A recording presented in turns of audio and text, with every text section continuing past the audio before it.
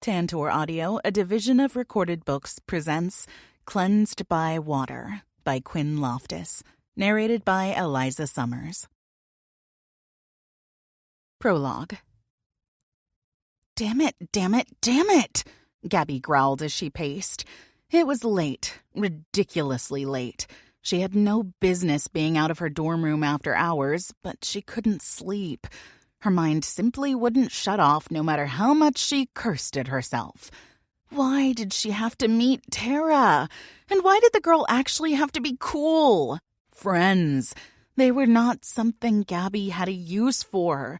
She didn't do close relationships. She'd learned long ago that people couldn't be trusted, no matter who they were. Her parents had taught her that. "Don't go there, Gabby," she snapped. The last thing she needed was to remind herself about the people who'd brought her into the world but hadn't bothered to care about her. Love was not an emotion she was familiar with, and that extended to friendships. Her heart could only handle so much pain. "Damn it!" she yelled and threw out her hand. A ball of fire erupted out of it, illuminating the night and striking one of the targets standing innocently in the middle of the training field. Gabby had never felt that she fit in anywhere.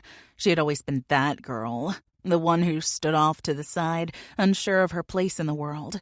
She kept to herself because she was embarrassed by her body, not just because she was so thin, or at least she had been when she was younger, which was a result of the lack of food kept in her house. It wasn't that her parents refused to buy food. It just wasn't a priority when scarce resources would be much better spent on important things like drugs or alcohol.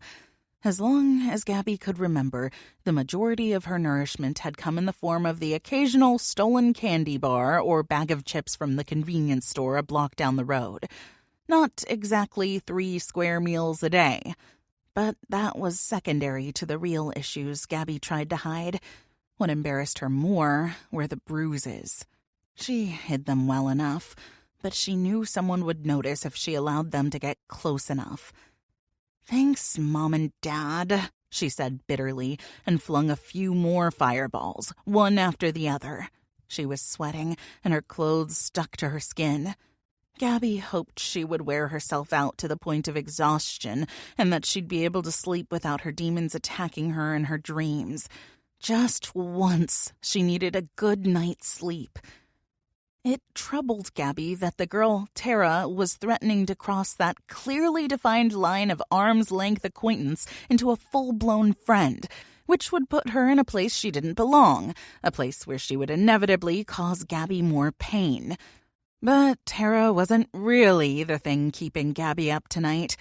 The real cause of Gabby's worries was him, the water elementalist who was too handsome for his own good. The second she'd heard his voice, the air had fled Gabby's lungs. Then she'd looked at him, their eyes had met, and she'd felt something inside of her reaching out for him. It clawed at her insides, desperate to get close to him. Apparently, according to the professors, it was possible that different types of elementalists could be soul-bonded.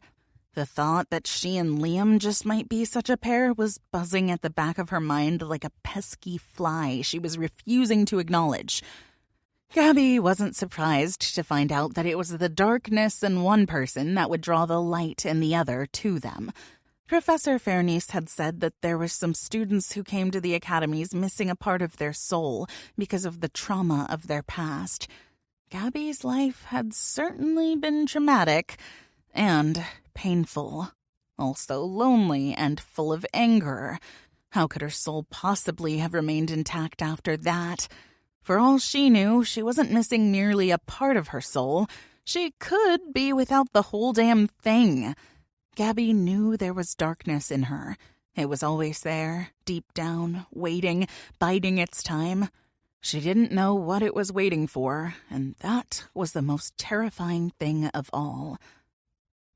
When her magical energy was spent and she no longer had the strength to raise her arms, Gabby sat down on the ground, fell back, and looked up at the sky. She sucked in huge breaths of air, enjoying the quiet of the night. She loved it when everyone else was fast asleep and she wasn't surrounded by the constant hum of chatter from other people who had all their crap together. The night was the only time she had any semblance of peace. But tonight, it wasn't enough. She rubbed her hand across her chest, trying to ease the ache that had begun growing inside the minute she'd first heard Liam's voice. "Damn it," Gabby growled for the 100th time. Apparently, her vocabulary had dumbed itself down to that one word. She'd been saying it either in her mind or out loud ever since she'd met the water elementalist. How in the world was she supposed to focus on her training at Terra Academy with him around? And how was she going to keep herself from getting too close to Terra when she so desperately wanted a friend? Just admitting that to herself was beyond something she thought she'd ever do. Somehow, in the 3 years she'd been at Crimson Academy, she'd managed to keep her distance from her fellow students. It was probably why she was batshit crazy. That and the fact she still carried the rage her parents had beaten into her. She'd learned a long time ago there was a certain look she could keep in her eyes that caused other people to keep their distance from her. A hardness, an edge that was easy for Gabby to maintain because her emotions had spent so much time being ground against the whetstone of her parents' indifference. When she realized the power of that look, she decided to go big or go home. She owned it as much as every great psychopath throughout history had owned their crazy. And Gabby didn't apologize for the way she was. Why would she? She'd been a kid, a helpless child when her parents had starved her, beaten her, and verbally abused her. At first, she'd so desperately wanted their love that she would do anything to try to earn it. Gabby had cried, begged, and promised to forgive them and love them if they would just love her back. Once upon a time, she'd been a small girl with hope in her eyes. But that hope had been ripped out of her until nothing but a giant hole remained. Something had to fill that hole. That something was the crazy. Now her mind was a chaotic wildfire. The only time it didn't race was when she was using her magic or training. Apparently, violence was her jam. It quieted her mind. Go figure. As her mind filled with the memories of a childhood she'd been desperately trying to forget for nearly 7 years, tears ran down her cheeks. Gabby rarely let herself cry. Her parents didn't deserve her tears, but the lost little girl inside of her did. So, in the quiet of the night, with everyone else peacefully sleeping in their beds, Gabby let herself mourn the things she'd lost or never had. Her innocence had been stripped away before she was 5 years old. The world that she should have been protected from had been welcomed into her home, and she'd been thrown right into the middle of the storm. Her body shook as sorrow attempted to suffocate her. She tried to suck in air, but her lungs were so tight she couldn't get anything inside. Gabby rolled onto her side and drew her legs up, wrapping her arms around them and burying her head into the tops of her knees. She didn't try to silence the sounds. She couldn't have, even if she wanted to. The pain was too much. She didn't know what was going on between her and Liam, but meeting him had opened the dungeon she'd shoved all of her past into, the dark place where her pain could at least be contained. Now, the locks on the dungeon door had been broken, and the emotions were fleeing like prisoners escaping the gallows. Her brief encounter with Liam had caused the magic inside of her, and something deeper, to cry out with such need that she'd had to turn to the rage to keep herself together. But she couldn't hold it together any longer. In order to be able to face Terra and Liam again, she was going to have to pull all of it back in the dungeon and relock that shit, even tighter this time. There was no other choice. She might even have to request being removed from the training program, though it would put a hole in her pride to do so. Gabby had no idea how long she let herself fall apart. Eventually, out in the open of the training field, exhaustion allowed her to escape her agony, and the oblivion of sleep overtook her. Chapter 1. Liam's gut hadn't stopped churning since the moment he'd watched Gabby leave through a portal to head back to Crimson Academy. It was irrational, but he had wanted to grab her by her sexy pigtails and pull her back to him. There was a part of him that knew she belonged by his side. The thought of her out of his sight, let alone thousands of miles away at her own academy, made him crazy. It didn't matter that she was really just a portal away. It still felt too far. He'd not slept longer than 2 hours the entire night. He wasn't sure when he'd see Gabby again. With the new information they had received from the royal elementals concerning the witches and demons plotting against them, and the earth plunging into a freaking ice age, he wasn't sure if the inter-academy training would continue. And if it did, would they still meet at Terra Academy? Would he still see her during the training sessions? Liam was pretty sure if the answer to those questions was no, then he was going to be raising some serious hell over it. The moment he'd laid eyes on Gabby, he'd known there was something different about her. He'd never reacted to a girl the way he was reacting to her. It wasn't just that she was beautiful, hot as hell, feisty, and crazy. It was something more. When he was around her, he felt complete, whole, and settled. The craziest part was that he hadn't even realized something was missing, at least not consciously. He'd always been restless, but he'd just tossed that up to having a touch of ADHD. It was his personality type to stay on the move, constantly doing something. Did he like stirring up a bit of mischief? Absolutely. Life was too short to be boring.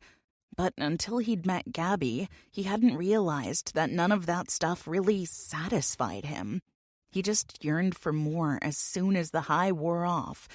Now his restlessness came from an entirely different sort.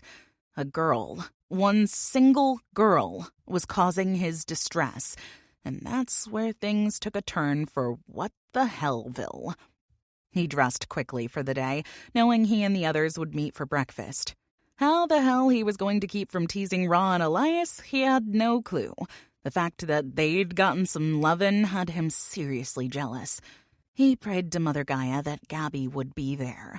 Liam was desperate to see her again, even if she wouldn't look at him or only gave him scathing remarks. He didn't care. He'd take any crumb she graced him with. He'd wear her down eventually. It might take some time, but he could learn to be patient. Especially if she was what he suspected, his soul-bonded. How in the 7 levels of hell had he managed to get a soul-bonded? He certainly didn't deserve one, but he wasn't about to look a gift horse in the mouth. Sporting his school-issued training uniform, he descended the stairs to Hydro Academy's training rooms. There, a portal that had been set by the professors for those students training at Terra Academy awaited him. He went through and headed for the dining hall of Terra Academy, the school for Earth elementalists. He figured if he wasn't supposed to be there, an oh-so-helpful professor would let him know. Liam didn't see his crew, so he took a seat at a table and waited. He forced himself to sit still. He tried talking himself out of teasing Terra and pissing off Elias. It was a toss-up who would win, the devil on his left shoulder or the angel on his right. Shelley tried not to blush as she stood in Ra's dorm room, waiting on the clothes he'd gone to retrieve for her. She didn't know if she'd ever be able to look at him again and not feel her skin heat with embarrassment. She knew that he knew, well, everything. At least about her body, anyway. And as awkward as that was, she didn't regret it at all. Last night had been the most amazing night of her life, and she'd felt his emotions for her. She knew his love and adoration were real. She knew he found her to be incredibly attractive, and he desired her. Shelley knew it because she could feel it through the strange bond they now shared. It was beautiful, wondrous, and incredibly overwhelming. The intimacy in the bond was almost more than the intimacy they'd shared in his bed. The door opened, and Ra stepped in holding a stack of red material. "This is the training uniform for our academy," he said. They also were able to get you some necessities." He held out a bag. She had trouble tearing her eyes away from his face to look at it. He was beyond beautiful in a masculine way that few guys were. "Thank you," she said as she took the items. "I'm going to shower." She motioned toward the shower as if he didn't know where it was. God, I am so out of my element right now. Raw stepped closer to her and took her face in his hands. "This will become more natural over time," he assured her. "It was our first night together. Waking up next to someone shouldn't feel normal, especially after what we shared. It's all right, Mary," he said gently. She nodded and then held still as he pressed his lips to hers. He didn't deepen the kiss, which was probably a good thing considering she might have jumped him, and then they'd be late to breakfast in the meeting that Tarek had informed them all the night before that they'd need to attend.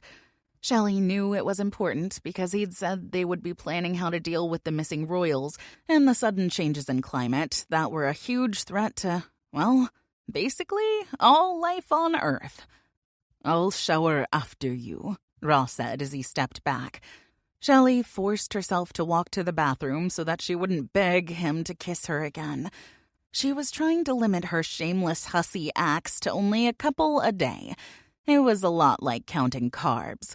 She couldn't get started too early or she wouldn't have any left for the evening.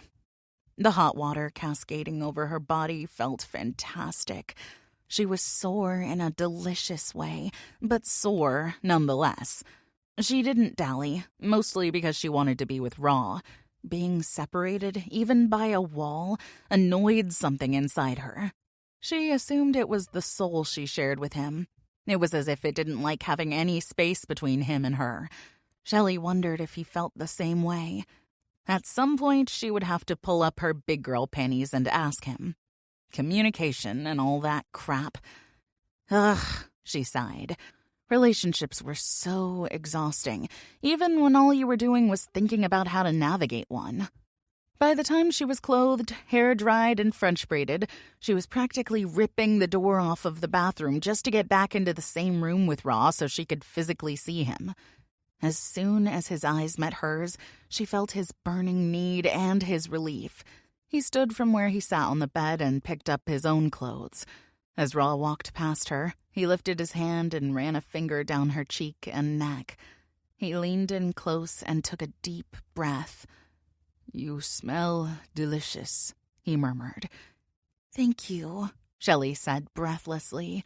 She forced herself not to gaze after him longingly as he entered the bathroom. She waited to hear the door close. The sound never came. She heard the water of the shower come on, and she whipped around. Her mouth dropped open as she realized Raw had no intention of closing the door. "All right," she breathed out. Dude was not self-conscious in any way, which she'd learned the night before. But in the light of day, she was still surprised. Apparently, the shameless hussy inside of her refused to be stifled. Suddenly, Shelley's feet were moving. She didn't stop until she was 2 steps past the threshold of the bathroom door. She turned her head to gaze through the glass door of the shower. Raw's arms were above his head as he leaned back into the spray of water. It cascaded down his very impressive frame. Shelley sighed and leaned her shoulder and head against the wall. The glass was quickly fogging, allowing her only glimpses of him. But oh, how titillating those glimpses were.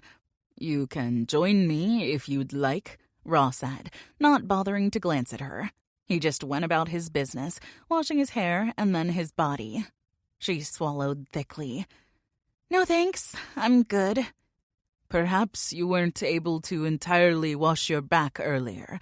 I can offer some assistance." "I appreciate your generous offer, but I think I got it all. Besides, the view from here is not one I'm willing to give up. Looks like my filter isn't working today.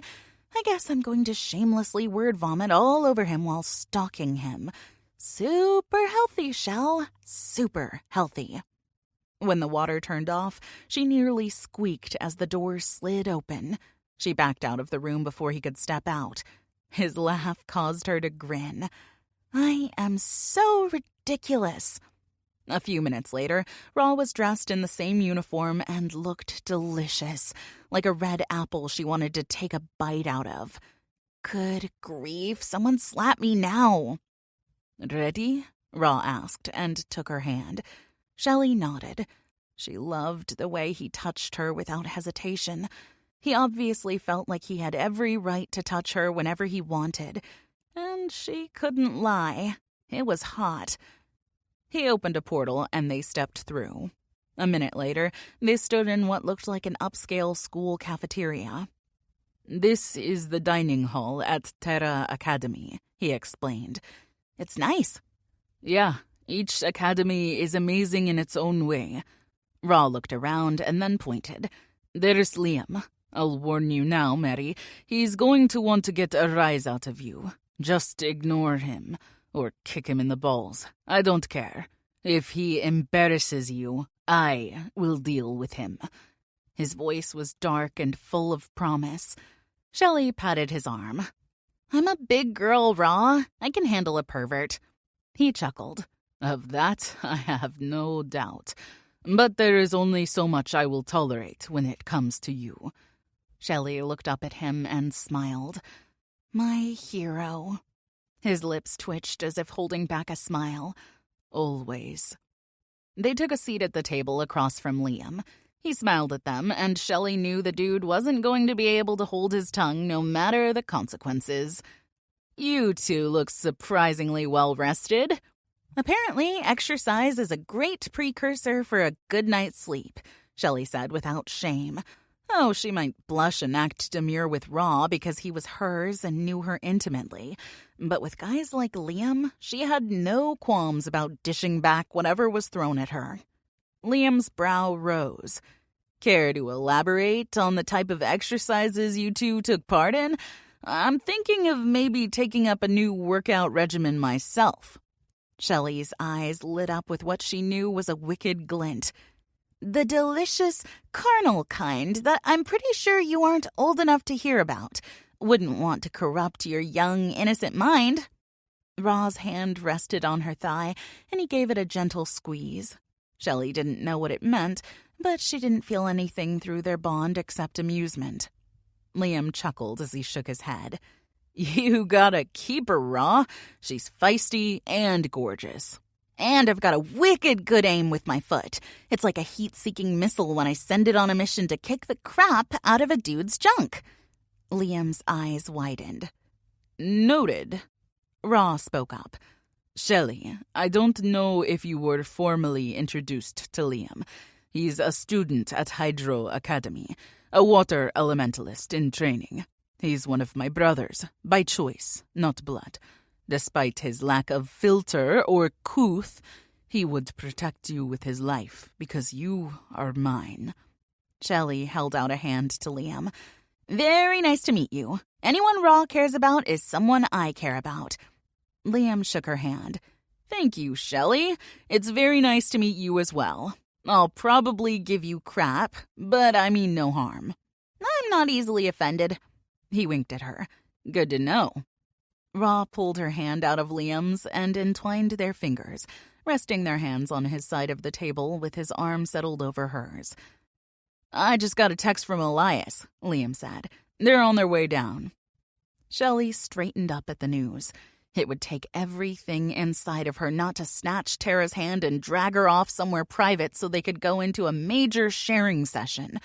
She would force herself to be still and not act like a crazy stalker BFFF. Yeah, just keep telling yourself that, Shell. Do I look different? Tara asked Elias as she stared at herself in the dresser mirror. She was already outfitted in her black training uniform and ready for the day. Now she waited impatiently for Elias to get dressed. Waking up in Elias's arms had been heaven. What had followed had been even better. What do you mean? Elias asked as he came up behind her and wrapped his arms around her waist. He tugged her back against his bare chest and pressed a kiss to the top of her head. Tara kept herself from purring. Barely. I mean, like, can you tell I'm no longer, you know? She motioned with her hand up and down her body. Elias smirked. You mean, will other people be able to tell that the gate to your garden has been opened? Tara elbowed him in the stomach. Seriously? He shrugged. It sort of fits. You have a lovely garden. Tara reached up and covered his mouth with her hand. The garden is going to be locked up tight for maintenance if you keep talking. She could feel him smirking and saw the mischief in his eyes. If she didn't know any better, she'd say he didn't actually believe her. When Tara removed her hand, Elias grabbed her wrist and nipped her palm with his teeth. I'm pretty sure I could convince you to let me have a special pass. Tara rolled her eyes and pulled out of his arms. Shouldn't you get dressed? We're meeting our peeps for breakfast. I want to see Shelley before we have this meeting. I assume there won't be any time for girly talk afterward. As you wish, he replied, and yanked his pajama pants off and kicked them across the room, leaving himself completely nude. Tara crossed her arms. Am I supposed to be impressed? You were impressed last night, and this morning. Well, I wasn't thinking properly, of course, with everything going on, and that was before you made that silly garden comment. He took a step closer. Really? Because I seem to remember you saying I had an impressive spade, and that you wanted me to plant my seed deep in your fertile soil. She rolled her eyes. Do you realize how silly you sound right now? What can I say? I'm a master horticulturist. You're a dweeb. Now put your clothes on. As you wish, he repeated, finding his own uniform and pulling it on. He took her hand and led her from his room.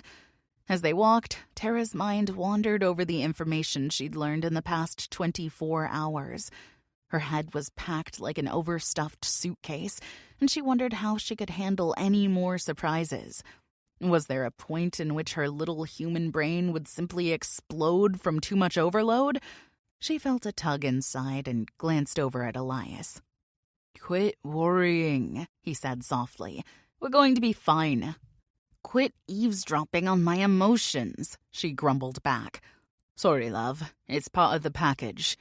Tara didn't respond because they'd just stepped into the dining hall and she saw Shelley sitting at a table with Raw and Liam. She let go of Elias's hand and ran across the room.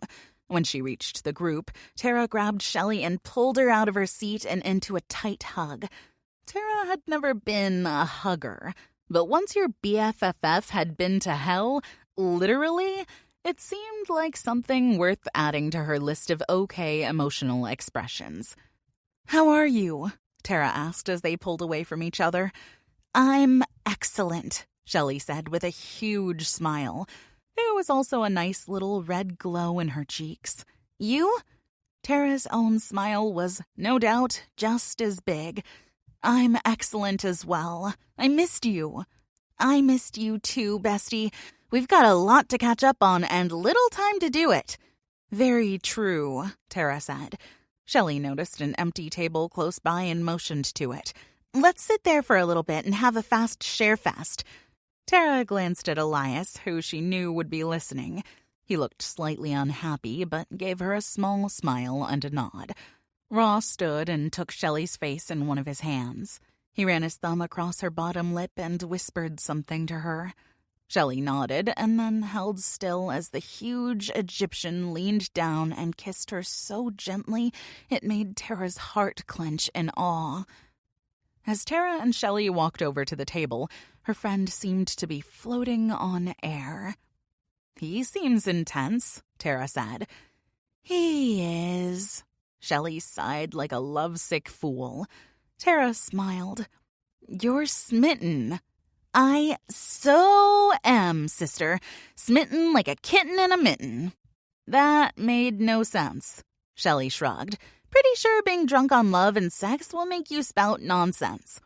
Tara's eyes widened. So bonded, married, and sexed? She whistled. Wow, BFFF, when you go in, you go all in. I've been to hell, Tara Bear. Pretty sure I have every right to go all in, considering I could have died or been tied to the devil for all eternity. Okay, what's all that about? Tara asked. You mentioned it yesterday. I'm going to try and give you a synopsis because we don't exactly have time for a play-by-play recount. Ready? I feel like I should set a timer. Tara grinned. Like it's speed dating. That's not entirely unlike what actually happened, except it was speed courting, an entire engagement with the ubiquitous love triangle, all packed into 24 hours. Tara raised her eyebrows. Huh? I got tossed into hell, but I didn't know it. I just knew that my boobs were burning. Tara's eyebrows came back down and her brow furrowed.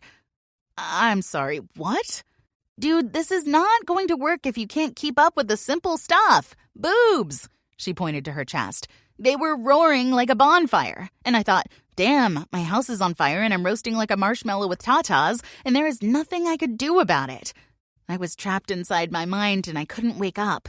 I couldn't move or anything. All I could do was sit there and burn.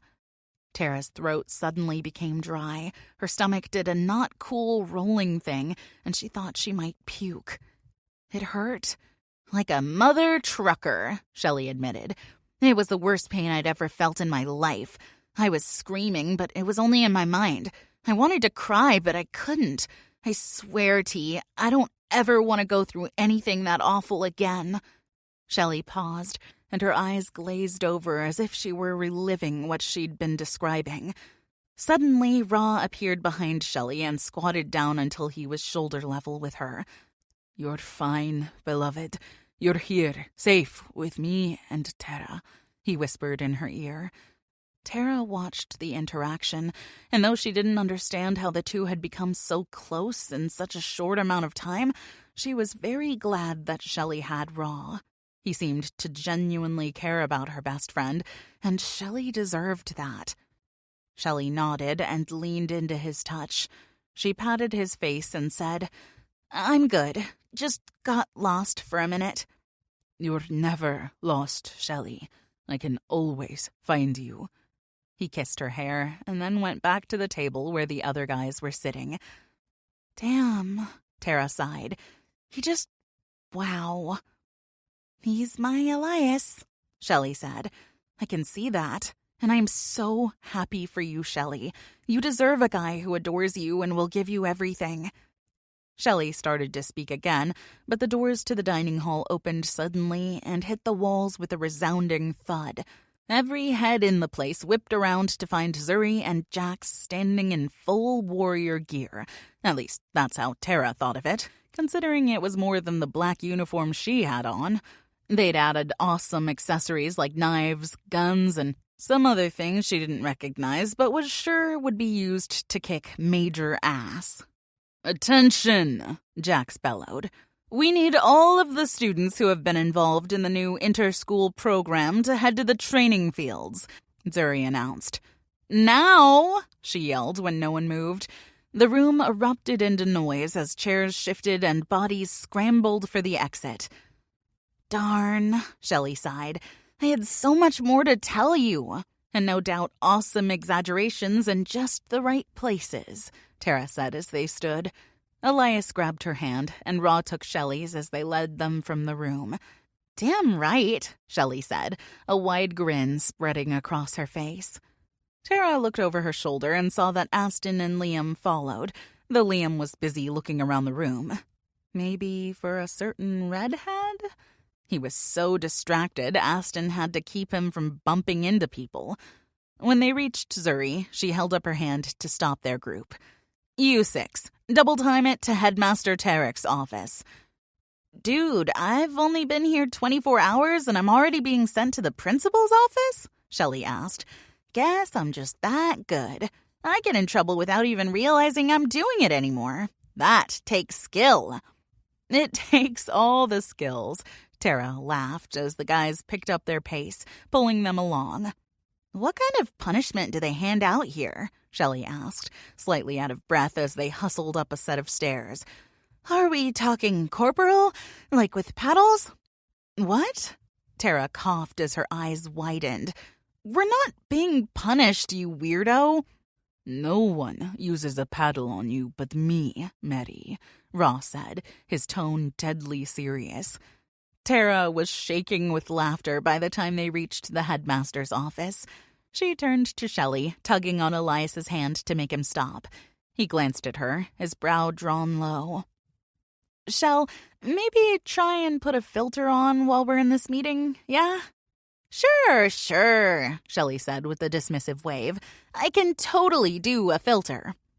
Tara watched as her BFFF followed Raw into the room. Shelley totally can't do a filter, she said to Elias. This might get awkward fast. Awkward keeps things interesting, Elias pointed out as he led her through the door. Yes, because keeping things interesting is more important than preserving one's dignity and not offending people, she replied, rolling her eyes at him. Dignity is for those who've lost the ability to laugh at themselves, and easily offended is just another term for the stick up my ass is shoved too far, Liam interjected. Once you start taking life too seriously, Tara, it's all downhill from there. And what's at the bottom of the hill? Tara asked as they stepped up next to Raw and Shelley. An empty bed. Tara furrowed her brow. Not sure I follow. Liam inclined his head. Allow me to elucidate. A woman doesn't want a man who can't make her laugh, and a man doesn't want a woman who won't laugh, well, because she has that stick thing I mentioned earlier.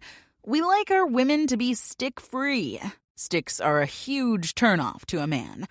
And I thought he was the idiot of the bunch, Shelley butted in. With wisdom like that, I think I may have judged him too quickly. Liam turned to her, his lips tilting up in a sinfully wicked smile. Sweetheart, I'll be happy to share all kinds of wisdom with you. Shelley narrowed her eyes and pointed a finger at him. I'm giving you 3 passes today because it's obvious you're lacking in self-control, wisdom or not. After those 3 are up, your junk is free game. It's your choice if you want to be able to have children. Liam sighed. It's so satisfying to be around chicks who don't just giggle and bounce around. Tara frowned. Why would they bounce? Don't answer that, Elias warned Liam. Shelley covered her mouth to keep from laughing, and Raw and Aston both smiled widely. I don't get it, Tara said. You don't need to, Elias told her, and then pointed behind her. The room's almost full. They'll be starting the meeting any minute. Tara held up her hands. Fine, but you will tell me about the bouncing thing later. And then, after you explain it, she can give you a practical demonstration, Liam said with a wicked gleam in his eyes. And now I'm jealous again. Damn. Chapter 2. Gabby stepped out into the corridor and shut her dorm room door behind her. She'd received a message via the student app from Professor Frost to head to her office immediately. Probably about to get my butt chewed out for being out in the training fields in the middle of the night, she grumbled out loud, despite the fact there was no one around to hear her. Not that she would have talked to them if they had been. Her thoughts were still a jumbled mess. The little bit of sleep she'd managed to get hadn't helped. The need to see Liam was like an itch under her skin that she couldn't satisfy, no matter how much she scratched. When she reached the professor's door, Gabby knocked and tried not to fidget. The last thing she needed was her teachers thinking she was taking drugs or having withdrawals, which she imagined was how she probably appeared to outsiders. "Enter!" Professor Frost's voice came out loud and clear through the door. Gabby twisted the knob and stepped into the professor's office. She'd been inside the room a few times in the 3 years she'd been at Crimson Academy, but she was still in awe of it every time she saw it. The ceiling was dome-shaped and filled with fire that burned upside down. No lie. The flames literally danced and swayed like a fire in a fireplace, but they were pointed toward the ground. There were floor-to-ceiling windows adorned with long curtains on the 2 exterior walls. The draperies were ombre, with yellow at the top that faded into orange and finally red at the bottom. On the opposite walls sat floor-to-ceiling bookshelves. They not only contained books, but also artifacts from all over the world, and not just from the human realm. In the center of the room was a desk, which Professor Frost sat behind. "Thank you for arriving promptly," the professor said as she stood and walked around to the front of the desk. "Yes, ma'am," Gabby said. Hard-ass or not, Gabby would be respectful to those who'd been kind to her, and Frost was at the top of that list. "Circumstances have drastically changed in the past 24 hours. I received a call from Headmaster Tarek letting me know they would not be having training today. However, he would like your team to join them in a meeting today." "Why our team?" Gabby asked, trying to ignore the flips her stomach was attempting to do at the prospect of seeing Liam again. "Apparently, your team made a very good impression on Zuri, one of their instructors and one of their best warriors. They're also in need of a fire elementalist, and though you haven't graduated yet, you're very powerful and dedicated. You're at the top of your class in every subject, especially combat and magic wielding." "Thank you," Gabby said simply. What else could she say? She'd trained hard because that's what she needed to do. It kept her busy and made her feel as if she had some worth. "You are to head over there immediately. Have you eaten breakfast?" Gabby nodded. "Good. I'm headed there myself for the same meeting." Professor Frost opened a portal and motioned for Gabby to walk through. Gabby was still trying to wrap her head around the fact that she was going to be in a meeting with Professor Frost and who else? "Ma'am, can I ask who else will be in this meeting?" "All the headmasters and headmistresses, professors that are heads of their departments in their schools, and some other key students whose power will be valuable for what we are facing. Possibly some of the royal elementals," Professor Frost answered as if it was no big deal. Gabby's mouth opened and closed several times, and then she said, "Sounds like we're gearing up to kick ass and take names." Professor Frost smiled. "I'd say that sums it up quite well, though I'd advise against putting it that way while in this meeting." "Noted," Gabby said, and she walked through the portal, Frost on her heels. Her feet had barely hit the floor when she heard his voice. "Damn, it's good to see you." Gabby whipped around as her elbow flew up and nailed Liam in the face. Her breathing came out in rapid puffs as she glared at the guy who'd been plaguing her thoughts. He rubbed his jaw and grinned at her. Who grins after getting elbowed in the face? "Sneaking up behind someone is not nice or smart for your face," Gabby said and glared at him. "Being close to you is worth a little tap to the jawline, babe," Liam said unrepentantly. She rolled her eyes. Of course he would say something like that. "Gabby!" The sound of her name caused her to look away from Liam. Tara stood just behind Gabby with a beautiful blonde girl right beside her. "Hey, Tara," Gabby said with a small smile. Gabby didn't want to like the girl, but she was so genuine, and that made it hard to dislike her. "I'm glad you're here," Tara said. "Ender and Colt are here, too." She pointed to the two guys who'd also been in their training group. Gabby glanced over and saw two males standing next to each other. Colt's hand was shoved into the pockets of his cargos, and Ender had his arms folded across his chest. They both gave her a nod. Typical guy greeting. "I'm glad to be here," she answered honestly as she looked back at Tara. It was a hell of a lot better than being curled up in a ball on the Crimson Academy training field, wondering if she'd ever pull herself together. "This is Shelley, my best friend I told you about." She pointed to the blonde next to her. "You're Hell Girl?" Gabby asked with a raised brow. She looked the girl up and down. Though Shelley was tall, she was whip-thin and didn't seem formidable enough to endure a place as unforgiving as the underworld. Not that Gabby had been there herself, but she'd read plenty on the place. Shelley held out her arms and did a slow turn. "In the flesh, and surprisingly uncharred. And I'm completely jealous of your uniform," she said. "And because you're obviously badass with amazing clothing alteration taste, I insist you be our third BFFF. All in favor, raise your hand." Shelley lifted her hand toward Tara. What the hell is the third F for?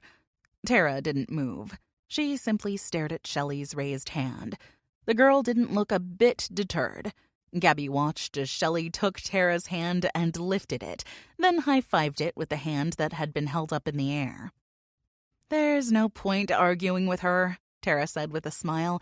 "She will just bug you until she wears you down and you give in." Shelley nodded. "Dog with a bone, right here." She pointed at herself.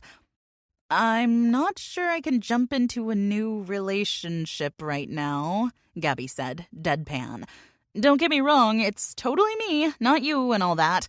Plus, I'm leery of abbreviations I don't understand. Never heard of a third F in the BFF thing." "Gah!" Shelley practically growled.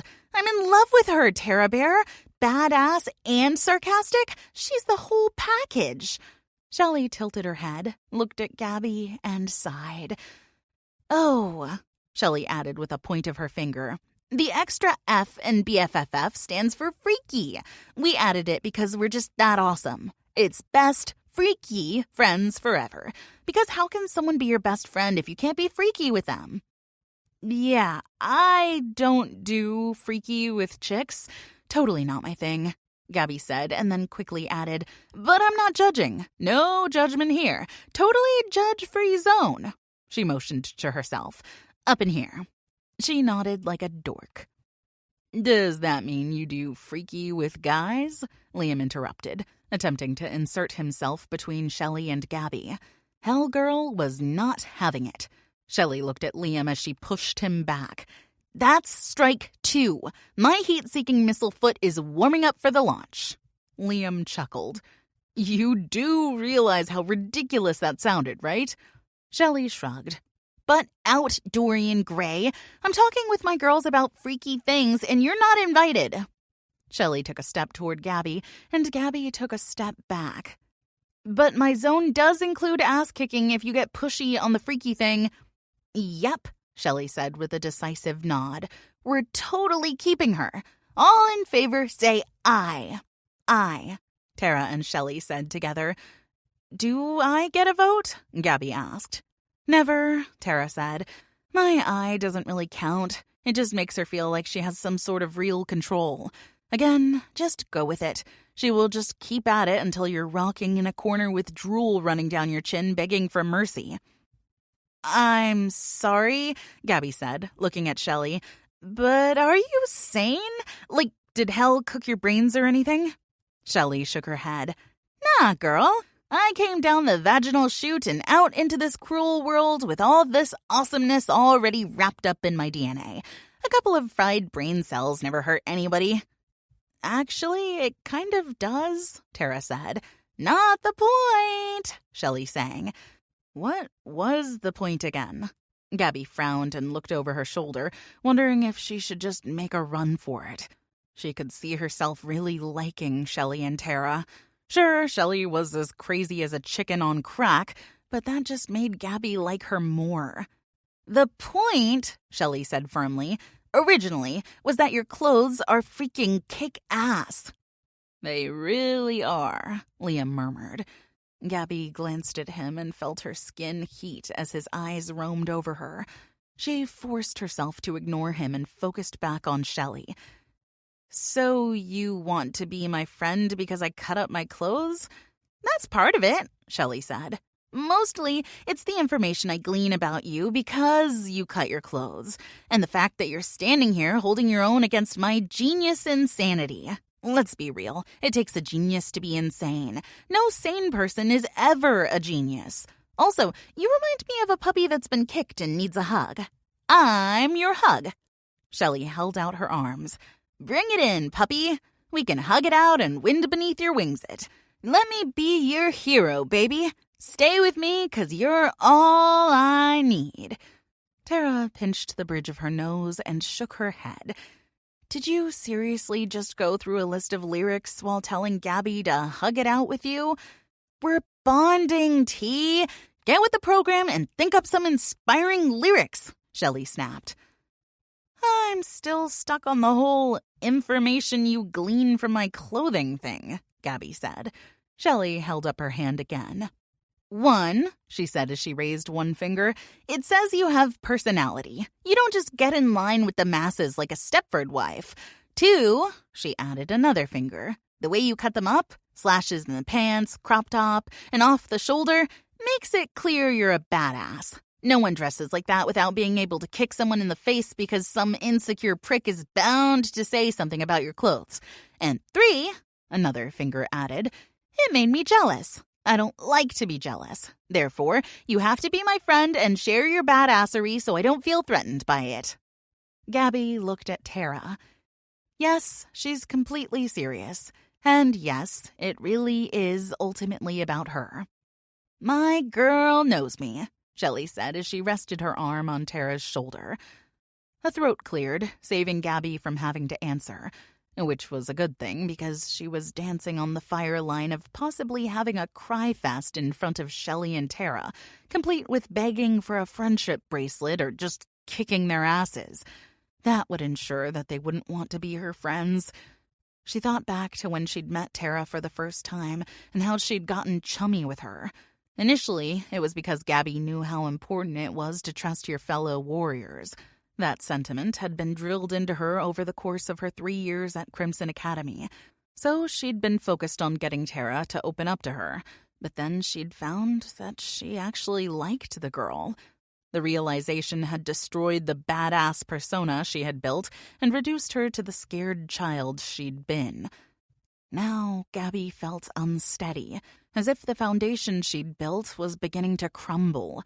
She wondered if she looked in a mirror, would she even recognize herself? Damn her parents and all they'd done to screw her up. And damn herself for not being strong enough to keep her emotions out of her relationships with her teammates, Tara and Shelley. Just damn everything. Shelley grabbed Gabby's wrist and pulled her along as she and Tara headed across the room to where the guys were. This conversation will be continued, and we will plan a time for the blood bond to be done. Shelley, Tara said, her voice sounding as if she was talking to a child. If you want her to be your friend, it's probably best to leave out any blood bonding stuff, at least until you two have gotten to know each other better. Just a warning, Gabby said. You stab me, and I'm going to get equally stabby. Shelley groaned. She's perfect, Tara Bear. She paused and then squeezed Gabby's wrist as if something had just dawned on her. What is your last name? Gabby's eyes darted to Tara, who just shrugged. Real helpful chick. Gellar. Boom! Shelley hollered, causing the room to go completely silent. Her first and last name both start with the same letter, just like ours, Tara. It's fate. Shelley Smith, Tara Thompson, and Gabby Gellar. We're the freaking next Charlie's Angels. We have to keep her. Bloody hell, lower your voice, and she's not a freaking pet, Tara said as they turned to face the center of the room where Tarek was standing. Gabby ignored the eyes that had turned to stare at them as she looked around the room.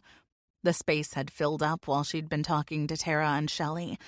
All of the people Professor Frost had mentioned were in attendance, except for the Royal Elementals. Gabby recognized Professor Zuri from the training sessions, as well as Professor Briggs from Hydro Academy, and Professor King from Tempest. Headmaster Tarek stepped forward and looked at the people gathered. He was at least 6.5 feet tall, and his broad shoulders seemed to fill up the space around him. He was handsome, with deep, rich brown hair, a chiseled face, full lips, and eyes the color of green moss. Gabby noticed immediately that he had kind eyes, but also a fierceness that made it clear he was not weak. I believe you all know me, but for decorum's sake, I will introduce myself. Then we will go around the room and let everyone do the same. Please announce your name, your school, and your position there. He paused, glancing around the room, and then added, I am Tarek, the headmaster of Terra Academy. He turned to the woman standing next to him and smiled while making a motion with his hand for her to take a turn. Gabby listened as, one by one, each person introduced themselves. She had a pretty good memory and didn't think she'd have any trouble keeping track of who was who.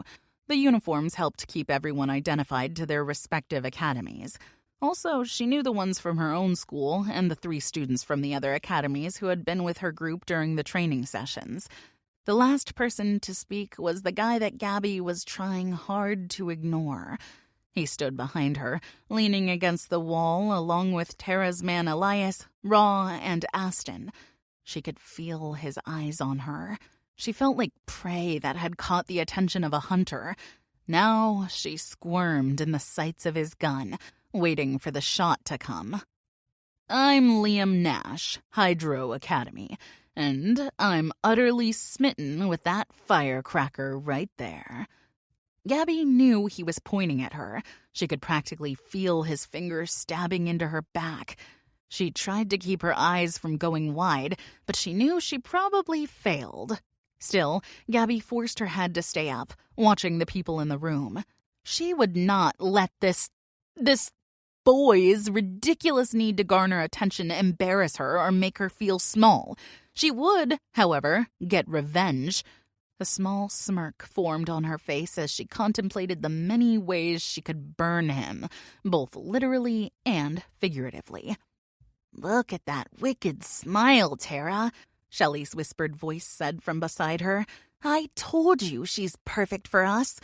She tapped Gabby and asked, "You're totally plotting his demise, aren't you?" Damn this girl's niceness. I don't want to feel included. Any friend I make, I'll only lose. "He's got it coming to him," she answered through gritted teeth. "Tara and I love plotting the demise of the males. We know how to hide bodies." "What the?" Tara whisper yelled. "No, we do not." "It can't be that hard. People do it all the time on television," Shelley countered. Okay, maybe being this chick's friend is worth the possibility of pain. The girl is twisted. "That's all well and good, Mr. Nash, but it certainly has no bearing on this meeting," Headmaster Tarek said dryly. "Would the object of Mr. Nash's affection please introduce herself?" "Don't be a dick, don't be a dick, don't be a dick," Gabby mentally chanted as she pulled a sucker from her pocket, unwrapped it, and popped it in her mouth before finally speaking around it. "I'm Gabby Gellar, a student at Crimson Academy. I like to burn things." Okay, maybe she should have left that part out. "She's my hero," Shelley announced to the room as if it were a completely necessary and appropriate thing to say. "It's nice to see that you are making new friends, Miss Smith," Tarek said with a humorous glint in his eyes. Before anyone else could speak, the wall to Gabby's right shifted. Professor Frost, Professor Warren, and Professor Hart all shifted out of the way as a cyclone came through the stone. When the wind dissipated, a woman stood in a white gown bearing flowing strips that moved slowly as if they were being gently blown by the wind. Her head was covered with a crown of snow-white hair. Like the fabric of her dress, the woman's hair also gently undulated. Her skin reminded Gabby of that of a geisha, porcelain and flawless. Her eyes were pale blue, nearly translucent. The woman didn't speak. She simply stood looking at the wall from which she had just emerged. Suddenly, the surface began to shimmer, and a few seconds later it looked like lava flowed down the wall. A leg stepped through, followed by the rest of the body it was attached to. She recognized the man immediately as Avier, the light elemental fire king. He bowed to the white-haired woman, and then both watched the wall again. The stone turned into a cascading waterfall, and a figure stepped through. She was made of water, or appeared to be, but the liquid quickly evaporated, leaving her looking human. Stunning, but human nonetheless. Her hair was blue and rippled like water running over small rocks in a stream. Her skin was pale, but with an aquamarine tint. She had eyes as blue as the water in the Caribbean. Was there something funny in the orange juice this morning, or did everyone else just witness what could only be described as an acid-tripping event? Shelley whispered. Gabby mentally shrugged. To be fair, if you'd never met a royal elemental, you probably would think you were high on something. The orange juice was on the up and up, Tara said. Good to know. Please, proceed with the strangeness. Shelley held out her hand as if telling the royals they once again had the floor. Gabby liked both her and Tara more and more, which really made her want to run away. Far, far away. Chapter 3. Liam couldn't take his eyes off of her. It didn't matter that 3 royals had just entered the room in spectacular fashion. It didn't matter that everyone had been introducing themselves, and he probably should have been paying attention. He only had eyes for Gabby. Did that make him a little bit of a creeper? Probably. Was he only going to get creepier from this moment on if she didn't begin to realize she was his soul-bonded? Absolutely. He was stunned by her confidence as she stood with her shoulders back and her chin lifted high. None of the professors had said anything about her uniform being altered. Liam supposed that the end of the world trumped being non-compliant with the dress code. He had a feeling if they had said something to her, then she would have told them to go pound sand. She was perfect, and she was his. And he probably shouldn't say either of those things out loud to her. Yet. We are going to be assigning elementals to places around the globe that need to keep functioning. Power plants, satellite towers, water plants, and the like. Avier's words and the tone of his voice forced Liam to take his eyes off of Gabby and actually listen to the conversation. Avier stood in the center of the room. Though he was looking at the group of headmasters and headmistresses, it was clear he was speaking to everyone present. I made contact with as many of the soul-bonded pairs that I could, as well as some of my strongest warriors. They all arrived last night, he explained. He turned to face the rest of the room as he continued.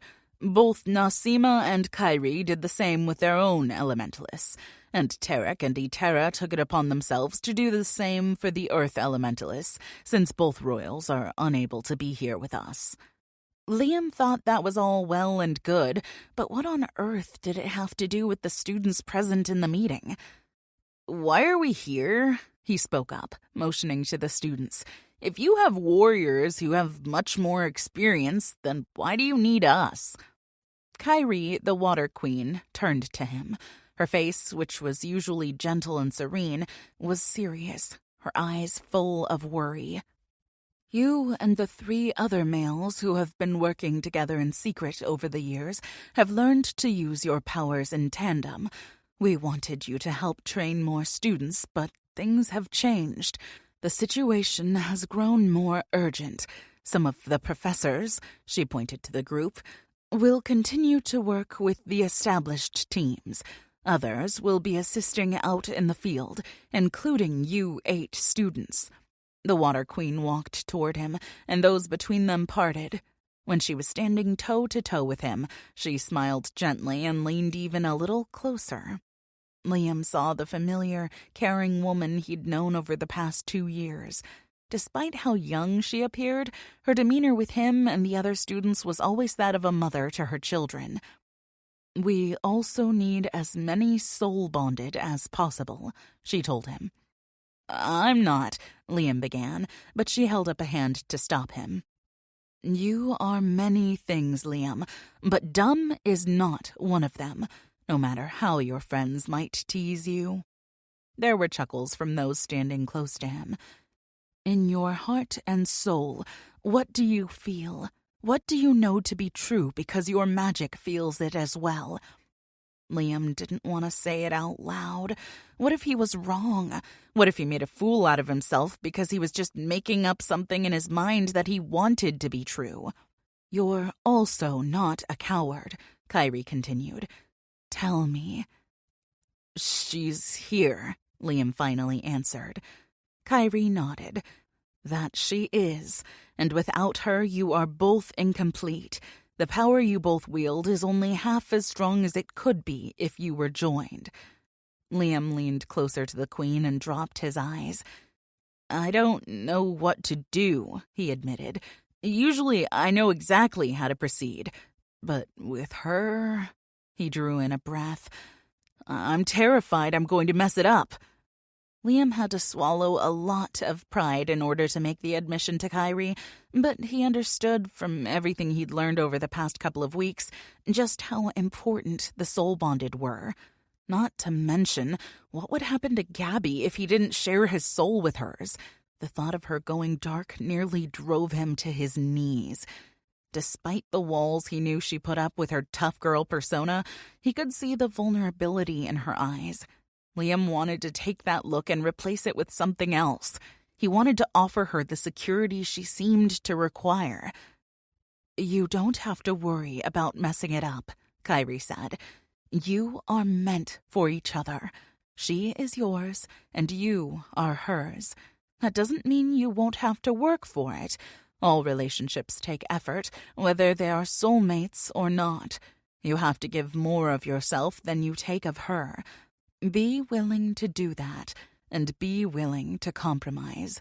These things will help, and be prepared to fight for your relationship when it comes under attack, because it will.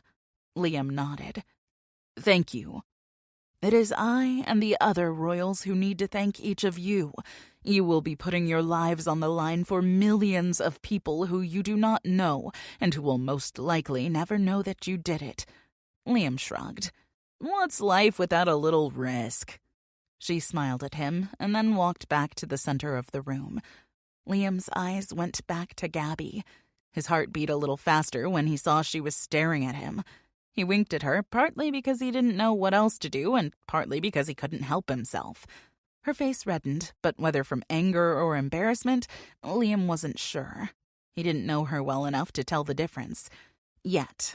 But he would. Soon he would know her very well. Gabby kept her face firmly focused on whomever it was that seemed to have the floor. At the moment, the Fire King Avier had stepped forward. He looked around the room, seeming to scrutinize the faces of everyone present. She could see the flames in his eyes, but they appeared muted, like a fire that had a screen pulled across the front of it. She couldn't imagine the weight that he and the other royal elementals must bear on their shoulders. Because time is of the essence, you will not meet the rest of your teams until you arrive at your assignments. These will include not only the professors, but also warriors assigned to assist the student groups, Avier explained. Some of you, Liam, Ra, Elias, and Aston, will be able to offer some instruction on utilizing your different elemental powers in tandem, and the experienced warriors will have much to offer and teach. Unfortunately, this will be on-the-job training. That's not actually a bad thing, sir, Aston said. Statistically speaking, people who learn their skills on the job perform much better than those who simply learned from a classroom setting or a theory method, so you're actually giving us a leg up on our fellow students. Then I suppose we are progressive in that sense, Avier said with a smile that didn't reach his eyes. Some of these warriors are bonded pairs and will be able to explain more about the bond, Avier continued. He looked at Ra and Shelley. There's a fire, soul-bonded couple you two will work with, Lawson and Kara. Kara offers her power and assistance to her mate. She is able to pour her power into him, so if he's running low, she can keep him from getting weak. They will be able to explain more about how their bond works to Ra and Shelley. Why does that information matter to us? I'm not a fire elementalist, Shelley said. I'm just a human with a little underworld soul bonding going on. Avier smiled at her. For the moment, but believe it or not, I have a little magic of my own that I am able to share with you. Her eyes widened and her mouth formed an O. Gabby's attention, along with the rest of the room's, turned to Nasima. I also have 2 bonded couples who will be joining us in moving around the world in an effort to lessen the damage that is happening because of the absence of the Earth King and Queen, the Air Queen said. One of the couples has worked mostly in different harbors and seaports around the world, attempting to keep dark water elementals and acolytes from causing dangerous storms and shipwrecks. Dude, what happened with Hurricane Katrina? Gabby asked before she could tell her mouth to shut up. Totally was going to ask that, Shelley said. Nasima looked at them and raised a single brow. Though it might seem like it, we are not all-powerful, nor can we be all places at once. Sometimes, enemy diversions are successful, and unfortunately, natural disasters occur. We were devastated that we were unable to redirect the hurricane. Gabby's head tilted as she gave a single shoulder shrug. That's understandable. Thank you for explaining it. I can imagine it must have pissed you off. The Air Queen's lips twitched. That is one way to put it. The next pair has been working on their own to help clear pollution from some of the most populated cities in the world. Before the rift between our kind, caused by the dark elementals, they worked with other water elementals to keep the dark acolytes and elementals from tainting human water sources. Oftentimes, the contamination that people think is caused by human pollution is actually caused by the dark elementals. Sneaky bastards, Shelley murmured. The Air Queen chuckled. That they are, child. That they are. She turned to Kyrie. The floor is yours. Kyrie smiled and nodded her head. Miles and Josie are the water elementalist soul-bonded couple many of you met at yesterday's meeting. They've been bonded for 125 years. Their primary assignments have been working on purifying the air in some of the most polluted cities in the world. Let me guess, Liam said. Dark elementalists are behind a lot of that as well? Kyrie nodded. They are also responsible for the hole in the ozone. The warriors behind Miles and Josie have been working on that problem for the past 50 years. Gabby saw movement out of the corner of her eye and turned to see Shelley shaking her head, eyes wide with wonder. It's crazy how clueless humans are, Shelley said. So much we think we're responsible for. Yet this whole time it's dark elementals and their minions wreaking havoc. Gabby snorted. Humans are hardly innocent. Shelley looked at her. I'm not saying they are, new bestie. I'm just hoping that we aren't completely lost. Maybe there's hope for us yet. Kyrie spoke before Gabby could respond with what was sure to be a less than positive response. Gabby had lost her faith in mankind a long time ago. Humans are the only created beings that are redeemable, Kyrie said. The Creator gave them souls. He gave them free will. He wanted them to choose to do good, not be forced. After all, does it really count if a person does something for the good of another if they were forced into it? Gabby couldn't deny that the Water Queen made a compelling point. It didn't change the fact that people sucked. They had a chance to choose to be kind, yet so many of them chose to be cruel butt munches instead. Kyrie turned to look at Gabby as if she knew what Gabby was thinking. I think that, despite what we've seen in the past, humanity is not completely lost. The elementalists in this room have proven that. Though you have been made more, you are still human. And now you choose to sacrifice yourself for the good of others. Not only that, but you are also willing to do it knowing you will receive no accolades for your good deeds. None, save us and those you defeat, will know of the anguish you will face. Is this a pep talk? Shelley asked, because words like sacrifice, no accolades, and anguish don't really rev up the old pep meter. Gabby couldn't help but grin. She is a little rusty on the whole pre-battle inspirational speech bit. Right? Shelley nodded.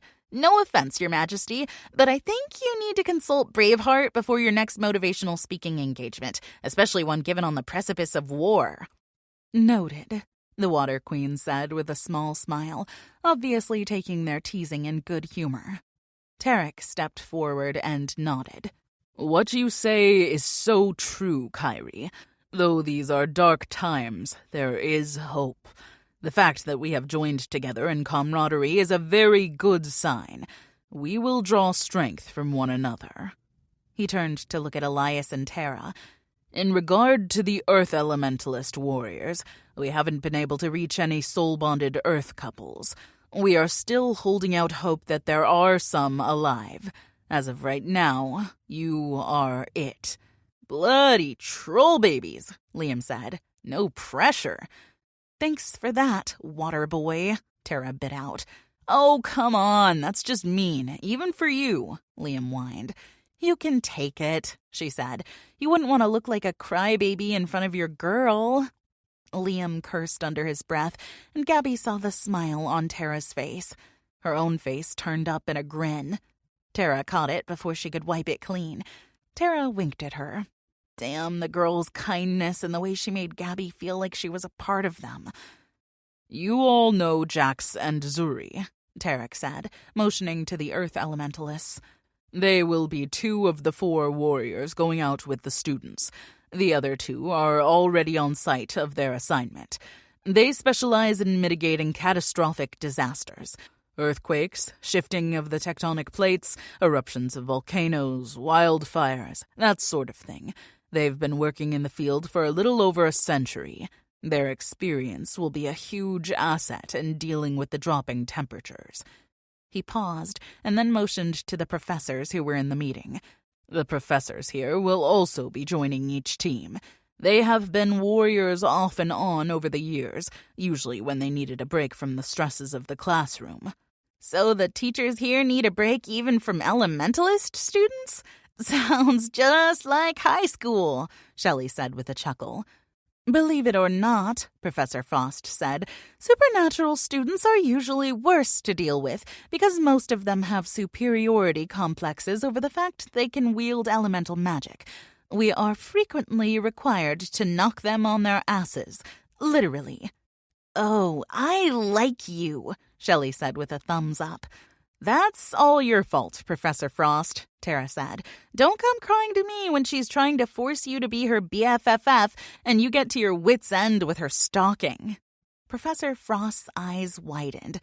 "Pfft, she's totally exaggerating." Shelley paused and then added, "Mostly." Another pause. "Sort of. Okay, it's probably true, but I'll be so busy stalking my new feral man that you won't have to worry about me until I get bored." Well, that's..." Professor Frost seemed at loss for words until she finally said, "I'm sure we will get along just fine." Famous last words of those who garner the attention of the one and only Shelley Smith, Tara said, shaking her head as she pressed her lips together. Gabby had to admit she loved the play between Shelley and, well, everyone. The chick totally didn't have a filter, and Gabby liked that she was real. Like Tara, Shelley didn't just say what people wanted to hear. Gabby would much rather a person tell her the truth, even if she didn't like it, rather than tell her a lie in an effort to be kind, when really they were just being two-faced. She also had to give Shelley props because her commentary was helping keep Gabby's mind off a certain water elementalist who she knew was still drilling holes into the back of her head with his stare. She wanted to turn around and give him the finger so badly, but figured that might be inappropriate considering the setting. Okay, it most definitely wasn't appropriate. Not being inappropriate had never stopped her before, but now it gave her pause. "Before you all leave, I'm going to assign your teams. Some of the names I call out are the warriors already in the field," Headmaster Tarek said, pulling Gabby's attention from her thoughts. "The first team will be Professor Warren, Lawson, and Kara, one of the fire soul-bonded couples, Ross, Elias, and Tara. The second team will consist of the other fire soul-bonded, Cray and Tinley, along with Raw and Shelley, Professor Briggs, Professor Hart, and Mia." Tarek's eyes ran across the room as if he were considering who should be paired with whom. "The third team will be Professor Frost, Miles, and Josie, the water soul-bonded couple, Professor Zuri, Professor King, Liam, and Gabby." Gabby tried not to groan out loud as she heard the headmaster's announcement that she would be on the same team as Liam. Obviously, the universe hated her and was determined to make her pay for some past discretion that she probably didn't even know she'd committed. She swore she could practically feel the smug approval rolling off of Liam from behind her. Tarek continued. The fourth team will consist of Ender, Colt, Aston, Professor Fairniece, Professor Jax, Rush, Brianna, and Darby. The fifth team will be an assistant team. They will offer support when a team gets in critical situations. That will include the triplets, Atticus, Shaw, and Omar, the heir soul-bonded couple, Riggs and Lark, Gianna, Jace, Crew, Lincoln, and Professor Bernhardt. The professor continued to speak, but Gabby couldn't hear a word he was saying because she was trying to work out an argument that would get her switched to a different team. There was no way she was going to be able to be around Liam for any extended amount of time. One of two things was bound to happen. She'd either kick his ass or attempt to molest him. Either option was equally embarrassing. Kicking his ass would make it clear that he was getting under her skin, which is what he no doubt wanted. And molesting him? Well, for obvious reasons, that would be completely and utterly shameful. She glanced at Professor Frost, who was actually staring right at her. The professor had a little smirk on her face as if she knew exactly what Gabby was thinking. Frost gave her a small shake of her head. Is the professor shutting me down before I even have the chance to make my plea? She has to be. Damn her perceptiveness. We are going to give you time to gather any necessities you may need, Tarek said.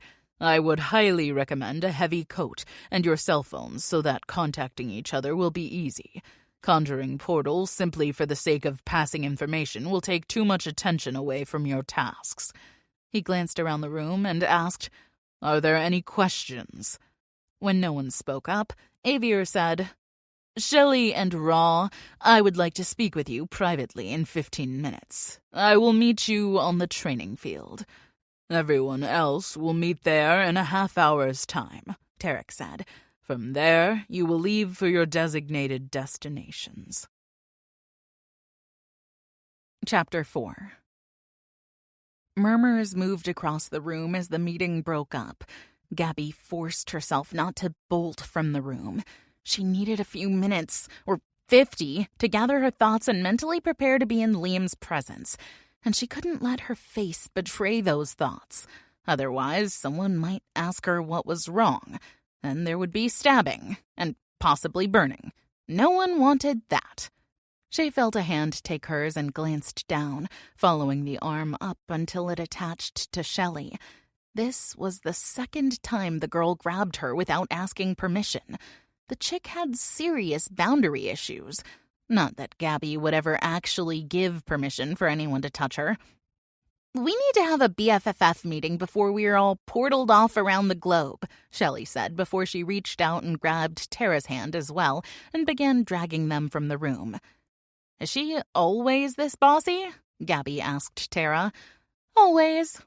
Out in the hall, Shelley pulled them to a stop and released them before retrieving the cell phone from her back pocket. Gabby, we need your contact info, she said, her no-nonsense tone indicating she expected to be given the required information immediately and without objection. I expect you both to check in with me on a daily basis. No, hourly basis. If you need to be rescued at any point, I happen to know a damn fine Egyptian king who can literally go to hell and back to rescue a damsel in distress. What are we? Chopped troll guts? Liam's voice echoed in the hall, and the heads of the three girls whipped in their direction. Gabby had been yanked into the hall so quickly and unceremoniously, she hadn't even noticed Elias, Liam, Raw, and Aston had followed them. The guys seemed to be an extension of Tara and Shelley, like annoying shadows, always where you didn't see them. I may have to keep my distance from these two chicks when we aren't out saving the world, which is going to be a little difficult if the skinny one doesn't quit latching onto me and forcing me to follow her around like a freaking puppy, which should make me happy because it makes me feel included, but I don't want to feel included with you people, and Gabby clamped down her internal rant to listen to Shelley's response. I have no idea if you are capable of saving anyone, the girl told Liam as she continued to tap on her phone screen. But I know exactly what Ra is capable of. Therefore, I will bet my money on him. Do you have so little faith in our ability to take care of our girls? Elias asked, gesturing to himself and Liam. A lightning bolt shot through Gabby's stomach at Elias's words, but she chewed on her tongue and furrowed her brow to ensure her internal reaction didn't show. After a moment, she spoke in a hiss. Who are you including in that collective girls statement? And to which male do you think I belong? Who might take care of me? Totally talking about you and me, babe, Liam said. He motioned with his finger between them. She slowly cocked her head in his direction. Gabby hadn't realized how close he stood to her.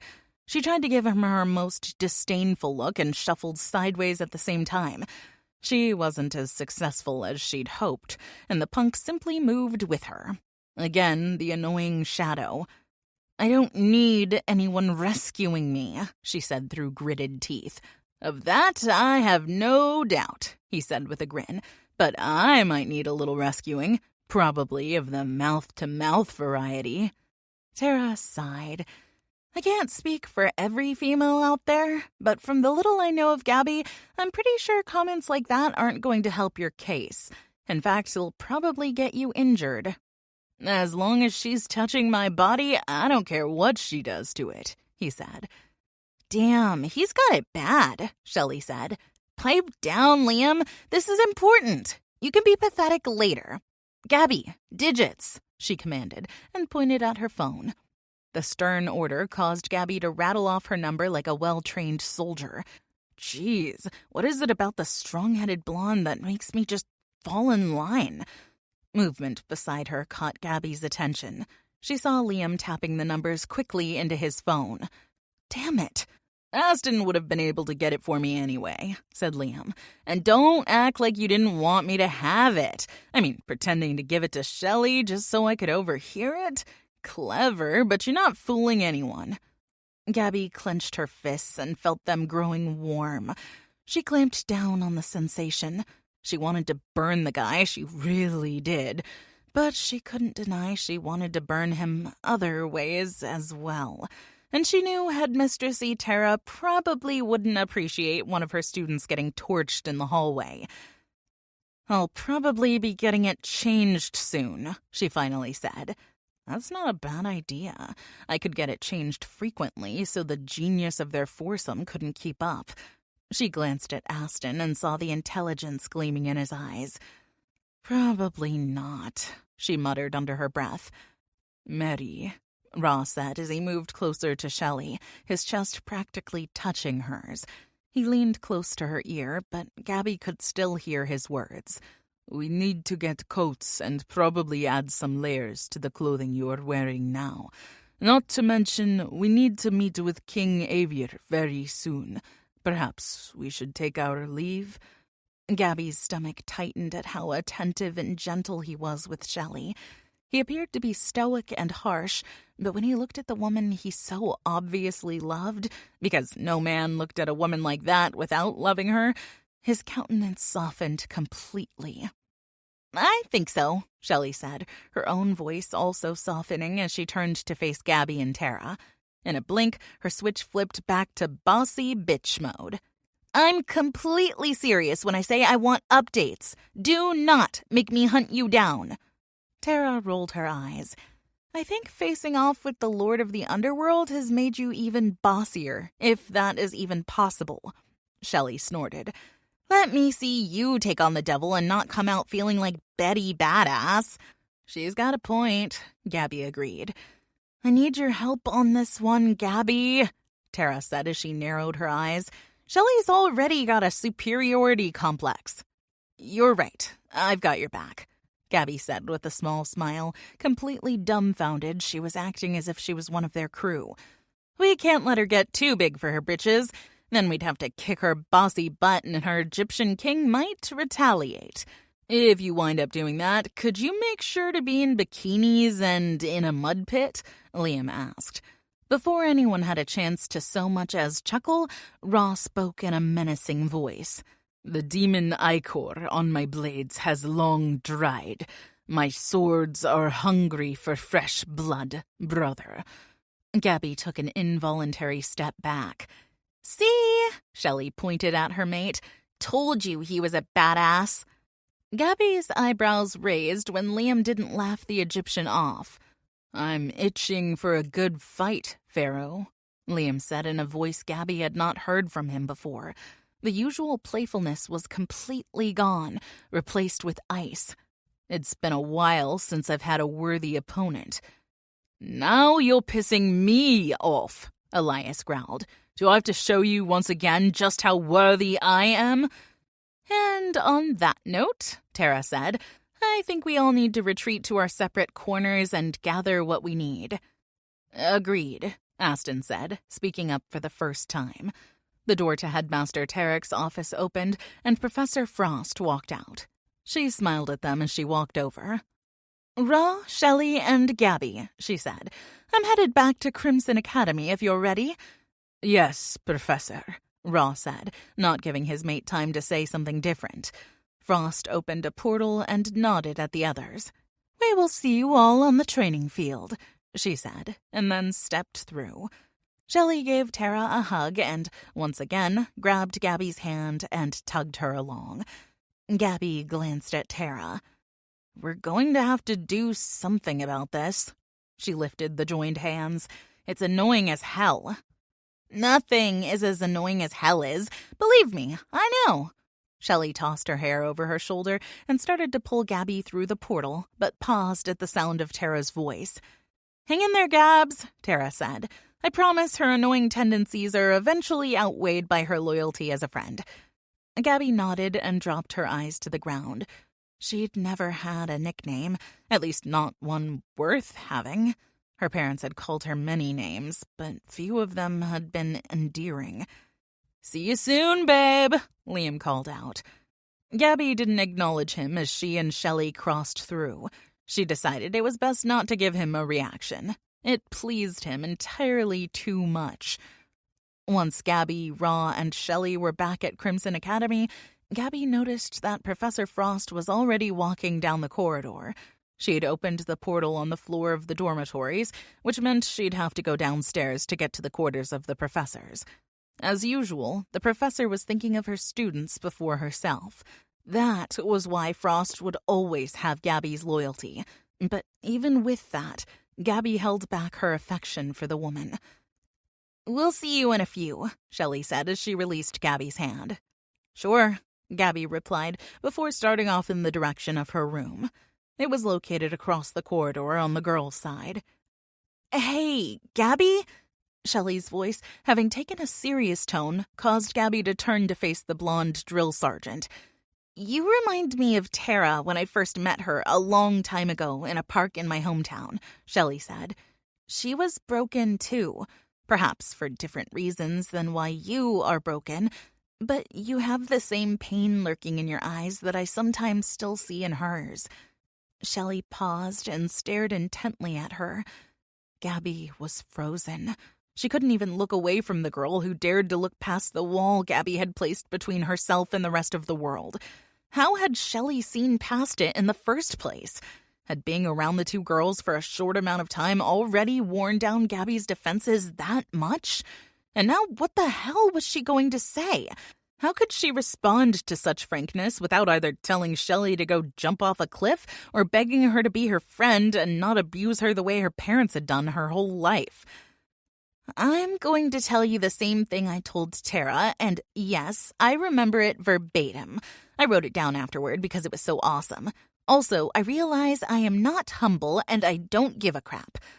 A smile almost formed on Gabby's lips. How could anyone not smile at that? I know you are already attempting to push Tara and me away. Okay, so this isn't completely verbatim. I'm adding some stuff because it's obvious that your reasons are different from Tara's reasons. Nonetheless, you don't want us close. That's just too damn bad. It won't work. Once I decide I want someone to be my friend, then it's going to happen. You should just accept the situation. It will make life easier for all of us." Gabby waited for her to say more, but Shelley simply stood there, staring her down as though challenging her to contradict anything she'd said. For some reason, that challenge seemed to unfreeze Gabby's tongue. "How could you possibly know anything about me? You just met me." "I'm damn good at reading people." "Well, there's nothing wrong with me. I'm not broken. I'm not in need of rescuing, and I don't need some girl tribe to take me in like a lost puppy." Gabby's words were not gentle. They were practically spat toward the girl who dared to bare Gabby's soul in front of her mate, no less. She looked at Raw, who was simply standing beside Shelley, gazing at Gabby with tenderness. She hated it. "Maybe you should leash your woman." Raw shook his head as he ran his hand down the back of Shelley's hair. It was an intimate, loving gesture that Gabby so desperately wanted from a man who looked at her the way Raw looked at his mate. "She isn't in need of a leash, but you are in need of friends. She is not the only one who can see that." Chapter 5. Jax waited until everyone had left Tarek's office except the royals and headmasters. He stepped into the middle of the room. "Zuri and I need to speak with you all," he announced. "Why do I get the feeling that we aren't going to like what you have to tell us?" Nasima asked as she crossed her arms in front of her. The air around her began to swirl, and her long flowing dress blew about as if it was giving a visual cue to the Air Queen's mood.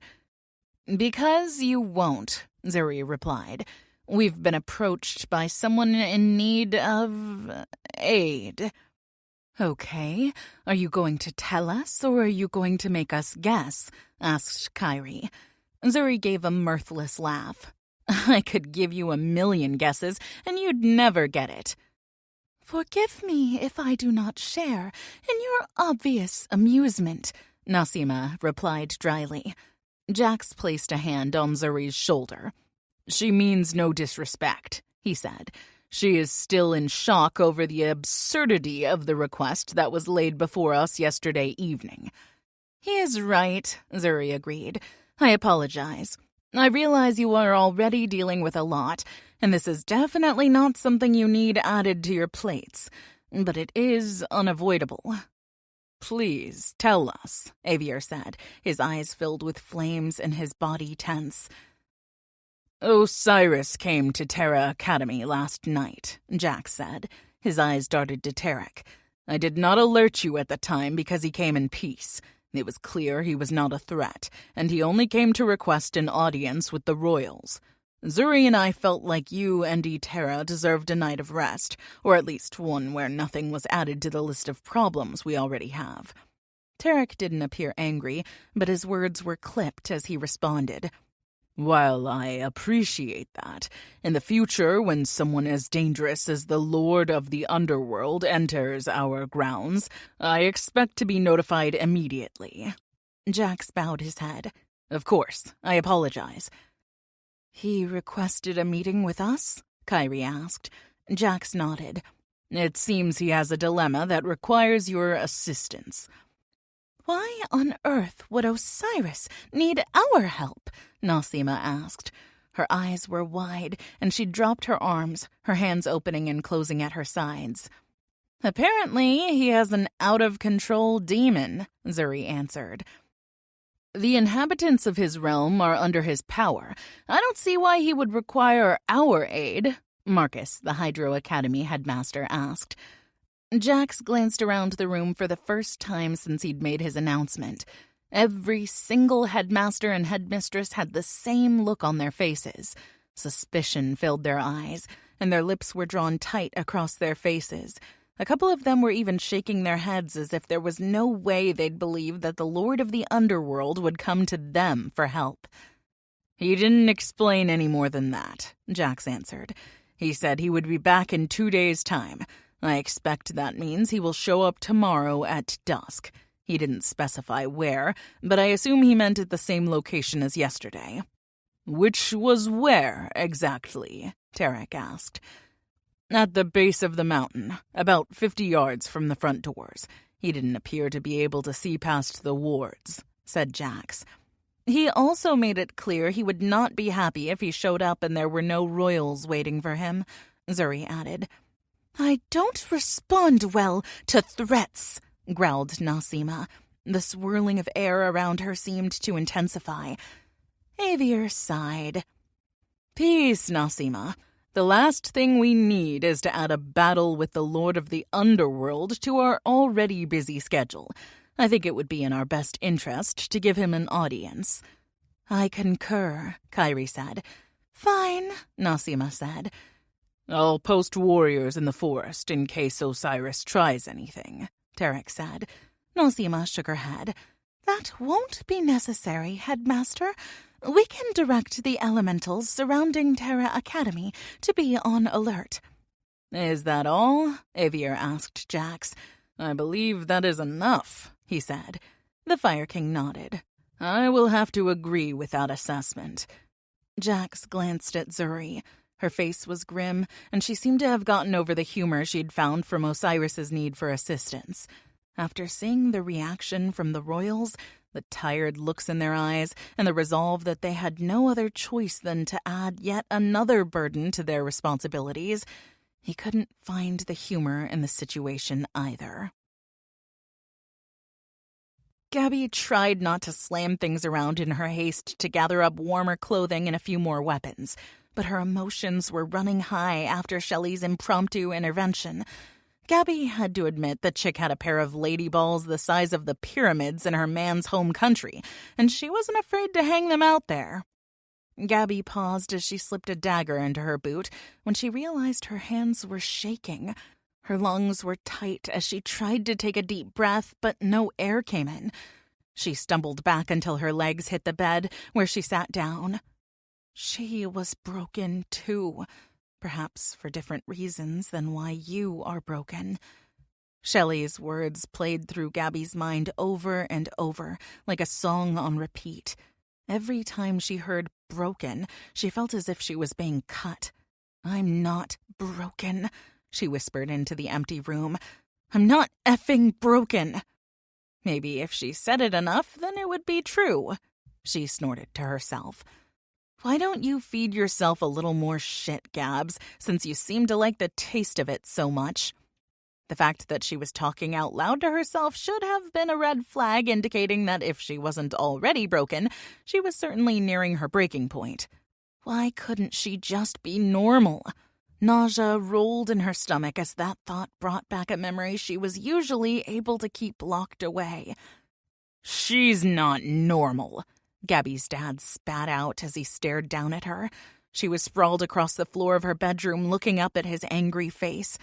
Gabby was clumsy, true, but that's not how she ended up on her bedroom floor. Lewis Gellar had a bad habit of manhandling his daughter, and Gabby was constantly having to make up excuses for why she had bruises.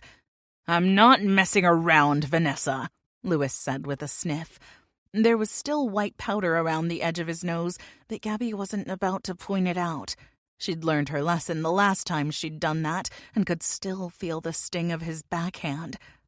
She's 10. Vanessa, not quite a mother, but the woman who carried Gabby in her stomach for 9 months, said, No 10-year-old is normal. Just ignore her and come do another line with me. Yeah, Lewis, ignore me and go away. It wasn't the first time Gabby had wished that she had mind control powers and could force her parents to do what she wanted, or even what she needed.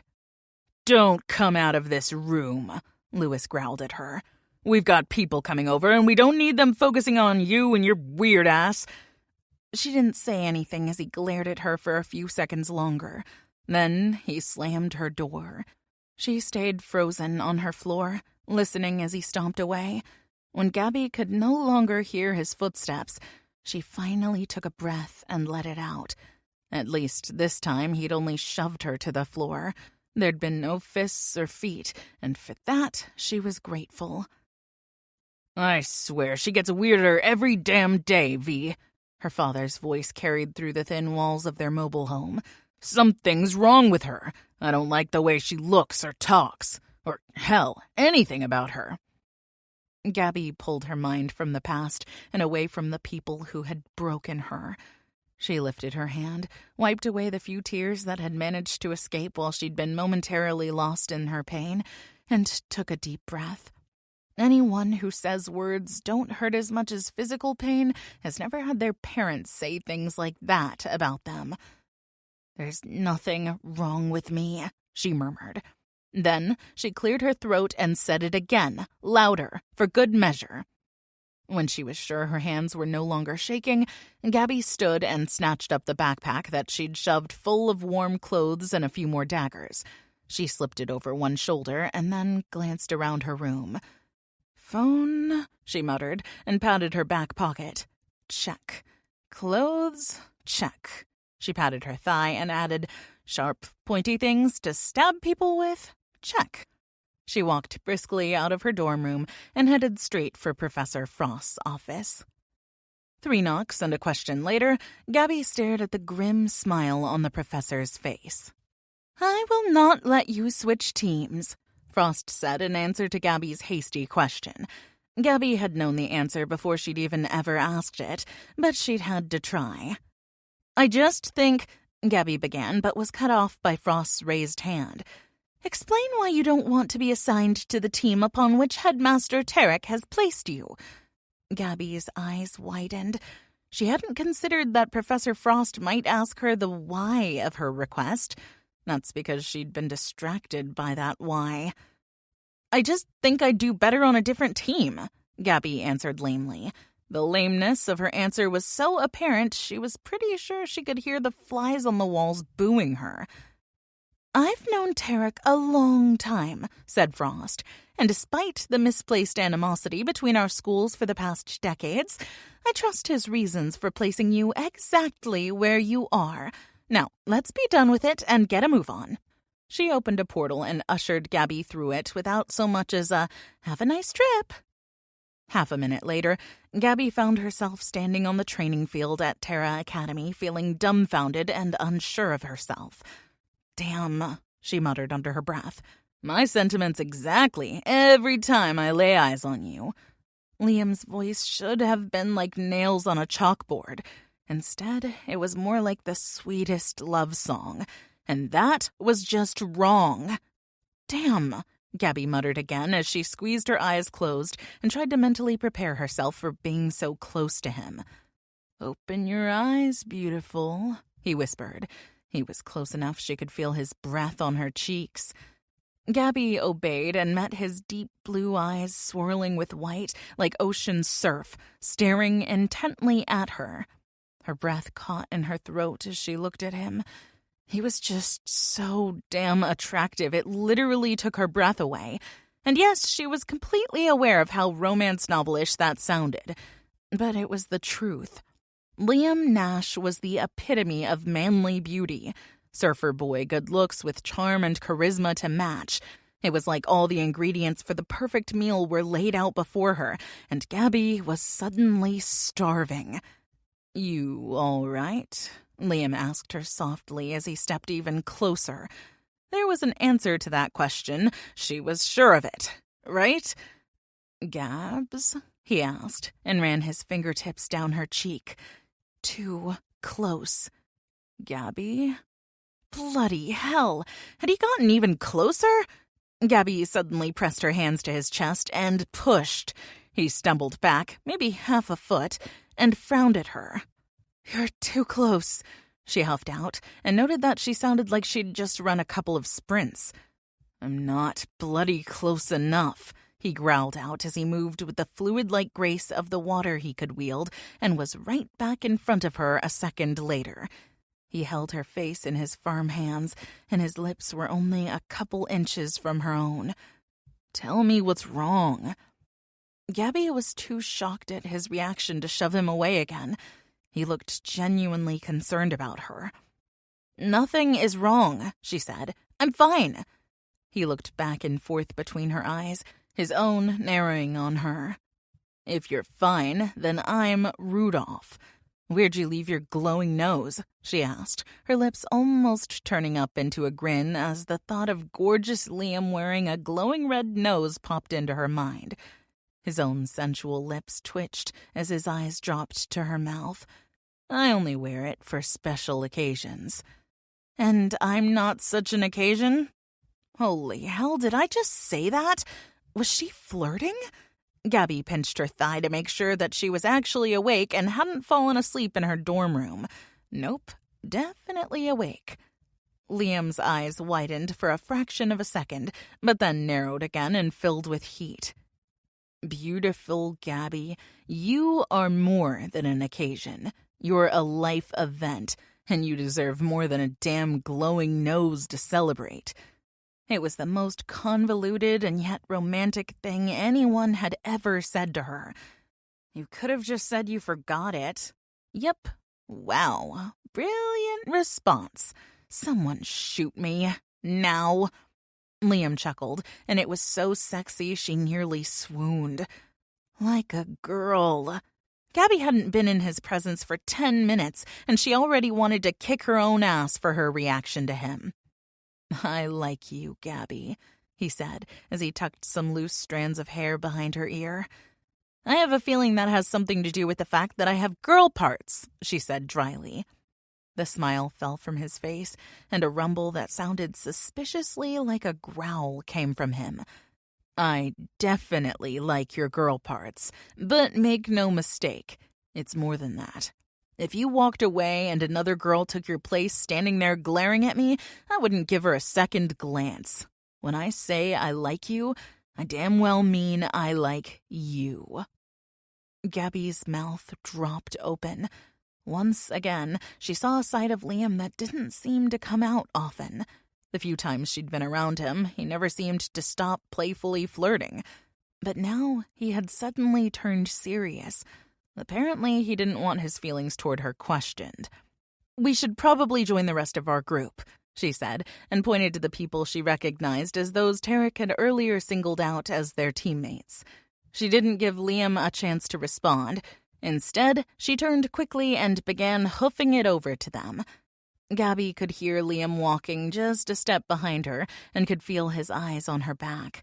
She had no idea how she was going to survive being in his presence for how long? However long it was going to take to save the freaking world, I guess. If she was being honest with herself, she was mostly worried she'd give in to his advances. Okay, so it was more than that.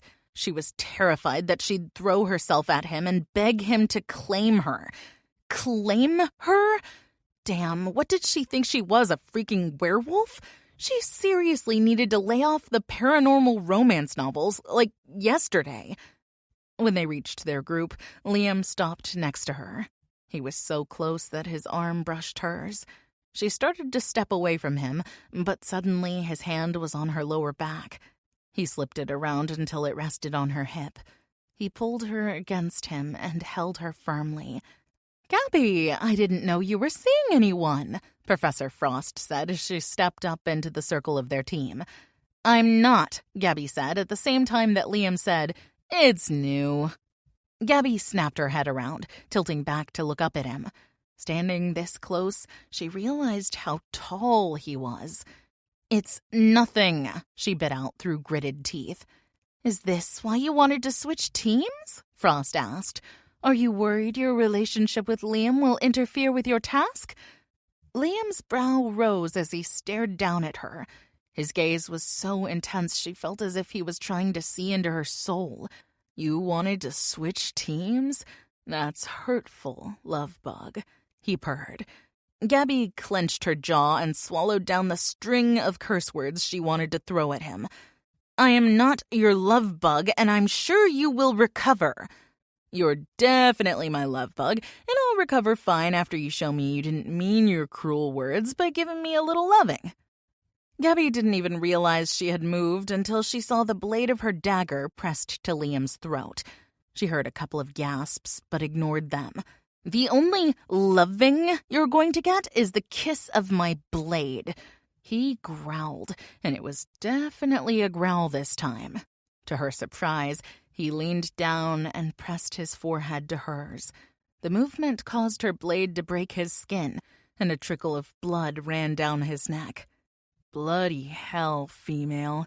If you were any sexier, I'd get kicked out of the academy for completely inappropriate public groping. It would most certainly be inappropriate to grope yourself in public, Gabby whispered as she soaked in the heat from where his skin touched hers. Liam chuckled. Sexy and funny. You're the whole package, baby. You can pull every blade you have on me. Cut me 1,000 times, and it won't change how I feel about you. Perhaps it's time we talk about our mission and where our team is going, said a voice Gabby recognized as Zuri's. Before Liam pulled back, he shifted his head, pressed his lips against her forehead, and whispered, You'll realize it soon. I'm yours, and you, Gabby, are mine. Chapter 6. Ra held Shelley's hand as they stepped through the portal onto the training fields of Terra Academy. They spotted Avier immediately and headed in his direction. The Fire King smiled, his eyes on Shelley. As you pointed out, Avier said, you do not have fire magic that can be joined with Ra's. I am going to remedy that. Ra looked at Shelley and nearly smiled at the shocked look on her face. I'm going to be able to control fire and heat up my food? Avier laughed as Ra shook his head at his mate. I believe your priorities are a bit misplaced, beloved. Avier nodded. I suppose that is one of the perks of being a fire elementalist. He reached out his hand and placed it on her forehead. Ra wasn't surprised when a surge of possessiveness and protectiveness rushed through him. He was beginning to realize he was a bit of a Neanderthal when it came to Shelley. He didn't like others touching her, especially males. He also knew just how dangerous the Fire King was, and that if he wanted to, he could wipe Shelley from the face of the earth in a second. Not that he would, but it was a fact that Ra wouldn't be fast enough to save her if that happened. Shelley's gasp yanked his mind away from the possessive train of thought. He watched as fire rushed down her body, starting at her head and ending at her feet. Avier muttered something under his breath and then removed his hand. It is done, the Fire King said. Ra will be able to teach you how to wield your power, and you will learn to utilize it together. It will make you both stronger, a force to be reckoned with. Thank you, Shelley said. Yes, Ra agreed. Thank you. It means she will be able to protect herself when I cannot. Avier nodded and then said, I promised you I would take you to see your parents. If you are ready, I've let your team know that you will be joining them after we visit your family. Shelley looked over to Ra with wide eyes. What will I tell them? The truth, Ra said simply. I will stay and help you explain, Avier said. All will be well. Not to intrude, Elias said as he stepped up beside Ra, but Tara needs to see her foster mom too. Can we join you? Avier nodded. Of course. Just let your team know that I will bring you to them later. Ra felt Shelley's hand on his arm and looked down at her. Her lips were trembling. He cupped her face and frowned. What is wrong, Mary? Is it weird that I'm freaking out about seeing them, but I'm also excited because I honestly didn't think I'd ever see them again? Why are you freaking out? Ra asked. He ran his thumb back and forth across her cheek as he stared into her tear-filled eyes. Because I'm about to tell them there's this whole supernatural world they know nothing about, that I've been to hell and back, and that I'm basically married, only it's even more permanent than marriage. Marriage isn't permanent, Ra pointed out. I'm glad we are more than married. I could lose you if we were just married. I can't lose you with our bond. You're mine forever. Okay, could you not say things that make me want to molest you when I cannot act on my desires? Shelley asked as heat filled her eyes, replacing the fear. I'd rather see desire filling your eyes than fear and tears, he said. He would never apologize for making her feel better. "You're too sexy for your own good, Raw," she murmured. A little of the worry began to leak back into her features. Raw raised his other hand to her face and leaned down, pressing his lips to hers. He didn't care that the Fire King was standing mere feet away. He didn't care that the entire training field was full of other warriors and professors. He wanted to taste his soul-bonded, and he wanted to distract her. In his mind, it was a win-win. When Raw pulled away, Shelley was breathing hard. She blinked slowly until her eyes completely opened, and she stared up at him in awe. "I love you," Raw told her. "I will be right beside you. You're not doing this alone." A small, shy smile turned her lips up. "Thank you. I love you too." Elias and Tara walked up. "Shelley, you okay?" Tara asked. Shelley stepped back from Raw, and he dropped his hands but grabbed one of hers and entwined their fingers. "I'm good, Tara Bear," Shelley assured her. "Just having a bit of a mini freak-out." Tara smiled gently at her friend. "Those are completely understandable considering everything you've gone through." "I'm not sitting in a corner rocking and drooling. I think that deserves a cookie," Shelley said, sounding more like herself. "Agreed," Tara said. Avier opened a portal and looked at their group. "Buffalo, Kentucky, correct?" Tara and Shelley both nodded at the same time. Raw tightened his grip on Shelley as they stepped through the portal, reminding her that he was beside her. He always would be. The first thing Shelley noticed as soon as her feet landed on the porch of her parents' home was how cold it was. It was May, or maybe June? Crap, she didn't even know anymore, but she knew it shouldn't have been cold. This was confirmation things were indeed as bad as the royals had said. Shelley stepped up to the front door. The place didn't feel as if it was her house anymore, not now that she was with Raw. She took a deep breath and let it out slowly. As her hand rose to knock, she paused just before her fist made contact. Her mind raced. She wondered how they would take the news of the supernatural world and the fact that she'd been in hell. Maybe she didn't have to mention the hell part? "It's going to be okay, Shell," Tara said from beside her. She took Shelley's hand and squeezed it. Raw held her other hand just as tightly. With a deep breath, she let go of Tara's hand and finally knocked on the door. Shelley could feel her heart pounding painfully in her chest. She'd never been so scared and excited at the same time. After what seemed like an agonizingly long time, she heard the lock on the door turn. It had to be the slowest opening of a door in the history of door openings. Finally, her mother's face appeared in the entryway. Shelley didn't know what she expected, but other than looking utterly exhausted, her mom hadn't changed. She was as beautiful as ever. Shelley had inherited her long blonde hair and her fine bone structure from her mom, though her green eyes were all her dad's. Her mom had stormy gray eyes that were currently filled with confusion. "Mom," Shelley said in a pained whisper. The moment the word passed her lips, her mom fell to her knees in front of her and wrapped her arms tightly around Shelley's waist. There was a moment of shock before she returned her mother's embrace. The familiar scent of Regina Smith hit Shelley's nose, and the tears that hadn't begun to fall streamed down her face. She felt her mother's body shaking as she cried and whispered, "My girl, my sweet girl, my Shelley." Shelley wasn't sure what to say, but all of a sudden, all she could do was apologize. "I'm sorry, Mom. I'm so sorry." She felt as if she'd let her parents down in some way. Shelley wasn't sure if there had been any way she could have prevented what had happened, but she felt responsible for the pain her parents had gone through. As she felt her mom, her strong mother, fall apart in her arms, Shelley knew she would have done anything to spare them this agony. "Regina, who is at the door?" Her dad's voice came from somewhere inside the house, and then closer. "Shelley?" She looked up from where her face had been buried in her mom's hair and met the confused eyes of her father. "Hey, Dad," she said with a weak smile.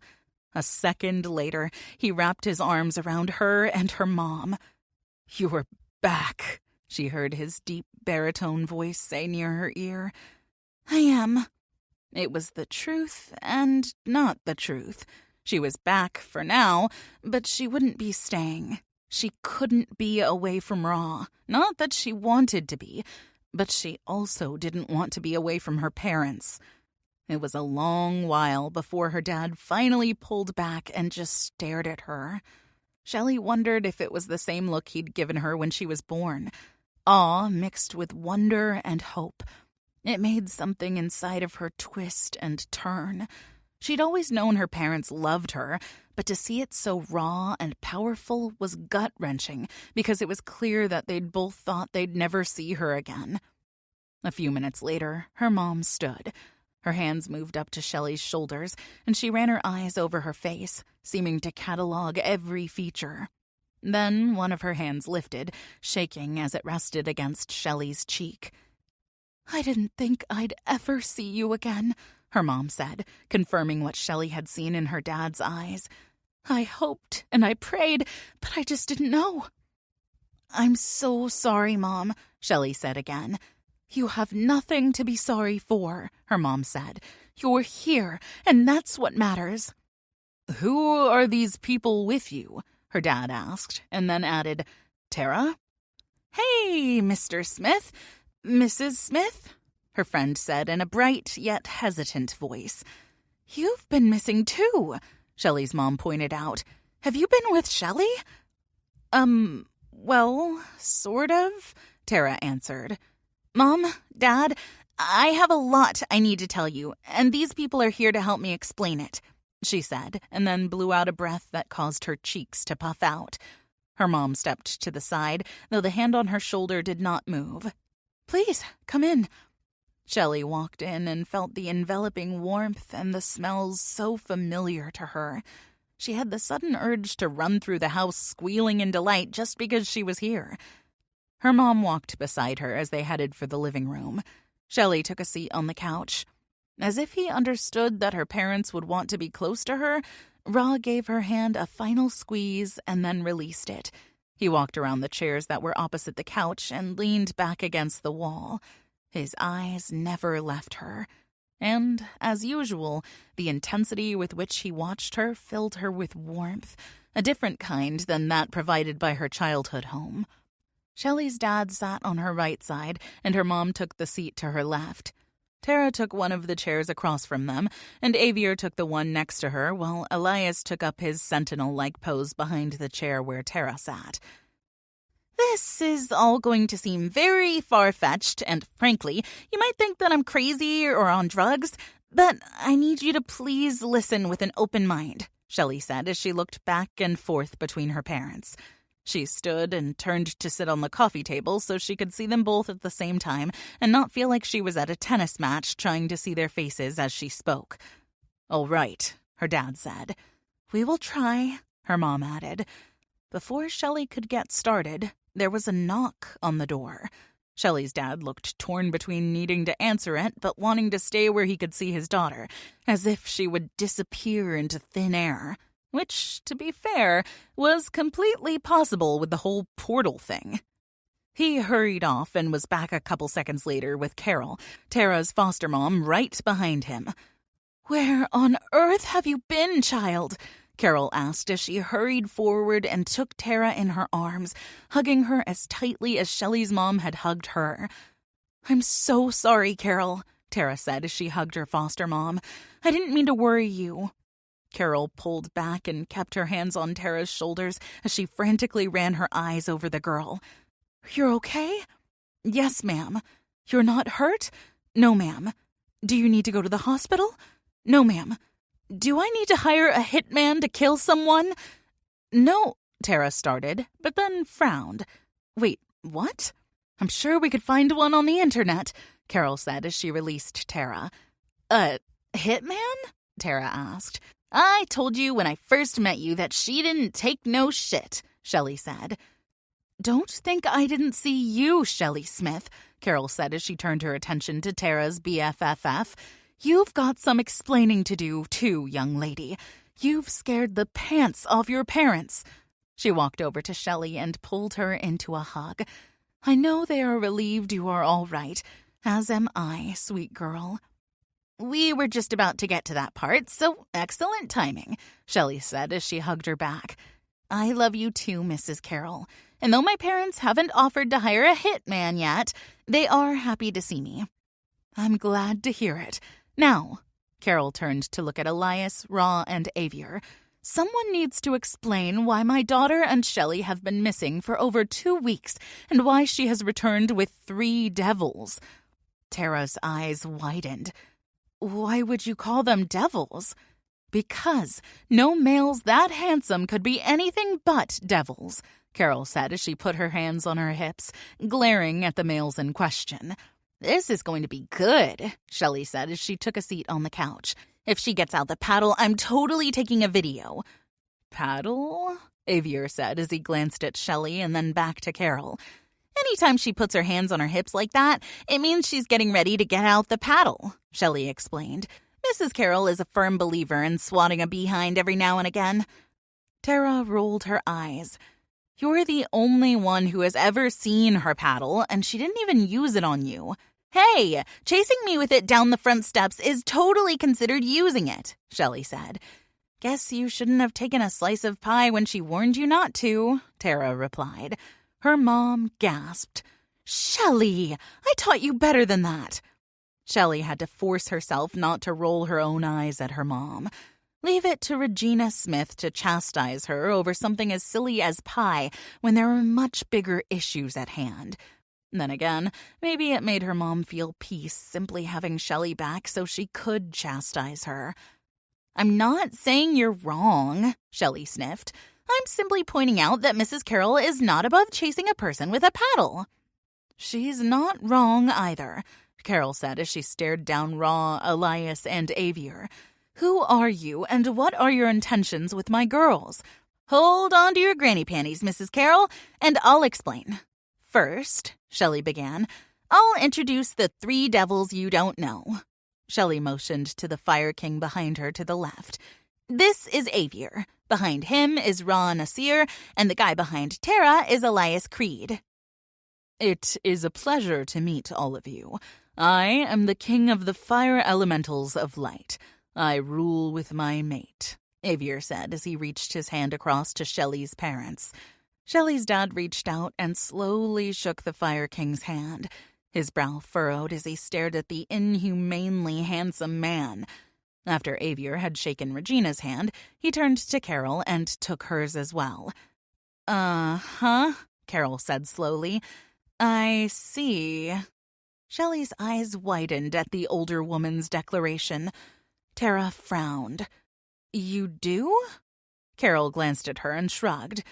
"I'm not going to declare him crazy until I'm sure.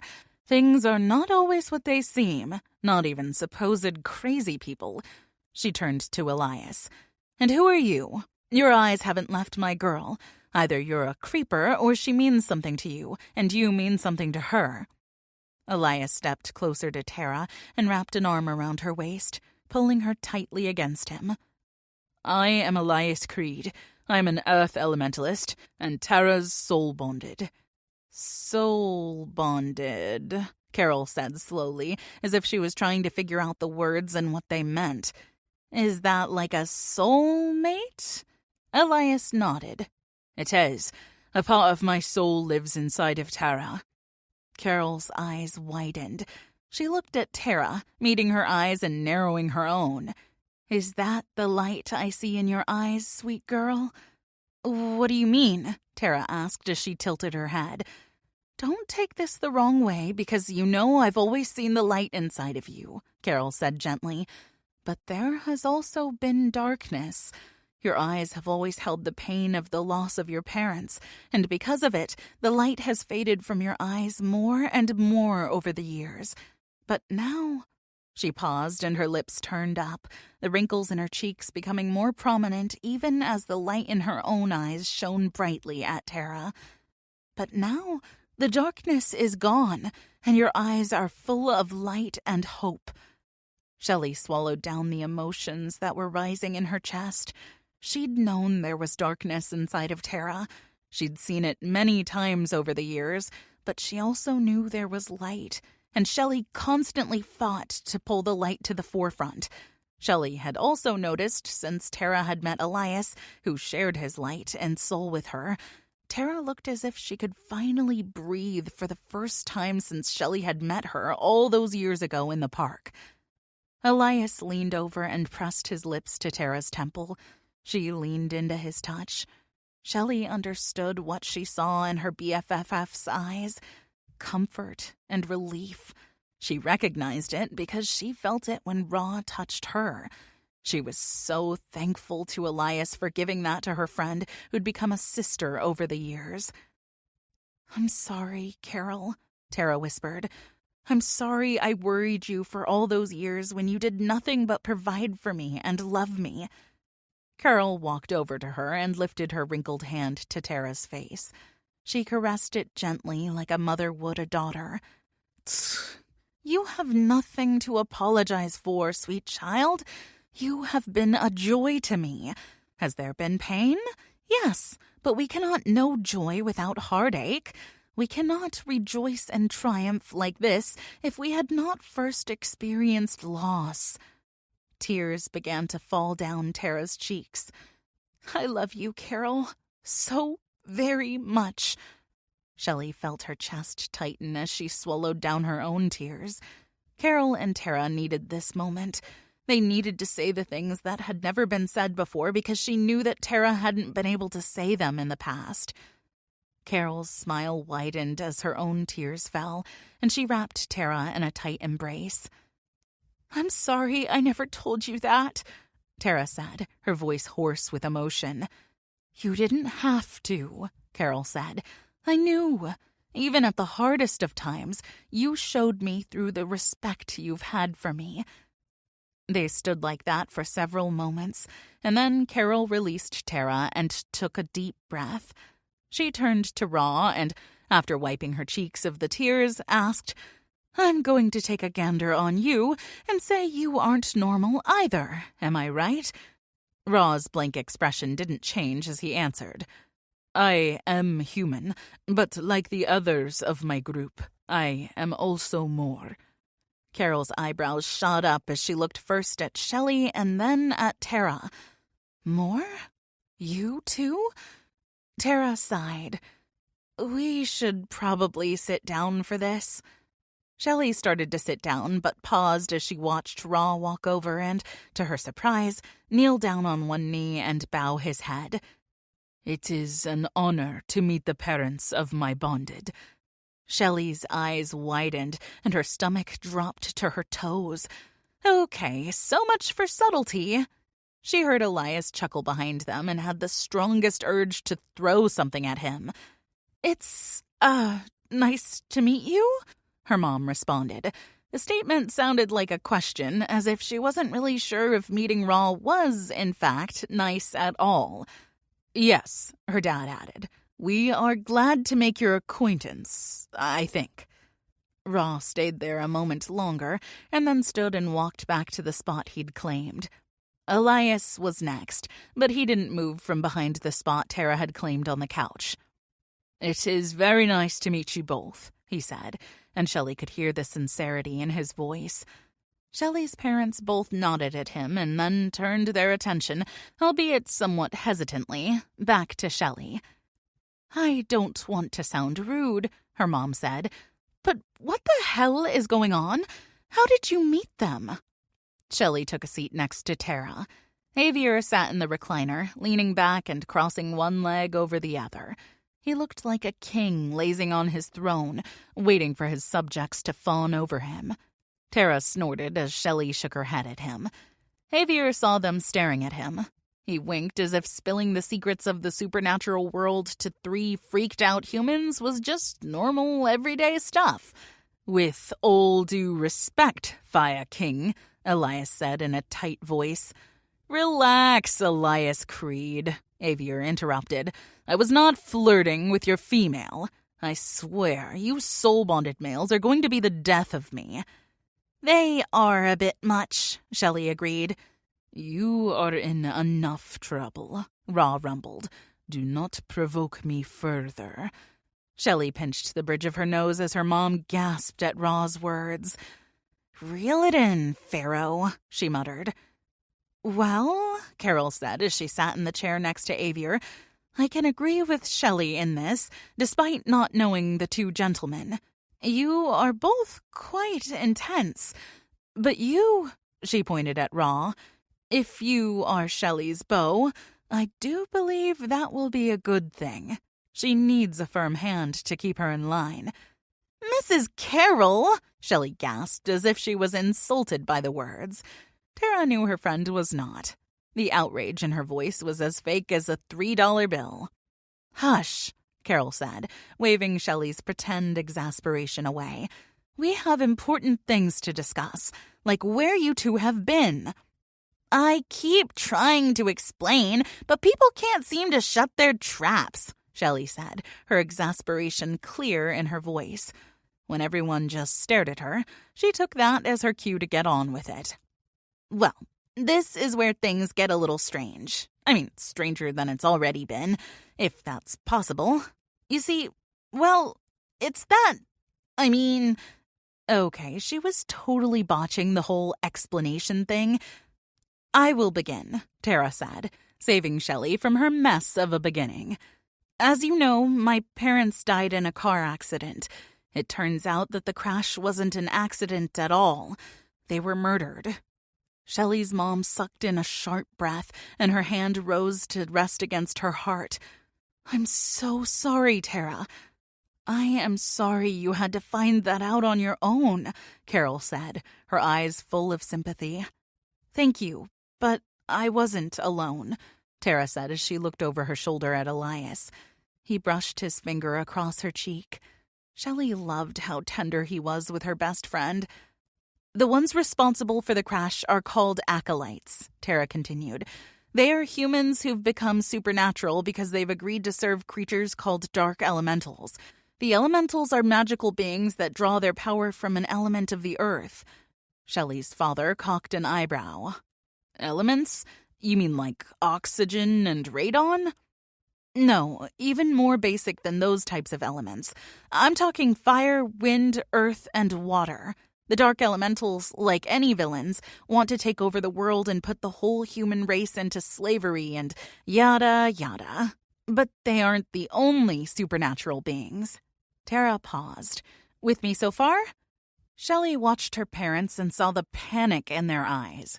They obviously thought Tara had lost her ever-loving mind. Carol stared at Tara intently, as if she was digesting everything her foster daughter was saying. I'm not really sure, Shelley's mom said. I hear your words, but what you're saying is crazy as the dude from The Shining, Shelley offered. Her parents nodded in unison, and that was a little creepy. She began to wonder if the information Tara was telling them was going to break them. I know, Tara said. It seems crazy, but I promise we will prove to you we're not nutcases. All right, Shelley's mom said.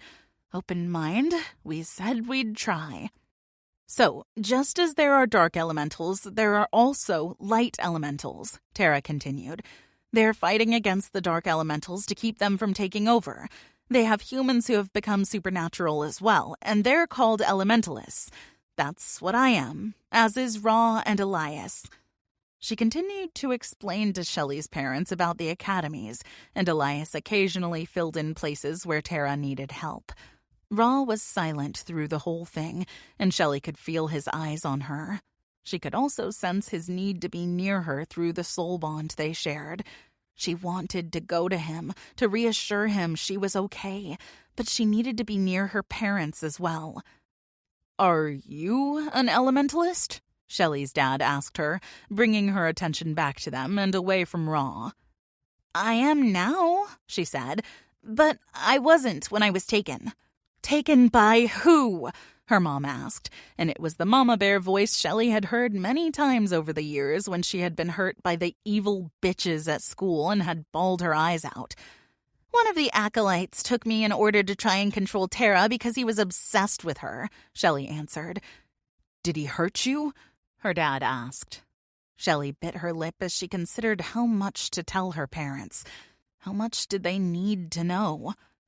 That's difficult to answer because the answer is crazy, like seriously bizarre. Stranger than what has already been told to us? Her mom asked. Yes, definitely, Shelley said. Her voice shook as she remembered the pain she'd endured when she'd thought she'd been burning alive.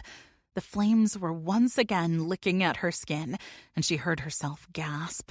Shelley tried to take a breath, but her lungs seemed to have stopped working. Shh, you're not there any longer, Mary. Ra's voice whispered in her ear as he sat down next to her. She felt his arm wrap around her shoulders and pull her tightly to his side. The warmth from his body yanked her from the painful memory, and Shelley found herself staring up into the face of the man who'd gone to hell to save her. His other hand cupped her face, and his thumb stroked across her cheek. You're with me, always, he reassured her. I am, she agreed. The clearing of a throat broke the spell that Ra's nearness had cast over her. She looked back at her parents, and then to Mrs. Carroll, and felt the blush heat her cheeks. Wow, this is awkward, she muttered under her breath.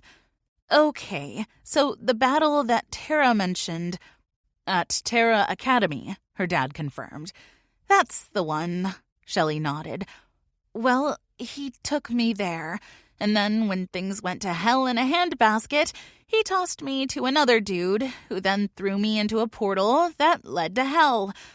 I'm sorry? What? Hell? You went to hell? Shelley's mom gasped. In the supernatural community, it's called the underworld, but yeah, it's hell. And yes, it's hot. Like soul-burning hot. I wasn't actually hurt, like there wasn't any damage, but I felt as if I was burning alive. In fact, I was convinced our house had caught fire while we were sleeping and I was trapped inside.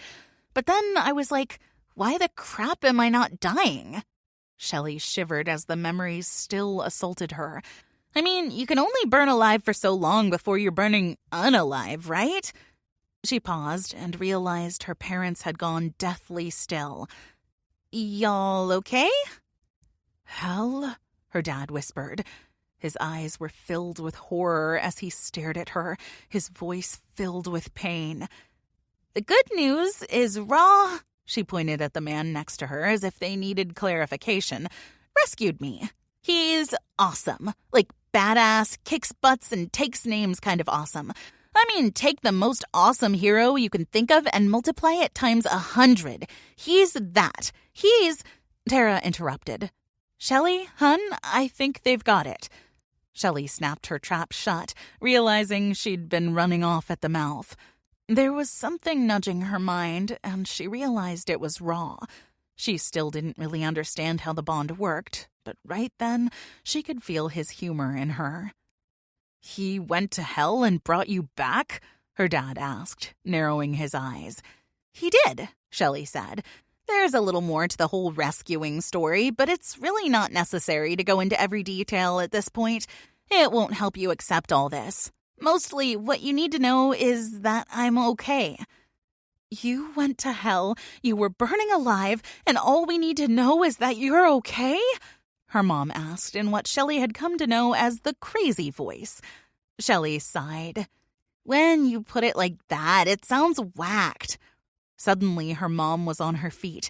Because it is whacked, she yelled. We thought you had been abducted. I was. We thought some crazy person had taken you and was doing God knows what to you. He had, and he was. Osiris counts as a crazy person if that makes you feel a bit better. You weren't totally off base, Shelley replied. Who the hell is Osiris? Her mom practically wailed. Oh, snap, Shelley muttered. If she's cursing in the presence of people she doesn't know, shit's about to hit the fan. We should abort the mission. Osiris is the lord of the underworld, Ra said calmly. He didn't seem the least bit fazed that Shelley's mom was quickly unraveling and might go nuclear at any moment. To humans, he is the devil, Satan, or Lucifer, if you'd like. You met the devil? Mrs. Carroll asked. Shelley nodded at her. But it wasn't really as big of a deal as one might think. He wasn't half as bad as the evil bitches I went to school with. Really, he was closer to a fluffy bunny with fangs. Ra's head turned slowly to look at her, and Shelley could feel his displeasure at her description of the underworld god. Any other descriptions you'd like to add, Mary? Nope, she said, popping the pea. I think that about covers it. Thanks for asking, though. He made a grunting sound that Shelley was sure wasn't a positive response. She'd have to settle his hackles later. At the moment, her attention was focused on her mom, who was beginning to look a little less like her mom and more like a mental patient in a psych hospital. Mom, she asked gently, how are you holding up? Her mom looked at her dad and pressed her hand to her forehead. Our daughter went to hell and met the devil. Her dad nodded and, to Shelley's surprise, responded simply, She did, and she's here with us now, looking rather healthy. Perhaps we should focus on that. 10 points to Daddy-o, Shelley thought with a smile. Her dad had always been the glasses-half-full kind of guy, and while in the past that had often gotten on Shelley's last nerve, she was very grateful for it at the moment. He held out a hand for his wife, and when she took it, he pulled her down onto the love seat next to him. This is a lot, Shelley, he said, but you've never been a liar. Shelley quirked her brow at him. He gave her a small smile and added, An exaggerator? Absolutely, but not a liar. If you tell us that this is what happened to you, then I guess we believe you. Shelley bit back the tears threatening to fall again. She was done crying. It was one of her least favorite things to do, and she avoided it at all cost. Thank you, Dad. Shelley looked over at Mrs. Carroll. She wasn't really sure what she expected. Carol had always proven herself to be a rational, reasonable woman. She was blunt, but kind, and didn't tell you something just because it was what you wanted to hear. Tara's foster mom shifted in the recliner she was seated in, crossed her right leg over her left, then rested her elbow on it as she leaned forward. She looked around the room, seeming to study each of the people present, and finally ended on Tara. How are you doing? Okay, that had not been what she was expecting. Shelley had at least thought Carol would tell them all they were off their rockers or ask if this was just a late April Fool's joke. I'm okay, Tara said. It sounded like a question, as if she wasn't sure. Are you hurt? Carol asked. Tara shook her head. And you're okay? She asked Shelley. Yes, ma'am. Better than good, she answered honestly. And is everyone here telling the truth? Yes, Tara said. I wouldn't lie to you about something like this. Carol nodded. I know you wouldn't, and because of that, I believe you, even though it is hard to do so. She glanced at Avier and narrowed her eyes. I also believe you because there is no way this one is human. Avier smirked. Why do you think that, dear lady? Because humans aren't so perfect in their looks. They may be beautiful or handsome, but not perfect. I am flattered, he said. Carol laughed. No, you're not. You know how appealing your looks are. You don't need anyone to tell you. Shelley watched the interaction between the Fire King and Carol and hoped Avier didn't get offended. Would he smite her? Could he smite her? Was that a fire elemental thing or just a Lord of the Underworld thing? Tara looked at Shelley, and the question in her eyes made it clear she was thinking the exact same thing. Sometimes Shelley swore they had the same brain. She shook her head, trying to get Tara to understand she didn't want her to ask the question Shelley was sure was coming. If they shared one brain, surely she'd understand. Can the Lord of the Underworld smite someone? Tara asked. There goes the one brain theory. Shelley's lips pursed. I've got an already irritated mate over the mere mention of that man's name, and you ask me something about him in front of Raw? Tara nodded slowly. Yeah, I can see how that might not improve your situation, but I'm curious, and you've got experience with the devil. Raw growled, and she glanced over her shoulder at him. Experience? Shelley said as she shook her head and pressed her hand over her face. That's the word you had to use? Okay, maybe that was a poor choice of description, Tara admitted. I know nothing, Shelley finally said as she cut her hand through the air like a blade. I don't know who you're talking about. Lord of the Underworld who? I've never met the dude. If I had, he would be dead to me. She paused and then laughed. Dead to me. Get it? Because he's in hell. You were doing good until that comment, Tara muttered. Damn, Shelley huffed. I swear my humor gets me in more trouble. This is just getting weirder and weirder, Shelley's mom muttered.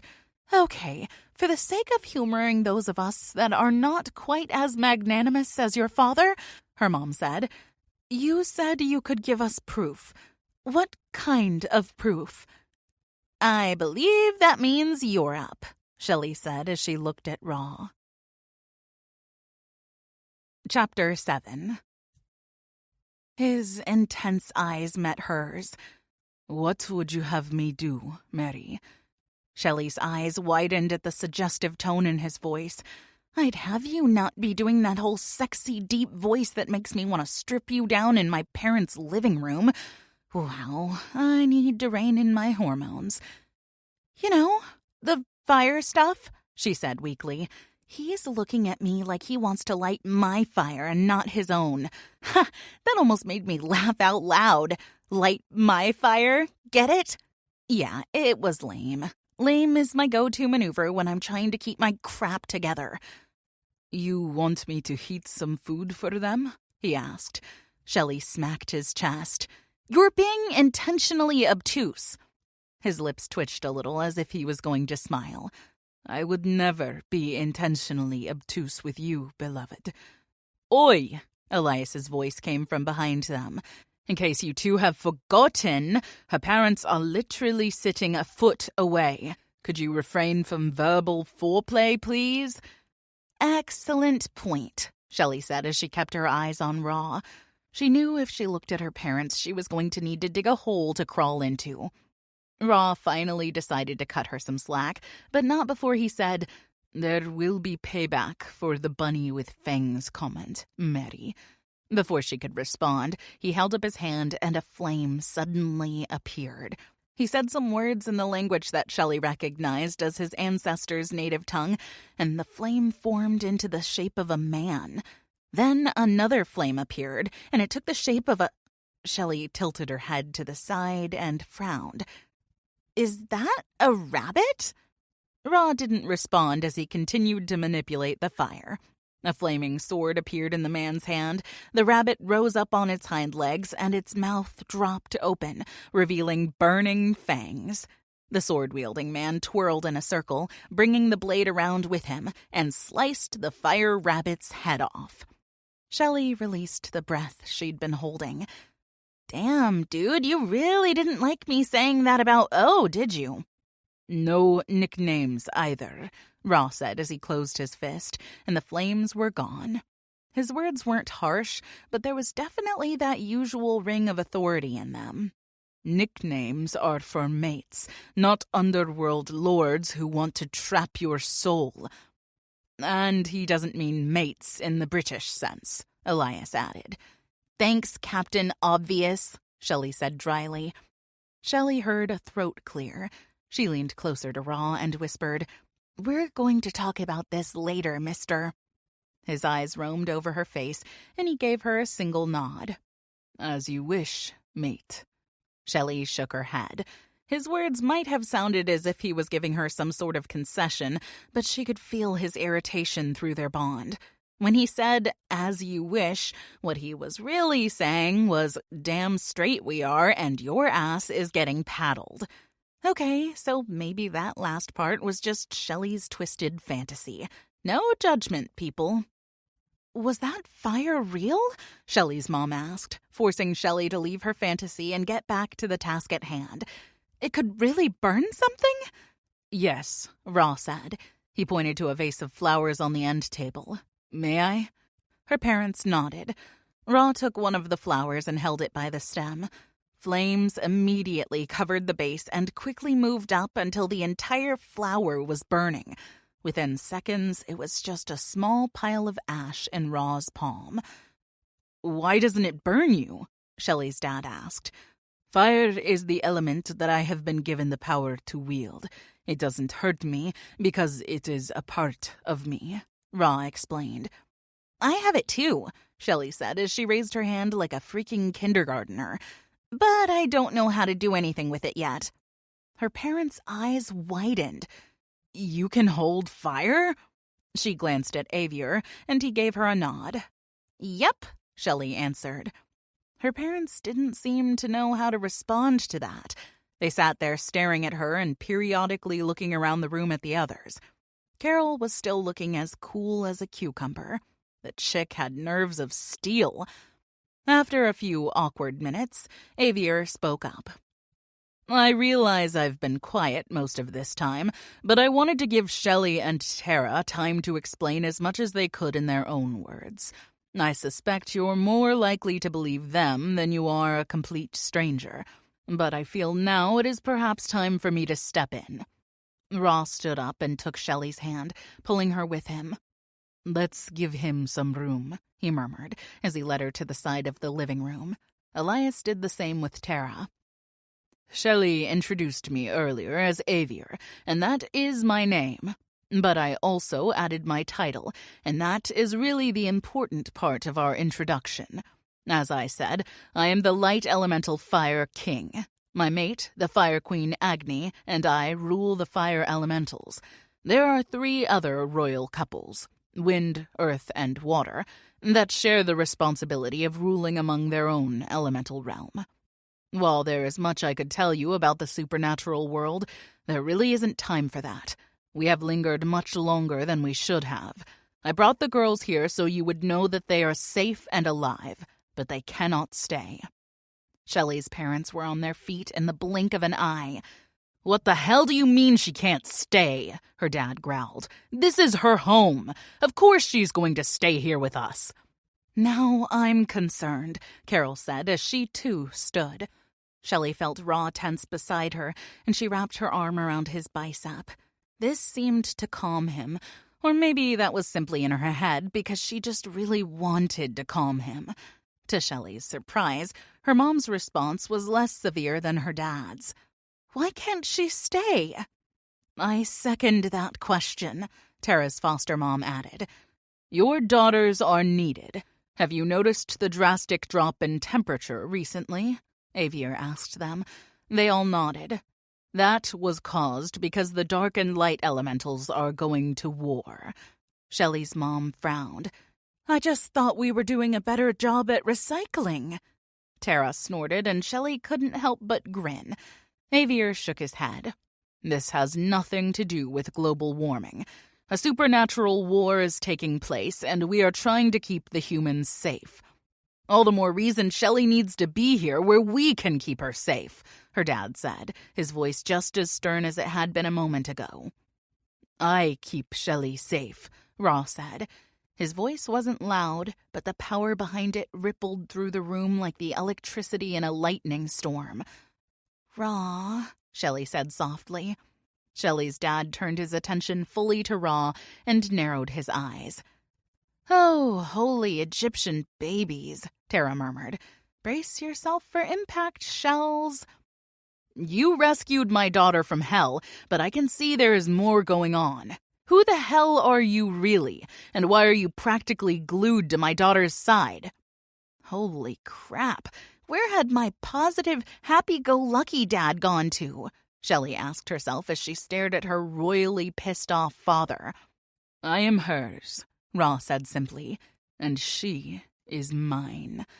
That mine was said with some serious bite behind it, almost as if Ra was daring Shelley's father to challenge him on it.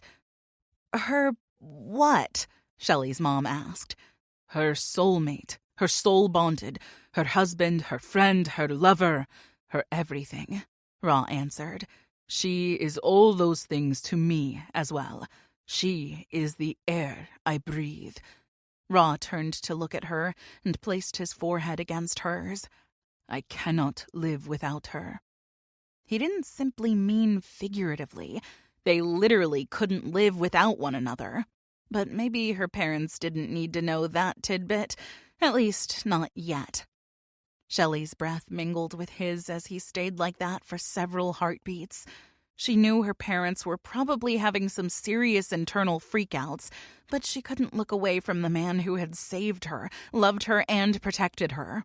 It made no sense to love someone she'd only known for a short time, but there it was. As real as the blood flowing through her veins, her love flowed for Ra. "I'm sorry, did you say husband?" Shelley's mom sputtered. "Lover?" her dad practically roared. Okay, so maybe Ra could have left that one out too. Ra stepped back and pushed her behind him, shielding her with his body as he faced her irate father. Shelley was shocked to find her dad's face a shade of red she was sure it had never been before. "Daddy," Shelley said in a placating voice. She couldn't remember the last time she'd called him that. At some point in her life, he'd become Dad, and when she was angry at him, she called him Father because it irritated him. "Let's talk about this like rational adults." Okay, so calling him Daddy didn't sound like something an adult would say, especially not in that lost little girl voice. But she was trying to prevent her father from doing something monumentally stupid, like attacking her mega badass mate. "You're not an adult," he yelled. "You're a child. You haven't even graduated from high school." Oh, no, he did not. She narrowed her eyes on her father. See, that's how pissed she was. Daddy could take a hike.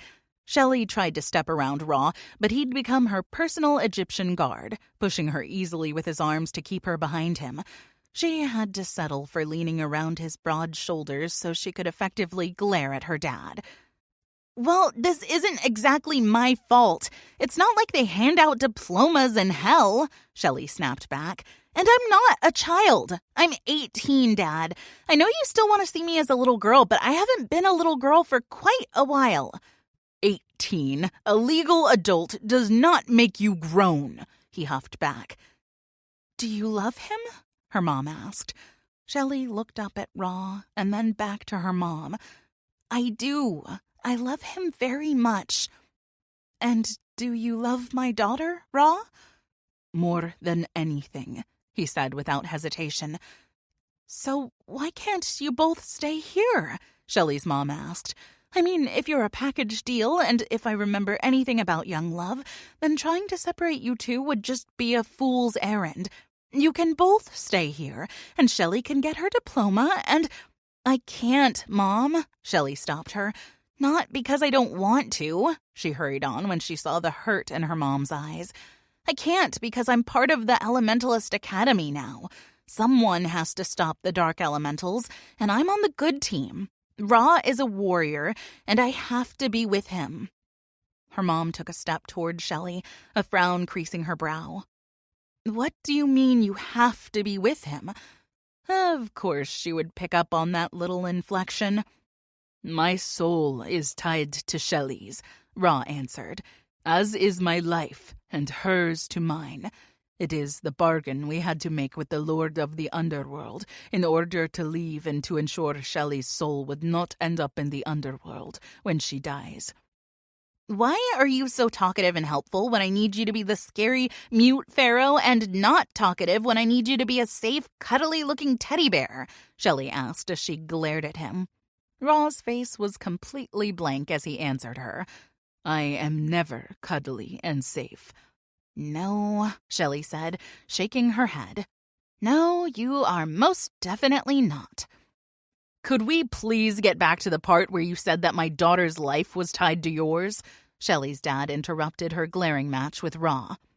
"It is exactly as I said," Ra said as he turned back to face her parents. "Shelley goes where I go, in this life and the next." Damn, Tara breathed out. Dude is brutally honest. Yes, he is, Shelley agreed. Usually, that's a great thing. But not so much when he's admitting to your parents that if he dies, you die, Elias added. Raw, you might want to rein that possessive streak in, mate. Shelley's parents don't look like they can take much more of your honesty. How did this happen? Shelley's mom asked, her face nearly as broken as it had been when she'd opened the door. Raw, please, Shelley said as she tried to step around him again. Let me go to her. They can't keep you, he said softly, though his eyes were hard as steel. They won't, she assured him. But I can't leave them a mess. I have to make them understand. He finally stepped aside, and Shelley walked over to her mom, who had her hand over her mouth, her shoulders visibly shaking. I know this has to be hard, but I'm not sorry it happened. Her mom's eyes snapped to hers. Why would you say that? You were taken from us to hell. Who would be okay with that? Only Shelley, Tara said. I'm okay with it because it brought me to Raw. Mom, would you trade any part of your life, no matter how bad, if it meant you wouldn't have met Dad? Her mother looked over at her father and slowly shook her head. No, I wouldn't. She looked back at Shelley and reached out her hand. Shelley took it and her mom squeezed it tightly. You're still so young. It's just difficult to let you go. Shelley, her dad said in a desperate voice that she'd never heard from him. How can you ask this of us? We just got you back. Shelley looked at her dad and held out her other hand. He took it and stepped closer to her. Dad, every kid grows up and leaves home. I'm just doing it a little sooner. But you're not going off to college, he pointed out. You're running off with a guy you just met and into danger. It's not the same. No, it's not, she agreed. But it's better than me running off with some toothless hillbilly because he knocked me up and wants me to be the queen of his single-wide trailer. Tara groaned. Way to show them the silver lining, dork. Her mom laughed. I guess it could be worse. I realize this is a lot, but we really must be going. Her parents' hands both tightened on hers. She smiled up at them and blinked away the tears. This was not goodbye. I love you both, she said. Damn it, they're both crying again. This isn't goodbye, it's just see you soon. Her dad pulled her into a tight hug and kissed her head. I love you, Shelley, more than you will ever realize. You'd better come back to us, or I'll be forced to hunt down that guy who won't take his eyes off of you and open a can of whoop-ass. Shelley laughed. Sure, Dad. I've no doubt you could take him. He chuckled and let her mom pull her from him and into her arms. We're so proud of you. I don't think we told you that enough as you were growing up, but we are. I know, even if I didn't give you a whole lot to be proud of. Don't say that, her mom scolded. You're the most loyal person I've ever known. You're confusing stalking tendencies with loyalty, Mom, Shelley said as she grinned. That's true, Tara agreed. If there was a contest for stalking, she'd win that one hands down. That seemed to release some of the tension in the room, and Shelley felt like she could breathe again. I will protect her at all cost, Ross said as he stepped up beside her and held out his hand to her dad. This is not the way I would have chosen to meet you, but I am glad I have gotten to see the people who brought my remarkable mate into the world. Her mom seemed shocked by his admission as she stuttered, yes, well, thank you. Please don't make me regret this, Shelley's dad said as he shook Raw's hand. You have my word. Raw bowed his head. And what about you two? Carol asked. Shelley turned to look at her best friend, who was wrapped in Elias's arms, her back pressed firmly to his chest. We're the same, but a little different, Tara said. Elias is my soul-bonded, but without the whole he dies, I die thing. I wouldn't want to live without you, Elias said softly, though loud enough that everyone heard it. And you love him? Carol asked. Tara nodded. Very much. She owns me, Elias said, looking Tara's foster mom in the eyes. Carol finally nodded. Okay then. There isn't more I can ask for from the man Tara chooses. We thank you for your hospitality, Mr. and Mrs. Smith and Carol, Avier said as he looked at each of them. And I am sorry to drop all of this news on you and then leave, but we have much that needs to be done if we want to keep the world from freezing and the human race from dying. Wow, you just lay it out there, don't you? Carol said as she stood and motioned for Tara to come to her. She took Tara's hand and held it tightly. I wish that this was not something you had to do. I wish your parents had not suffered the fate they did, but God's plan is not thwarted by evil. I know you don't necessarily believe what I do, but that doesn't mean God doesn't exist and that he isn't watching over you. It also doesn't mean he can't use evil men to bring about his plans for this world, and his plans are always for the good of those who love him. When you are standing in the dark and you can't see a sliver of light, I want you to remember that. Can you do that for me? She asked as a tear ran down her cheek. Shelley's eyes filled with tears at the love that filled Carol's eyes. Tara nodded. I can do that. I love you, and this won't be the last time you see me. Carol wrapped her in her arms. I know it won't. Your bow will bring you back to me.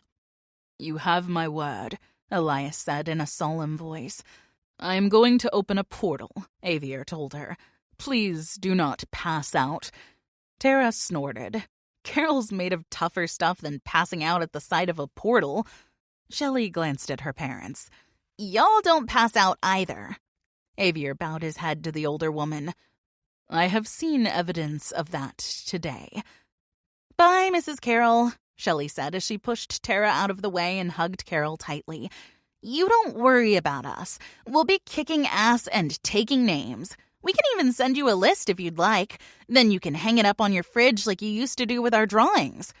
Tara sighed. Good grief. Carol patted Shelley's cheek.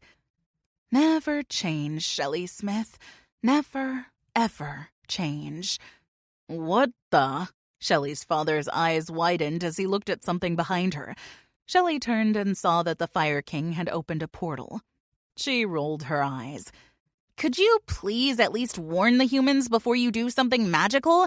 We're trying not to put them into cardiac arrest. Avier smiled. Sorry, but I did warn them. I even told them not to pass out.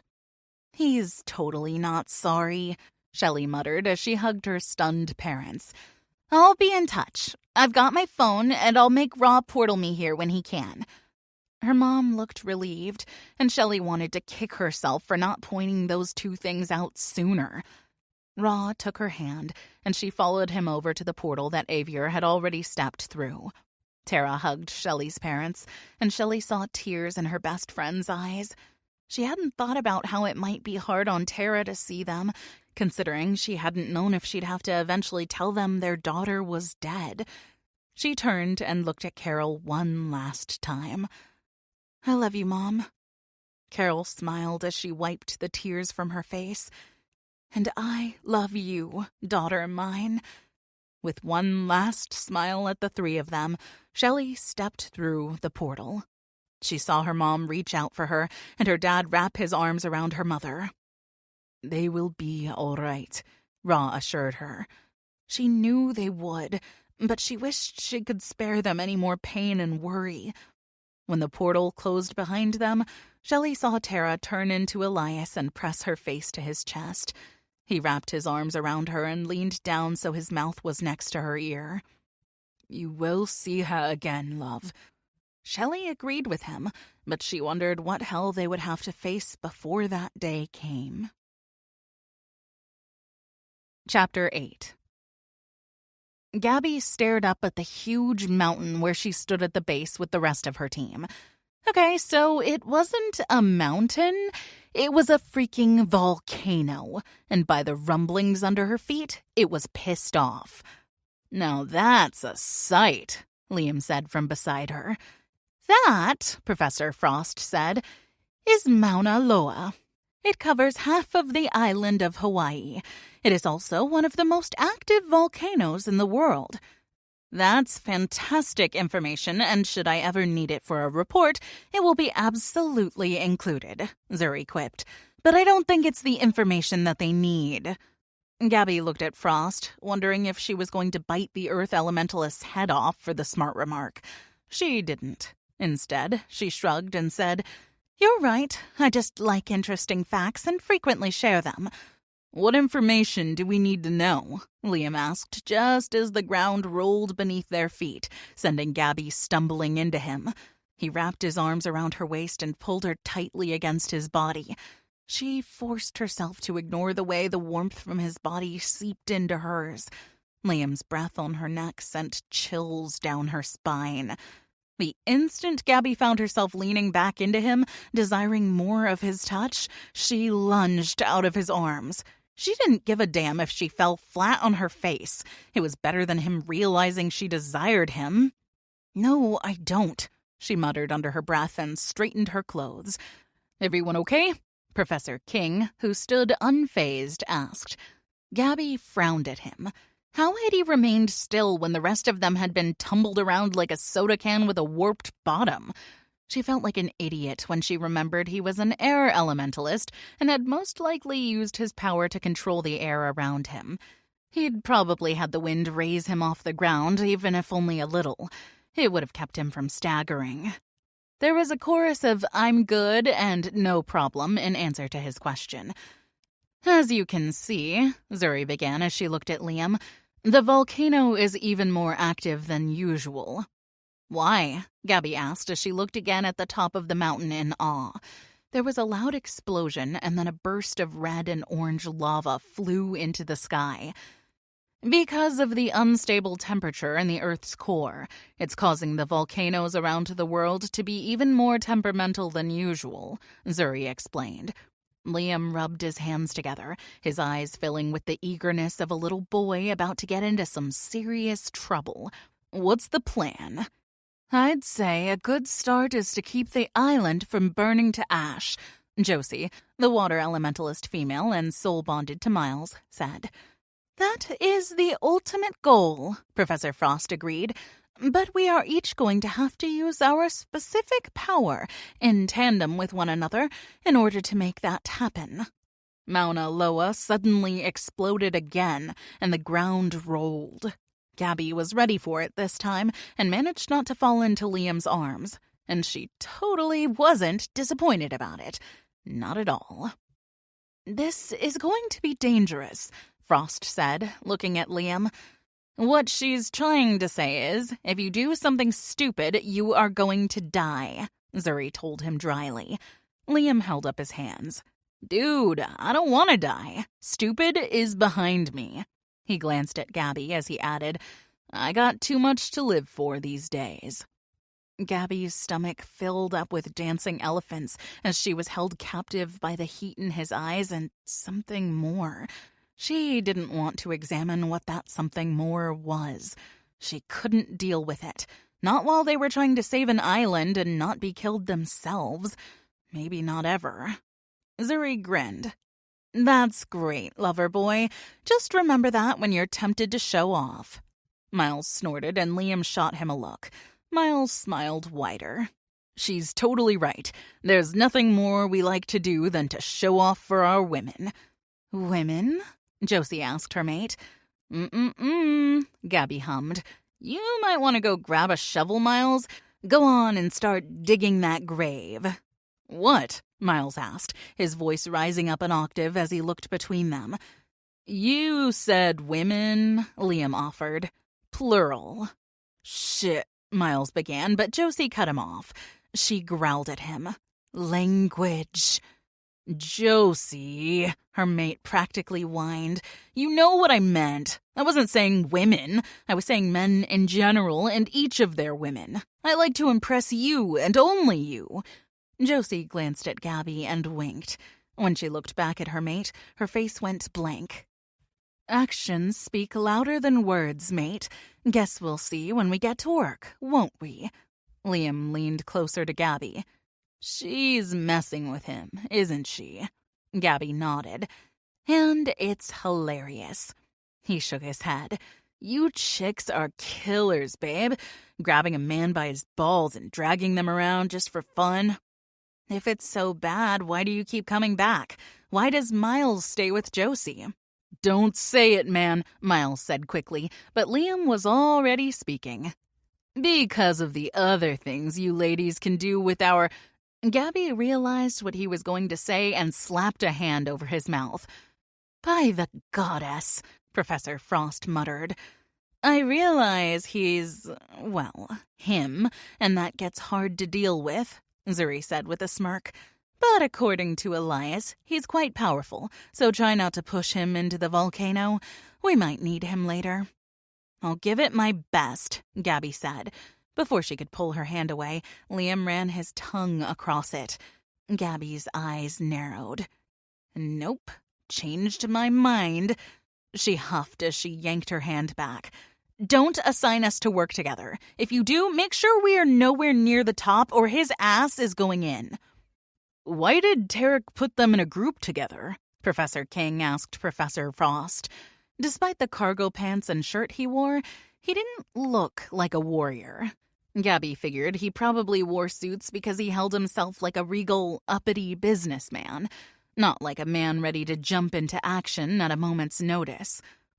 "It's necessary," Frost answered, though she didn't elaborate. Gabby wanted to shake her professor and scream like a 4-year-old, but she didn't want to look like a child, especially not in front of Liam. "No, not Liam. I totally meant not in front of Zuri," she said as she mentally kicked herself. "Let's get this show on the road," Josie piped in. "It feels like Mauna Loa is getting irritated just listening to us." "Agreed," Frost said. "Some of us will work in pairs and some alone, though this may change. It depends on what it takes to keep the volcano from causing damage." "What about the other volcanoes?" Gabby asked. "Pray to the goddess that they don't decide to join the party," Zuri said. "But if they do, we have to do our best to minimize the damage they might do." Gabby nodded and took a deep breath. She focused on Professor Frost, who spoke again. "Zuri will work at the base of the mountain. She's going to shape a deep crater to catch the flowing lava. Miles and Josie will pull water up from the earth, while Professor King uses the cold air to cool the water further, so when Gabby, Liam, and I direct the lava that escapes down the mountain, it will be trapped in the crater and cool quickly." "What happens when the crater is full?" Liam asked. "We shift to another side of the mountain and repeat the process," Frost answered. "The goal is to get the lava low enough inside the mountain so that we can freeze it." "Wouldn't that happen eventually anyway?" Gabby asked, "since the temperature is dropping?" "Yes," her professor answered, "but probably not before Mauna Loa erupted and caused major damage and killed many." Gabby nodded. "Gotcha." "So while you three," Professor King pointed at Frost, Liam, and Gabby, "head up the mountain, Zuri will begin the crater." "Exactly," Frost said. "Can't we just open a portal?" Gabby asked. She felt like she was asking a bunch of stupid questions, but she hated not knowing what was going on. She figured it was better to ask and look dumb than not ask and actually be dumb. "Not to the top," Zuri told her. "Too much of a risk that you might end up stepping off into the volcano." Gabby felt like slapping her forehead. "Because if you've never actually been there, you can't portal into an exact location," she said as she remembered what she'd been taught about portals her first year at Crimson Academy. "Don't feel bad," Liam said softly. "It's easy to forget things in high-stress situations." Gabby glanced at him and realized he was being sincere. "Thanks," she said, feeling herself soften a bit toward him.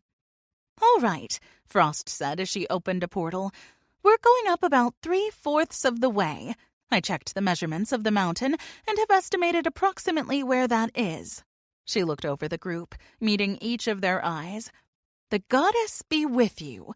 Be smart and stay alive." "Yes," Zuri said. "Do that. The paperwork that we'd have to do if one of you dies would make me want to reincarnate you so I could punch you in the throat."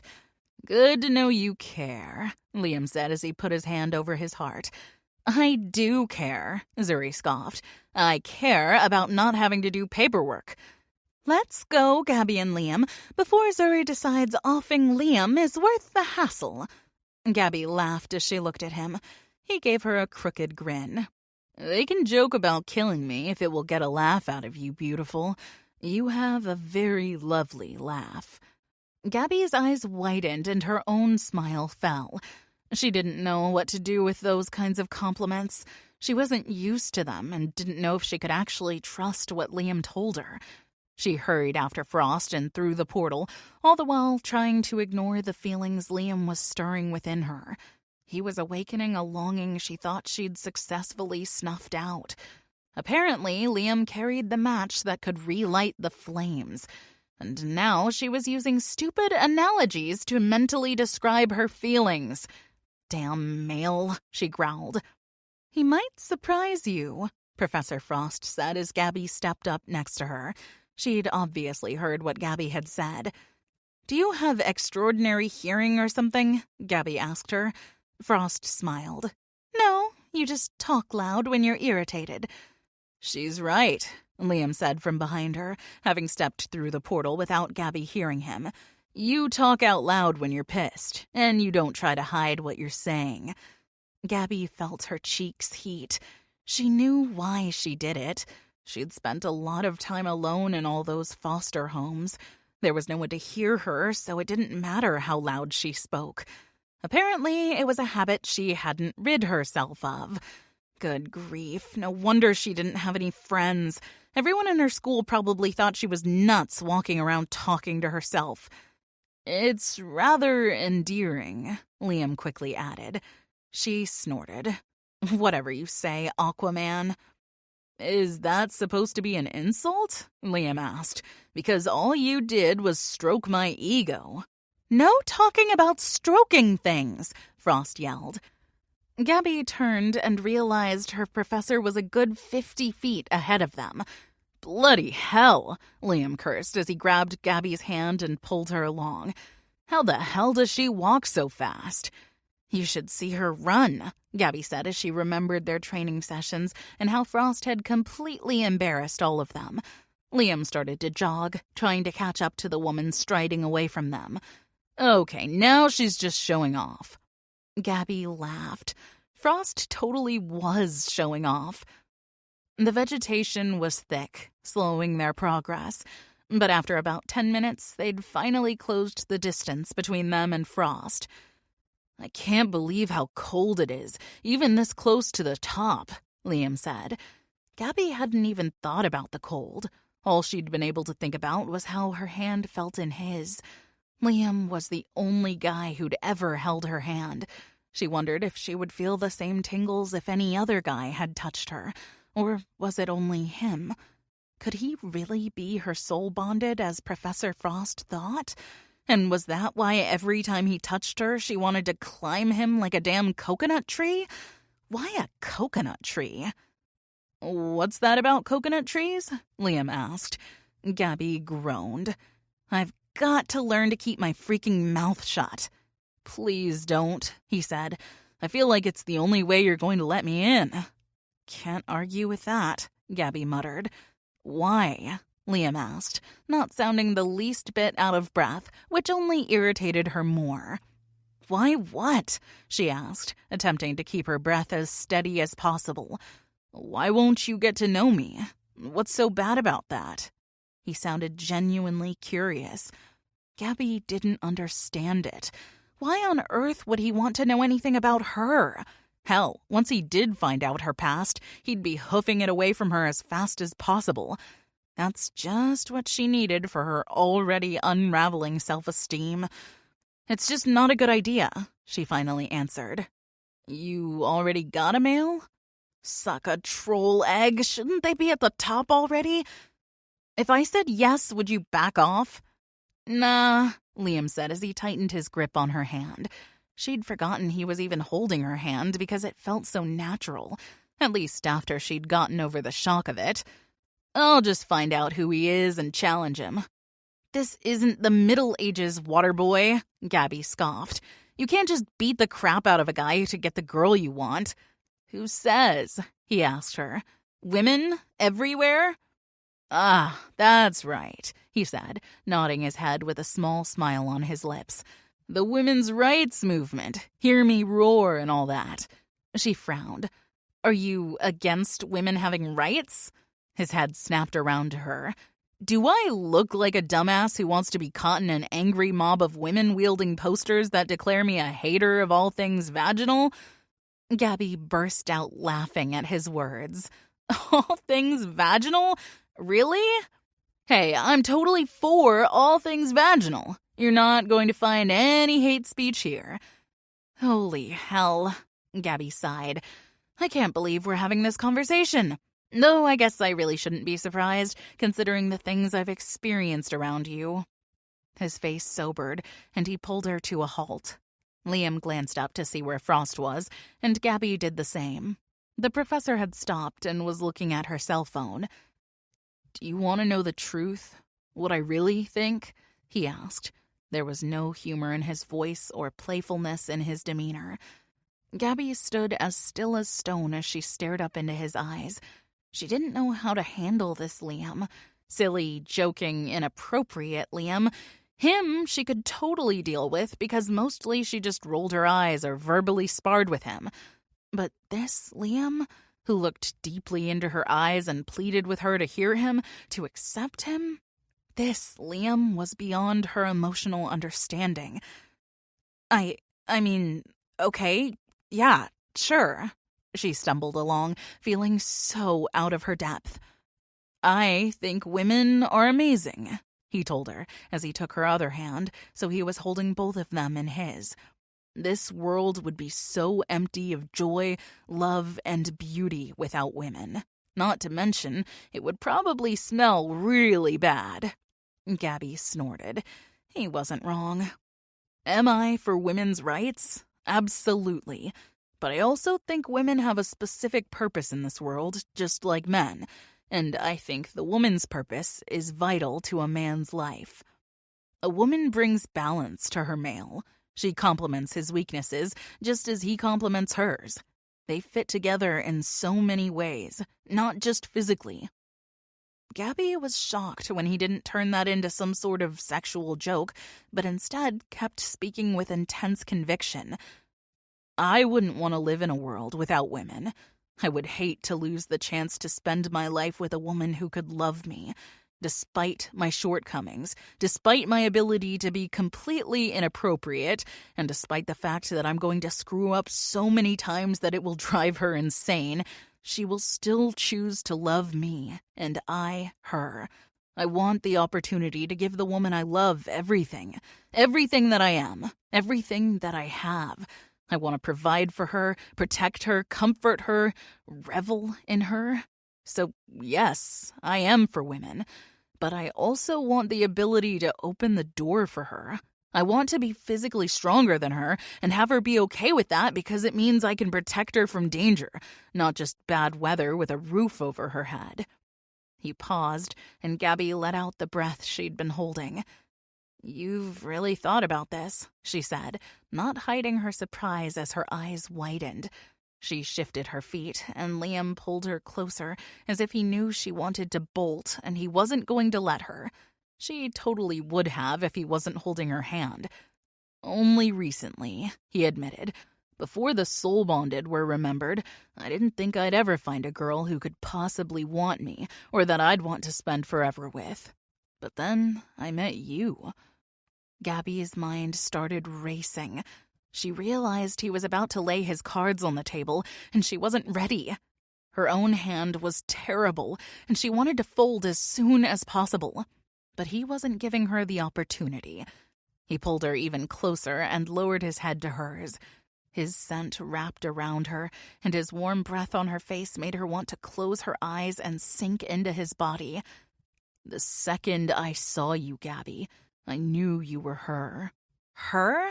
Maybe if she acted obtuse, he'd get frustrated and give up. Yeah, right. This was the guy who ignored every blunt rejection she'd given him. He wasn't giving up anytime soon, if ever. My soul bonded, Liam continued, completely oblivious of the inner turmoil building in her. You need me, she snorted. Vain much? And I need you, he said, ignoring her words. You don't have to acknowledge it for it to be true. Just because you feel a certain way doesn't make it true either, Gabby challenged. I agree, but this isn't just a feeling, Gabby. It's the truth. You were made for me, given to me by the goddess. You need my light, and I need your everything. Gabby shook her head and tried to tug her hand from his, but he refused to release her. You can feel it, Liam said. I know you can. I can see it in the way your body tenses every time I'm near. You are drawn to me. Your soul cries out for mine because you were made for me. He repeated the phrase he'd said a moment earlier, the one thing that had run across her skin like a dull razor blade because she knew there was no way it was true. I wasn't made for anyone, Liam, she said through gritted teeth. Not even the people who brought me into this world. They made it perfectly clear I was a mistake. Now I'm just trying to do something positive in this damn world because otherwise I'm just taking up oxygen for those who are actually worthy of it. She was practically yelling by the time she stopped speaking. Her breath was even more ragged than it had been when they'd been climbing up the mountain. Gabby suddenly felt drained. She wanted to crawl in a hole or jump into the volcano. That would work too. Why the hell would you think those things? Liam said.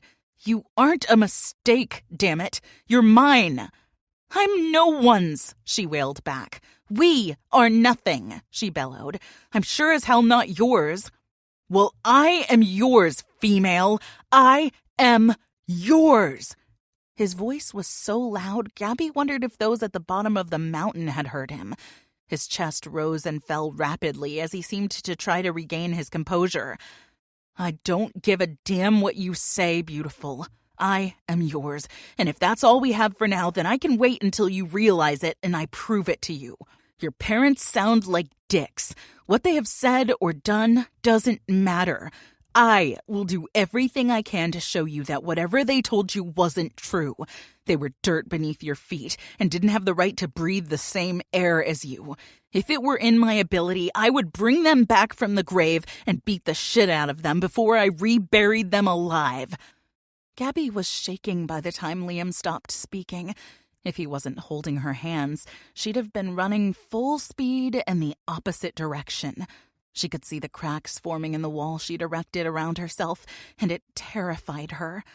There was a time in her life when she'd believed that she could somehow earn her parents' love, if only she could be good enough, if she could be normal enough, if she could make them happy. But she was never enough in any way. Gabby had forever been a disappointment to them up until the day they died. She'd gone to their funeral and been the only one there. It was that day she knew she would never be good enough for anyone's love. The day she decided she would never allow anyone close enough to figure out she wasn't enough. She purposefully set out to keep everyone at arm's length because she refused to be hurt anymore. If she wasn't good enough, fine, but she wasn't going to be continually reminded of it the way she had been by her parents. Gabby, Liam breathed out her name like a prayer. She realized they were so close she could feel his heartbeat, and it was pounding fast and hard. What was she supposed to say? What did he expect her to say? You don't have to say anything, he said. Crap, she'd said that out loud. She was going to have to learn to keep her damn thoughts to herself. You just need to know that I'm not going anywhere. You aren't going to chase me off by being mean. You aren't going to get rid of me by ignoring me, he said. Did he just challenge her? Because that was not a smart thing to do. I'm not challenging you. Shut the front door, she growled. Can I keep anything to myself? I hope not, Liam said. You blurting out your thoughts is the only bone you're throwing me, and I need all the bones I can get. Gabby grumbled. There are so many things wrong with that sentence. Why was she still pressed up against him? Why wasn't she stepping away and throat-punching him so she could test his theory? I hate to interrupt, Professor Frost called from further up the mountain, but I need you two to work through the whole soul-bonded thing a little later. Perhaps after we keep the volcano from cooking the whole island? Gabby started to step back, but Liam released one of her hands and put his hand on the back of her head. He held her still as he pressed his lips to her forehead. It wasn't a quick kiss, and it wasn't soft. It was firm and long enough that it was clear he was in control of the situation. She closed her eyes and let herself soak in the moment of tenderness. She had rarely experienced any tenderness in her life. She had rarely been touched in any kind of way, and she found herself enjoying it more than she should. He finally dropped his hand and stepped back. He didn't let go of the hand he'd been holding since they'd started up the mountain, but instead, he turned and started moving again, pulling her along with him. They didn't speak as they jogged up the rest of the way until they were standing beside Professor Frost. Gabby looked up and was shocked to see how close they were to the top of the volcano. She could see the small eruptions that didn't make it over the mouth of the mountain but fell back into the inner inferno. She glanced at Liam and saw sweat trickling down his face and neck. She wasn't sweating at all. She looked back at Frost and saw that the professor wasn't sweating either. Gabby realized they weren't affected by the heat like Liam because of their affinity for fire. Are you all right?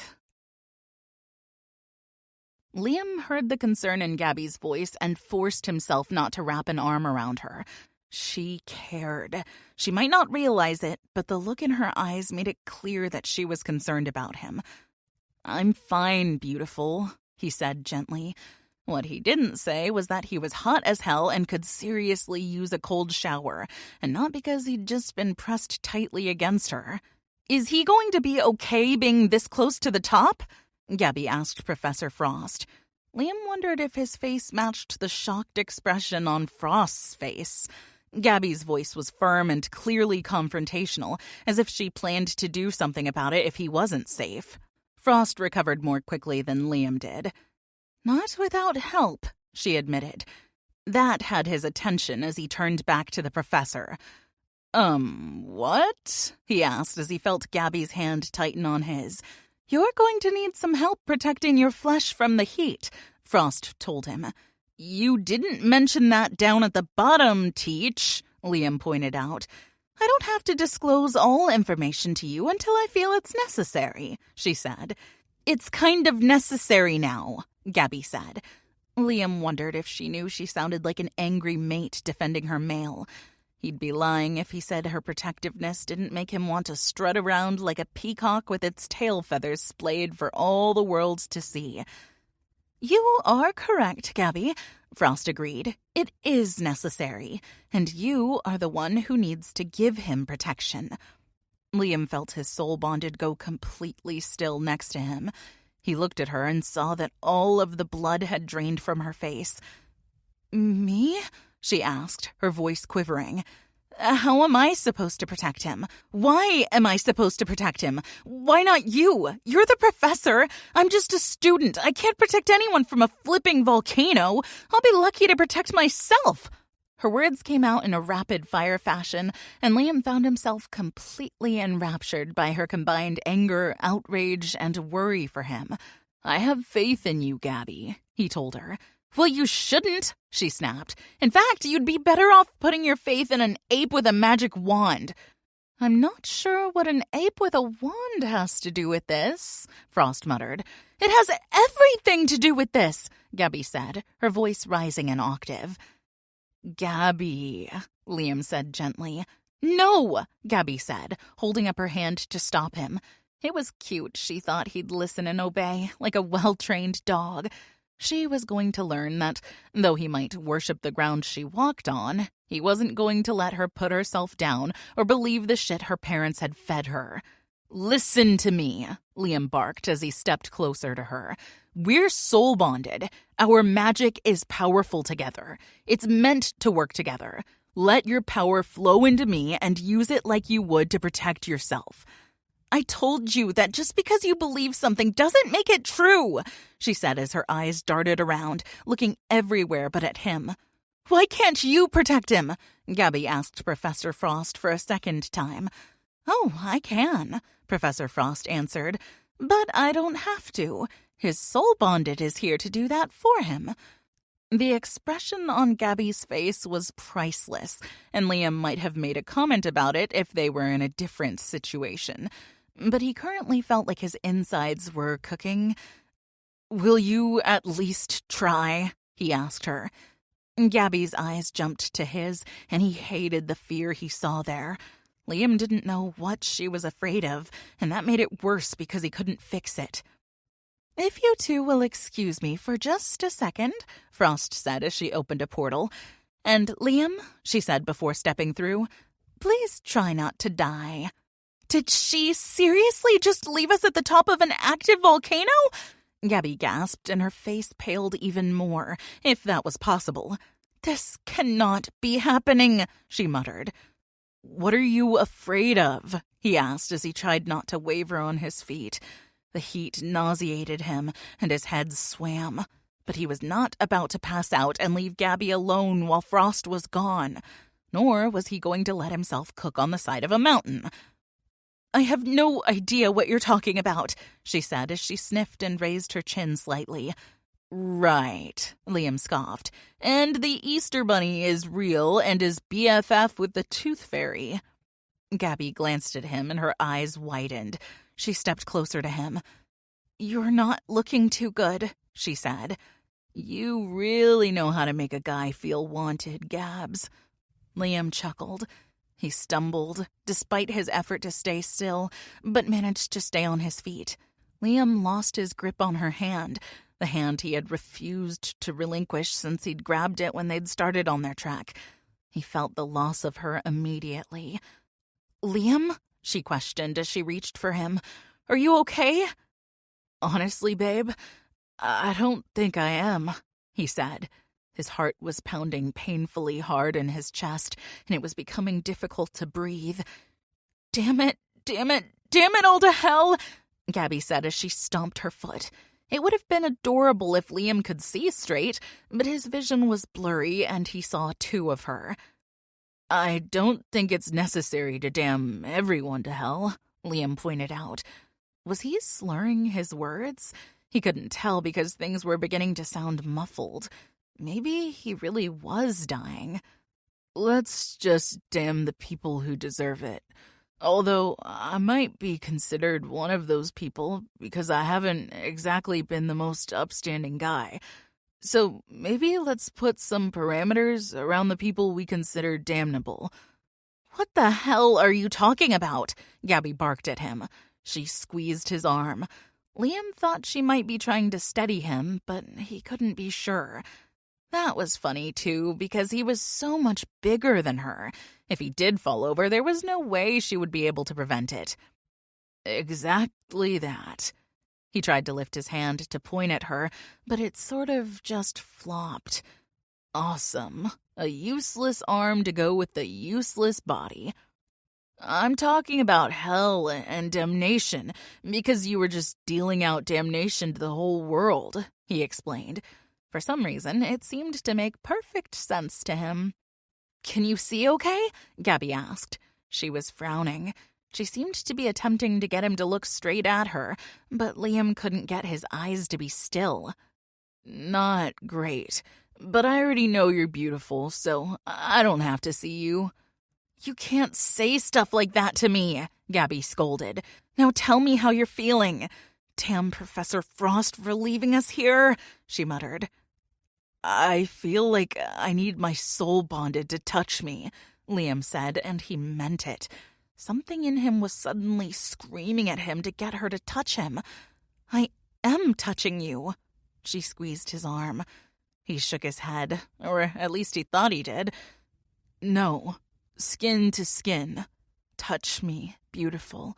Please. Liam felt his magic running along the inside of his skin, like water running just under his flesh. It was reaching for her. He also felt his soul tugging in his chest. If a human being, without any sort of powers, had asked him how on earth he could feel his soul, he wouldn't have been able to explain it to them. He just knew that the straining in his chest was his soul, and it was determined to get to its mate. "Liam, I can't," she started. "Touch me," he said with as much force as he could muster. "Put your hand under my clothes and over my heart," he instructed. Gabby's mouth dropped open.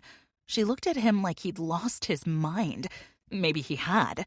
He didn't care. He didn't just want Gabby. He needed her. "Please, baby." He pushed every ounce of sincerity he could into his voice.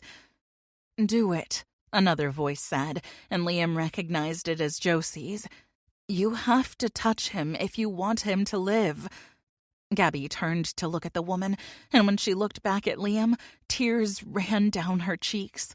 She released his arm and began lifting the layers of clothing he'd put on because of the dropping temperatures. He hadn't known he was going to be at the top of a freaking volcano.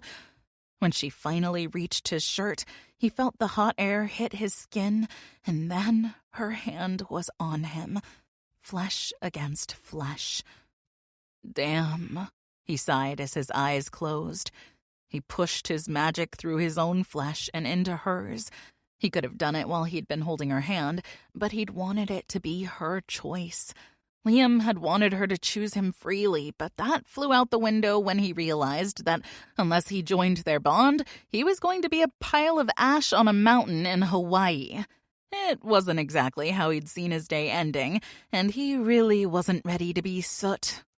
His soul wasn't going to be left out. Liam felt the invisible strand that would connect them begin to push through him and into her. He could see it in his mind's eye, and it was bright gold, strong, and power was pulsing down it. Gabby gasped, and his eyes snapped open. His vision was no longer blurry, and his arms were working again. He reached up and cupped her face. Liam moved until his lips were an inch away from hers. Her warm breath blew over his face, and her scent swirled around him. "Thank you," he said quietly. "What happened?" she asked, her voice just as quiet as his. "Our souls connected, and our power merged. It's not complete, not until we consummate our bond, but it's enough to keep me from melting like a popsicle in August." "Our souls?" she asked. Her eyes were searching his, and her lips trembled. Liam nodded. "I told you, baby. You're my soul-bonded. We're meant for each other." He wiped at the tears with his thumbs and wished he could take the worry and fear from her eyes. "We can't be," she said, shaking her head. I can't, this isn't." She stumbled over her words, and Liam could feel her trying to pull away from him. "Gabby," Josie laid a hand on her arm. "If he's able to push his magic into you and it's created a bond—" Josie looked at Liam for confirmation, and he nodded. "Then it's true. If he tried to push his magic into me, there would be no soul bond with it, because we aren't meant for one another. My body would reject it. But when he pushed his magic into you, the soul bond began. He's inside of you, and you are inside of him." "As it should be," Liam said. Gabby looked at him and then to Josie. She started to shake her head, but Josie said, "No, just stop. Whatever you're thinking, stop. We have a damn volcano to deal with, and from what I've heard from Professor Frost, you're a badass. That's what we need to see right now. Just consider Liam your side boy toy." Liam snorted. "I think you mean sidekick." Josie slapped him on his back. "Nope, I said it like I meant it." She turned back to Gabby.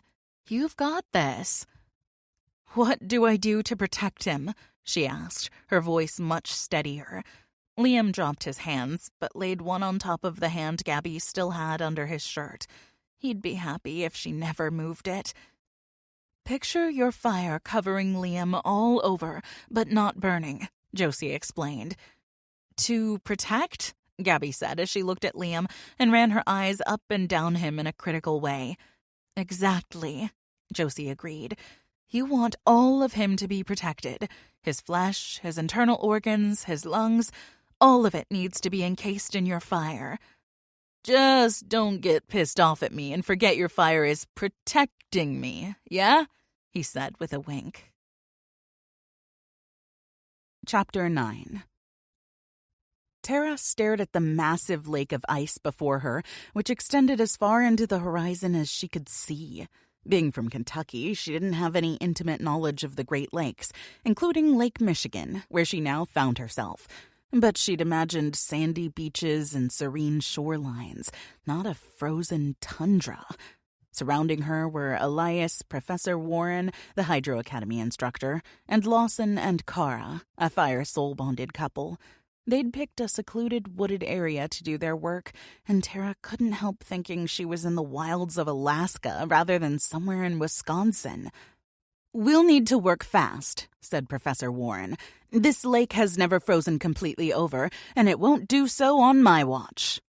"And just exactly how are we going to thaw all this?" Tara asked. "We won't thaw it all. We just need to keep it from freezing entirely.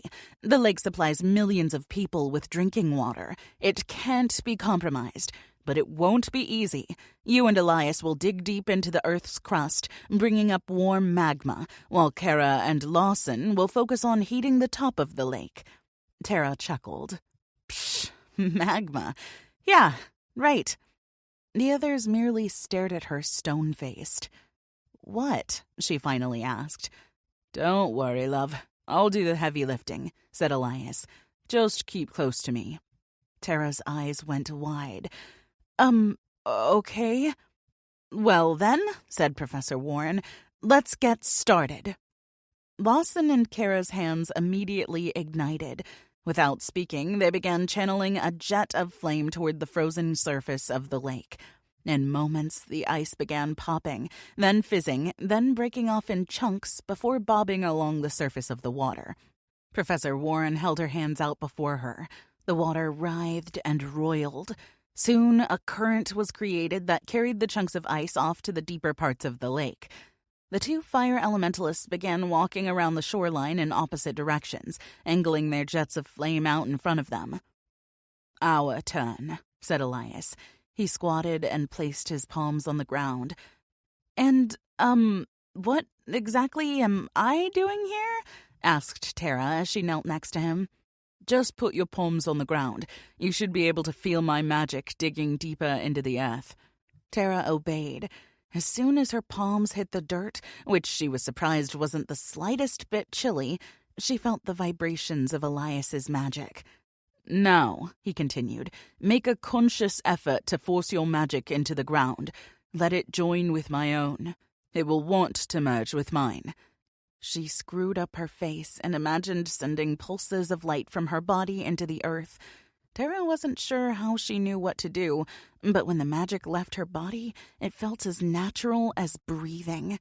She could feel her magic intertwine with Elias's. Together, they sent their power deeper and deeper into the ground. She could actually feel the earth parting beneath them, making way for their combined forces of will. Tara expected the power to wane as the magic traveled deeper. Instead, it grew stronger, as if it was drawing strength from the earth itself.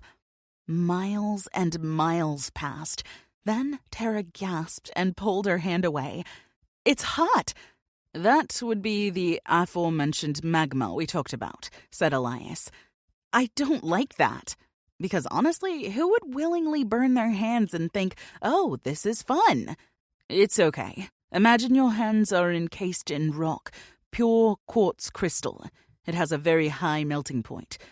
Tara put her hands on the ground again and pictured they were covered in crystal. Somehow, it worked. She could still feel the heat, but it was no longer unpleasant. "Now," said Elias, "we pull."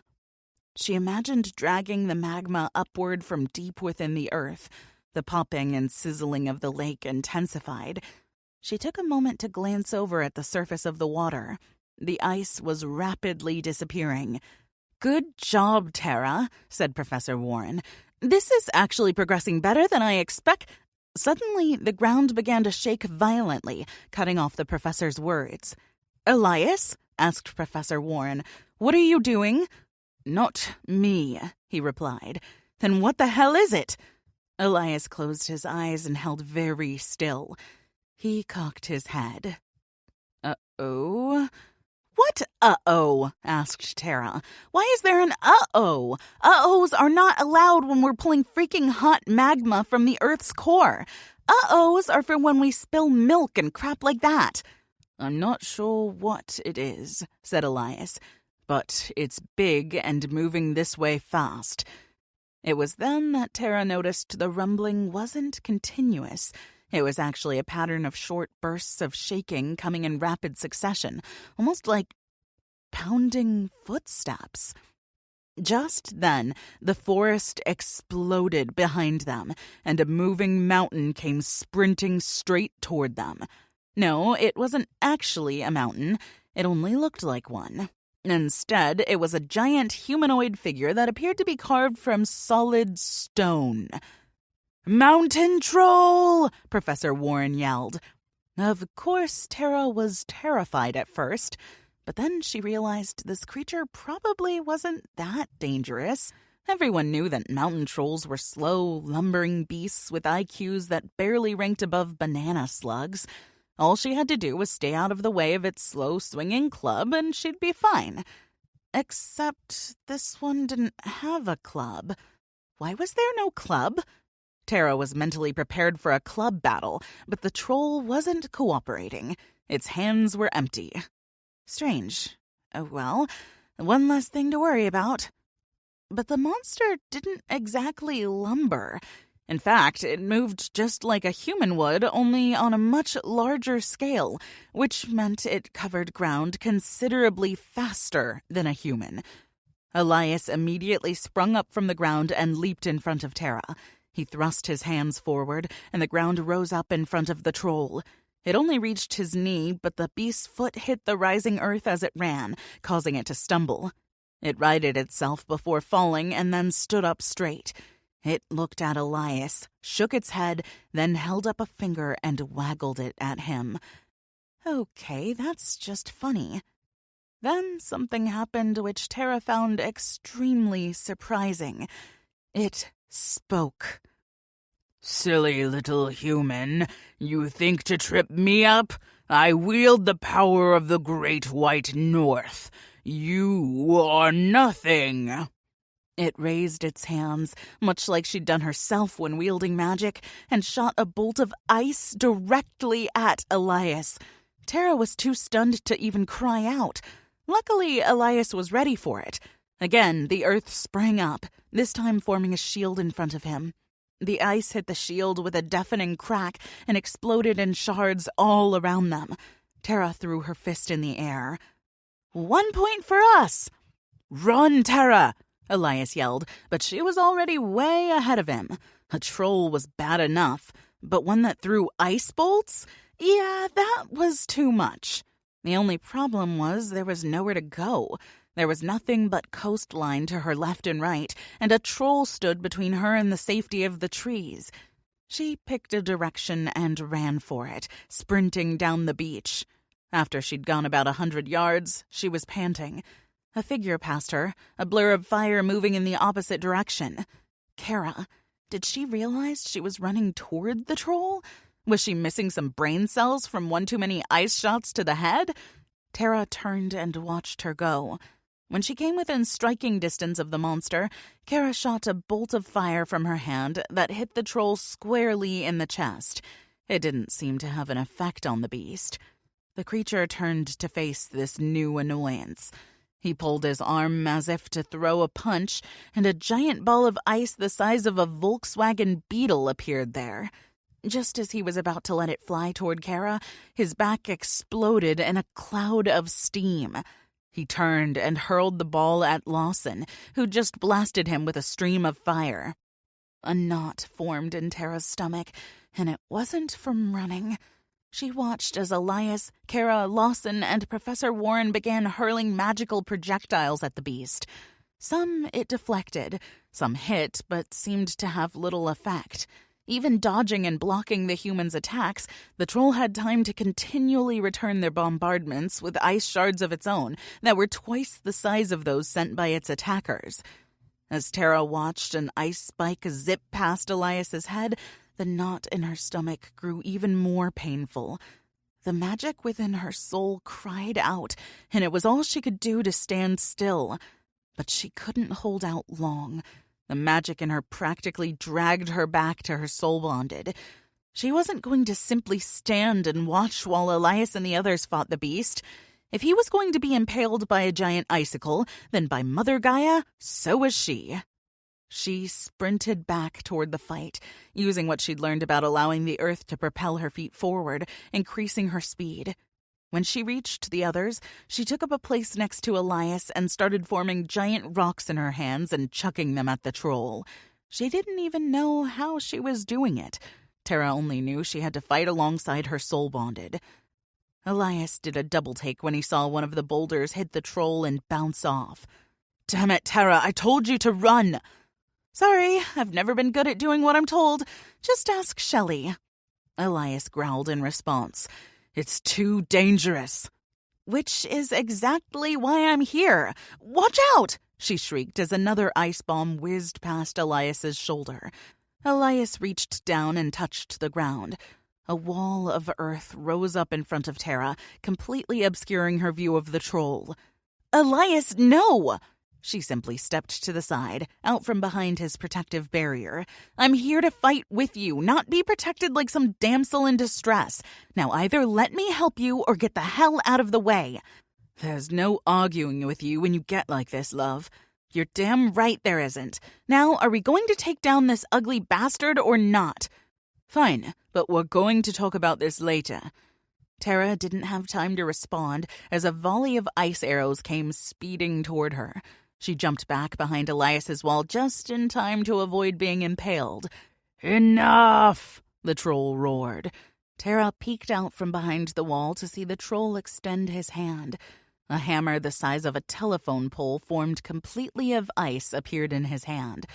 He bolted toward Kara, raising the hammer and bringing it down within human speed. Kara rolled out of the way, but the force of the blow right next to her shook the earth and sent her sprawling. So much for the troll not having a weapon. "Okay, love," said Elias. "Now it's time to see what you've learned. We need that troll immobile." "Okay." "So soften the ground at its feet. Push out the dense soil and bring in the loose stuff." "I don't think I can." "You're going to have to." "Professor Warren," yelled Elias, "we need water and a ton of it, right at its feet." Tara put her hands on the ground, trying to do what Elias had commanded. "On it," said the professor. She tensed, and a wall of water formed up out of the lake. Warren waved a hand and sent it crashing on the shore right at the troll's feet. The beach instantly became muddy. The troll turned and ran toward Lawson, who was helping Kara back to her feet. But the mud caused it to slip. It didn't fall, but its feet scrabbled comically, looking for purchase. "Lawson! Steam!" Elias called. The fire elementalist got the message. It shot a jet of flame that met Professor Warren's stream of water right at the troll's location. There was an explosion of steam and a roar from the troll. "Let's go, Tara," said Elias. She glanced toward the troll, which was now obscured in a giant steam cloud. Elias put his hands on the ground and joined his magic with Tara's. There was another roar from within the steam. Then the troll appeared out of the cloud, its face a mask of fury, half melted where it had been burned by Professor Warren and the fire elementalist's combined powers. It was coming straight for Tara, hammer raised. She squeezed her eyes shut and pushed every ounce of power she could muster into the ground, trying her best to soften it. She winced, waiting for the ice hammer to smash down on the back of her head. "At least it will be quick." She imagined her body squished by the giant hammerhead. The troll roared. She turned her head and cracked one eye open. She saw the troll, now thigh-deep in the mud she'd created, struggling to free itself. "Don't let up," said Elias. Tara continued to force the dense earth away from the troll. It began sinking. It was now waist-deep in a quagmire of soupy dirt. "More fire! More water!" roared Elias. 2 streams of flame and 1 jet of water met each other in the center of the beast's great head. The result was nothing short of catastrophic. The troll's head made a deafening popping sound and erupted in a shower of rock and ice, flying in all directions. Tara threw herself down and covered her face with her arms. Even through her heavy clothing, the projectiles caused her to wince in pain. A moment later, there was silence. She looked up again and saw a giant, headless stone torso resting in the dirt. "Whoop!" Tara jumped up and threw a fist in the air. "Take that, you icy bastard!" She went quiet when she saw the others staring at her. "Is she always like that?" asked Lawson, who put his arm around Kara. "No, just after battles," replied Elias. "You know what?" said Tara. "I don't even care. That was my first real battle that I, actually helped out in. I'm celebrating." She let out another whoop of triumph. "Okay, calm down, Troll Slayer. You're bleeding." Elias took his sleeve and pushed it against her forehead. "I'm bleeding and I don't care 'cause I just killed a mountain troll," she sang. She knew the adrenaline coursing through her veins probably dulled any pain sensations she might be feeling, and that she'd probably be all kinds of sore later. But Tara wasn't concerned.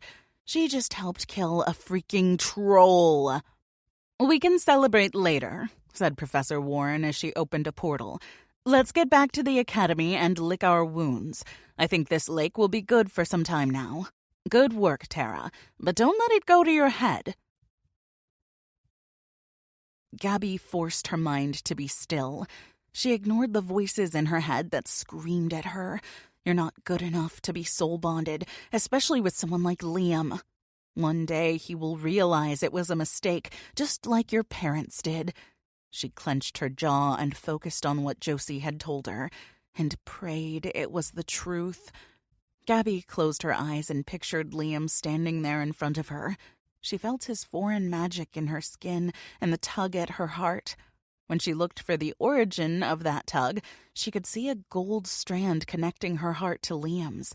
Her first instinct was to grab it and rip it out like a splinter embedded under her fingernail. But if she did that, Liam would die. He was already teetering on the brink, but he'd used his last bit of strength to push his power into her, merging them, bonding them. She should totally be angry about that, right? Or maybe not. Hell, she didn't know what to feel. So instead of letting herself explore her feelings, she shook her head and focused on the task at hand, keeping Liam alive while they were on top of the damn volcano. Gabby pushed her magic into him and imagined her fire like a protective coating, encasing everything inside and outside of him so that it would repel the outside heat source. "Damn, that feels good." Liam's voice, a weak whisper, reached her ears. Somehow he'd gathered the strength to scoot closer while her eyes were closed.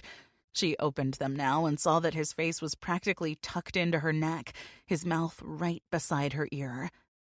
"What?" she asked, unsure how to process the fact that she could feel something coming from the bond inside her. It was affection and something more. "You're fire," Liam murmured against her skin. "It's like drinking warm hot chocolate while sinking into a hot bath." He breathed out and then whispered, "Thank you, beautiful, for saving my life. You sort of made me when you demanded I touch your skin." "You're not the type of girl anyone can make do anything," he replied. Gabby growled. "Can I take my hand off of him now?" she asked Josie. Gabby sounded angry, but she wasn't really. She didn't have time to be angry. She was just glad he was alive. "Tell her no," Liam mumbled against her. Gabby couldn't help the laugh that escaped, even though she was still trembling. "I'm not going to lie to your soul-bonded dickwad," Josie said. "Oh, language. This woman is harsh," Liam said as he stepped back. He lifted his shirt and invited Gabby to remove her hand. She did not notice his washboard abs at all. Nope, she didn't even glance at them. "Shouldn't I be doing something right now?" Liam wrapped his hand around her wrist, pulled it away, and then lowered his shirt. He entwined their fingers, pressing their hands tightly together. Gabby could feel the magic pulsing between them, like it was jumping back and forth between their palms. She had trouble making sense of the sensation.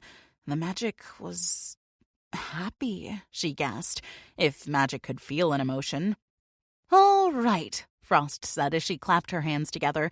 "First crisis averted. It went much better than I thought." "What?" Gabby yelled as her stomach hit her feet. "You knew that was going to happen?"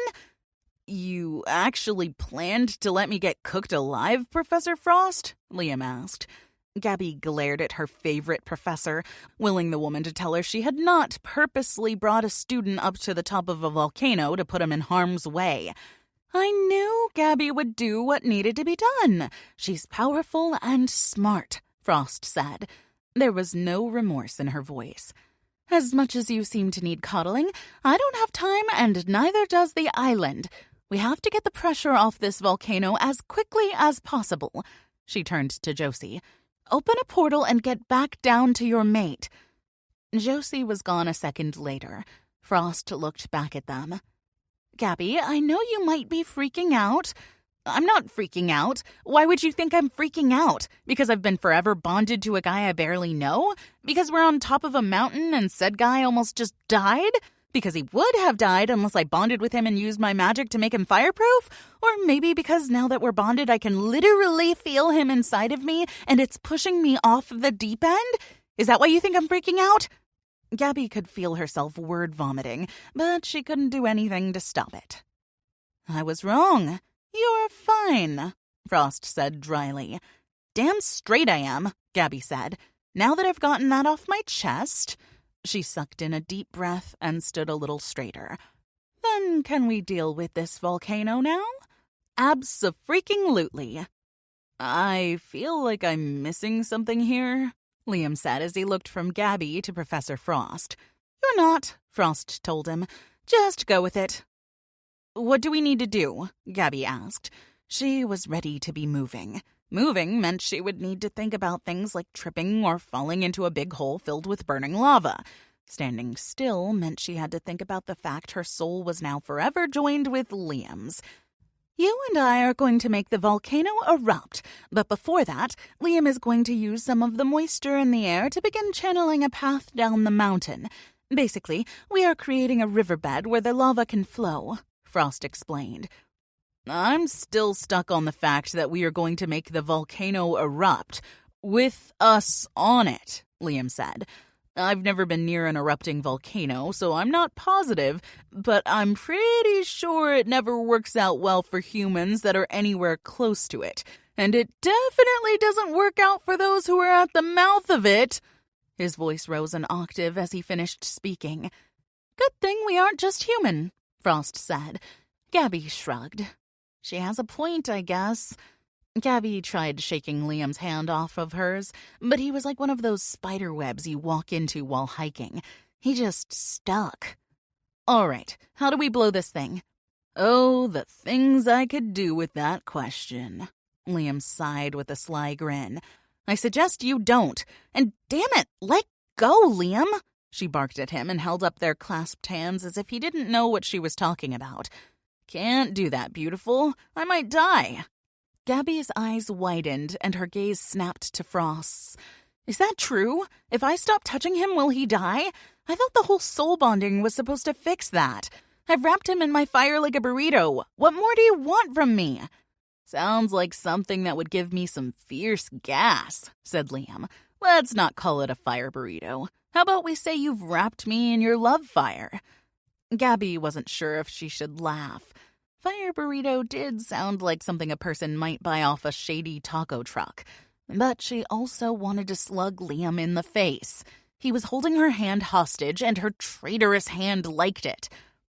Liam will not die if you stop touching him. He will die if he continues to provoke you, and I'm simply saying that out loud as a reminder to him, Frost said. As for blowing this thing, as you put it, we need to heat the lava even more. Because lava that could melt you like a candle wax isn't hot enough already, Gabby muttered. She turned and kicked Liam in the shin, hard. Ow! What the hell, woman? He jumped around, glaring at her. Gabby smiled sweetly and held up her now free hand. I can't work my magic with both hands if I don't have both hands. I won't complain if you're going to use both hands, he winked suggestively. But next time, just tell me, babe. You don't have to kick me. Lies, Gabby sang. Kicking is the only form of communication you seem to understand. Gabby, take your shoes off, Professor Frost instructed, ignoring the conversation between Liam and her, which was smart. Listening to them interact was a surefire way to lose brain cells. Gabby slipped off her shoes. Socks, too, Frost added. Gabby took off her socks and stuffed them in her boots. The ground was warm beneath her feet, but that wasn't what had her frowning. She could feel heat coming up through the ground and into the soles of her feet. What the... she muttered. What? Liam was beside her in an instant. Are you okay? What's wrong? What do you need? She needs you to tighten up the reins on those overprotective instincts flowing through you, Frost said. Gabby looked at the professor and saw that she, too, was barefoot. Do you feel heat coming up from the ground? Gabby asked her. Frost nodded.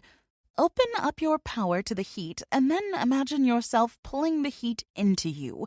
We want to pull heat from the Earth's core up into the mountain. Frost looked at Liam. You, make yourself useful and start crafting a lava riverbed down the side of the mountain. Gabby imagined her feet as little suction cups, as odd as that sounded, but it made it easier to envision pulling the heat toward her. She kept her eyes on Liam, partly because, damn, he was just too handsome for his own good, and two, because she felt like he would disappear or get himself killed if she looked away for a second. She watched as he raised his hands into the air and put his palms out as if he were reaching for the sky. His mouth moved, but she couldn't hear what he was saying. Gabby knew that some of the older elementalists knew the language of the elementals and used it to help wield their particular element. Some even taught it to the students, though it wasn't a requirement to wield elemental power. As she watched, his hands began to move, first in a circle and then toward himself, as if he were gathering something in. Her mouth dropped open when she saw a stream of water appear and head straight for Liam. It moved fast, and Gabby was certain it would slam into him. She started to cry out to him, but the water shifted when he pushed his hands out. Instead of slamming into Liam, the stream hit the mountain.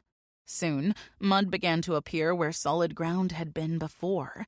About 100 yards down, trees began to topple over as their roots suddenly found themselves anchored to soft, flowing mud.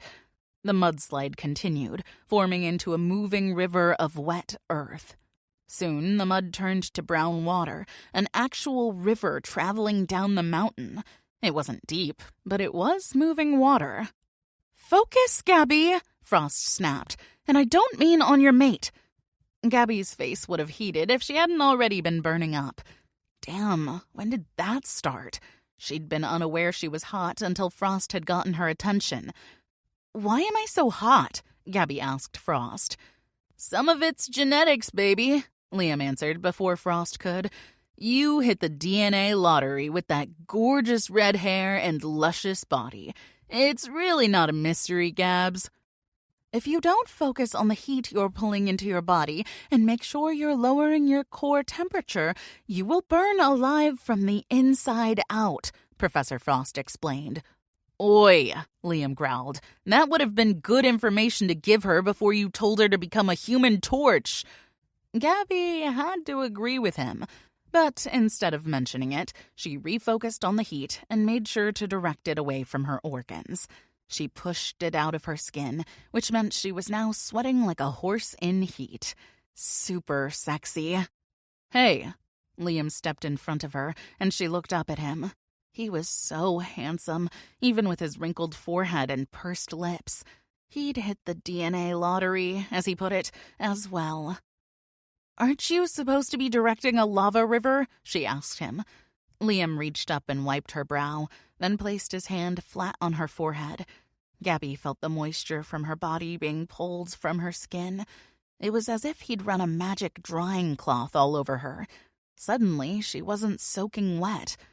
When he pulled his hand away, it was closed into a fist. He put it to his mouth and pressed his lips to it. He blew and then smiled as he opened his hand and held it out to her. She looked down, and instead of a puddle of sweat, which is what she expected to see, there was a shimmering heart formed from the moisture he'd taken from her. How sexy. A sweat heart. As she watched, the heart began to evaporate, tiny droplets rising into the air, holding the shape of a heart until it hovered in front of them. Maybe it should have been gross that he'd just formed a heart out of her sweat as a way to show his affection, but Gabby had to give the man points for wooing her. He blew out a breath, and the tiny droplets evaporated completely. "That was impressive," Gabby admitted. "Weird, but impressive." Liam shrugged one shoulder. "I'll take weird over normal any day." He couldn't have known what those words would mean to her, but Gabby felt them pierce her heart and dig in deep. "Are you okay? You're not getting too hot?" Liam asked, his voice completely serious and his eyes full of concern. For her. "Other than an embarrassing amount of sweat, I'm good." "You'd tell me if you weren't, wouldn't you?" he asked. "Would I really have to tell you? I mean, with the bond and all?" He gave her a crooked smile. "True, I'd feel it, but I was trying to give you some privacy. I mean, I can't hear your thoughts or anything, but I can get a general idea of how you're feeling," he admitted. "But I don't want to intrude where I'm not wanted. I thought asking might be a better idea." Gabby bit her lip as she nodded at him. "I appreciate that." "Liam!" Frost yelled. "She is alive and well! Focus on that damn riverbed! Our mountain is about to blow!" It was Frost's words that made Gabby realize the ground beneath them was shaking, and not just a little. Apparently, Liam had the ability to distract her from earthquakes. Good to know. "Keep pulling the heat up, Gabby," Frost called out as she opened her hands by her side and began to slowly raise them as if she were lifting something up. The ground shook harder, and Gabby heard the beginnings of a loud rumble. Liam cursed under his breath and pressed his lips to hers quickly. So quickly that she didn't have time to respond or enjoy it. Not that she was about to admit she would have enjoyed it. She totally would have enjoyed it. "Don't die," he growled at her. "Wasn't planning on it," Gabby said as she watched him turn back to the riverbed he'd created. "As soon as the lava is in the air," Frost said, her voice loud enough for them to hear over the roar of the building eruption. "Gabby, you need to focus your power on it just like you would a flame. That's all it is, liquid fire. We want it all to be funneled down into the riverbed Liam has made.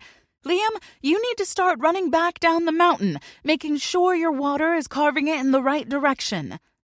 "I'm back," Josie said, suddenly stepping out of a portal right next to Liam. I realized he was going to need a little help with the direction for the lava river. Frost gave Josie a thumbs up.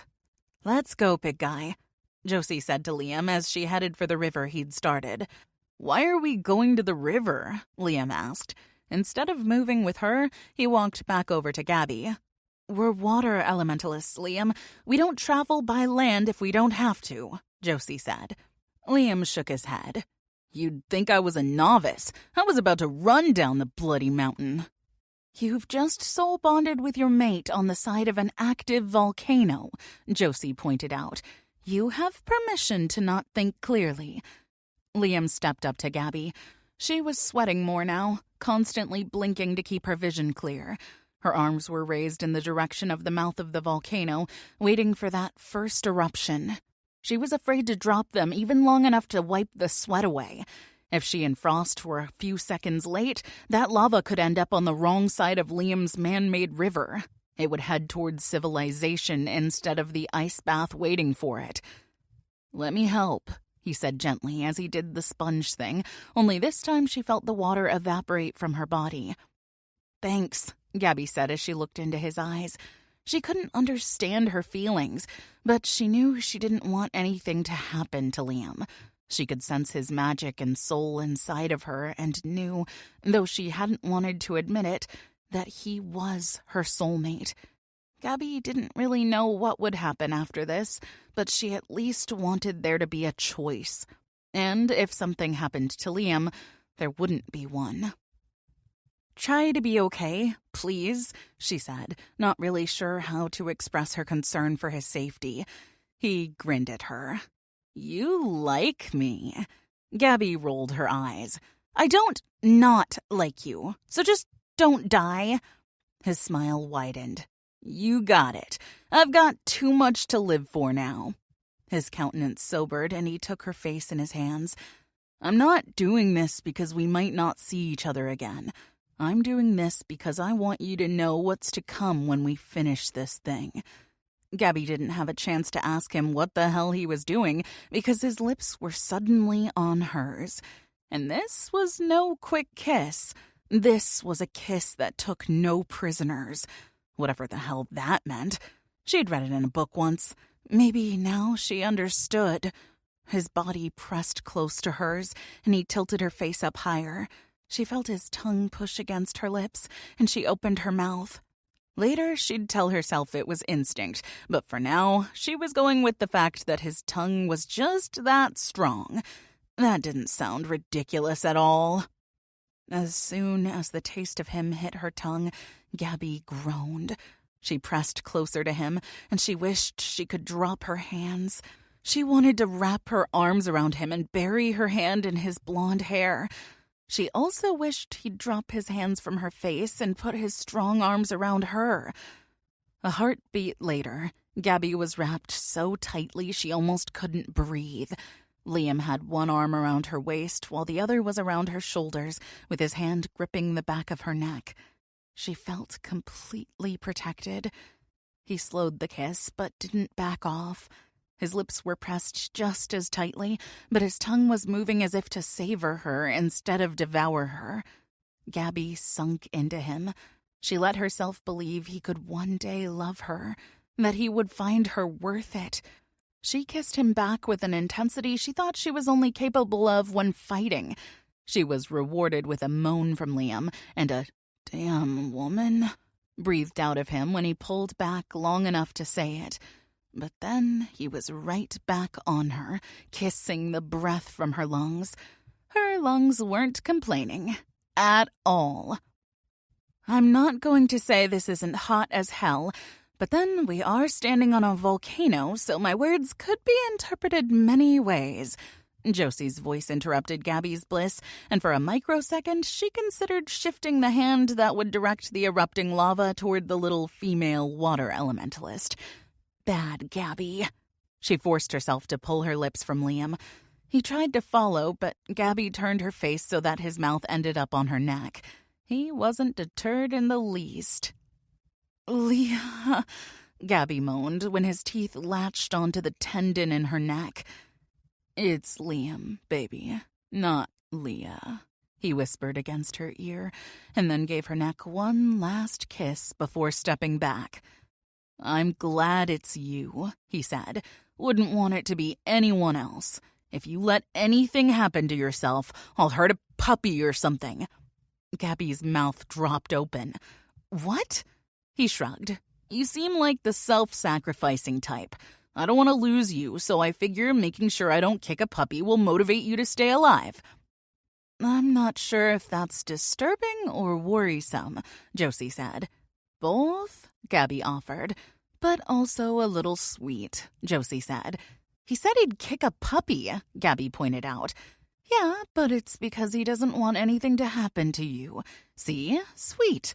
Josie snapped at Liam and pointed to the river he'd made. "Let's go, Casanova. Worry about kicking puppies only if your woman doesn't show up at the bottom." He and Josie jogged a few feet, and then Liam turned around and started walking backward. Gabby watched him as he looked at her. "I'll totally do it, Gabs. I'll kick a damn puppy if you die." Josie grabbed the back of his collar to keep him from tripping over a rock, but he just kept walking backward, staring at Gabby. Finally, she nodded at him. It must have been what he was waiting for, because he blew her a kiss and then turned back around. When they reached the river, Liam and Josie jumped down onto the murky water. Their feet rested on top, as if they were standing on solid ground. Then Liam flicked his wrist up, and the water rose and moved swiftly forward, carrying him and Josie away. He looked at Gabby, and she watched him until he was out of sight. Gabby wanted to call him back. How was she going to know if he was okay if she was at the top of the mountain and he was at the bottom? How would he know not to kick a damn puppy if she didn't show up right away? What was the time frame on not kicking a puppy? Why didn't he specify that shit? "Do-over," she said suddenly. "I want a goodbye do-over." She heard Frost's laughter and turned her head to see the professor shaking with laughter and trying to keep from doubling over. "Can I just say that you look like a bleeding idiot with your hands up in the air on a volatile volcano laughing your head off?" Gabby snapped. The words were out before she could process the fact that she'd just spat them at a freaking teacher. "Worrying about your man makes you mean," Frost said, the smile still on her face. Yeah, sorry about that," Gabby said slowly. "Don't really know what got into me." "You'll see him again, Gabby, and Josie won't let him kick any puppies until then." Gabby let out a deep breath and nodded. "Got it. Excellent. Now let's blow this mother." Frost's smile widened. "I've always wanted to say that." "Really? That phrase exactly?" Gabby asked. Frost nodded and then motioned with her head to the mouth of the volcano, which was a good 100 yards above them. "Incoming! Brace yourself!" Gabby bent her knees a little to help steady her feet just as the mountain gave a hard shake. Suddenly, fire erupted into the sky. "Focus your power on the lava," Frost yelled. "Just like you wield fire, Gabby. Take it to the river Liam made." Gabby reached out for the lava shooting high into the air above the mountain and focused her power on it. She felt the moment she was in control of it. She began directing it, pulling it down toward the mountain and to the waiting river. "I'll focus on the lava at the mouth of the volcano," Frost told her. "You focus on what's in the air and keep bringing it down, just like that. Good job." Gabby saw the lava had turned in a high arc and was now coming smoothly down like an airborne waterfall. She continued lowering her hands, bringing the lava closer to the mountain. As it closed in on the riverbed, treetops began to catch fire, then the trunks, and then the foliage below it. Everything the lava got close to went up in flames. "Everything is going to burn!" Gabby yelled as she realized, even though they were directing the lava, the heat was still strong enough to ignite everything around it. It wouldn't be long before the forest all around them was a raging inferno. Gabby heard Frost curse, but she was too scared to take her attention off the lava. She kept one hand focused on the lava flowing into the river, and then used the other to focus on the fire in the trees and along the sides of the river. Gabby tried to use her power to keep it contained to the trees, to keep it from spreading to those near it.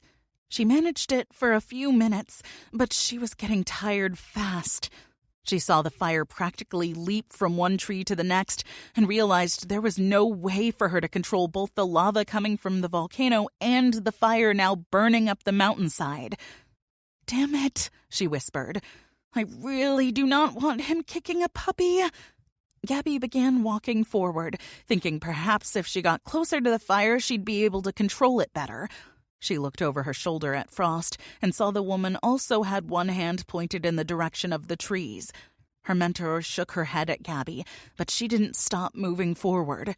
She could do this. She knew she could. She called on her inner fire and let it run up her skin so she looked like a human torch. It would protect her from the surrounding flames. "This doesn't look to me like you want me to not kick puppies, baby." Gabby jumped at the sound of Liam's voice. His arms were suddenly around her waist, and his cheek rested on the back of her head. "In fact, it looks like you're just begging me to kick all sorts of puppies. You got a thing against puppies I should know about?" "What are you doing here?" Gabby asked as she focused on the fire, trying to keep it from spreading to trees on the opposite side of the lava river.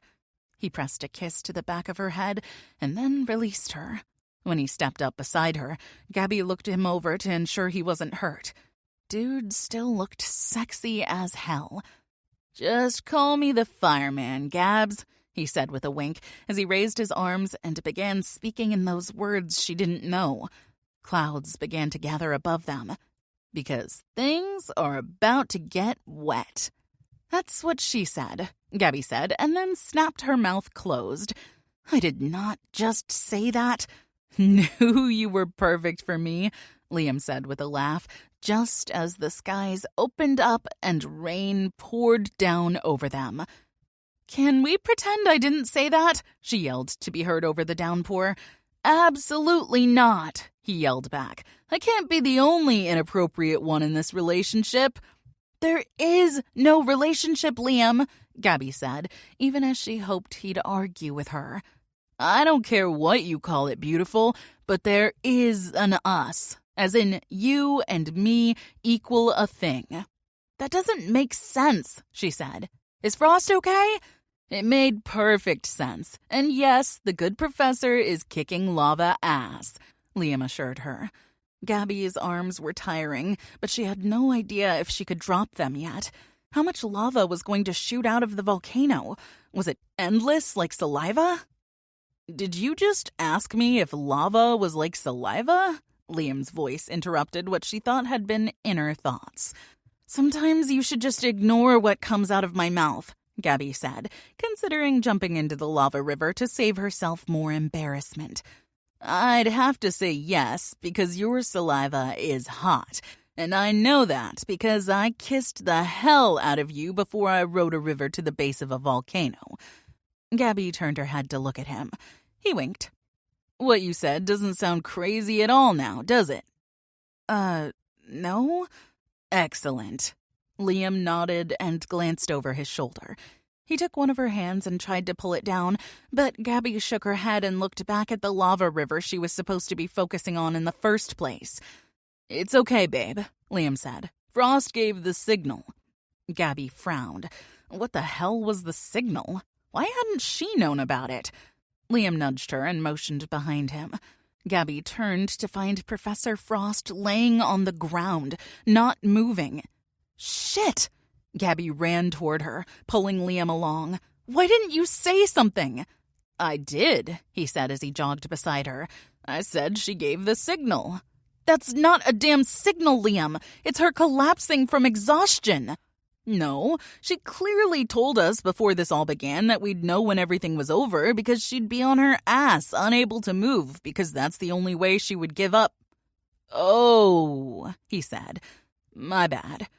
When they reached Professor Frost, she was climbing to her feet.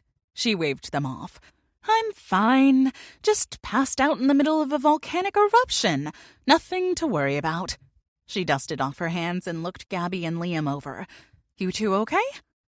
Gabby knew she must be staring at Frost like the woman was crazy. Why the hell was she so calm? "You were on the ground, like not moving." She pointed to where Frost had been lying. "Yes, and I realize that might have been alarming, but I assure you I am fine." Frost looked up to the mouth of the volcano and then back at them. "It appears we have relieved enough pressure. Now we need to get Professor King up here to give the inside a temperature drop." Gabby remembered Professor Edison King from some of the training sessions at Terra Academy. He was an air elementalist and quite skilled with his power. She opened a portal and motioned for them to go ahead. Gabby still stared at her, convinced the woman needed a doctor or something. She'd been unconscious. Maybe her body was too hot.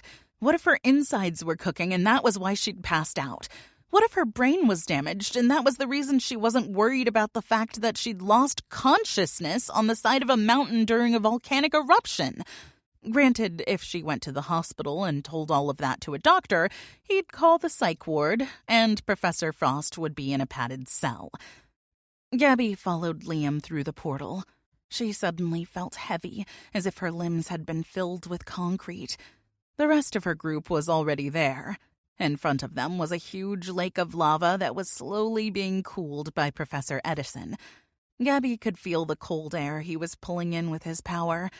She stepped into the refreshing breeze.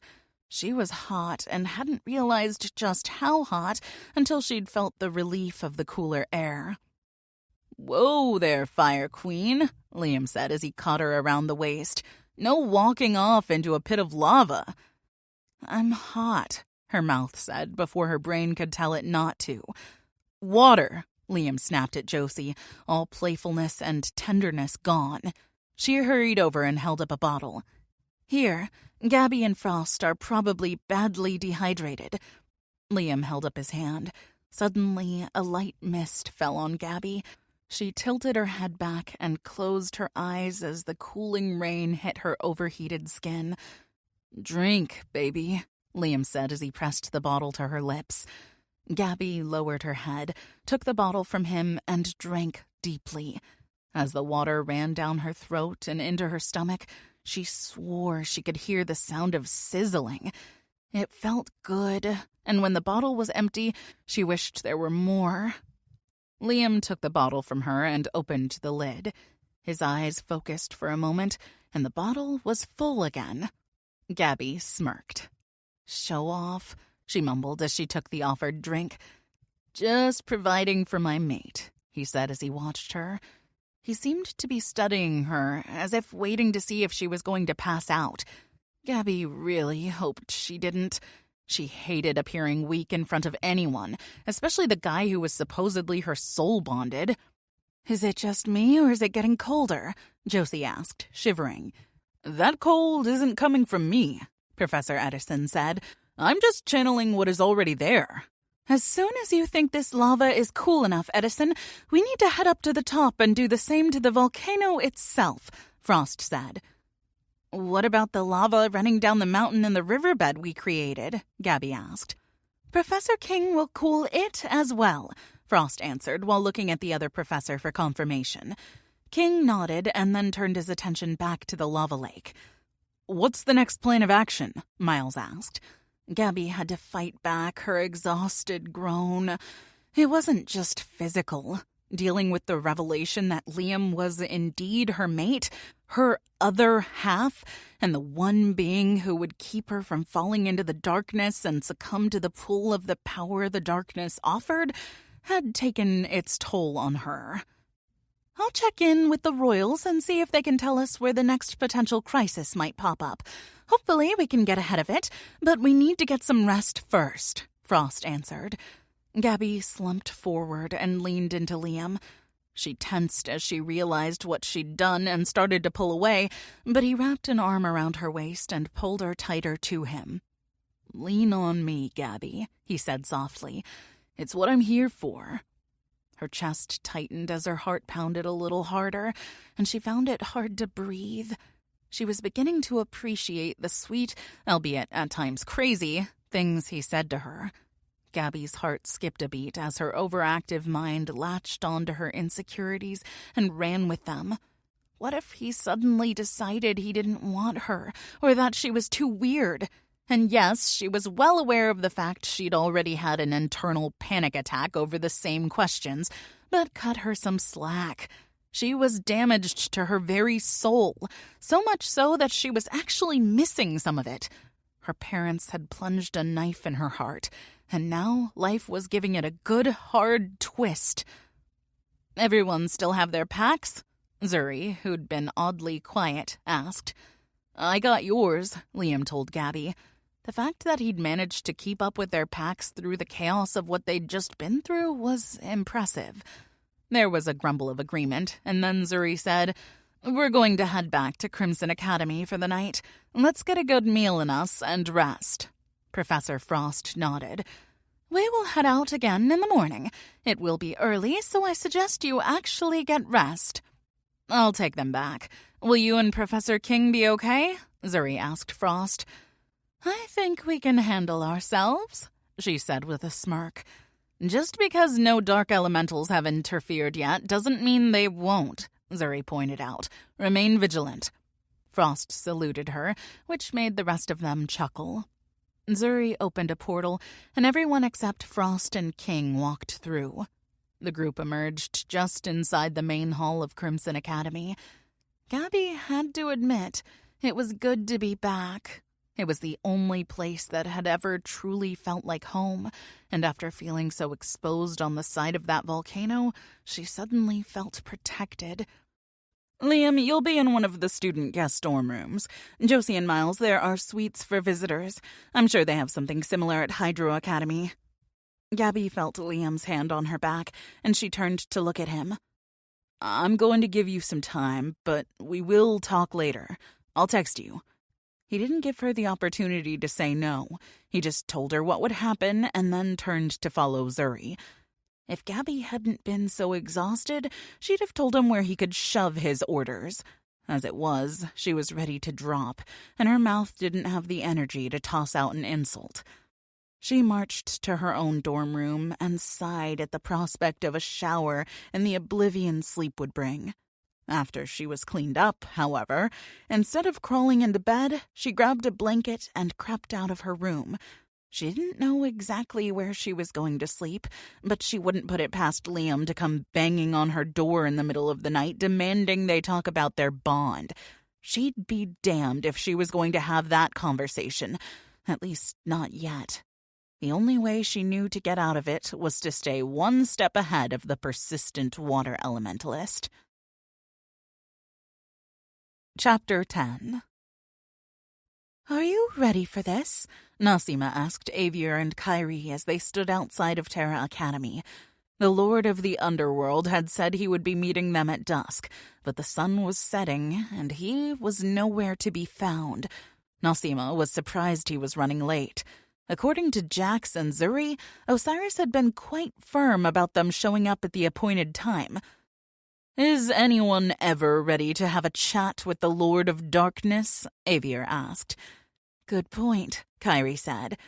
I just want to know why he would come to us for help, Nasima said.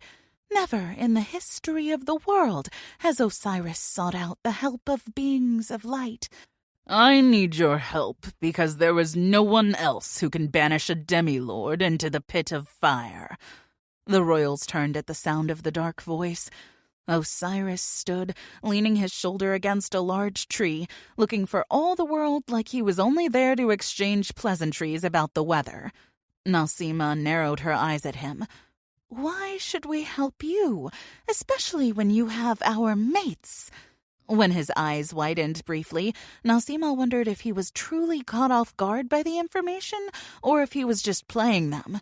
How could he not know their mates were in the underworld? Didn't he know everything that happened in his realm? Why do you seem surprised by that question? Avier asked, obviously having the same concerns as Nasima. How could the Lord of the Underworld not be aware that there were beings of light, not to mention powerful ones, in his realm? Kyrie said as she took a step toward him, her voice low and her eyes narrowed. I'm not omniscient, Osiris snapped. And I've recently discovered there exists a place in my realm that has been warded by magic I am unable to break. I would be willing to bargain if your mates are indeed in the underworld, then that is where they are located. If you're not responsible for their disappearance, then who is? Kyrie asked. Dolion, he answered. He is the reason I am here. He is a demi-lord, and his power has grown unchecked as of late. According to an informant, Dolion has been working closely with certain powerful witches, using their black magic to increase his own strength. Nasima glanced at Kyrie and Avier to see if they showed any signs they knew of the demi-lord. Their faces were blank, so she schooled her own features. I can divine some of Dolion's goals, but not all. I know, of course, that he wishes to take my place, Osiris explained. Is that possible? Avier asked. Nasima heard the concern in his voice. No, the Lord of the Underworld replied. It would cause chaos, which would likely lead to my realm becoming uncontrollable. That is not something anyone needs to happen. Scoffs came from the elementals. That's the understatement of the year, said Kyrie. Dolion does not understand that I was placed in my role by the Creator himself, said Osiris, which means I specifically have been given power to keep the demons there under control. Are you sure about that? Kyrie asked, crossing her arms in front of her. Osiris narrowed his eyes at her. There are exceptions to every rule. You three of all people should know that. Nasima admitted they couldn't argue with that. They'd seen plenty of rules challenged and broken in their long lives. The point is, Dolion wouldn't be able to control the demons or the underworld itself. What does that mean? Kyrie asked, frowning. The underworld is somewhat of a living entity, he explained. It has the ability to change and grow. If not kept in check, there is a possibility that hell could literally reign on Earth because the power of the realm would be able to get through the gates. I'm sorry, what? Nasima snapped. Since when is that a thing? Theoretically, it's a possibility, Osiris amended. Obviously, it's never happened, but I would prefer not to test the theory. Why wouldn't you want hell to reign on Earth? Avier asked. That seems right up your alley. Demons are like a bunch of evil, twisted toddlers, Osiris growled. It's hard enough keeping tabs on them in a controlled environment. Do you know what it would be like trying to babysit them across the whole damn Earth? Nasima shivered at the thought of demons roaming free in the world, completely unchecked by the rules set by the Creator. If Osiris wasn't able to control them, there was no way the demons would stick to the rules. That made her realize something. You don't want to be destroyed, she breathed out. If all hell breaks loose, literally, the Creator will step in and destroy not only the demons, but you as well. Osiris nodded slowly. You are correct, my dear. I have no desire to have my existence ended. He smiled, and the darkness in it was disturbing. I will admit things have been getting rather boring lately. Dolion has at least added some excitement to my existence. It seems like an awful high price for some entertainment, Avier pointed out. Osiris shrugged. Where's the fun if there is no risk? I think risking all of humanity is a bit too much, the Fire King challenged. Kyrie folded her arms across her chest and began tapping a foot. Her lips were pursed and her eyes swirling blue like an agitated ocean. Nasima could see the Water Queen was growing tired of standing there talking to Osiris. Could we please get back to the part where you want our help and we want our mates? Nasima asked, attempting to keep her temper in check. The air picked up around them, which meant she wasn't doing a good job of it. Her emotions were all over the place as she thought about Beevil being in the underworld, enduring that horrible place. Is that your price? Osiris asked. You will help me banish Dolion in exchange for the return of your mates? Unharmed, Avier added. If they are returned in less than perfect condition, then we will wage war on hell. Nasima nodded her head before Avier had even finished speaking. There was nothing she wouldn't do for her mate. Without him, her existence would be bleak and empty. And if her emotions were ever damaged to that extent, the world would be taken over by natural disasters such as tornadoes, tsunamis, and fluctuating temperatures. The earth would be unable to withstand the icy temperatures her sorrow would bring. I cannot guarantee that, because I have no idea what Dolion has done, Osiris argued. He is a demon under your command. You are held somewhat responsible for his behavior, Nasima said. Her clenched fists were at her sides. "All I can do is give my word that once I retrieve them, they will be treated respectfully." Nasima looked at Avier and Kyrie, and the other two royals nodded. It was the best they were going to get. "Fine," Nasima huffed. "What do we need to do in order to trap Dolion and cast him into the pit of hell?" "Unfortunately, that is something I still need to figure out," Osiris admitted. "I wanted to secure your agreement to help first, but as soon as I have a plan, I will contact you. In the meantime, I will work on getting past the wards Dolion has set so that I can get your mates free." "Thank you," Nasima said, something she never dreamed of telling the Lord of the Underworld. Without another word, Osiris opened a portal and walked through it. "Well, that was not what I expected," Kyrie said. "I can't believe he didn't know our mates were in the underworld," Nasima said. She stepped back and leaned against a tree. She missed her mate, and she knew her emotions were having an effect on the already plummeting temperatures. "I am surprised by that as well," Avier said. "It's actually quite disconcerting to know Osiris can lose control of his demilords if they find a way to gain power. Osiris at least understands why the rules are in place and keeps order. Other demons crave power so much they don't care about the rules or stop to consider why they are in place to begin with." Nasima didn't want to think about what would happen if Dolion succeeded in whatever plan he had to overthrow Osiris and take over Hell. It just could not be allowed. "It would be helpful if we could do some research on Dolion and the other upper-level demons," Kyrie suggested. "I agree, but we already have so much going on. I don't know if it would be wise of us to take off to, I'm guessing, to the Vatican?" Nasima said. "They would have the most extensive records," Avier replied, "even if they won't admit it." "I'm sure we can sway the Pope to allow us to view the non-existent records," Nasima said. "Perhaps we don't all need to go," Kyrie said. "One of us should stay and check in on the teams to see how things are going and make contact with some of the elementals in the trouble areas." "That's a good idea," Nasima said, and Avier nodded. "Should we draw straws?" the Fire King asked. None of them liked going to the Vatican, and they only visited when it was absolutely necessary. They were nature elementals. Being stuck in a dim library surrounded by walls was not something any of them enjoyed. "I'll go," Nasima volunteered. "I will join you," Avier said. "If it winds up taking longer than a day, we can rotate." Nasima and Kyrie agreed. "I will check in with Tarek and get a status report," Kyrie told them. "And I will try to slow the Earth's dropping temperature," Nasima said, attempting to not sound as defeated as she felt.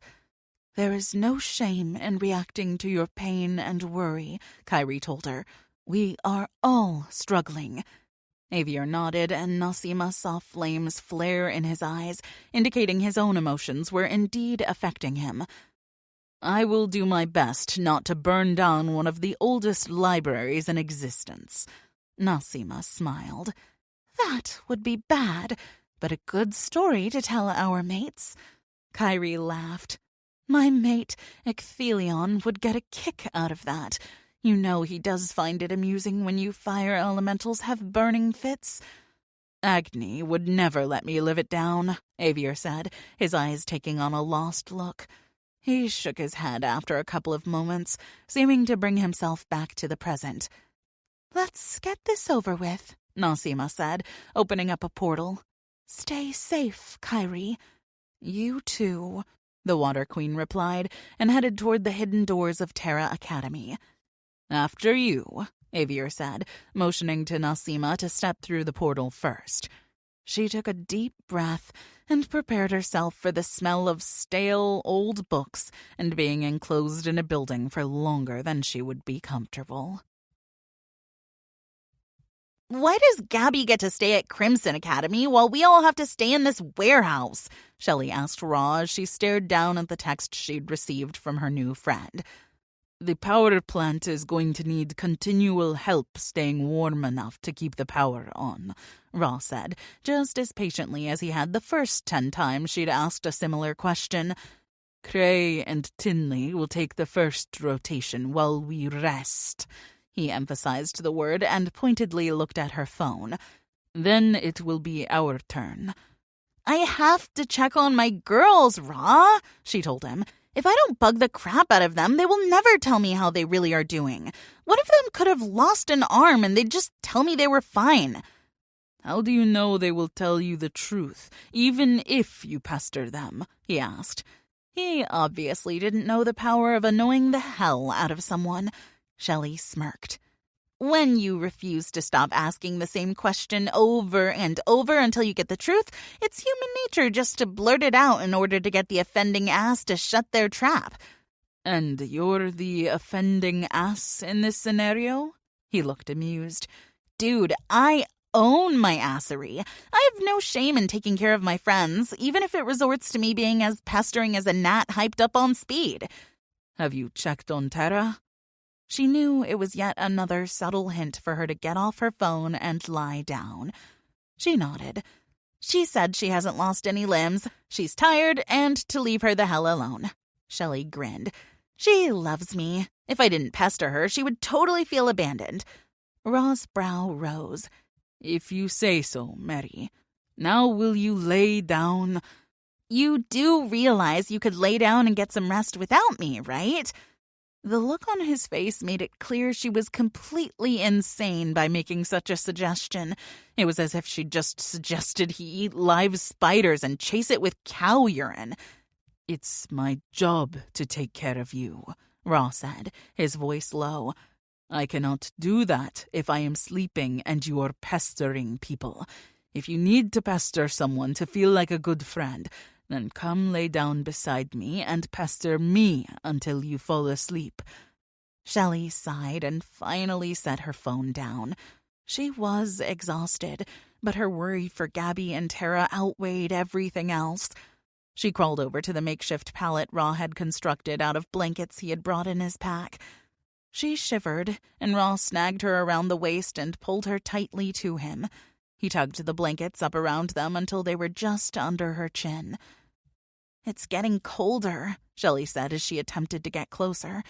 Raw was shirtless, and the heat of his skin was quickly enveloping her, warming her much faster than the blanket alone. I'll keep you warm, he promised, and she swore she could feel the temperature under the blanket increase. Do you have some sort of internal thermostat? Shelley asked as she grinned to herself, picturing Raw adjusting a temperature gauge in his mind. Something like that. His deep voice rumbled in his chest against her back. I just want to warm up, and I do. Can I do that, now that I'm all fiery? She felt his silent laughter. You were all fiery before Avier made you an elementalist. Yeah, I was. I went to hell. I'm pretty sure that makes me fiery as hell. She paused and then snorted. Get it? Fiery as hell? Because I was in hell? I think you're tired, beloved. You're getting goofier than usual, and that's saying something. I'm hilarious. My hell jokes are even funnier than if I'd never been to hell, Shelley said. But I am tired. Shelley let her mind wander back to the remainder of their day after they left her parents' house. She and Raw had been delivered to their team, then they'd been taken to a power plant in California. Professor Briggs from Hydro Academy had met with some of the workers at the power station and somehow convinced them that Shelley and the others were there to help keep the plant running in the event that the plummeting temperatures caused an issue. The first thing Shelley had noticed when she'd seen the people at the power station was that they were very confused about the dropping temperatures. It was May, or June? Hell, she didn't even know anymore. Too much had happened in such a short amount of time. But she did know it wasn't supposed to be 30 degrees in California in either of those months. What are you thinking so hard about? Raw asked. I can practically feel your wheels turning. Is that because of our bond thingy? It's a bond, Mary, not a bond thingy. Bond thingy is the technical term. Don't argue. You won't win, she teased. I'm too tired to argue, so I'll give you this one. Will you please tell me what you are thinking about? His hand rested against her stomach. Shelley liked how secure he made her feel. His physical presence gave the emotional support she needed to voice her concerns. I guess I'm just wondering how we are going to keep power plants all over the world running, she said, expressing the worry that had begun growing the minute Professor Briggs had explained why it was so important they keep the power stations from freezing. We aren't the only elementalists helping, Ra said. There are others, and elementals as well. Even more are being contacted. But an actual fire elemental can't exactly walk up to a power plant employee and be like, hey, I need to warm your plant up because we're about to be plunged into an ice age. How can they help? Ra chuckled. No, they can't walk up to a human, but that doesn't mean they can't help. Elementals have been around since the beginning of time, beloved. They know how to stay hidden. Shelley's curiosity outweighed her fears as she listened to him talk about the elementals. So what fire elementals are there besides dragons? She asked. I mean, those are obvious, but what about the less obvious? Besides dragons, Ra began, the other one you might have heard of is the salamander. Like the lizard? Shelley asked. Yes and no. It can't be both, Ra. Pick an answer, she said, though it sounded a little distorted since she began yawning in the middle of her response. It can be both, stubborn female, he said as he nipped her shoulder with his teeth. The fire salamander can look like a lizard, or it can look like fire. Like an actual flame? Shelley asked. Yes, and when it looks like the flame, it is hot like the flame as well. They can radiate heat much like a heater. Much like a pharaoh I know, too, Shelley snickered.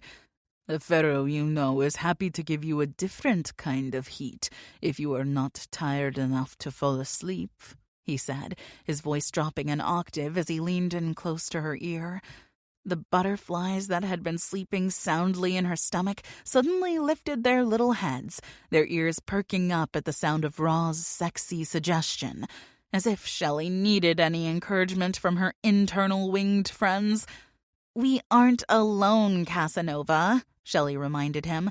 You keep those talented hands to yourself. Then go to sleep. We can teach you all about the different elementals when you aren't exhausted, and we aren't hours away from trying to keep a power plant from shutting down and plunging a city into cold and darkness. I'm not sure that qualifies as a pep talk, if that was what you were going for, Shelley said. It was a sleep warning, Ra rumbled, not a pep talk to get you motivated. It still needs work. She heard Ra chuckle and smiled to herself. Shelley loved making Ra laugh. He didn't do it often, and she liked knowing she was able to add humor to his life. Good night, Ra, she whispered. He pressed a kiss to her neck. Good night, my mate. Tara stared at her phone, waiting to see if Shelley would respond to her text. When nothing appeared after a couple of minutes, she tossed it onto the bedside table next to Elias's bed and sighed. Did she finally get the hint? Elias asked as he walked back into the room from the bathroom. He was freshly showered and shirtless. Dangerous combination in Tara's book. Not that she had a book that listed all of the things that were dangerous to her libido, but maybe she should. It might be a way to keep her from groping her man at inappropriate times. Having a plan was always a good thing, right? She would call it her Keep from Embarrassing Yourself and Elias by Not Sexually Assaulting Him in Front of Unsuspecting People manual. Okay, so maybe the title needed some work. Yes, she tends to be a worrywart, Tara said. Ra probably took her phone away. Elias said with a grin that made it clear he thought that would be hilarious. Tara didn't think he was too far off the mark. Raw seemed completely set on taking care of Shelley, and making sure she got rest would definitely be a way to take care of her. He's certainly got the bossy thing down, Tara agreed, though that wasn't exactly what Elias had said. He looked at her, tilting his head, seeming to study her. "How are you?" he asked. "Today was rough, not just with Carol, but with the assignment we were given." Tara wasn't about to deny her emotions felt raw. Carol was a force to be reckoned with, yet Tara was still shocked at how well her foster mom had handled all the new revelations. It's not every day a person learns there is a supernatural war going on all around them. Carol was also stoic about Tara's departure. She'd been worried that her foster mom might fight her on it. Tara didn't want to feel torn between Elias and the only thing she had that resembled a family, the person who had helped pull her from a very dark time in her life. She owed Carol. Not that her foster mom felt that way, but Tara didn't believe in not giving back to someone who'd sacrificed so much for her.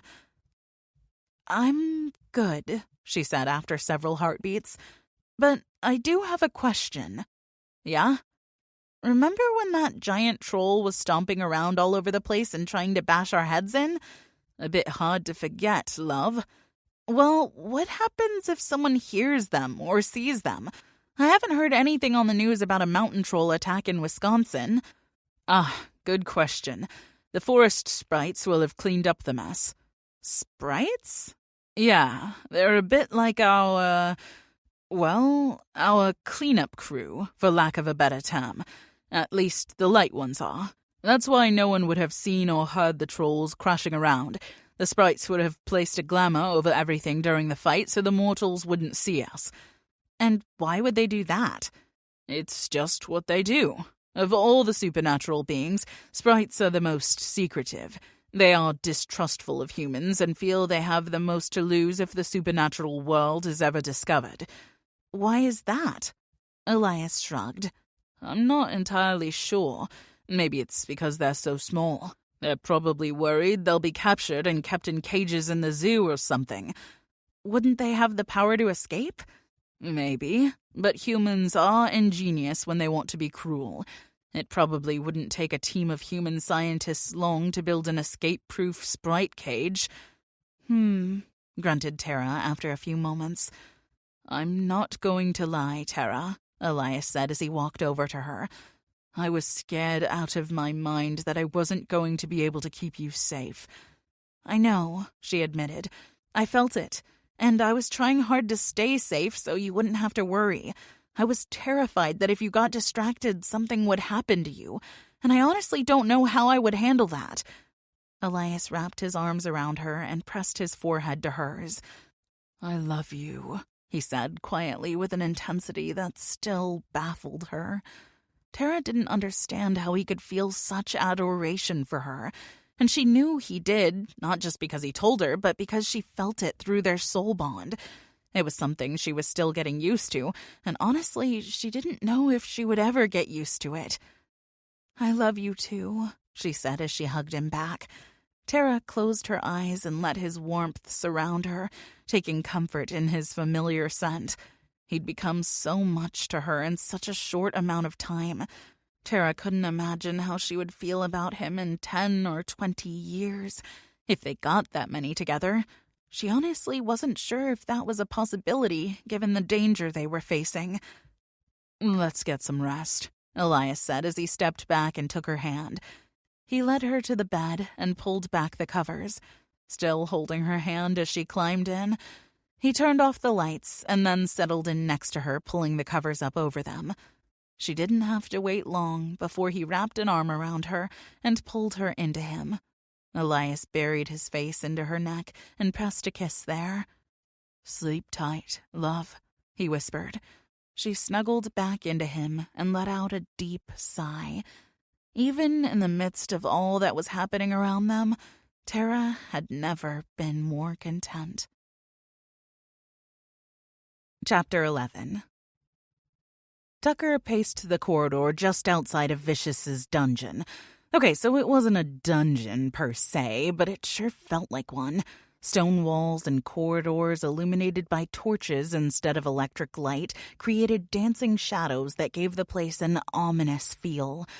Then again, what did he expect from the Dark Fire King? Floral patterns and an open floor plan? Tucker knew the king wouldn't be happy to see him. He was supposed to be out doing dark acolyte things, which mainly consisted of finding marks and trying to persuade them of the benefits of aligning themselves with dark elementals before the light elementals could get their rainbow-colored hooks into them. It had been a while since he'd been required to hunt because he'd been assigned to Tara Thompson. Vicious had known she would be a soul-bonded and somehow, through the witches, had found out that if she met her mate, then the power of the curse would begin to weaken. And that had been exactly what happened. Tucker had failed at his mission, and he'd been severely punished. The problem was, no matter how angry the Dark Fire King was at him, and despite the fact that Tara was with Elias, Tucker still wanted her. If he could kill Elias, Tara's soul would have no light to anchor her. Then she would easily be taken over by the dark elemental power. The door to Vicious's office opened. One of the Dark Fire King's diminutive minions, a fire pixie, stood in the doorway. They were very rare and almost always on Team Darkness. "My lord will see you now," the pixie said. Tucker straightened and pulled back his shoulders, preparing himself for the ass-chewing he was about to get. But maybe after Vicious reamed him, Tucker would have the opportunity to present his plan. The Dark King sat at his large, polished black desk. The monstrosity was a work of art. Made from black marble, red flames traveled up each leg. They burned without causing any damage. Carved into the trim of the desk were different fire symbols, wards preventing portals being opened inside Vicious's office. Apparently, once upon a time, he'd had an unwanted visitor. It hadn't ended well for that guest. "Why are you here instead of out doing what you've been assigned to do?" Vicious asked. His eyes were full of bright orange flames lined in blue. A sure sign he was pissed. Tucker might be lucky enough to make it out unsinged. "I want to right my wrong," Tucker answered. He forced his voice to remain steady. The last thing he wanted Vicious to see in him was weakness. If the king detected even a minute amount, he would pounce and exploit it until Tucker felt about an inch tall. "She is already with her soul bonded. Short of a miracle, there's nothing you can do to right it." "Forgive my impertinence, my lord," Tucker said, nearly gagging on the words, "my lord." He hated addressing Vicious with such respect, especially after the king had chewed him up one side and down the other. "But there is a way we could ensure Tara would switch sides." Vicious stared at him for several minutes before finally saying, "Go on." "Her soul bonded needs to die. Once he's gone, her soul will be incomplete again and easily swayed." "And how exactly do you propose killing the male of a soul-bonded couple?" he asked, narrowing his eyes on Tucker. "Perhaps you are unaware of the fact that they are much more powerful than normal, non-soul-bound elementalists." "I am aware," Tucker bit out through clenched teeth. "But they are not invincible. With enough dark elementals, they could be overwhelmed, especially if her mate was distracted with trying to keep her safe while he attempted to fight off so many opponents." Vicious stood and walked around his desk. He paced slowly, his hands steepled against his chin. Tucker wanted to tell him to hurry the hell up and make a decision, considering he'd heard there were light elementals all over the freaking world attempting to keep things running as the temperature rapidly dropped. No one knew why the seasons were suddenly jacked up. At least no humans did. Tucker had been watching the news, but the scientists studying the phenomenon were all baffled. Of course, Tucker knew it had something to do with the elementals. Duh. But he wasn't privy to the inside knowledge of the royals, so he honestly knew little more than the humans. Finally, the Dark Fire King stopped pacing and looked at Tucker. "Let's say I allow this plan of yours. How are you going to find them?" he asked. Tucker tried not to smirk. It annoyed him that Vicious considered him an idiot, and he knew this because the king had called him one, among other things, when Tucker had failed in keeping Tara out of her soul-bonded's grasp. "As it so happens," he began, "there has been talk of a battle between several light elementalists and some mountain trolls in Michigan. Apparently, there was a soul-bonded couple there that wielded the power of Earth." "How do you know this?" Vicious asked. "Dark elementals are worse than teenagers about gossip, and word travels fast through them," Tucker answered. "I was working with 2 other acolytes yesterday and heard about it." Something that looked like interest suddenly flared in the king's eyes. "I will allow you to pursue this endeavor until it appears it is not going to end in our favor." Tucker forced himself not to do something stupid like gloat, but on the inside, he was practically jumping for joy at the chance to get Tara back. He wouldn't admit it to another being on Earth, but he'd become obsessed with her. She fascinated him, and over the years he had come to realize he wanted her for himself. He would move every obstacle out of his way to make that happen. "I suggest you travel to the location of the battle. There was a reason the elementalists were that far north. There's no doubt it has something to do with the dropping temperatures," Vicious said. "Do you know anything about that?" Tucker asked before he could censor himself. Vicious's eyes snapped to him. "Maybe I do, maybe I don't. That's none of your concern, boy. Never question me." Tucker held up his hands and took a step back. "I meant no disrespect," he said quickly. He really wasn't in the mood to get burned. "You are dismissed," Vicious said with a wave of his hand. Tucker turned and left without another word. He let out a quick breath once the door to the Dark Fire King's office was closed. He really hadn't expected anything to come of his inquiry, except maybe some berating and possibly some bodily harm. His day was suddenly looking up, and, with any luck, he would see Tara again very soon. Chapter 12. It had been 3 days since Gabby and Liam had halfway bonded on the side of a volcano. She had to admit that one day, when or if she wasn't freaking out about it, it would be a fantastic story to tell. But at the moment, all she could think about was how the hell she was supposed to handle being soul-bonded to someone. She'd worked so hard over the years not to build any attachments. Attachments were bad. Attachments meant she could get hurt, and she was done being hurt. She'd had enough of that in the short years she'd been with her parents to last a lifetime. Gabby had also managed to successfully avoid being alone with Liam by strategically placing herself away from him when they weren't on an assignment. This meant when they went back to the academy each evening, she continually found other places to sleep than her dorm room. Was she being a chicken? Absolutely. Would she probably look back and be embarrassed by her evasiveness? No. It took a lot to embarrass Gabby, and she wasn't about to let Liam change that. It was late when they finally got back to the academy. They'd spent the day in England, which was amazing, except for the fact she didn't get to go sightseeing. Apparently, trying to keep the world from falling apart meant there was no time for the tourist thing. Go figure. Despite that, Gabby found it surreal to travel to a country she'd never been to before. The past 3 years, she'd been nowhere other than Crimson Academy.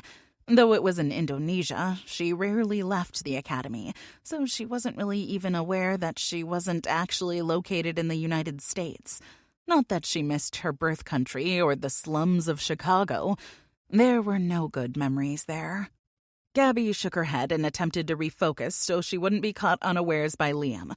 Letting her mind drift back to her past would do her no good. She took a quick shower, washing away the leftover smells of smoke from the fire they had battled all day. Dark fire elementals had decided to wreak havoc on a small village, and there had been no way the volunteer firefighters would have been able to take care of it, even if they would have had the manpower. The fire had been imbued with dark magic, and that took a little more than a 30-year-old pumper truck to extinguish. Professor Frost mentioned the presence of dark magic meant Vicious, the Dark Fire King, had likely been there. Gabby had been mesmerized by the way the fire had moved. It wasn't some random flame that just ate up everything in its path. It moved with purpose, as if something was guiding it, which was exactly the case. Professor Frost contacted Avier, and he'd helped contain the blaze. Gabby had been worried the entire village was going to be burned down before they were able to stop it. Thankfully, they'd saved most of the buildings. Now the hot water felt good on her skin, and the familiarity of her favorite tried-and-true vanilla bath products warmed the cold inside of her. By the time she'd climbed out of the shower, toweled off, and slipped on her sleep clothes, Gabby felt like she was going to drop. She knew it would be smarter to find somewhere else to sleep, lest her soul-bonded find her, but she was too tired to search out another temporary bed. She flipped off the light and then practically crawled into her bed. Gabby sighed, and a small smile formed on her lips. Man, I'd forgotten how comfortable sleeping in an actual bed was, she muttered. The places she'd managed to sleep the past few nights had been much less comfortable. But what did she expect from a cupboard behind the bleachers in the gym and her personal favorite, a janitor's closet? At least there she'd been able to pillow her head on some packages of paper towels. Her eyes fell closed, and immediately her mind was filled with the handsome face of Liam Nash. Gabby had to admit he'd actually gotten less annoying over the past few days. But then she didn't know how much she could trust her opinion. Maybe she just thought he was less annoying because he was her soul-bonded, and somehow that was skewing her view of him.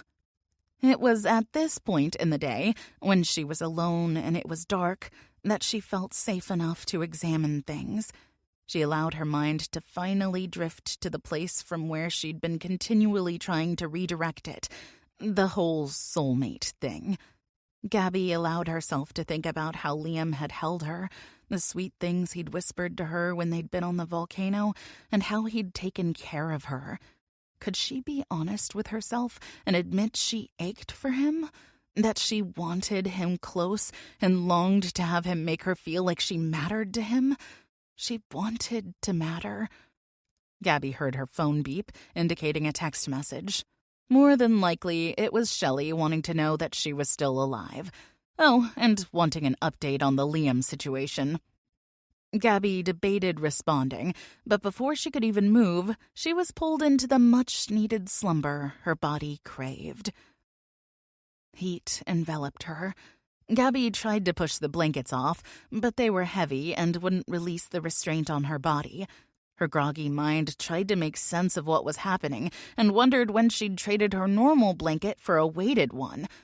Gabby had no idea how long she'd been sleeping. She opened her eyes and blinked. No light filtered in through her curtained window. She tried to roll over, but again, her blanket wouldn't budge. "Could you please be still, babe? I'm trying to sleep." Gabby moved before the voice finished speaking. She rolled to the left, away from the person in her bed, and reached between her mattresses. Her hand wrapped around the dagger she kept there. Bringing it out, she rolled back over. She ended up on top of the intruder, straddling his hips with the blade pressed across his throat.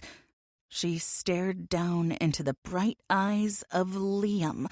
They were swirling like the ocean, white, blue, and gray, and they were glowing. It reminded her of being underwater and looking up at the sunlight shining down into it.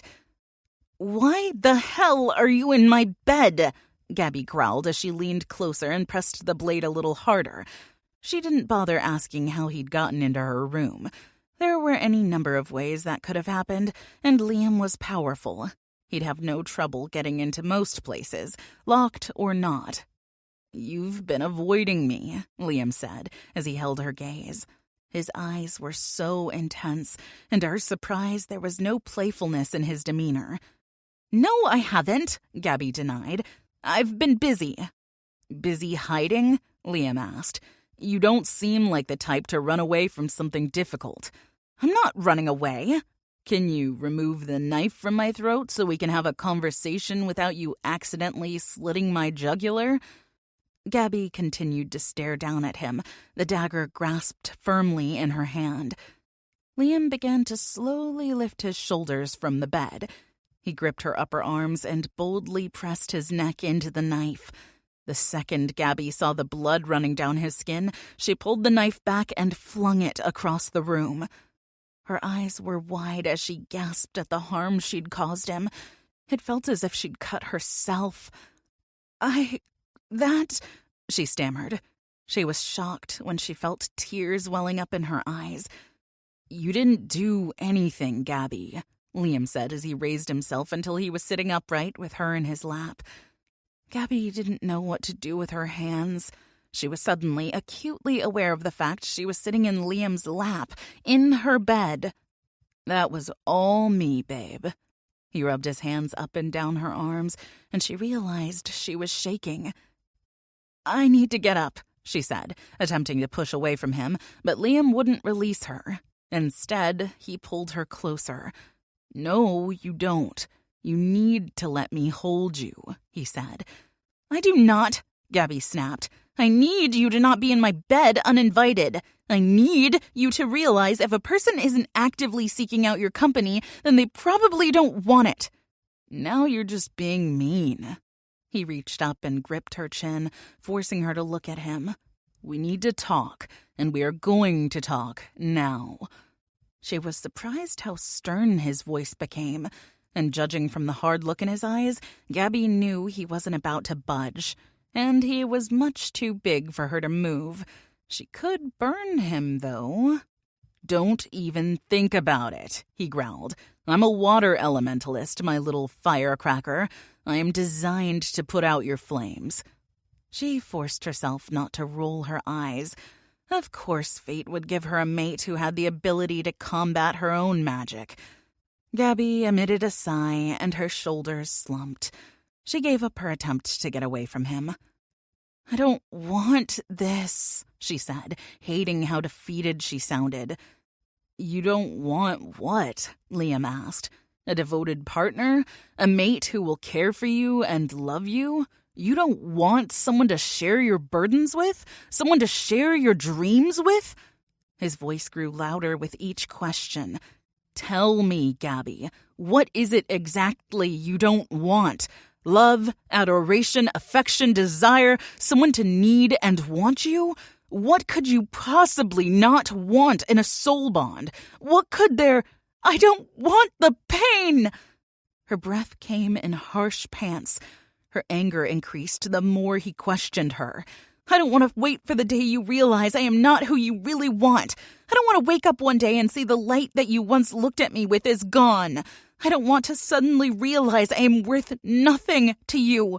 She jerked her chin out of his hand and managed to push off of him and climb out of the bed. She refused to look at him.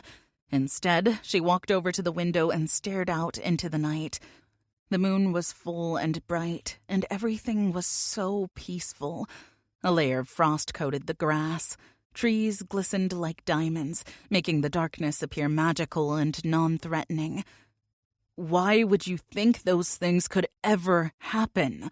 His voice came from directly behind her, and she started. Gabby hadn't heard him move while she'd been lost in the beauty of the outside world. Because that's what people do, she said quietly. I learned a long time ago not to rely on others because they would only let me down, and I'm tired of being let down. I'm tired of hurting. Baby. No, Gabby barked and whipped around to face him. You aren't hearing me. I've finally managed to get my pain down to a dull ache. There was a gaping hole, and I felt like I was constantly bleeding out. Now, finally, I'm able to get through the day without wanting to hold my breath and never stop. And then you show up, and you say all these things, and you initiate the bond I didn't want to begin with, and you... She tried to form the sentence that would tell him to get the hell out and never come back, but the words wouldn't come out. It was like her mouth refused to work. There was a part of her that was sick at the thought of him leaving and never returning. Could she really go the rest of her life and never see him again? baby," Liam said again, his voice even softer. He reached up and cupped her face, gently raising it until she was looking at him. She made a choking sound as she looked into the eyes of a man desperate to make her understand something. "Don't pity me," she said quickly. She didn't think she could stomach him pitying her. Not Liam. "I would never," he told her. "You're too strong for me to pity. I am so sorry you have been hurt by the people who should have always loved and protected you. I would do anything in my power to fix it." He stepped closer, so close she could feel his warm breath on her face. "I would destroy the world and everyone in it if it meant you felt safer."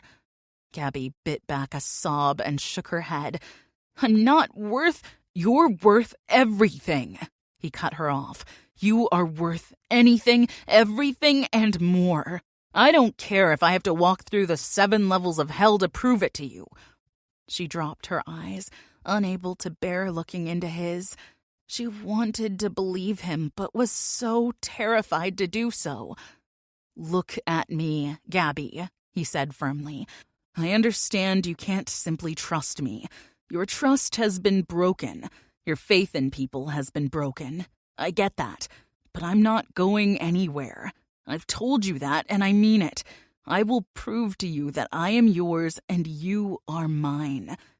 He ran his thumbs across her cheeks, wiping away her tears. "I will screw up, and I will piss you off. There will be times you will want to throw something at me. But I will never give up on us, and I will never walk away from you." "How can you say that?" she whispered. "How can you know you won't get tired of me? I'm not okay, Liam. I'm not Shelley or Tara. I'm broken. I don't know if I can ever give you back the things you give me." "I don't care, baby." He pressed his forehead to hers and chuckled. "I wish I could make you see what I see when I look at you. Damn, woman, you're amazing. You're beautiful and badass, and you take my breath away. But that's not why I know I will never get tired of you. I know I will want you for the rest of our lives because I chose you." She shook her head. "No, you were stuck with me through this whole supernatural soul bond shit." "We are soul bonded," he agreed. "But the soul bond doesn't make me love you. I choose to love you." Gabby's eyes snapped up. "You can't." She frantically shook her head and tried to back away from him, but he held her tight. "You can't love me. We've only just met." "There are no rules to love, Gabby." He stared at her for a minute, then his lips lifted into a small smile. "My parents taught me that. What I wouldn't do to give you the kind of parents I had. I saw devotion in them. I saw them choose love every single day up until the day they died. And they weren't perfect." He suddenly laughed, and his eyes lit up with good memories. "My dad drove my mother absolutely insane. He was pushy and sarcastic." "Sounds a lot like someone else I know," she muttered. "Won't deny it, babe," he said, his smile still in place. It was a damn good-looking smile. "Let me show you," he said, and the smile dropped away. His jaw clenched as he dropped his hands from her face and wrapped them around her before pulling her against him. "Liam," she said, placing her hand on his chest. She wasn't sure if she wanted to push him away or pull him closer. He closed his eyes and released a slow breath. "I love it when you say my name. Please say it again." Gabby bit her bottom lip. Her stomach danced with butterflies on crack at his words. "Please," he said, sounding a little more desperate. "Liam," she said so softly she barely heard it. His eyes snapped open. They swirled even faster, like a hurricane in the ocean. "Let me show you what love is supposed to be. I can't promise I won't inadvertently hurt your feelings, but I can promise I'll do everything to make it right when I do. I can promise you that, short of death, I will never leave you." He tilted his head slightly and said, "In fact, if it were up to me, you'd never leave my side. I'd never let you out of my sight." "I don't understand this," Gabby admitted. She felt like the floor was dropping out from underneath her and there was nothing left to stand on. The principles she'd built her life around were crumbling, and she found herself needing desperately to believe him. Gabby wanted to let Liam in. She wished she could grab onto what he was offering with both hands and hold fast to it. She knew if she did, she would take out anything that threatened to take it from her grasp. "Let me hold you, Gabby," Liam whispered. "Let me love you." Gabby didn't want to cry, but her body betrayed her, and the tears fell anyway. Her entire body began to tremble. Liam scooped her up and carried her over to the bed. He sat and held her in his lap, tucking her head against his neck, and ran his hand down her hair. "It's okay to cry. You have every right, baby. And I bet you've only ever cried alone. But not anymore. Never again, Gabby. You will never cry alone again." His words only made her cry harder. Her hands gripped his shirt, balling it up and tugging it close as if holding on to him would keep her from falling apart. She never wanted to fully fall apart because she didn't know if she'd ever be able to put herself back together again. But she wasn't alone now. If she fell apart, would Liam put her back together again? "Always," he said with such conviction she felt it through the new yet fragile bond. She must have spoken out loud again and not even realized it.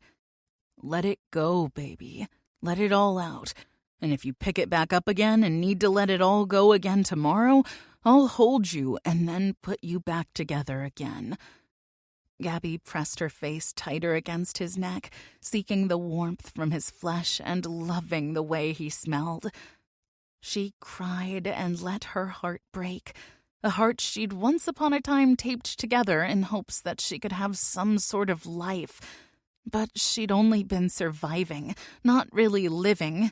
She had honestly wished that one day she would die in battle, and that she wouldn't have to continue breathing, fighting her daily war with her emotions.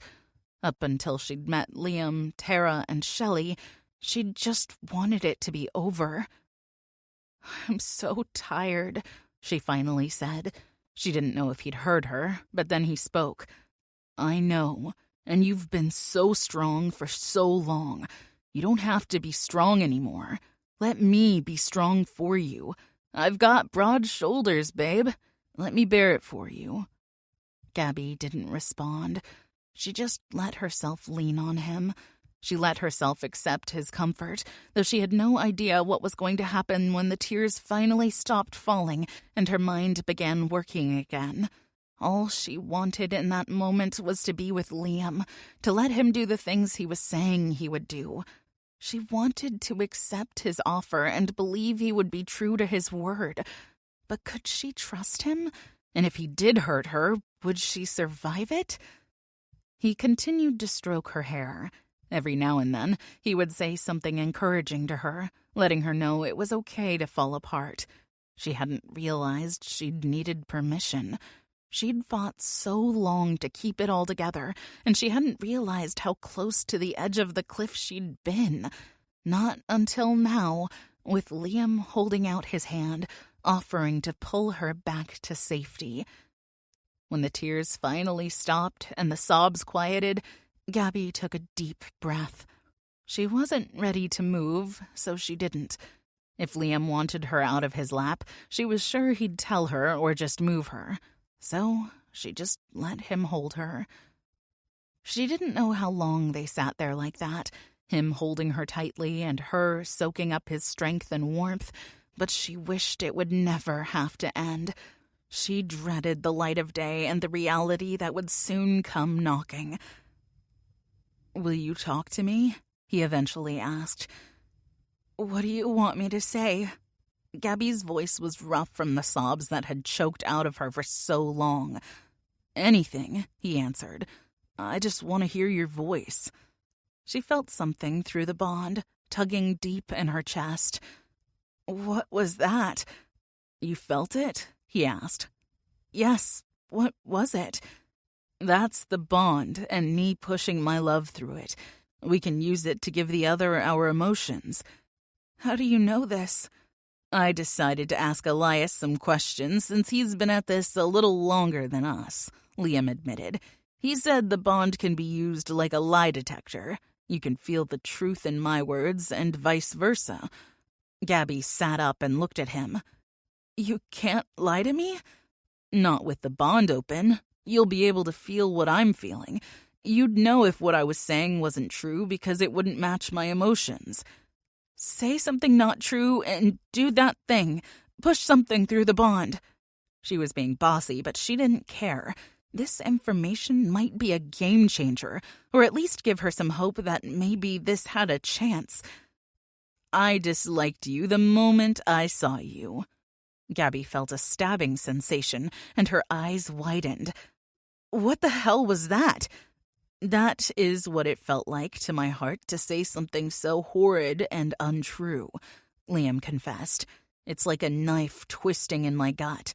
Hurting you is not something I could ever do without paying the consequences myself. It hurts me physically. Gabby's mouth dropped open, shut again, and then reopened. She didn't know how to respond. Could it be true? Would she be able to tell if what he was saying wasn't true? She frowned as a thought hit her.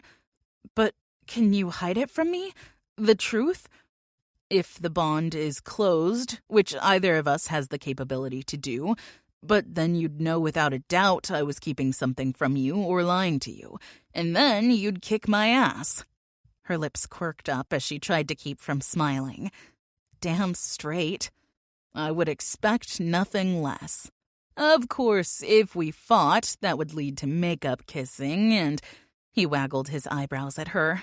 More. Gabby shook her head as a quiet laugh huffed out of her.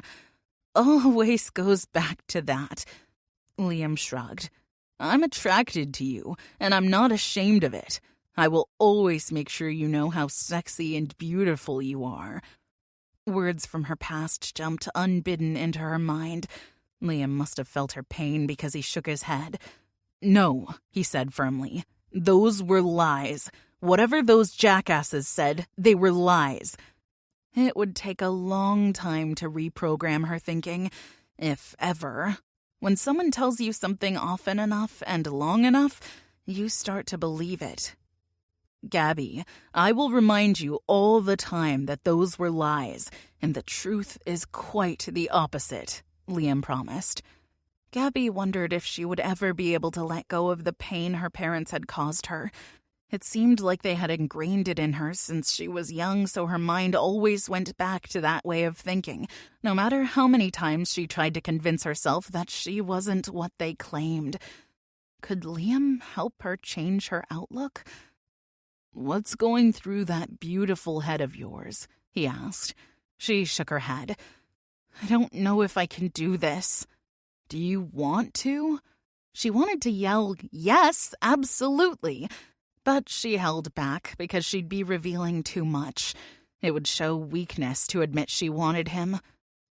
We've got to start somewhere, Gabby, Liam said gently. At some point, we have to trust one another. He was right. Nothing good came without risk. She'd taken a risk when she'd come to Crimson Academy. She took the risk every day of being judged by her peers when she gave everything she had to be the best in her class. Risks were a part of life. Could a person really live without them? She took a deep breath and then said something she'd been so sure she'd never say to anyone. I want this.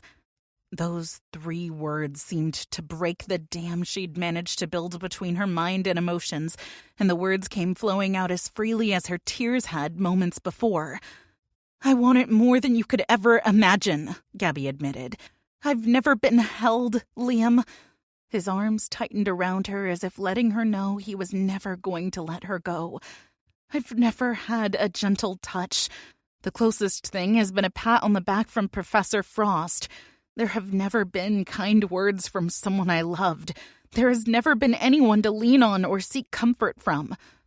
Liam's face seemed to grow darker and darker the more she talked, but she knew he wasn't angry at her. "It shouldn't have been like that. Your life shouldn't have been so empty." He was right. Parents were supposed to love their kids. They were supposed to be proud of them and want the best for them.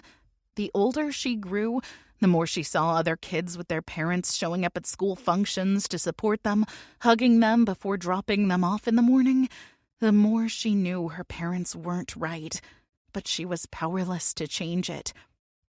"It wasn't," she agreed, "but it is what it is." "Not anymore," he growled. "Never again." "You can't fix me." "You don't need to be fixed, my love. You need to be adored." Gabby's eyes widened as she stared up at him. Even in his lap, she was still shorter than him. "I don't understand that kind of emotion."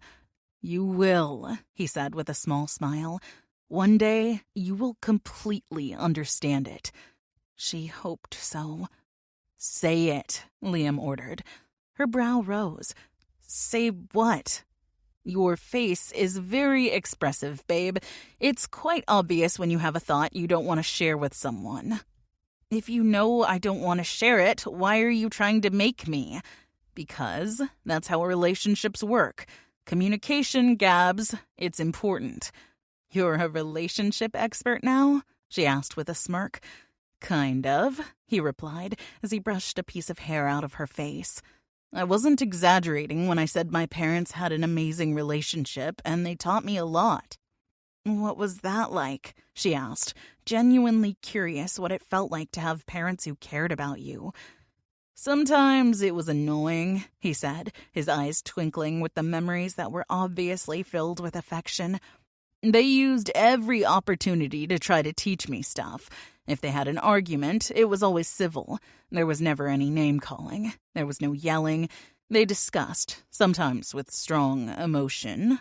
He winked at her, "which often led to them disappearing up the stairs." Gabby laughed. "TMI, Liam." "They had a healthy, intimate life and weren't afraid to let me know it." He shrugged his shoulders. "I honestly wanted to one day have what they did. But somewhere along the way, I just decided it wasn't going to happen for me. I dated, but no one ever meant that much to me." My dad said he knew the minute he laid eyes on my mother that she was the one for him. But she said it wasn't that way for her. In fact, he chuckled, she turned him down 10 times. 10? Gabby's mouth dropped open. And he just kept asking her? "The men in my family, present company included, are nothing if not persistent." Gabby pursed her lips. "Truth?" "My dad said he wasn't giving up until she said yes because he knew there was no one else that would make him feel the way she did." "I don't see how that's possible. He didn't even know her." She frowned as she thought about what it must have been like to want someone so completely from the first moment you saw them. "It's how I felt about you when I saw you on that training field for the first time." "That was the soul bond," she pointed out. "Who's to say my parents weren't soulmates? Who's to say if they'd been elementalists that they wouldn't have been soul-bonded?" Gabby considered his words. It was an interesting point. Were there humans that were soulmates? She didn't know what she believed about soulmates because she'd never even thought she'd be with a guy, soulmate or not. "I knew you were mine the second I saw you, Gabby. That hasn't changed, and it won't change. Even if you never want me, I will always be yours." She started to shake her head, but stopped herself because she felt the truth of his words through the open bond. "You really mean that," she said, not even trying to hide the awe in her voice. "I do," he said with a sharp nod. "I've never meant anything more in my life." "Where do we go from here?" Gabby asked. "We take it 1 second at a time," Liam said, lifting one shoulder as he pulled her closer. "You let me hold you when I need to, and at some point you will be comfortable admitting to me when you need to be held." She opened her mouth to speak, but he put a finger on her lips to stop her. "I'm not saying that will happen tomorrow. It will take time, Gabby. I know that. Believe it or not, I can be patient." She laughed and pushed his hand away. "For some reason, I find that really hard to believe." "Why?" he asked, sounding offended, though the laughter in his eyes betrayed his voice. "Oh, I don't know. Maybe because it's only been 3 days since we talked, and instead of knocking on my door like a normal person, you broke in the middle of the night and climbed into my bed." She put her finger over his mouth when he started to speak. "While I was in it." His eyes took on a laziness that made him look sensual, and his lips kicked up in a crooked smile.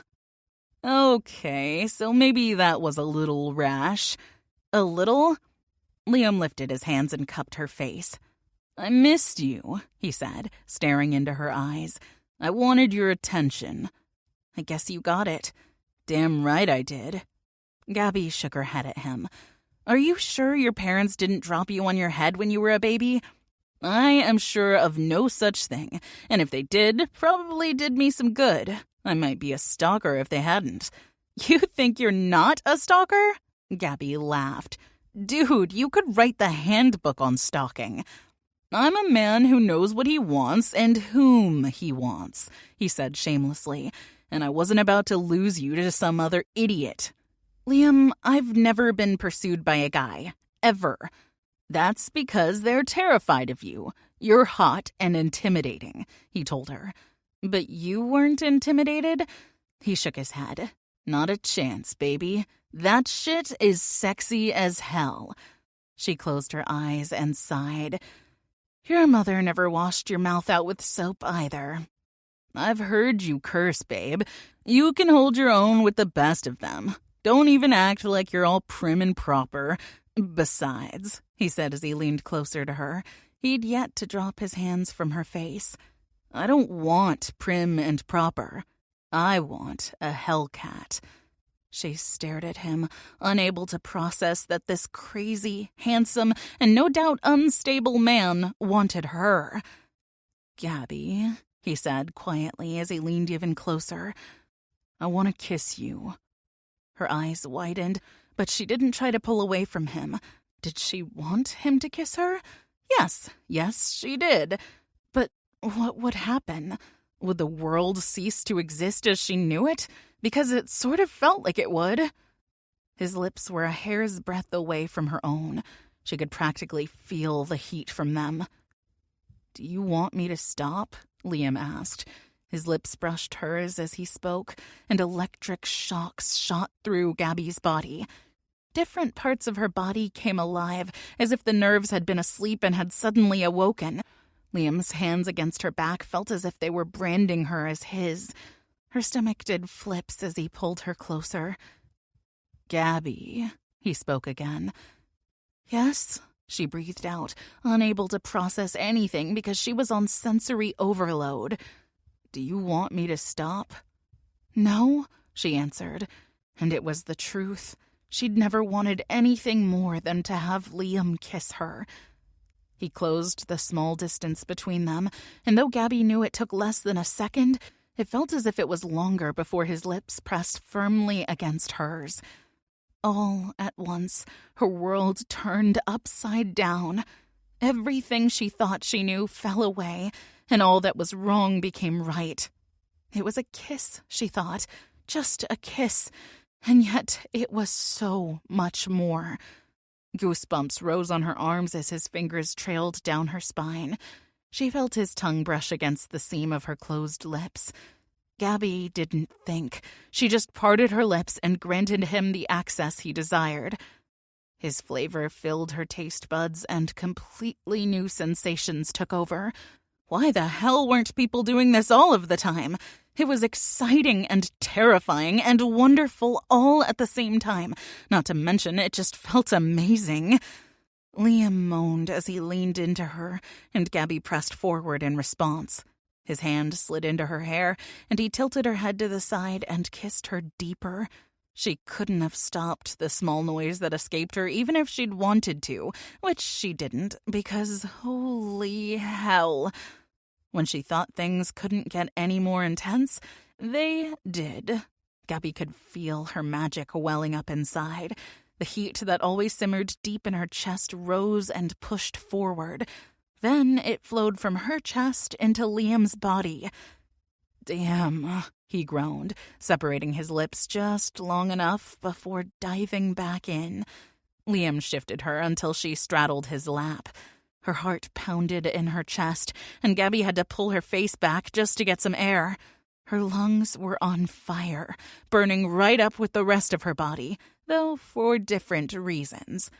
Liam wasn't deterred when she broke the kiss.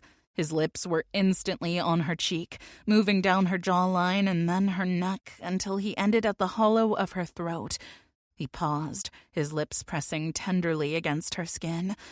Gabby closed her eyes, leaning her head back a bit to give him more room. "I'll never let you go," Liam whispered against her throat. "Bloody hell, woman. All I've done is kiss you, and yet I've never felt more complete." "I feel it too," she admitted. "Our magic is dancing," he said. He pulled his head back and looked at her, a grin spread across his handsome face. A brow rose on her face. "Dancing?" He nodded and then seemed to consider something. "Actually, it might be doing a bit more than dancing." Gabby felt a sizzle down the bond connecting them, and her eyes widened. "Are you telling me our magic is getting busy?" Liam asked with a laugh. Gabby groaned and covered her face. She felt her skin heating. Okay, so she just thought she couldn't be embarrassed in front of Liam. Apparently, her magic was a shameless hussy determined to get busy, as Liam put it, with his magic. "Don't be bashful," he said, pulling her hand away from her face. "I'm not ashamed to admit I'm jealous." "Close your eyes," he commanded. Gabby obeyed. It was easier not to look at him in that moment. "Look inside your mind. See the strands? Fire and water," he whispered in awe. Gabby's breath caught as she looked in her mind as Liam instructed. She saw the cord of flame wrapped, as in an embrace, around a cord made up of water. "What about the gold cord?" "That's the soul bond," Liam explained. "This is our magic." "It's like they missed each other or something," she said as she watched the two cords shift and move, though never separating. "It's how I feel every time I see you. I just want to wrap you up tightly and never let you go." Liam's voice wasn't playful in the least. He was dead serious. "Stalker," Gabby mumbled, unsure how to handle his open confessions like that. She wasn't used to people saying nice things to her. Nothing more than a good job when she'd done well at the academy. "Are you all right?" Gabby's eyes opened at the sound of his question. She was still sitting, straddled on his lap, his face only inches from hers. Her hands rested on his chest, and she could feel every shift in his muscles. He was warm and felt like home, like she was where she was supposed to be. "I think so," she answered. He stared intently into her eyes, as if looking to see the truth in her words. After a moment, he nodded. "It won't last." A huff of laughter whooshed out of her. "Thank you for the vote of confidence." He brushed a few strands of hair from her face. "I don't mean it to be rude. I just mean this is new. It's going to be overwhelming at times, especially since I know I'm going to drive you insane with never wanting to be away from you. You'll probably try to hide from me again. I'm giving you permission to have the freak out that is bound to come. I promise I won't get mad and decide we're through. Deal?"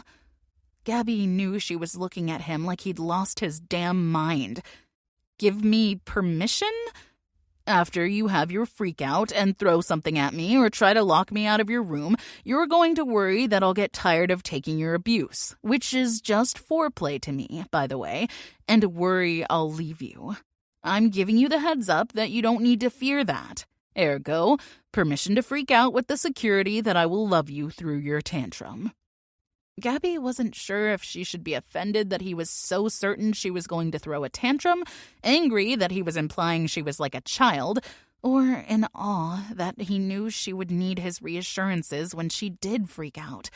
Jeez, relationships were hard. All the feels were going to make her head explode. I'm going to say okay because I don't really know what the right answer is to that weird-ass declaration you just made, she finally said. Liam smiled, leaned forward, and pressed a kiss to her nose. He sighed. As much as I would love to keep you exactly where you are, Professor Frost will have my ass if we aren't in the corridor by her office on time for our next assignment. Gabby gingerly climbed off his lap and grabbed her phone from the bedside table. She swiped the screen and checked the time. It was 5 a.m. She glanced out her window and saw the dawn was indeed rising, and the sky was turning a pale shade of light purple, blue, and pink as the sun began to come up. How much time had passed since she'd awoken with Liam in her bed? It felt like hours, yet it also felt as if it had only been minutes. I've got to get dressed, she said, looking anywhere but at him. She heard the bed shift, and then his hand was under her chin, lifting her face to his. He leaned down and rubbed his lips across hers before giving her a firm kiss. I'll be back in 10 minutes. We'll go down together, he said. She shook her head before he finished. We can just meet there. No, Liam said firmly. Together, babe. Always together. He stared at her as if he were waiting for something. She finally nodded, which seemed to be what he'd wanted. His grin was immediate, turning his face from handsome to downright mesmerizing. See you in 10. He was out the door before she could even say bye. Gabby lifted her hands and rubbed her face before running them down her long hair. What the hell had happened last night? Had she really accepted this thing between them? Yep, she said, answering herself. How could she not? Liam had been so gentle with her and so incredibly honest. She hoped with everything in her that he didn't wind up breaking her heart. She wouldn't survive it. Letting out a tired sigh, she forced herself to breathe slowly and not freak out while she got dressed. She had a job to do, and she couldn't let her personal life get in the way of that. Once everything was in place, clothes put on, weapons donned, and hair braided, she grabbed her phone. Just then, there was a knock at her door. She opened it, struck again by Liam's sheer good looks. The look in his eyes froze her in place. Hey, beautiful, he said. I missed you. She couldn't help but grin as she shook her head. You were gone 10 minutes. Longest 10 minutes of my life, he said as he took her hand and pulled her from the room. Let's go save the world. I want to show off for you. You're crazy, Gabby muttered as she walked beside him, their shoulders brushing occasionally. Crazy about you? Cheesy, she laughed. Maybe, but it made you laugh, so it was worth it. Liam winked at her and tightened his grip on her hand.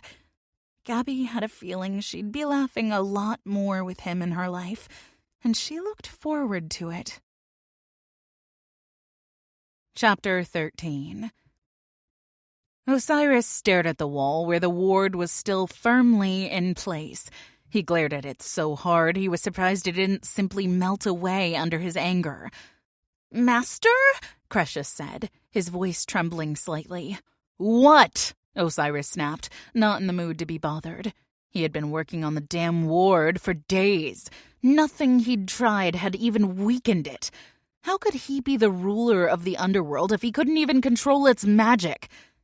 Have you considered what type of magic it might be? Crucius asked. Osiris turned slowly to look at the little minion. How could it be any other magic than from hell? No other magic worked in his domain. If other magic was used, the underworld manipulated it until it was under his control. The one who orchestrated this has found a way around that rule, so maybe we need to think about how that could have happened? The little demon had a point. That was irksome. Osiris turned back to the wall and considered what he knew of Dolion and what the Demilord had been up to.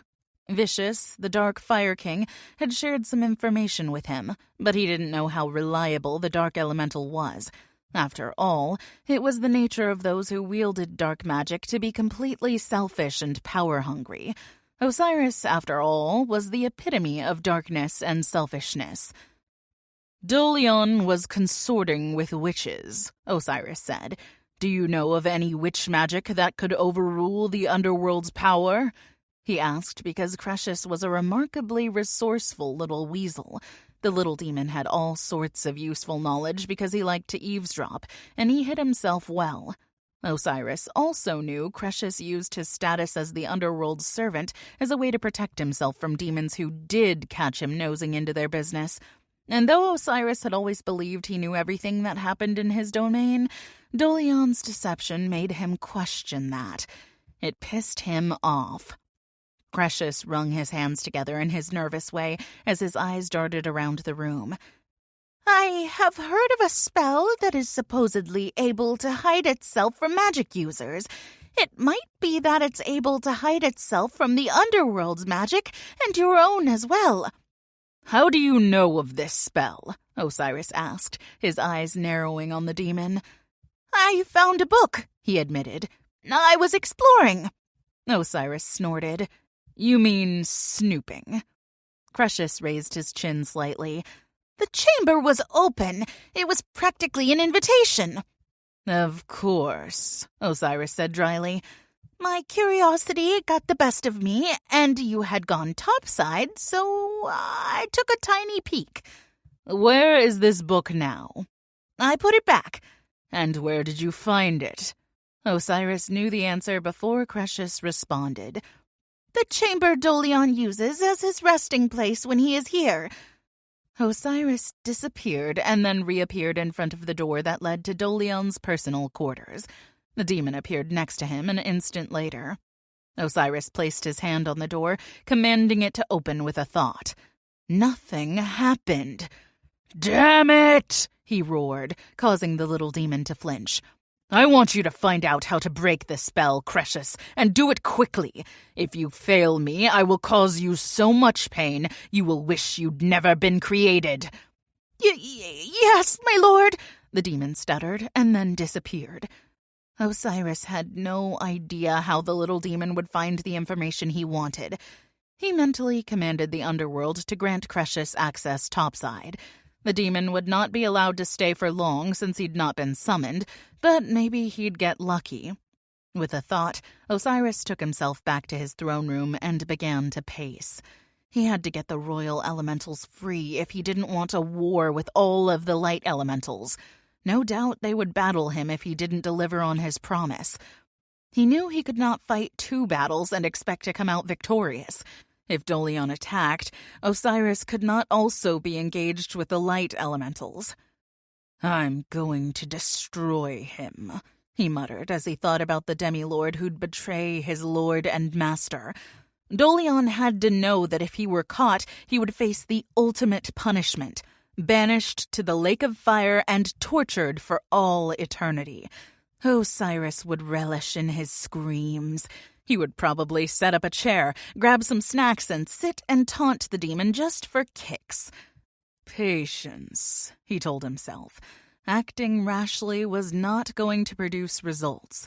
He'd learned in his long existence that good things came to those who waited.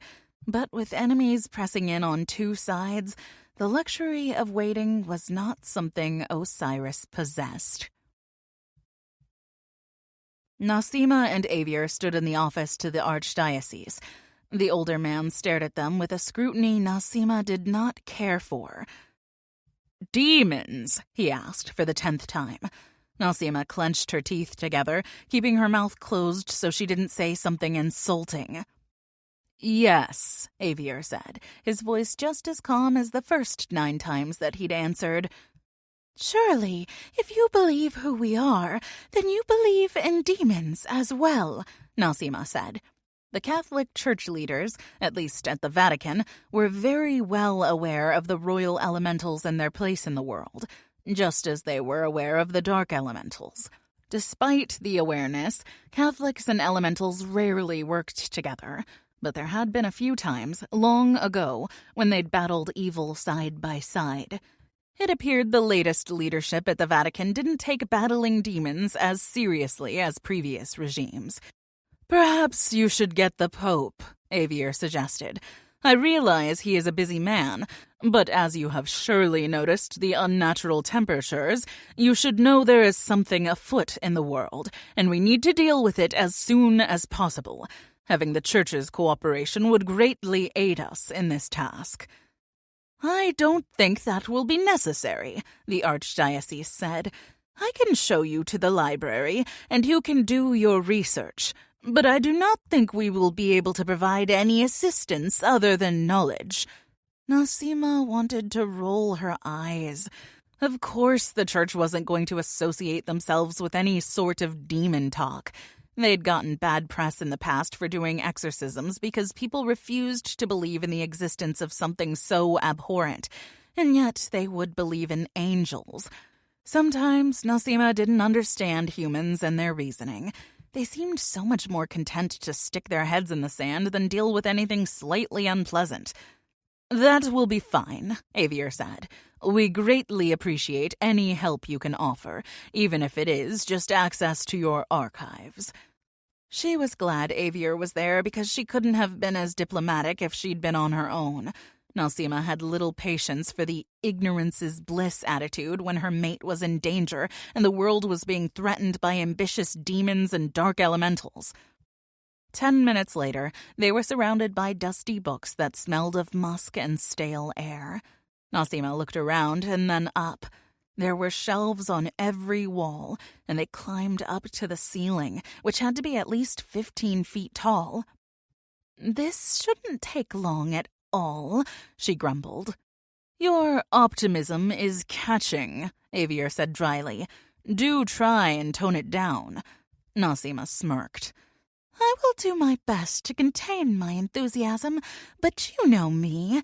Put me in a room stuffed with old books, and suddenly I want to break out in a jig. Yes, because you're such a jig kind of queen. I've been known to dance on occasion, Nasima said as she pulled a book from one of the shelves. Like all the others, it was large, at least 18 inches high and 8 inches thick. It weighed at least 10 pounds. Good grief, she huffed. What did they make these pages out of? Stone? Avier pulled out a book and flipped it open. He said, turning the pages. Actually, they're enchanted. Open yours. Nasima frowned, but obeyed. She felt magic pulse through her hands as the book got even heavier. She placed the book on one of the 3 tables in the center of the room. Staring at the pages, she realized there were letters on the page, but they didn't make any sense. What in Mother Gaia is going on? She muttered. The last time we were here, though she couldn't remember when that was, these were legible. The last time we were here, demons and witches and dark royals were not working together. You think the witches put spells on these books? She asked him. Avier placed his hand on the open page of his book and closed his eyes. Nasima watched as his hand glowed red. After a minute, he pulled his hand back. It's not elemental magic, nor does it feel like the magic of the underworld. That leaves witches. How in the world would they have gotten access to this library? Nasima wondered out loud. As curious as that is, I think we should focus on breaking the spells and worry about the how once the world isn't headed for the next ice age and first demon invasion. Nasima nodded. Good point. Cover yourself in air purification, Avier said. I'm going to use cleansing fire. It shouldn't burn you, but I don't know what effect it will have when it hits the witch's magic. Nasima whispered words in the elemental language and felt the air around her stir. It whipped around her until she was completely engulfed in a tornado that only touched her and nothing else. She watched as the Fire King raised his hands and began his own chant. She couldn't hear his voice through the roaring wind around her, but she could see the fire shoot from his hands. The shelves and books were engulfed in a matter of seconds. Though it looked as if they would all burn until there was only ash left, they didn't. The fire licked over them, and she could see the black magic being pulled out. The flames seemed to devour the witch magic, and as soon as the book was cleansed, the fire on it eased. The books that had been cleaned so far also appeared cleaner on the outside, as if they were brand new and not centuries old. Nasima stayed covered in her power with the turbulent air flowing around her. As she watched, each shelf was covered by the fire until, finally, the flames subsided. She released the wind and then jumped when the book in her hand suddenly went up in flames, only to return to its non-burning state, but in better condition. "I thought you were concerned about how the witch magic would respond to your magic," she said, giving Avier a withering glare. "The library didn't burn to the ground," he pointed out. "I knew you were relatively safe." Nasima raised a brow at him. "That's reassuring." "Those words can be read now, Air Queen," Avier said, pointing at the book in her hands. Nasima glanced down, and, sure enough, the words now made sense. She held a book about demons, but it wasn't about banishing them. This book was about calling them out of hell. "Why would the Vatican have a book on how to summon demons?" she asked Avier as she continued to flip through the pages. "I don't know. What types of demons are we talking about?" Nasima frowned. She flipped through a few more pages. "This book is an instruction manual on how to summon a hazard demon." Avier's smile turned sly. "Aren't they all hazards?" "Apparently, this is a special type of hazard," she said. "According to this text, hazard demons are summoned when there is to be great spiritual testing done among the Creator's children." "Like the story of Job?" Avier asked, referring to the book in the Creator's book that humans called the Bible. "Looks that way," Nasima confirmed as she continued to skim the pages. "I didn't realize church leaders could summon demons," she said quietly as her eyes scanned over the words. "They can't." She turned at the sound of the new voice.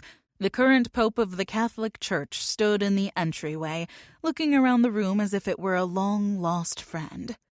"Pope Paul Thomas," Avier said as he put his own book back on the shelves and walked over to the elderly man. The two embraced, and it was apparent to Nasima that Avier was fond of the man.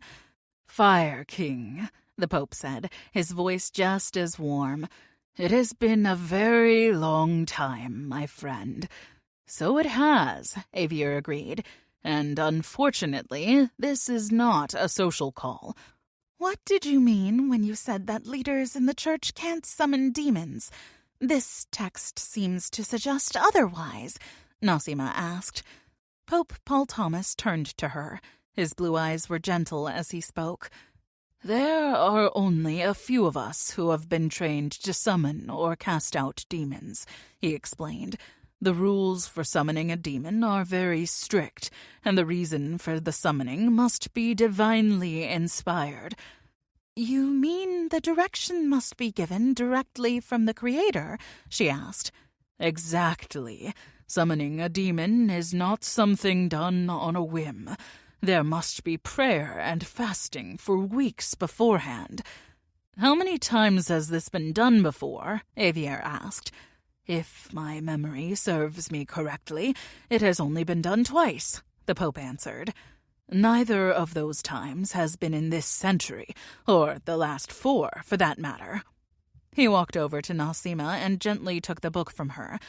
"And that is not why you are here now." He put the book back on the shelf in the empty slot and then walked several steps to the right. With a groan, he squatted down to the bottom shelf. "I believe what you are looking for can be found in the pages of this book." He held out the book to Nasima and she took it. It was just as heavy as the first one, but the leather binding was deep brown instead of black. Latin script, written in gold, adorned the front cover. "The Devil's Trap," Nasima read out loud. "That is why you have come, correct?" Pope Paul Thomas asked. "Because you have a demon who has decided to turn the world into his playground." "His name is Dolion," Avier said. Pope Paul Thomas said a quick prayer before responding. "Remember that names have power. It is why our Lord renamed those who came to him. They were given a new name, one that had meaning over their lives. The demon you speak of is powerful, but his name means deceitful, and the only time deceit has power is if there is no truth to counteract the lies. Dolion, the deceiver, has no power if he stands against the truth." The man paused and then motioned to the book in Nasima's hands. "I will leave you to read. Please, let me know if there is anything I can do for you. As it is, I will be praying constantly for your safety and for evil to fail." "Thank you," Nasima told him. "We truly appreciate your help." She motioned to the book. Who knows how long it would have taken them to find the exact book they'd needed if he had not come and handed it to them. The Air Queen watched as Pope Paul Thomas left as quietly as he had arrived. Then she looked down at the book she held in her hands. "Should we have mentioned that there'd been a witch in his library?" she asked Avier as she moved toward one of the tables and put down the book that would hopefully hold the secrets to ridding the world of Dolion. "We've taken care of the spell that was left behind," Avier said. "We can tell him after the world is no longer on the verge of freezing to death." "Good point." Nasima touched the letters on the cover, brushing her finger across the embossed gold font. A hum of power ran up into her hand. "This book is old and was written by someone powerful." "What do you feel?" Avier asked. Nasima closed her eyes and concentrated on the magic thrumming through the book. It wasn't evil, just ancient. As she allowed herself to hone in on it, her senses came alive. She could taste the smoke of fire and feel the cool breeze of wind. She smelled the warmth of the earth on a hot summer day and could hear the pounding waves of the ocean. "Gaia," she whispered. "This is Mother Gaia's power." Nasima opened the cover. Her eyes were immediately drawn to the scrolled writing on the first page. "The Devil's Trap," she began to read, "is not just for the ruler of the underworld. The Devil's Trap is a spell used to cast powerful demons into the lake of fire. It is the one place in the underworld that they can never escape, nor can the ruler of the underworld release them from that prison."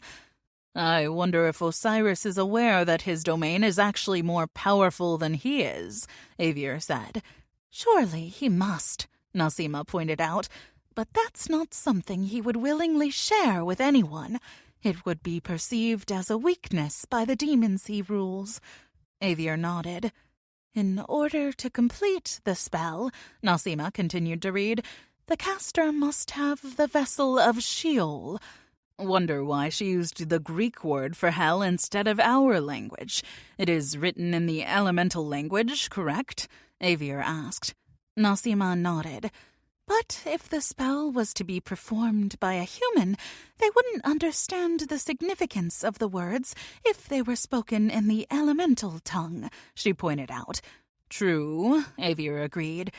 Nasima turned to the page, and her heart warmed at the words of Mother Gaia. "To my children." She paused and swallowed down her emotions before she continued reading aloud. "I knew there would come a day when you would be the ones to use the Devil's Trap spell. The demon you will face is powerful because of those he has gathered to himself. All of my royals must be present in order for the spell to work against one such as him. Be ready, be vigilant, and have faith that the light in you is greater than the darkness in the evil one. I am with you, always." They were silent for a time. Nasima absorbed the words and tried not to worry over the fact that they didn't have all of the royals present at the moment. "That is going to make things difficult," Avier said as if he could read her thoughts. "Osiris must come through," she said. "He knows what's at stake if he does not." "We have what we need. I think it's time we go and see how things are getting on with the teams that have been charged with keeping the world from falling apart," the Fire King said. Nasima nodded. As she stepped through the portal Avier had opened, she prayed to Mother Gaia that they wouldn't fail.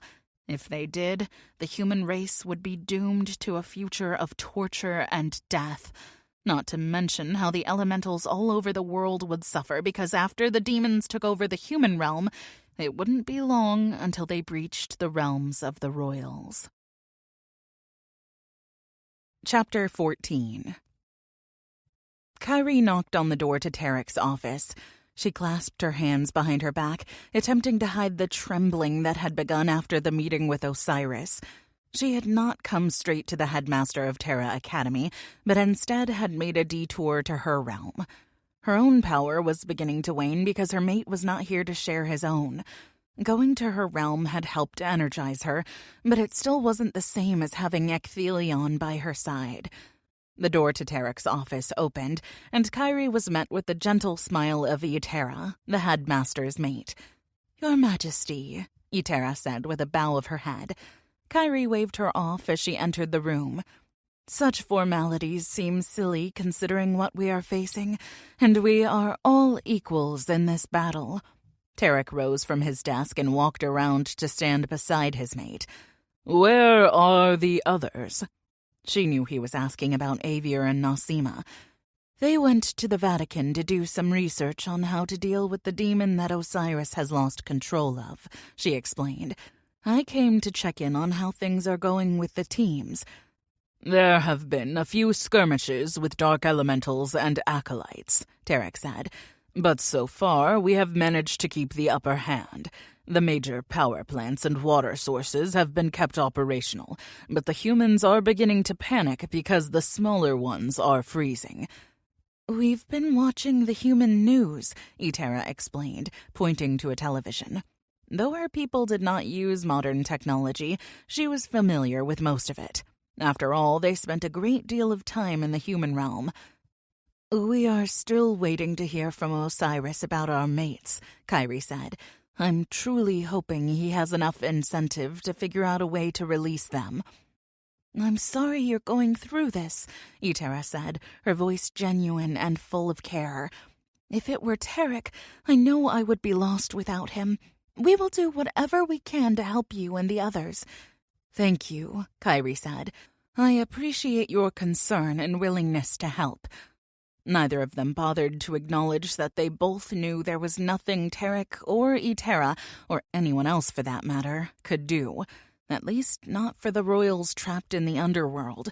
But they could help the humans, and that action would at least be a distraction from her own worries. "Now," Kyrie said, taking a deep breath and letting it out. "Where can I help?" Aston pulled his phone out of his back pocket.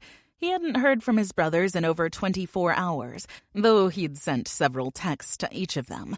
He grinned as he read the text he'd just received. It was from Liam.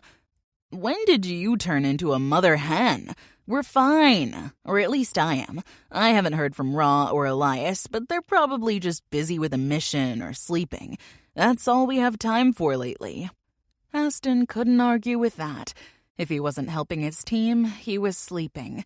Though a lot of his help involved research instead of using his elemental power, still, it wore him out. Aston typed out his response. "Thanks for letting me know. How's your girl?" The last text he'd received from Liam had been informing him that he'd bonded, though not completely, with Gabby.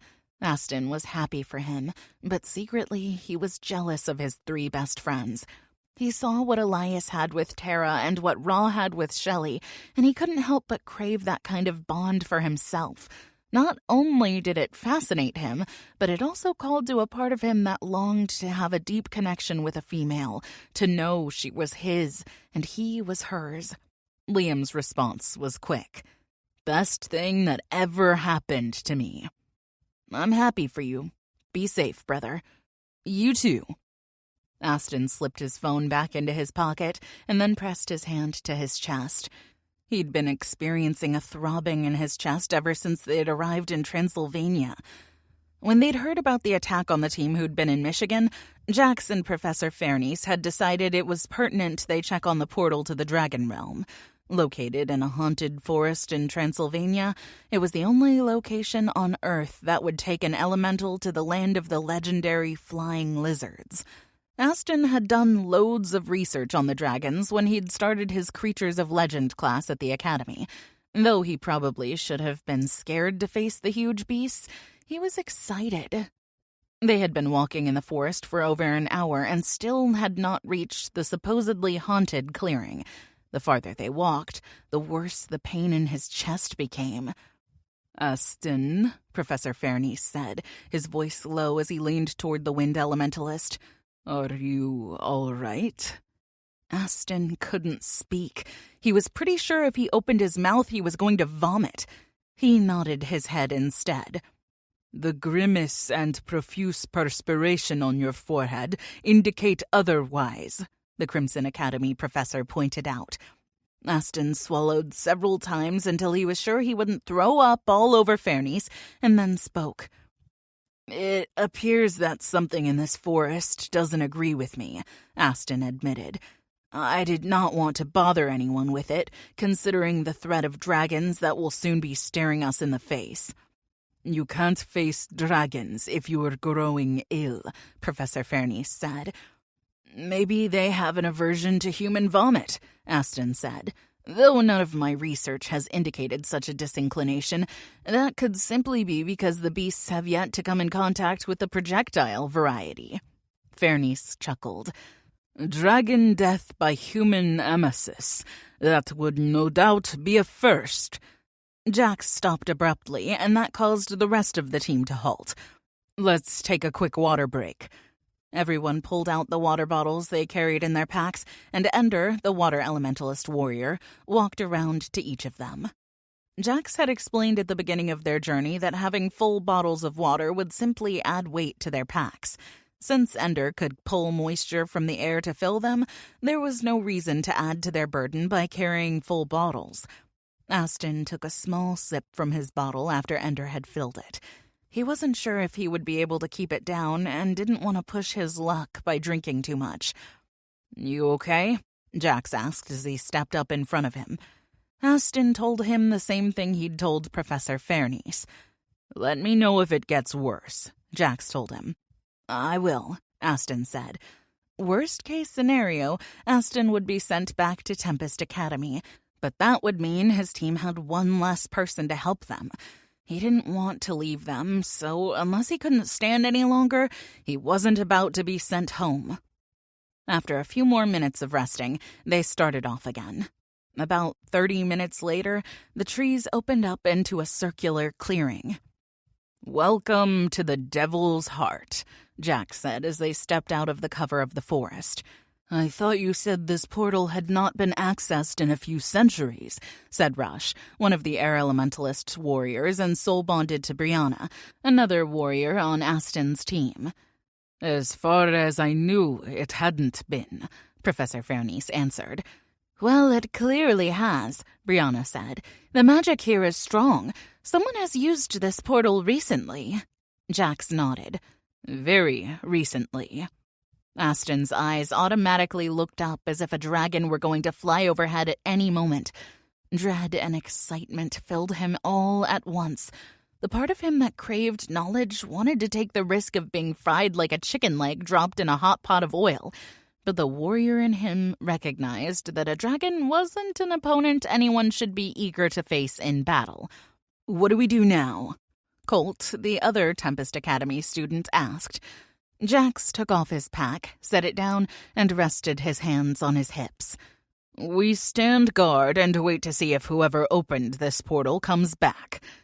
Aston took a seat on the ground before his exhaustion made him take one involuntarily. He felt a hand on his shoulder before a burst of power flowed into him. Aston looked up and saw Rush holding hands with his mate, Brianna. They'd both offered him some of their power. "Thank you," Aston said as he held out his hand to the older warrior. Rush clasped his hand around Aston's wrist and held it for a heartbeat. "You're welcome. That's what warriors do. We have each other's backs." When the soul-bonded pair stepped away, Aston took a deep breath. He no longer felt as if he was going to throw up, and he did feel a bit stronger, though the ache in his chest was still there. His eyes roamed around the clearing, and the hair on the back of his neck rose. Something was watching them. Then he mentally revised. Something was watching him. He could feel eyes on him. His heartbeat skipped several times and stuttered as if trying to find a new rhythm, but then it steadied. Aston swore he could feel for a moment a second heartbeat inside of him, but that was impossible. Just then, Professor Fairniece sat down beside him. "I've heard through the grapevine that you hold the acquisition of knowledge highly as a virtue. I know quite a bit about dragons, but I'd like to hear what you've learned about them." Aston's brow rose. He couldn't possibly imagine he knew anything that Fairniece, the Crimson Academy warfare professor, didn't already know. Considering warfare was part of his expertise, surely Fairniece would have learned everything there was to know about such a dangerous potential foe. But, needing a distraction, Aston decided to humor the professor. It would pass the time while they waited to see if the beasts of legend were going to be unleashed on Earth. Chapter 15. Crucius muttered under his breath as he appeared on the street in the human town of Salem. He had seen the name of the town written in the book he'd found in Dolion's chamber. Also mentioned was a coven named Blackhorn and a high priestess named Sephora. It seemed silly to Crucius that they would put so much information about their coven in a book if they didn't want anyone who picked it up to know that they were dealing in demon magic. But then what did he know? He was just a low-level peon demon. "Stupid curiosity is going to get me tortured and then tossed into the lake of fire," he fumed as he walked down the street unseen by any prying eyes. He saw the large manor down the road and chuckled at how cliché it looked. Dark and gloomy, complete with gargoyles. Humans had been around long enough now that one would think they would come up with some new ideas for those who practiced dark magic. When he reached the door, he didn't bother knocking. He didn't have to. Dolion's magic was all over the place, which meant the underworld had marked the house as friendly to demons. Crucius simply walked straight through the door. As he stepped into the entryway, the smell of incense hit his nose and he sneezed. He preferred the sulfuric fumes of his home, but to each their own. He heard voices coming from up a grand staircase in the center of the house and followed them. His short legs had a difficult time climbing the steps, and he felt like a waddling duck. He was tempted to quack, but refrained, thinking about how Osiris would have rolled his eyes at him and called him a less-than-flattering name. On the second floor, he turned right and headed for the hallway where the voices grew louder. One female voice was practically shrieking, while the other kept trying to interrupt, with no luck. Whoever the dominant female was, she was putting the inferior one in her place. When he reached the open doorway where the two women were arguing, Crucius stepped inside and folded his little arms in front of him. His thin lips spread into a gleeful smile, and, had he been visible to the humans, they would have seen his pointy teeth and probably screamed in fear. Though he was a small demon in the underworld, he was still a frightening sight to humans. His black eyes unnerved them, and his bat-like ears hugging pointy horns in the middle of his skull never gave the humans any warm, fuzzy feelings. He stood there, simply taking in the ugly scene and relishing in the hate radiating off of both women.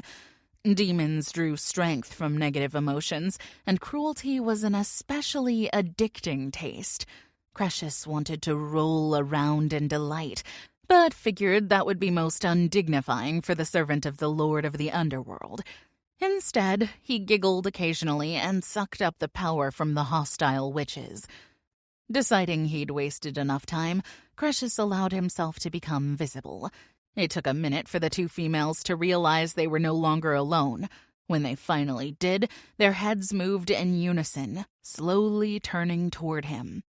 Their eyes widened as they looked down at him.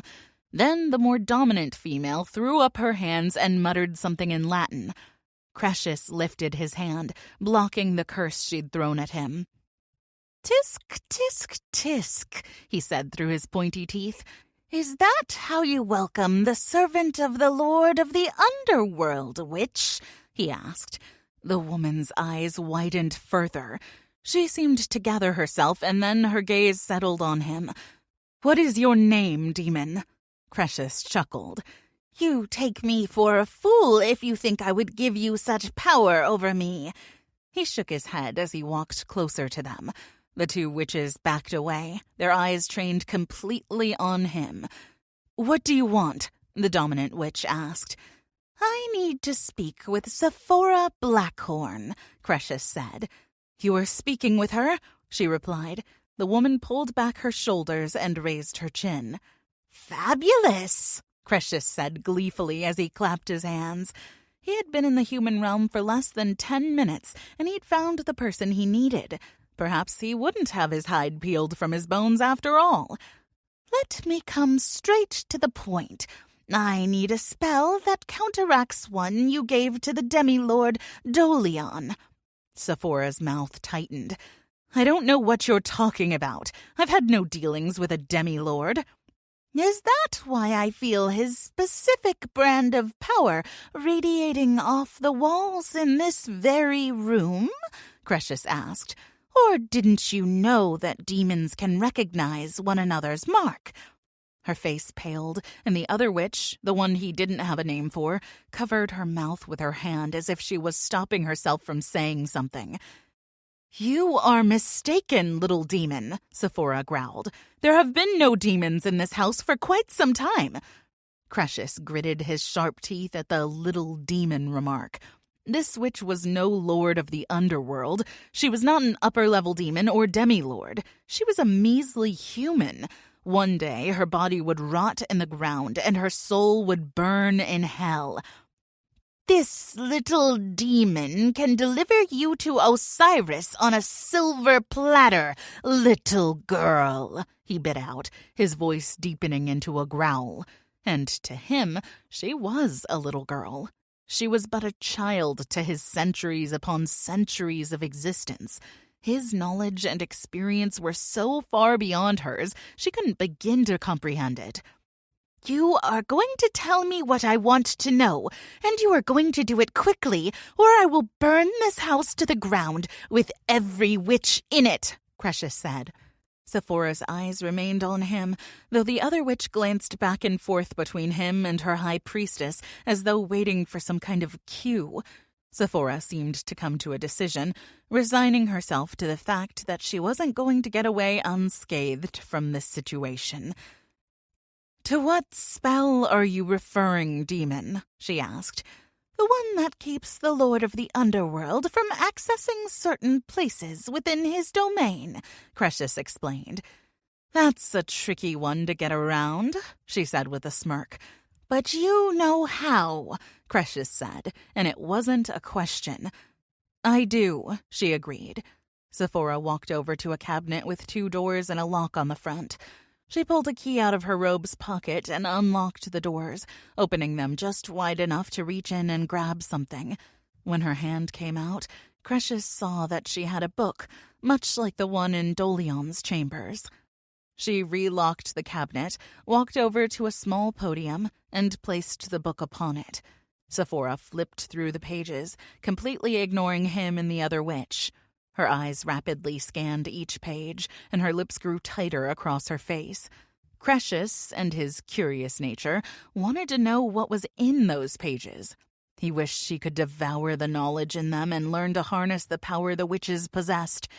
They were obviously more powerful than Osiris, which meant that perhaps he could free himself from Osiris's control. He leaned toward the book, practically salivating at the idea of having such power. Then the book suddenly snapped closed, and the swirling thoughts disappeared.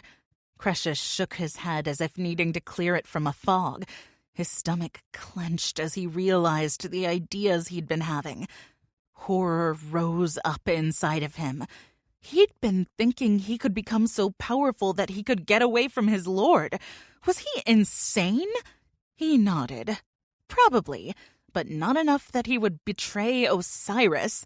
Why had he envisioned those things? "The book is very powerful," Sephora said, as if she could read the thoughts in his mind simply by looking at his face. "It takes a very strong person to resist the power it offers. Power gained by using the spells within its pages."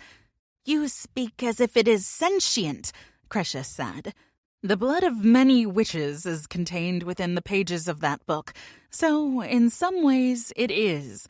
Their power lives on through it and in the spells it contains." "Did you find the spell I want?" "I did." She paused as she stepped around the podium and looked down her nose at him. "But I have a price. Nothing in this world is free." Cretius snorted. Why was he not surprised? It was what he would have done if someone had come to him asking for a favor. Never give something for nothing. It was practically the demon golden rule. "And that is?" "Your name," she said with a small smile that made him think of a slippery serpent. He shuddered. Having a demon's name gave a person power over the demon. It meant that they could be summoned by the one who held the name. There was no way he could allow her that. Osiris would never stand for it. Cretius might be a peon, but he was the lord of the underworld's peon, not some filthy humans. "Pick something else. You will not get that from me," he snapped. His teeth clashed together, and she took a step back from him. It was a show of weakness, and when she realized what she'd done, Sephora bared her teeth at him like a wild animal. It made Cretius have a tiny, itty-bitty ounce of respect for her. "Fine," Sephora spat. "Then your blood." Blood magic, Cretius knew, was a witch's M.O. Almost all of their spells called for blood, whether it be all of a creature's blood or only a drop. The more blood, the more powerful the spell. "A drop," he said. "That is all I will shed for you." "Your lord must not need this spell very badly," the high priestess said. "You're being awfully greedy with your payment." Cretius rolled his eyes. "Fine, 2 drops, but nothing more." Sephora picked the book up and put it back in the cabinet. Then she pulled out a vial and a dagger. She approached Cretius and held out the items. He took them. Holding the vial in one hand, he pierced his finger with the tip of the dagger. Then he put the blade in between his teeth as he placed the pierced skin over the open end of the vial. He pushed on the tip of his clawed finger until 2 drops of blood fell into the container. He wiped his finger on the tattered garment covering his body, some rags he'd donned when he'd come topside. Cretius didn't like to wear clothes of any kind, but the air was colder than in the underworld, and it simply wouldn't be good for his image to be seen shivering. He held out the vial and the blade to her. "There," he said. "It is done." When Sephora went to grab the vial, he pulled it back. "The spell," he growled. With a huff, she walked over to a desk and snatched up a pad and pen. She wrote in a quick, sharp motion, and he wondered if there would be holes in the paper by the time she finished. A couple of seconds later, she held out the paper to him. She took the vial, and he snatched the paper. Then Sephora grabbed the dagger. "It's been a pleasure, witch," he said. "You might like to know a couple of things about that spell," she said before he could disappear. "What things?" Cretius asked. "It requires the blood of the one who cast the first spell," Sephora explained. "It also demands the blood of one who has greater power than the spellcaster." When she said nothing more, he narrowed his eyes on her. "Is that all?" Sephora stared at him, her eyes full of disdain. Finally, the other witch decided to speak. "You have to tell him, Sephora," she said, her voice desperate. "He works for the Lord of the Underworld. Do you really want to draw any more of his attention than we already have?" "You need the blood of a Blackhorn witch," Sephora eventually said. Cretius bared his teeth at her. He should have known that it had been too easy. He'd been about to leave, thinking he had acquired the spell his master needed in under 30 minutes. Fool. "And what is the price for this witch's blood?" he asked. "Your name," Sephora said again. He began to pace, his feet stomping on the floor as he cursed all witches. They were the reason he was in this situation, as well as Osiris. If witches hadn't been able to assist Dolion in his quest for power, then none of this would have happened. But what else could he do? He had to be able to perform the spell.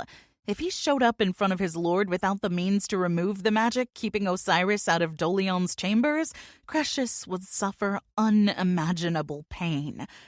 After several minutes of cursing, spitting, and generally wishing the witches would burn in hell, he finally said, "Fine, I will give you my name, but there are limits for which you can use it." Sephora narrowed her eyes on him and then sharply nodded her head. "You can only summon me once, and you cannot command me to do anything to harm Osiris, Lord of the Underworld. You will not command me to open, or attempt to open, the gates of hell." As he spoke his terms, he sealed his will with the magic given to him by Osiris. It was unbreakable. "If you go against these terms, you will be sent to the underworld and face the wrath of my lord." "Let it be done as you have said," Sephora said, the words sealing her end of the bargain. "I will give you my name at the same time you hand over your blood, not a second before." The witch went over to the desk and opened a drawer. She pulled out a small glass bottle, not taller than an inch. It was almost full, to where the stopper was inserted. Sephora walked over to him and held out the vial. Cretius reached out his clawed hand and grabbed the bottom of the glass. As he pulled it from her, he said, "Cretius." The minute the vial was in his grasp, he disappeared from Blackhorn Manor.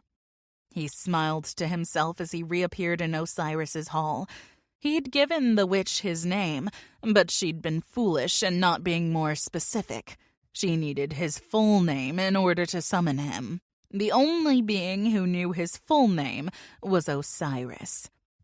"Did you succeed in acquiring what I need?" Osiris asked as he stood from his throne.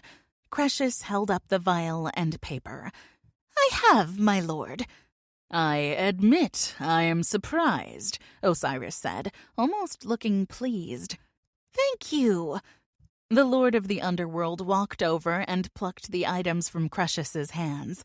He unfolded the paper and began to read. His face tightened marginally. "Is this the witch's blood?" "Yes," the demon answered. "But I don't have Dolion's blood, of course." Osiris's lips turned up in a thin smile. "You don't, but I do." Osiris possessed samples of the blood of every demon in his domain.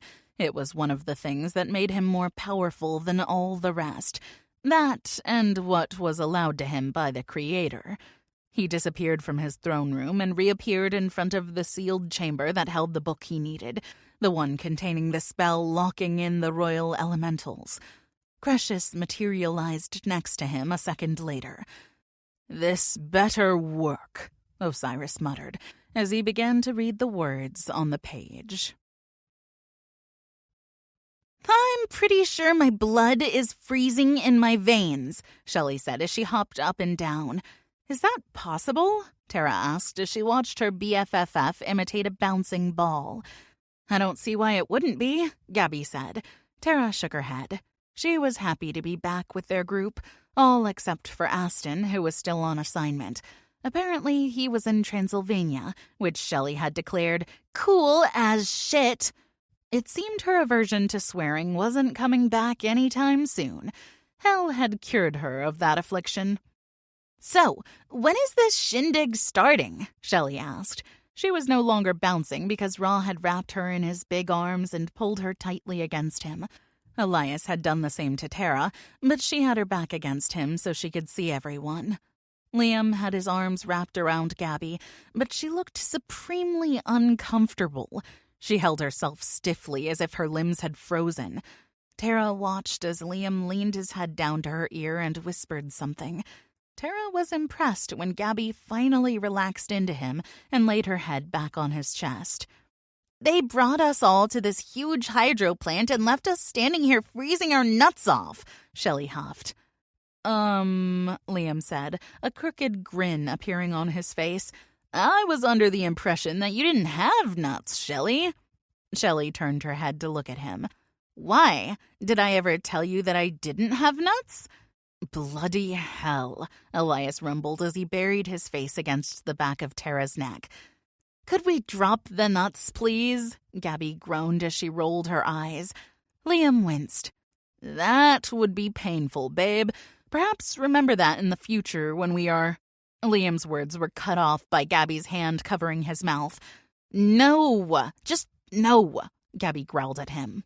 Shelley laughed as she turned in Ra's arms and pressed her head back against his chest. I like the control you have over your man, Gabs. It's impressive. Gabby jerked her hand away from Liam's mouth. Ew, you licked me, you dick. I can't help myself. You taste delicious. Liam grinned from ear to ear. Why do I have the feeling that he's going to start groping her at any moment? Tara whispered so only Elias could hear her. Because he probably is, Elias whispered back. But I have a feeling Gabby can hold her own against his wandering hands. Agreed, Tara said. Can we get back to my original question? Shelley asked.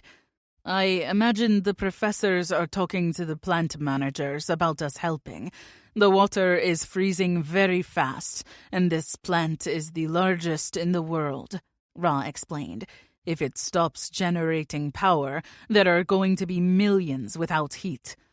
Is it weird that I find your spouting of knowledge hot? Shelley asked him. Ra smirked at her. Spouting of knowledge? Shelley shrugged. My brain goes on the fritz when you get me all hot and bothered. I stop making sense. Tara wanted to point out that Shelley rarely made sense anyway, but she managed to keep her comment to herself. What are the professors going to tell the people running this plant? Gabby asked. I've simply told them we've been sent by the U.S. government to assist and that we have a heating source that will thaw the water and the engines of the plant, Professor Frost said as she came striding down the long metal bridge where they waited. I'll let the pixies handle the rest. They have a way of making humans see what they want them to. Did they buy that? Shelley asked. The government part? Frost shrugged. They're desperate. I think they would buy just about anything at the moment if it means there is a chance that this plant will keep working. But again, pixies, they're not just for dust. Shelley snorted. Pixie dust. Get it? She shook her head as she glanced at Tara. Tara smiled back. Professor Frost was proving to be quite hilarious. The others have already begun spreading out around the area. It's a huge amount of space to cover, Frost said. There are 8 fire elementalists, and we've managed to get some fire elementals to come in to help. Salamanders? Shelley asked, her eyes wide with eagerness.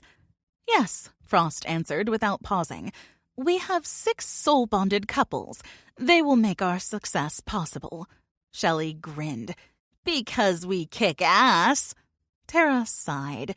You've never even used your newfound powers, Shell. How do you know you kick ass? I can feel it in my bones. I'm a lean, mean, fire-making machine. Shelley pulled out of Ra's arms and jumped around, punching her arms out as if she were Rocky about to go 12 rounds with that big Russian dude. Does she ever stop? Professor Frost asked. Do pigs fly? Tara asked. We can all hope that one day they might, Elias said. Tara held up her hand and he high-fived it. She laughed. Good one. Bestie, Shelley sang. You're supposed to defend me, not join in the cajoling. Meh, the world might end any second, Tara pointed out. I think I've earned the right to cajole you. Are you two even using that word correctly? Gabby asked. Probably not, Shelley and Tara said at the same time. Well, at least you own your ignorance, Gabby said with a tip of her head. If you 3 are done, Frost said with pursed lips, can we please get on with our task? Absolutely, Shelley said. Lead the way, fearless leader. Frost shook her head and then turned, walking back the way she'd come. They all started to follow her, and Tara felt as if they were marching toward their doom. "We're going to be fine," Elias said, obviously having picked up on her anxiety through their bond. "I feel like a popsicle. Shelley's acting like a kid about to get her first ice cream cone, and Gabby looks like she's going to have an emotional breakdown at any moment. Yet we're supposed to keep this plant from shutting down. Forgive me if I don't feel confident in our abilities to follow through on our task." Elias sighed. "Okay, when you put it like that, it sounds quite ominous. So how about you not put it like that?" Tara grinned up at him. "You mean you want me to look at the glass like it's half full instead of like it's frozen?" "Exactly," he said, tapping her on her cold nose. "Suck it, dirt boy. I'm not a glass not frozen kind of girl." "She's really not," Shelley called out from just in front of them. "She's pretty much the sky is falling and we're all going to die kind of girl." "I'm with Tara," Gabby said, raising her hand. "We're totally going to get our asses handed to us by this next ice age." They rounded a corner of the bridge and Zuri came into view. "Nobody is getting their asses handed to them," Zuri said dryly. "Just do what you're told and everything will be fine." "Because that's what always happens when everyone does their job," Shelley sighed. "Notice how the males in your group don't talk?" Zuri pointed out. "It's because they're focused on what they have to do. Maybe you vagina carriers should try it." "Okay, I don't know how you wound up with a different anatomy than the rest of the female population, but I don't carry my vagina," Shelley said, her face scrunching up as if that was the most appalling thing she'd ever heard. The guys, who'd been silent up until that point, all choked on laughter. Gabby pointed at Shelley. "What she said? No vagina lugging here." Zuri looked at Tara. Tara's eyes widened. "Oh, are we supposed to declare out loud that we don't, carry our girl parts? I just sort of thought that was a given." Zuri rolled her eyes and looked at Frost. "You drew the short straw of having to deal with them. Sucks to be you." "In their defense," Frost said, "it is pretty ridiculous to think of a woman carrying her vagina around like a handbag." That sent the entire group into a fit of laughter, which caused Zuri to glare daggers at them. When they'd finally collected themselves, they continued on their way. Tara was sure she would remember the conversation at random times later and lose it all over again. They walked for about 5 minutes, up and down several steps on the metal bridge, then finally stopped. Tara had warmed up a little since Frost kept them going at a brisk pace. Professor Frost turned and looked out over the landscape of machines, storage tanks, and giant pipes that comprised the water system. She pointed to the other side. "The rest of the soul-bonded couples are over there," Frost said. "Ra, Shelley, Gabby, and I are going to send our fire down into the gorge. The fire couples on the other side will do the same." She turned and looked at them. "Your mates will be pushing their power into you to help strengthen your own. Shelley, you and Ra can still share power. You just need to be touching." Shelley raised her hand as if she were in school. "I've never made this firepower in me actually work, so I'm thinking I'm not going to be a whole lot of help." Ra cupped her face as he looked at her. "Just feel me through our bond. I will guide your power." She nodded and took his hand, linking their gloved fingers together. Frost looked at the joined hands and then pointed. "Gloves are going to have to come off. Skin to skin is best." Liam opened his mouth to say something, but Gabby pointed at him and shook her head. To Tara's surprise, the water elementalist snapped his mouth closed, though he did wink at his mate. Her attention was drawn from them when Elias spoke up. "What are we supposed to do?" "Zuri is going to take you to the engines. You will be helping thaw them." Shelley released Ra's hand and hurried over to Tara. She wrapped her arms around her and squeezed tight. Tara returned the hug.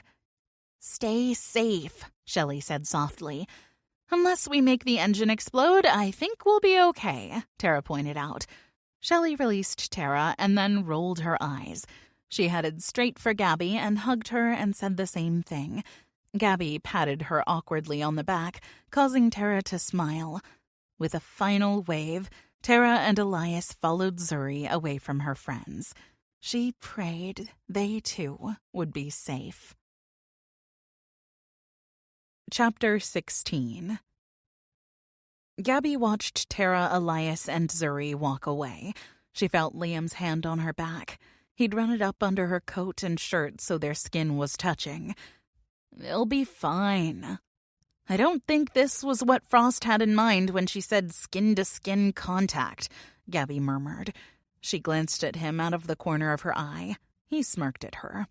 "Babe, if you think I'm going to miss the opportunity to touch your skin with the blessing of a professor, you're nuts." She didn't specify what skin. Gabby sighed. There was no reasoning with him. "Besides," he continued, "you probably need both your hands to shoot your fire at the water." She couldn't argue that point. She looked at Ra and Shelley and saw that they'd linked their left and right pinkies together as they held their hands out toward the freezing gorge. Their free hands were held out as well. Gabby's attention was pulled from the couple when she saw a large flash on the other side of the water, and then fire running down into it. "Let's begin," Frost said as fire suddenly shot from her hands. She looked like a human flamethrower.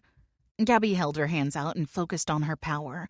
Pulling it from her center, she felt the heat engulf her arms and shoot out her palms. Flames erupted and flew like arrows toward the water. Liam's power flowed steadily into her, and she was proud of her ability. The emotions he was pumping into her nearly caused her to falter. "Focus, baby," Liam whispered into her ear. "You got this." Gabby turned her full attention back to the water and pushed even harder. Minutes passed, and the ice began to thaw under their combined efforts. She had no idea how long they'd been heating the water, but sweat was running down her forehead and back. She no longer felt the cold. Gabby wondered if she was burning Liam, and he must have felt her worry. "I'm fine, Gabby. You aren't hurting me." Gabby heard a hollow grinding sound. There had been a steady hum of an engine the entire time they'd been there, but now the sound was rattling the bridge and practically vibrating the air. "We've managed to heat the water so that the turbines that hadn't been working have started back up again," Frost called out. That's something, at least. She wondered how they were going to keep the water and turbines from freezing back up when they stopped, because they would have to stop, wouldn't they? "Professor Frost," Gabby called out. "How will we keep the water from refreezing?" "The water elementalists will take over once it's completely thawed," she answered. "They just needed our help in thawing it quickly. The salamanders will take a little swim." "Well, okay then." Gabby continued to keep her power flowing out of her hands. Just when she thought she was going to pass out, Frost yelled, "It's enough!" She lowered her hands, and Gabby did the same, pulling her power back inside and extinguishing the fire. Liam caught her when her legs started to give out. "I've got you," he said as he pressed a kiss to her forehead. "That was freaking awesome!" Shelley yelled as she pumped a fist into the air. "Did you see me?" She looked at Gabby, then her eyes shifted to Liam, and then Ra. "I was like, boom! There's my fire, bitches!" Gabby couldn't help but laugh. "You totally kicked that frozen water's ass." Shelley nodded. "Hell yeah, I did." "So it wasn't a problem then?" Gabby asked. "You didn't seem to think you'd be able to do it." The other girl waved her off. "Ra was right. All I had to do was follow his lead. He sent his power into me through the bond, and then it was like I just knew what to do, like it was instinct." There was a splashing sound. Gabby and the others turned to look over the edge of the bridge. "Are those blue and green giant lizards?" Shelley asked. Her words stilted as she tried to figure out how to describe the large swimming beasts. "Those are fire elementals, the salamanders," Frost said. Gabby turned when she heard Shelley gasp. She shoved Ra, who didn't move an inch. "You didn't tell me they were as big as dinosaurs," she huffed. Ra looked at her blankly and said, You didn't ask, Mary. Gabby frowned at that. What did Mary mean? He obviously wasn't calling Shelley by her name, so that meant it was a nickname or something. I shouldn't have to ask. When something that is supposed to be small is actually the size of a yacht, just go ahead and tell me. My apologies, beloved. I'll make sure to accurately describe the size of things we speak about, so there are no further misunderstandings. Shelley narrowed her eyes at him. Perhaps you're the one who needs the next spanking. Wow, Gabby breathed out. That escalated quickly. Shh, Liam said, nudging her. Let's hear more about this spanking thing they've got going on. I'm taking notes for us. Gabby's head whipped around. Her eyes narrowed on him. Do you remember that dagger I had at your throat recently? Liam's lips tipped up in a sexy smile. Yes, ma'am. Hottest thing that has ever happened to me. I'm totally into dagger play. Gabby smacked her palm to her forehead. Of course she would be the one to get the soul-bonded freak. Dagger what? Shelley said as she turned, suddenly more interested in their conversation than threatening her mate with a spanking. Damn, that was an image Gabby did not need in her head. Nothing, Gabby said quickly. That was not nothing, new BFFF. That is something we will be talking about later. You will spill it because that's part of the BFFF code. There's a code? Gabby said, her voice rising an octave. Of course, there has to be a code, Shelley answered. Chicks got to have some rules or else catfights break out. Slapping and hair pulling. It gets ugly fast. Can I come? Liam asked. Shelley smirked and started to say something, but Ra wrapped an arm around her and placed his hand over her mouth. Gabby realized she'd been about to say something very, very inappropriate, and probably something that would cause Gabby to jump into the water with those huge salamanders. Professor Frost, Ra said in his calm, deep voice, is there something else we need to do, or should we check in with the other groups around the plant? As entertaining as this is, Frost said, we do need to go help out with the engines. Gabby thought about something as she looked down at the huge fire elementals. What about them? She pointed. Can't humans see them? Frost shook her head. They aren't seen if they don't want to be seen. We see them because we have elemental magic in us. Liam took Gabby's hand in his and entwined their fingers together. His hand felt cool in her warmer one, and she nearly sighed. You okay? He asked her over his shoulder as he led her after the others. I'm good. A little tired, and I could eat, she admitted. I'll see what I can find for you in our packs. I know protein bars have gotten old, but I promise when we get back to one of our academies, I'll get you whatever you want. Gabby bit her bottom lip and blinked back tears that were not welcome. She'd become an emotional ninny since meeting Liam, and after his heartfelt declaration of love, it hadn't gotten any better. He was so attentive and eager to take care of her, and he took her sarcasm and teasing in stride. It was probably wrong of her, but she just kept waiting for the other shoe to drop. He wasn't perfect. She'd seen that right off the bat with his inappropriate and egotistical comments. But she'd also learned that that attitude was just a front. It was a persona he showed everyone else. Yet Gabby still couldn't help but think that he would eventually leave her. She took a deep breath and forced away her negative thoughts. She'd just have to take it 1 second at a time, as Liam had suggested. He was proving himself to her, 1 second at a time. They went down a set of narrow stairs and into a corridor.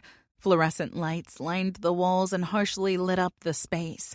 Their feet echoed in the enclosed space, and now and then the lights would flicker. Anyone else find the light flicker thing creepy? Shelley asked. That's Creepy 101 in the Creep Academy, Gabby said. Shelley laughed. Creep Academy? That sounds like a school for future stalkers. Gabby tugged on Liam's hand. Did you go to that school? That's what I love about you, babe. You got a wicked sense of humor. Liam sighed wistfully, not bothered in the least by her question. No, for real, Shelley called back to them. Did you take some classes on creeping? Dude, Elias went to a town and pretended to represent a fake company to meet his chick. Raw walked right into hell and then bound his soul to a chick he'd never even spoken to. But I'm the creepy one? Liam asked.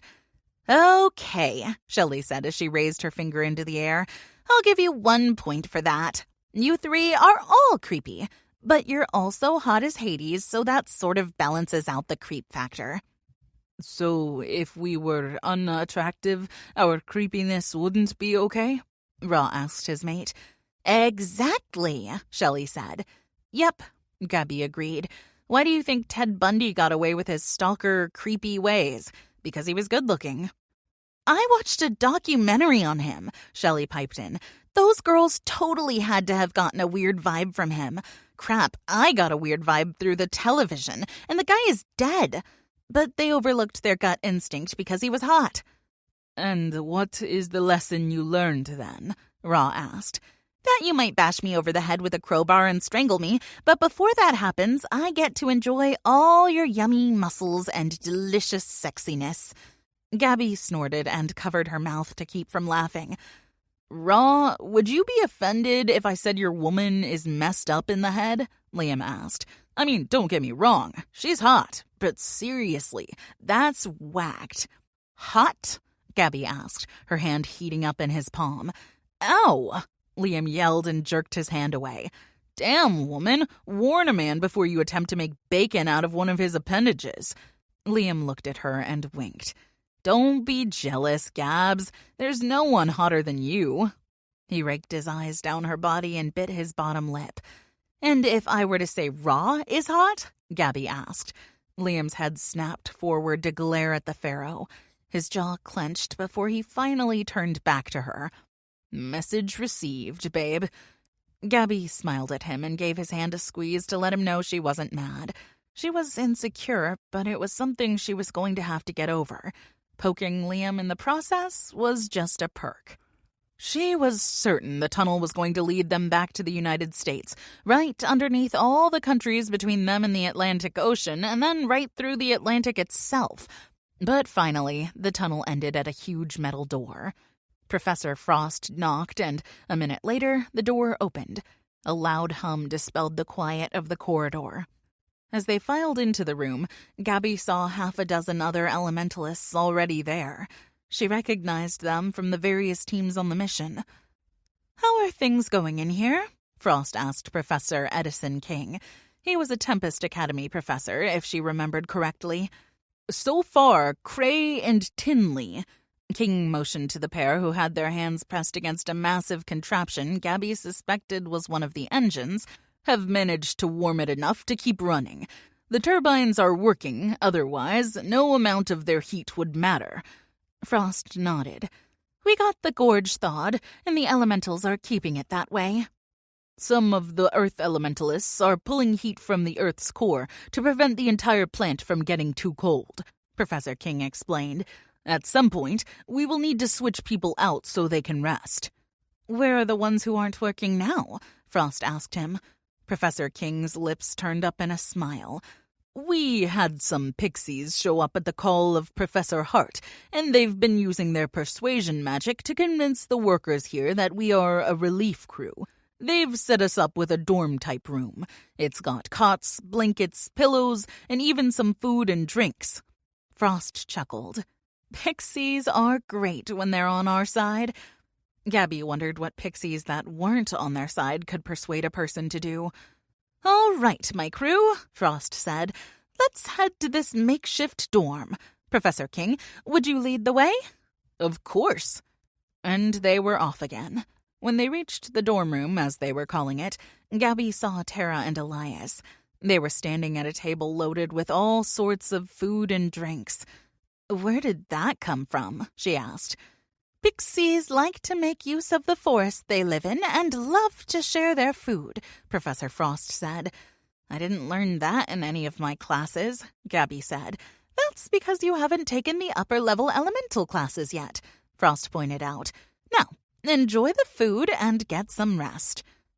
When Gabby and Liam reached the table, she realized that everything was fruits and vegetables. "I guess pixies don't hunt," Liam said, looking quite forlorn over this fact. "They're more planters and gatherers, I'm guessing," Tara said. "Did everything go okay with you guys?" Shelley asked Tara and Elias. Tara nodded. "They just had us pulling heat from the Earth's core. Same song, different day." "Would you rather be fighting giants?" Elias asked as he tugged her ponytail. "I suppose not," Tara sighed. "I think I'm just tired. It's making me grumpy." "Or that's just your general disposition," Shelley said as she filled up her plate and then bit into a carrot. She kept right on talking as she crunched the vegetable. "What doesn't make you grumpy, Tara Bear?" "Well, you looking like Bugs Bunny, chomping away on a carrot makes me want to laugh. So that's a start," Tara said as she shook her head at her friend. "What?" Shelley asked. "I'm hungry. Don't judge." Gabby took the plate that Liam handed her. After dinner, they found a corner that had enough cots for all of them. Gabby saw Tara blush as Elias pushed 2 cots together, and she smiled. "Elias," Tara whispered with a hint of reprimand, "I think we can sleep a couple of feet apart for a night." "That's great, love, but I don't." He kept making up their joined bed as if she wasn't glaring daggers at him. Raw did the same thing, making 2 separate cots into one. He gave Shelley a look that dared her to argue with him. Shelley held up her hands. "Not saying a word, Pharaoh Hottie. I'm not going to complain about sleeping against your fine self." Raw smirked.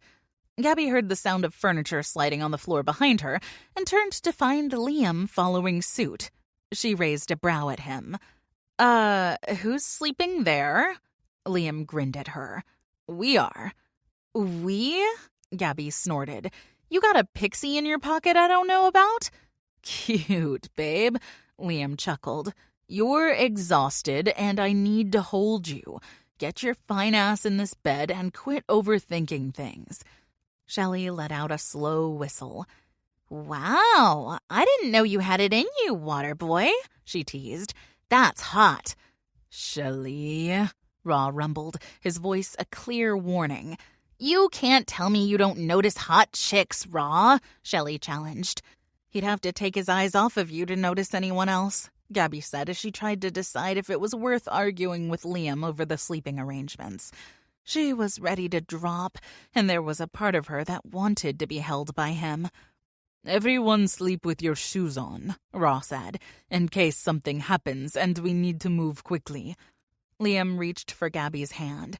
She looked around and realized Tara and Elias were already laying down, a blanket pulled up over them. Tara's eyes were closed, and she looked as if she was already asleep. Raw tucked Shelley in, which was freaking adorable, and then he climbed in beside her.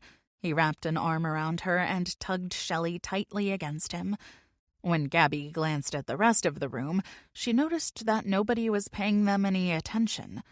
She turned back to Liam, who was patiently waiting for her, arm extended and fingers wiggling.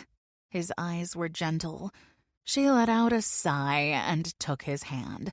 Liam tugged her to him and then pulled back the covers, motioning for her to climb in. "You going to tuck me in, too?" she asked with a smirk. "Ever been tucked in before?" Her smile dropped. She hadn't. Liam leaned down until his lips were next to her ear.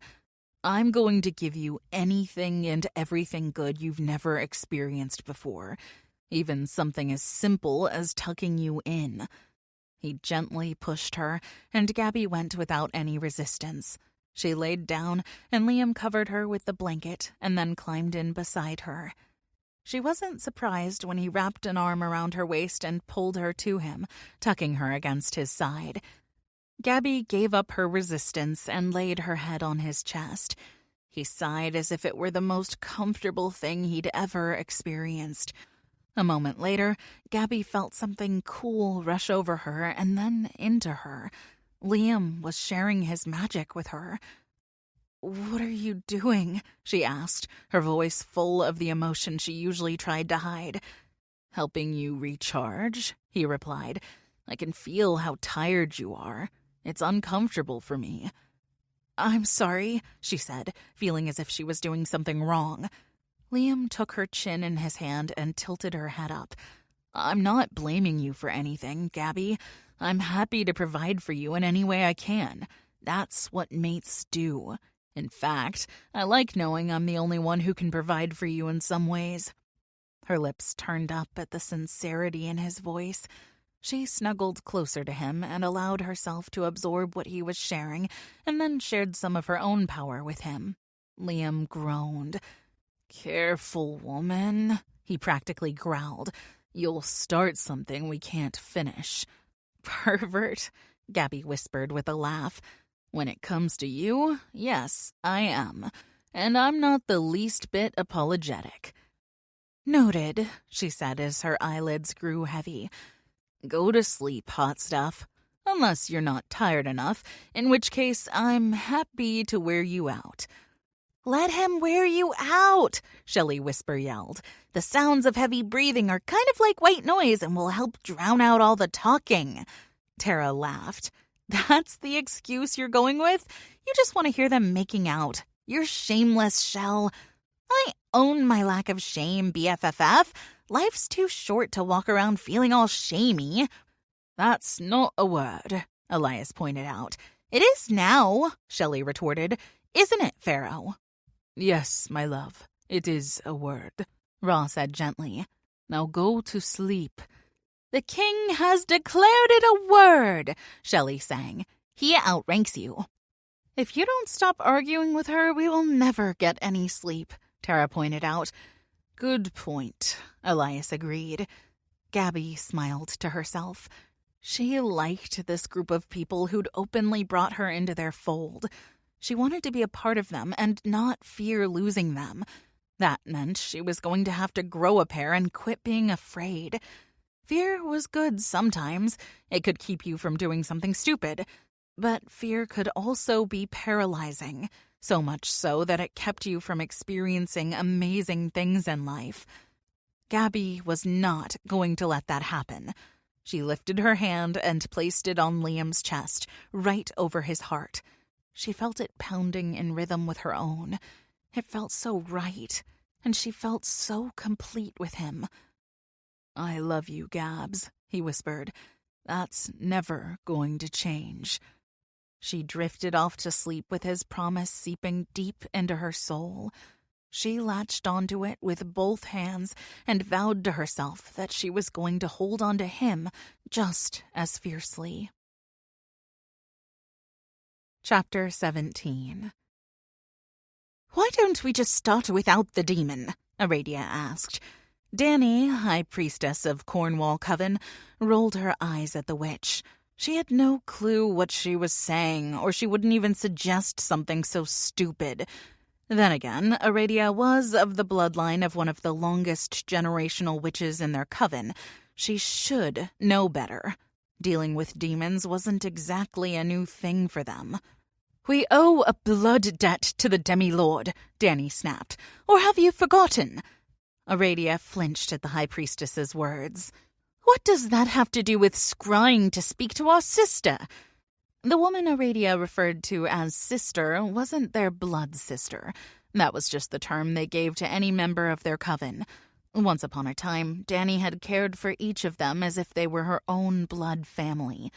That had been before Colin, her brother, had left her. Dani's own flesh and blood had turned his back on her. Now he was completely out of her reach because the royal elementals had taken him to one of their realms. We do not make a move without Dolion's permission or guidance, Dani said. We made our bed when we got involved with them. My hope is the outcome will be in our favor. There were murmurs around the room from the 5 other coven members present. Dani had summoned the most powerful in their coven, and though the others knew portions of what was going on, they couldn't help in the battle to come. They would be more of a liability than an asset. They only had to wait another few minutes before Dolion finally appeared in the room. The 6 coven witches took a step back, but Dani held her ground. She'd learned long ago not to show weakness to those who worked dark magic. It made them think you were easy prey. Danny would not be anyone's prey. "It's time," Dolion growled, his sharp teeth snapping together. "Osiris is close to breaking my spell on the royals. We need to act quickly." He glanced around the room at the other witches and smirked at their obvious fear. "Do you have the spell to begin the process of opening the gates?" "Of course," Danny huffed. She wasn't incompetent. "I wouldn't have contacted you if I did not." "And is your witch ready?" He was speaking of the witch that was currently waiting on them to give her the signal to unleash their secret weapon. The weapon that would distract the light elementals so they could get their plan underway. "She has been waiting on us." Danny walked over to the center table and looked down into the scrying bowl. Her herbs were already there, along with a dagger she would use to cut her hand for the blood sacrifice the magic required. "Then do it," Dolion barked. The high priestess picked up the herbs and crushed them. She dropped them into the bowl and then picked up the dagger. She sliced it across her palm and forced herself not to hiss at the sharp pain. Danny squeezed her hand into a fist and let the drops of her blood fall into the bowl. Then she began to chant. The witch picked up a large dragon's tooth and stirred the mixture. After several minutes, a face appeared in the bowl. "Mother," said the woman who stared back at Danny. "Rory, it is time," Danny said. There was no affection in her voice. "How many should I release?" Rory asked. "A mated pair," Dolion answered. "They are protective and deadly when their mate is in danger." Rory snorted. "They're dangerous no matter what demon." "Watch yourself, child," Danny said through gritted teeth. Rory rolled her eyes as if she wasn't worried a bit about pissing off a demi-lord demon. "I've been playing with dragons for months," Rory said dryly. "It's going to take more than Dolion to cause me to shake in my combat boots." Danny sighed. She swore the young witch was going to be the death of her. She was difficult to control and very powerful. It was why Danny had taken her in. She wasn't the girl's real mother, though Rory didn't know that. "Just release the dragons and then wait for our arrival," Danny said. "The Blackhorn Coven will be coming with us, as well as the Dark Royal Elementals. Don't attack the wrong supernaturals." "I'm young, not an idiot," Rory said. "That's debatable," Dolion rumbled. Rory ignored him and then said, "I'll open the portal as soon as we're done. Anything else, Mother?" "Try not to die." "As if you'd care." Rory shook her head and vanished. "She has mommy issues," Dolion said, his voice mocking. Danny ground her teeth together. "You're one to speak about issues, demon," she snarled at him. "You want to unleash hell on earth. That qualifies you for a room in a mental hospital." "And what about you, priestess?" Dolion challenged. "Should I mention the things you have done in order to be a part of this? All because you desire your coven to be the most powerful?" "If you know what's good for you, you will keep your piranha mouth shut." Power hummed through her veins as she looked the demon in the eyes. He was powerful, no doubt, but Danny could give him a run for his money. She wouldn't win, but she would drain a lot out of him, which would make him vulnerable in their upcoming fight. "Enough," he snarled.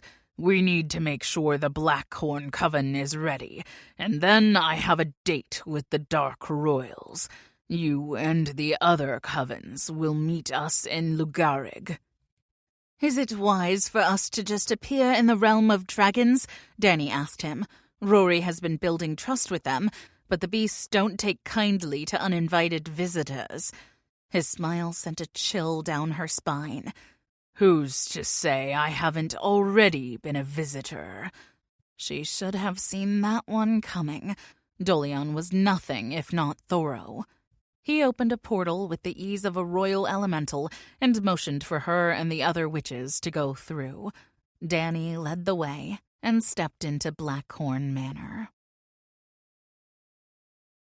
Sephora watched as Danny and her 6 witches walked through the portal, followed by Dolion.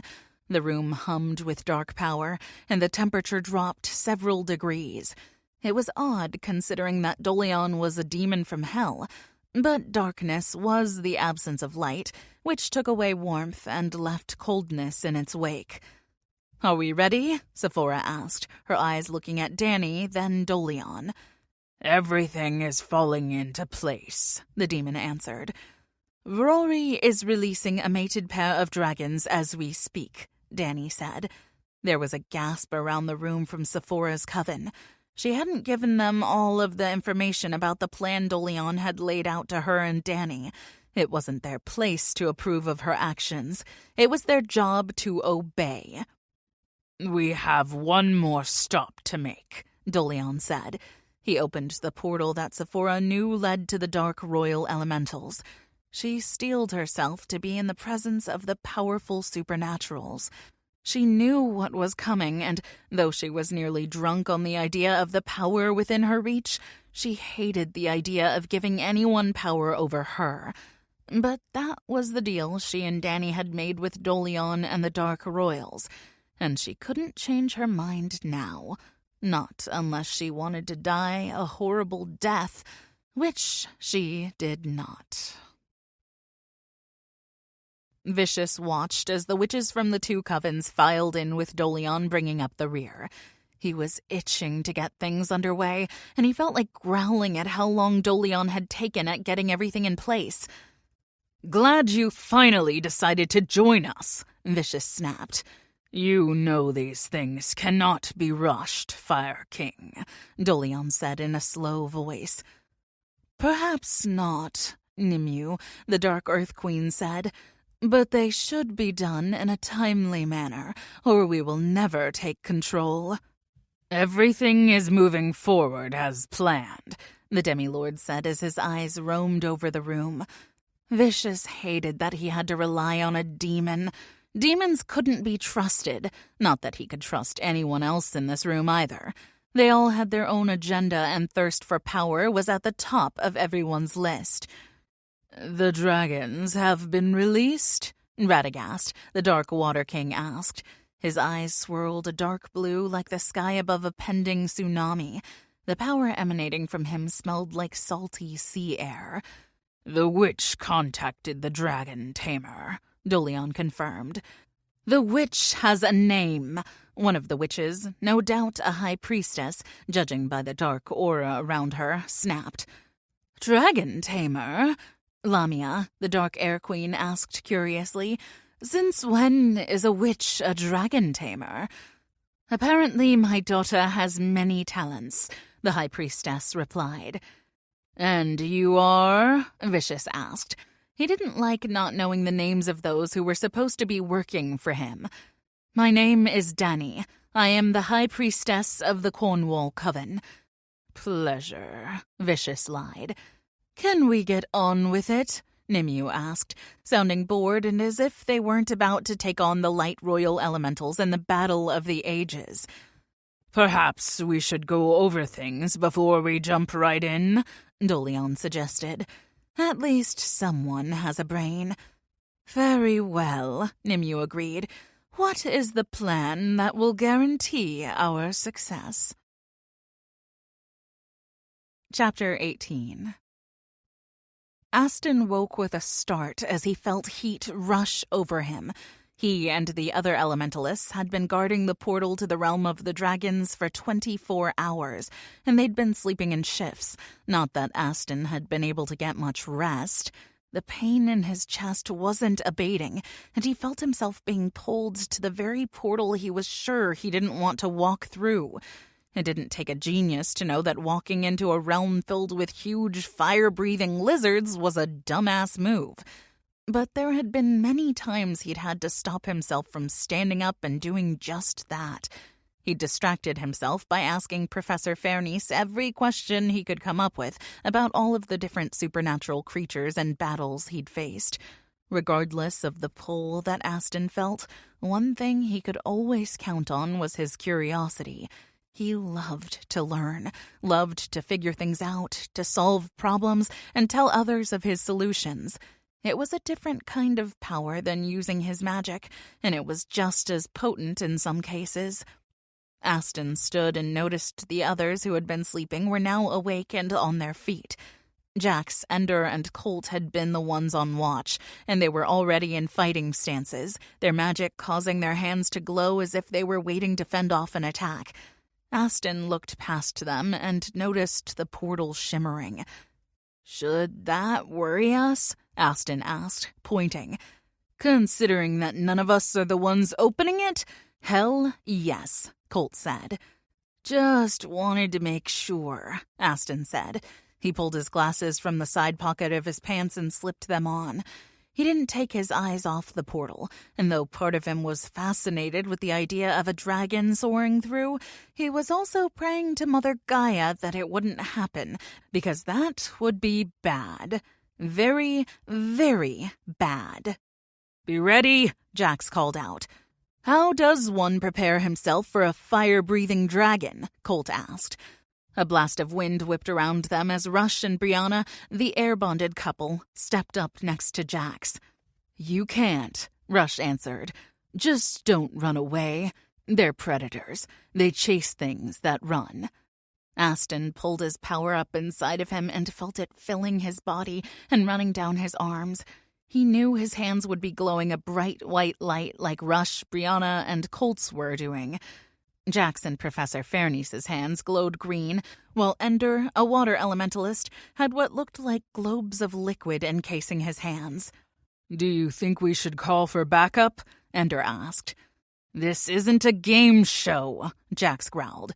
"There is no phone a friend or ask the audience." "But there is pluck a team from a portal," Ender pointed out. "We totally have that option." "They've got their own missions going on," Jax answered. "We don't want to bring them in unless it's absolutely necessary." The portal began to expand, and the pain in Aston's chest increased tenfold. Was he having a heart attack? He was scared. Who in their right mind wouldn't be? But he wasn't pissing in his pants or trying to run and hide. If he was honest with himself, he wanted to dive into the portal, which didn't make him insane at all, because sane people dove into portals leading to dragon realms all the time. All the time. "Shit," he muttered under his breath as his heart pounded painfully in his chest. The tugging that had been there since they'd arrived became more insistent, and honestly, Aston thought whatever was connected to him was going to pull his spine right through his stomach. "Jax," Professor Fairnice began to speak just as Jax took a step toward the portal, effectively placing himself in front of everyone else.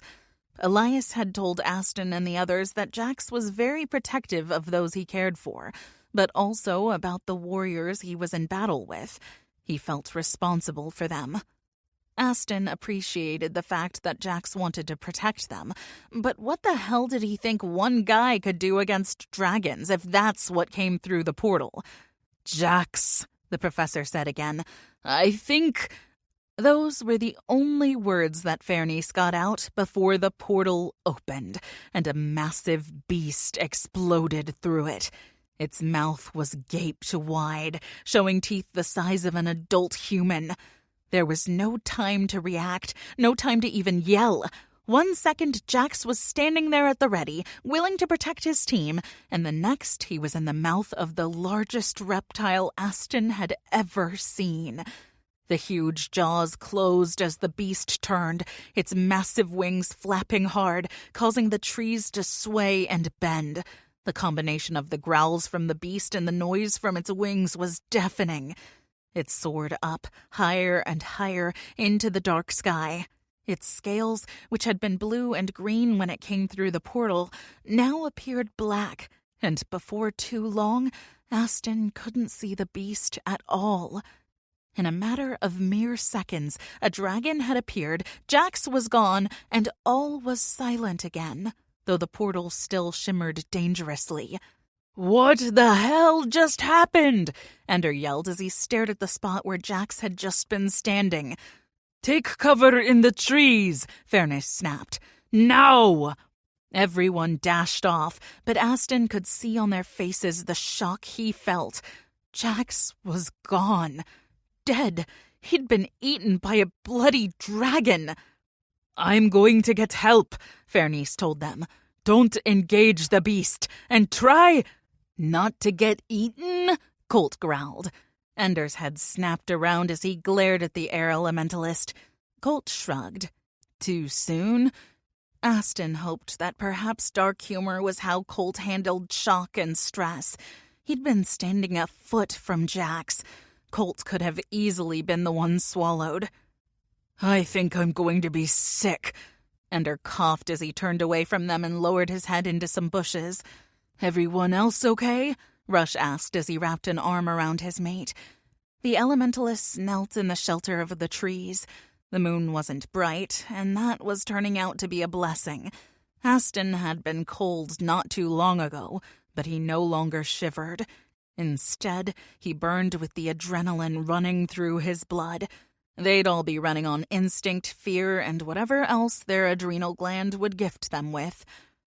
It was only a couple minutes more before a portal opened up behind them, deeper in the woods. Fernice came through first, followed by Professor Frost and Zuri, who looked ready to kill and possibly skin a dragon alive. "What happened?" she yelled, her eyes sweeping over all of them. More portals opened behind her, and more elementalists Aston recognized, including Elias, Ra, and Liam, stepped through. His 3 friends were by his side a minute later, with each of their mates holding their hands. "You okay, mate?" Liam asked him. Aston met his eyes and was honest. "I don't know if anything will ever be okay again." Gabby wasn't sure if truer words had ever been said. Suddenly, there was a loud bellow, and all of their heads whipped around. "No!" Zuri knelt on the ground. Her hands dug deep into the soil as she screamed, eyes closed, face tilted up to the night sky. Gabby trembled at the anguish lining the female warrior's face. Tears flowed freely down Zuri's face, and her body shook so hard it looked as if she had electricity running through her. Nobody moved. Their heads hung low as they stared at the woman who was usually such a fierce opponent, now broken on the ground. "What happened?" Gabby whispered. "Jax is gone," Aston said, his voice gruff with emotion, his eyes on Elias as he spoke. Tara wrapped her arms around her soul-bonded as Elias stumbled. Gabby watched as he wrapped his arms around Tara and buried his face in her hair. His shoulders shook as he held her tight. Gabby had to look away from the intense emotion, but her eyes fell back on Zuri, and the woman's sorrow was even more painful to watch. "Were they soul-bonded?" she asked Liam. "Not that I know of. But Elias mentioned a few times that they were an on-again, off-again couple. He said that neither of them would admit it, but they loved each other. Elias never heard of Jax or Zuri dating anyone else." Liam looked at Aston. "How did it happen?" Aston's eyes glanced at Elias before stepping closer to Ra and Liam. "The portal opened, and a damn dragon flew out of it. I've never seen anything that big move so fast. Jax was standing at the front of our group. One second he was there, and the next, the dragon had taken him." "Like in his claws?" Shelley asked. Aston shook his head. Liam leaned even closer to Aston and asked in barely a whisper, "In his mouth?" Gabby gasped as Aston nodded his head. Zuri let out another anguished shout, and Gabby looked to see Professor Fernice kneeling beside her, speaking softly as he wrapped an arm around her.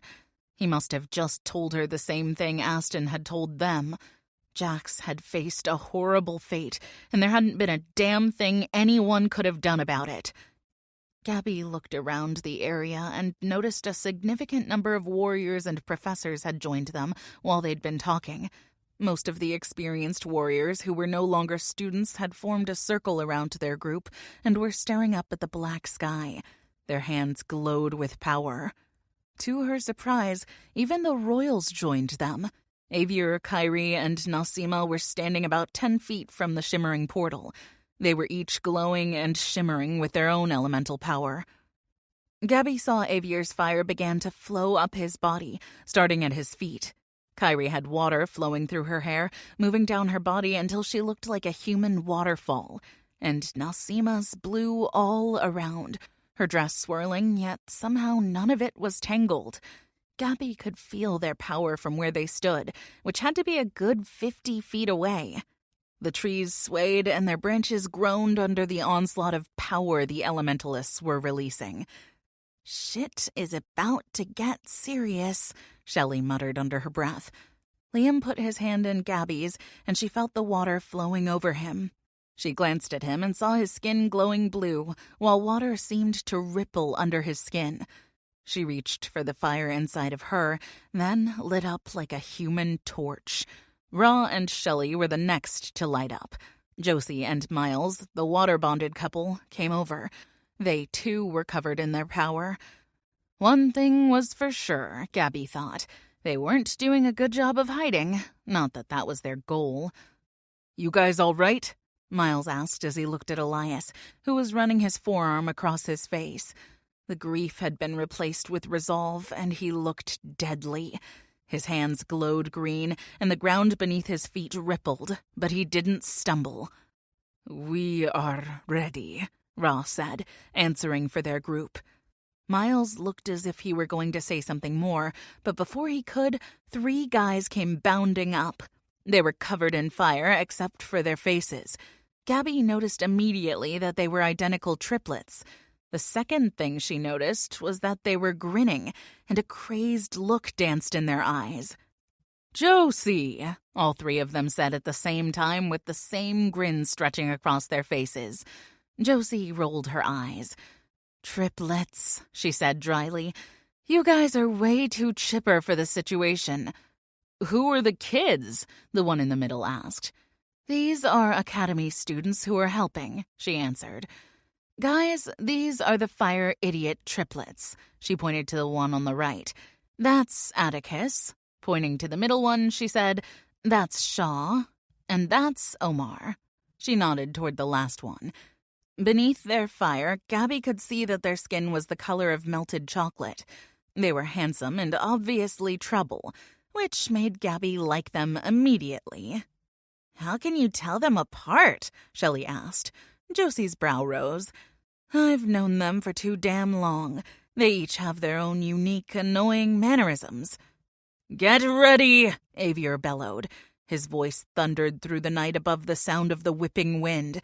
There was a frenzy of movement as warriors spread out across the clearing. The ground began to shake. Gabby and her friends followed Miles and Josie to join the others.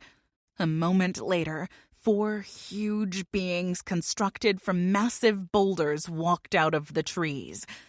"Please tell me they're on Team Good Guys," Shelley said. "Hold!" Professor Frost yelled as some of the warriors put their hands up, ready to use their power.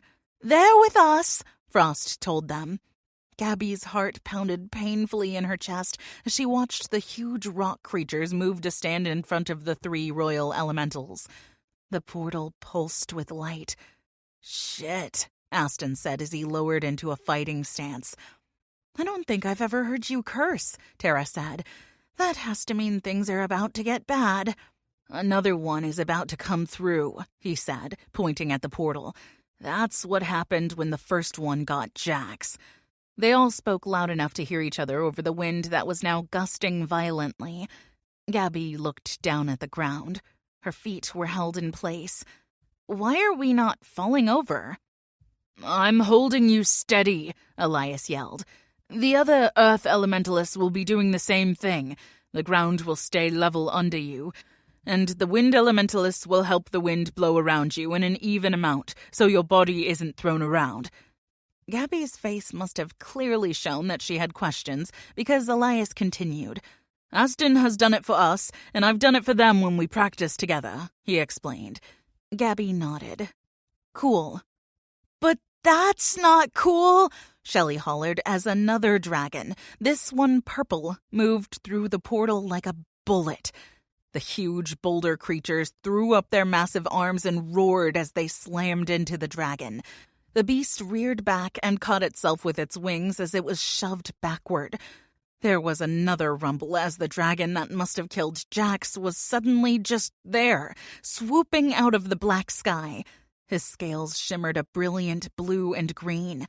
It was larger than the second one, so Gabby assumed that must mean it was male and the smaller one was female.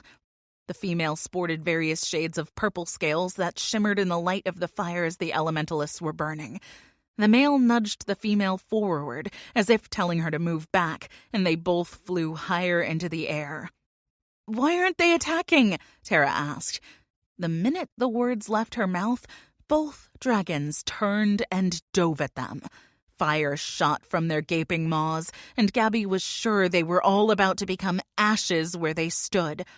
Before the flames reached them, however, a burst of power shook the air and ground as Nasima's hands flew up and light erupted out of them. The air power she'd just released was massive because it pushed the dragons back as if they'd flown straight into a solid wall and bounced off of it. "Air elementalists!" the Air Queen yelled. "Join me!" Next to Gabby, Aston's arms rose, and she felt a blast of air as his power flew out of him. All of the air elementalists in the group were lit up like white light bulbs, illuminating the sky and forest around them. "They're holding the dragons back," Shelley called out, her eyes wide and full of anticipation. Gabby started to feel a sliver of hope. Maybe they had a chance against the huge fire-breathing beasts. That sliver was crushed when, out of nowhere, a huge figure appeared in the middle of their group. Gabby had never seen one in person, only in her books from the academy, but there was no doubt he was a demon. A very large, and she would assume, powerful demon. He was over 6 feet tall, probably close to 7. His eyes were as black as night. Sharp cheekbones were set around a grinning mouth containing pointy teeth. 2 horns grew out of the top of his head and curled backward. His muscular arms ended in hands tipped with razor-sharp claws. His legs were shaped like that of a hoofed animal, complete with the actual hooves. Gabby felt Liam move closer to her, his shoulder pressed against hers. "Okay, so I seriously thought we had a chance there for a minute," Gabby said. "I was totally with you, Gabs," Shelley said, nodding her head like a bobblehead doll. If the massive demon wasn't enough, a portal opened beside him and out marched 2 men and 2 women. Gabby had seen their pictures in textbooks as well. The 4 dark royal elementals. "We're so screwed," Gabby muttered. Then more women poured out of the portal. They wore black robes and black pointy hats. "Witches?" Tara coughed. "Honest-to-goodness witches with black pointy hats?" "Their hats are sort of badass," Shelley said. "Shelley," Gabby called out. "Yep," the blonde replied. "We cannot be friends if you start wearing pointy hats. Just want you to know that." "Roger that," Shelley said. "I'll come up with some better uniform for us." Tara and Gabby groaned at the same time. "Let's just try and live through this and worry about so-called uniforms later," Tara suggested. "Is that everyone?" Liam asked as they waited to see if anyone else was going to come through the portal. A minute later, a male appeared. "Tucker?" Tara gasped at the same time that Elias let out a string of curses. Tara was surprised to see him, considering the last time she had, he'd been tossing her best friend to another acolyte who had then thrown Shelley into hell. Tucker's eyes found Tara's immediately, and Gabby could tell in his greedy gaze he was obsessed with the girl. "I take it he needs to die?" Gabby asked. "I'll be the one to kill him," Elias growled. "He's mine." Shelley laughed, and it sounded so wicked Gabby turned to look at her. "British boy is going to make you his bitch," Shelley called out to Tucker, singing the last word. "That's good," Gabby said, shaking her head. "Taunt the guy who's standing next to a row of witches and a demon." The portal finally disappeared, and all the elementalists seemed to let out a collective sigh. I think we outnumber them at least, Shelley said. Then 2 more dragons came soaring out of the open portal to the dragon realm. I take it back. We totally don't outnumber them, the blonde yelled as the flames on her hands increased. Holy pixie babies! There's another one coming through, Tara gasped.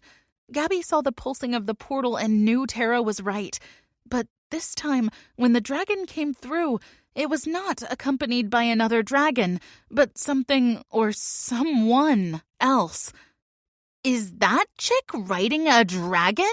Shelley asked, sounding as in awe as Gabby felt. The dragon and its rider swooped over the boulder giants and flew around them in a tight circle. She looked down at the clearing, her eyes narrowed as if she was looking for someone. Aston suddenly cried out, and Gabby turned to see him clutching at his chest. Gabby went to help him, but a scream of rage caused her to throw her hands up. "Do not touch him!" a female voice roared. Gabby and the others looked up to the sky to see the dragon rider hovering above them. She was glaring daggers at Gabby, and if looks could kill, Gabby would be pushing up daisies. Liam suddenly pushed her behind him, his hands going up as he sent out a pulse of blue power at the dragon. The beast darted to the right, moving much too fast for an animal that size. "Don't," Aston said, his voice loud but weak. "Don't hurt her." "What?" Liam snapped at his friend. Aston looked straight at Liam, and his eyes were so pale they were almost white. "Do not hurt her." Gabby realized what was going on the minute the other guys groaned. "She's yours, isn't she?" Liam asked. Aston nodded as he looked up at the female sitting on the dragon, her eyes staring back at him intensely. "She's mine." The words were barely out of his mouth when all hell broke loose. Chapter 19. "Why the hell isn't it working?" Osiris roared at the trembling demon at his feet. "I don't know, my lord," Crucius sputtered. "She said this was all we needed." "She bloody lied." The Lord of the Underworld huffed as he paced back and forth in front of the warded entrance to Dolion's chamber. The book he needed to free the light royal elementals was just out of his reach, and he was not used to being denied what he wanted. He'd already given up the bride he'd decided he wanted, which made him pissy. Add that to the fact that one of his demilords was trying to take control of Osiris's demons, and he moved from pissy straight to homicidal. "Where is the witch who gave you this spell?" Osiris asked Crucius as he held up the folded paper. "I'll take you to her," Crucius said immediately. Osiris grabbed the demon by the scruff of the neck, snatched the memory from him, and followed it to the Blackhorn Coven. When he appeared in the manor, a woman screamed and threw up her hands. Osiris knocked the spell away with the flip of his wrist. "Where is your priestess?" he snapped at her as he held out his hand. Her body instantly flew toward him until he had his fingers around her throat. Who are you?" the woman stuttered out as her body shook with fear. The dark magic in her no doubt recognized his own, and also recognized that he was not just dark, but the complete absence of light. Osiris's lips turned up in a smile, and he didn't hide his sharp teeth. "I'm the lord of all the demons you witches like to play with. You didn't honestly think there wouldn't be consequences to your meddling, did you?" It's... Her stuttering got on his nerves. "Damn woman, take a breath and get your bloody wits about you. Where is your coven's priestess?" The woman blinked several times and then seemed to compose herself, at least a little. "She's gone." "Gone as in dead? Because I'm pretty sure I would have met her when her soul came to play with me." The witch grabbed at his hand, and he realized she was turning blue. Osiris loosened his hold. "The demon Dolion was here and took her with him," she said. Osiris cursed. That meant the battle had begun. "Why isn't this spell working?" he asked as he held up the piece of paper. Her eyes roamed over it as she read. Then she looked at him. Did you get the blood you needed for the spell? I had the witch's blood and the demons who conjured the spell I'm trying to break. Why the hell isn't it working? He repeated his earlier sentiment, though she couldn't have known that it was the 20th time he'd asked it. His patience was seriously running thin. "That is a written copy of the spell, yes?" the witch asked. "How the hell am I supposed to know?" Osiris snapped. "My demon brought it." "Precious!" he yelled. The little demon scuttled around to face him. "Did she write this spell?" "Yes, my lord. She got it out of a book in that cabinet." He pointed to the cabinet behind the witch. "May I?" the woman asked as she reached for the piece of paper. Osiris narrowed his eyes on her. "If you try any of your witchy shit, I will rip your soul from your body." She nodded her head, and he released her and handed her the paper. She hurried to the cabinet, unlocked it, and pulled out the book. It only took a few seconds of page flipping before she found the one she wanted. The witch ran her fingers across the page as she looked back and forth from the book to the piece of paper Osiris had given her. Finally, after what felt like an hour later, she picked up a pen, marked some things out, and then wrote different words in their place. The witch held the paper out to him. "She'd written 2 words wrong." Osiris growled. "She deliberately made the mistake." "I can't be certain of that," the woman said, her voice quavering under his anger. "The words are very close in spelling, so it could have been an honest mistake." Osiris didn't have time to call bullshit on the woman. He had to get the royals free. He snapped his fingers, and Crucius hurried to his side. He took the demon by the nape of the neck, and in the blink of an eye, they were back in front of Dolion's chamber. Osiris looked at the paper and read it out loud. He'd already placed the blood on the wall. Now the spell had better work. As he finished up the words, he felt a shudder run through the ground, and then he heard a popping sound. "Open," he growled, and just like that, the door that had been hidden behind the ward slid open to reveal Dolion's chamber. Osiris's eyes skimmed over the room until they landed on a leather-bound book lying on the floor. Crucius hurried over and grabbed it. He handed it to Osiris with a bowed head. Smart demon. Osiris was ready to make heads roll, and Crucius's would do just fine for a start. The Lord of the Underworld led them both to the chamber where the royals were imprisoned. He placed his hand on the wall and could feel their power behind it. The spell containing them and concealing them from him was powerful. The witch who had given it to Dolion would die, and her spell would die with her. Osiris opened the book and held it out to Crucius. "Where is the spell?" Crucius turned to the pages and then pointed to one written in the demon tongue. Osiris glared at it as if it had somehow insulted him. He really shouldn't be surprised by anything anymore. But then, ever since a blonde human girl had ended up in his domain and then gotten away scot-free, life seemed to have become interesting. He used a clawed finger to slit his hand, then he rubbed his blood across the wall. Like a dark magic spell, it would no doubt require a blood sacrifice. Then he began to speak the words. This time, it wasn't just the ground that shook. The walls around them trembled, and there was a loud roar before the wall in front of him crumbled to the ground. He snapped the book closed and held it down to Crucius. "Destroy this." "Yes, my lord," the demon squeaked, and then disappeared. Osiris stared at the wide eyes of the 4 captive royal elementals. Normally, he would have taken time to gloat over the fact that they'd been captured, but he didn't have time. The gates to hell could be on their way to being opened, and that was something he could not allow. "Why is she like that?" Osiris asked as he pointed to the light Earth Queen. She was lying across her mate's lap, her body trembling, and her lids moving rapidly. "She's been in hell for who knows how long," Agni, the light fire queen, snapped. "I see you still have anger issues," Osiris said to her with a toothy grin.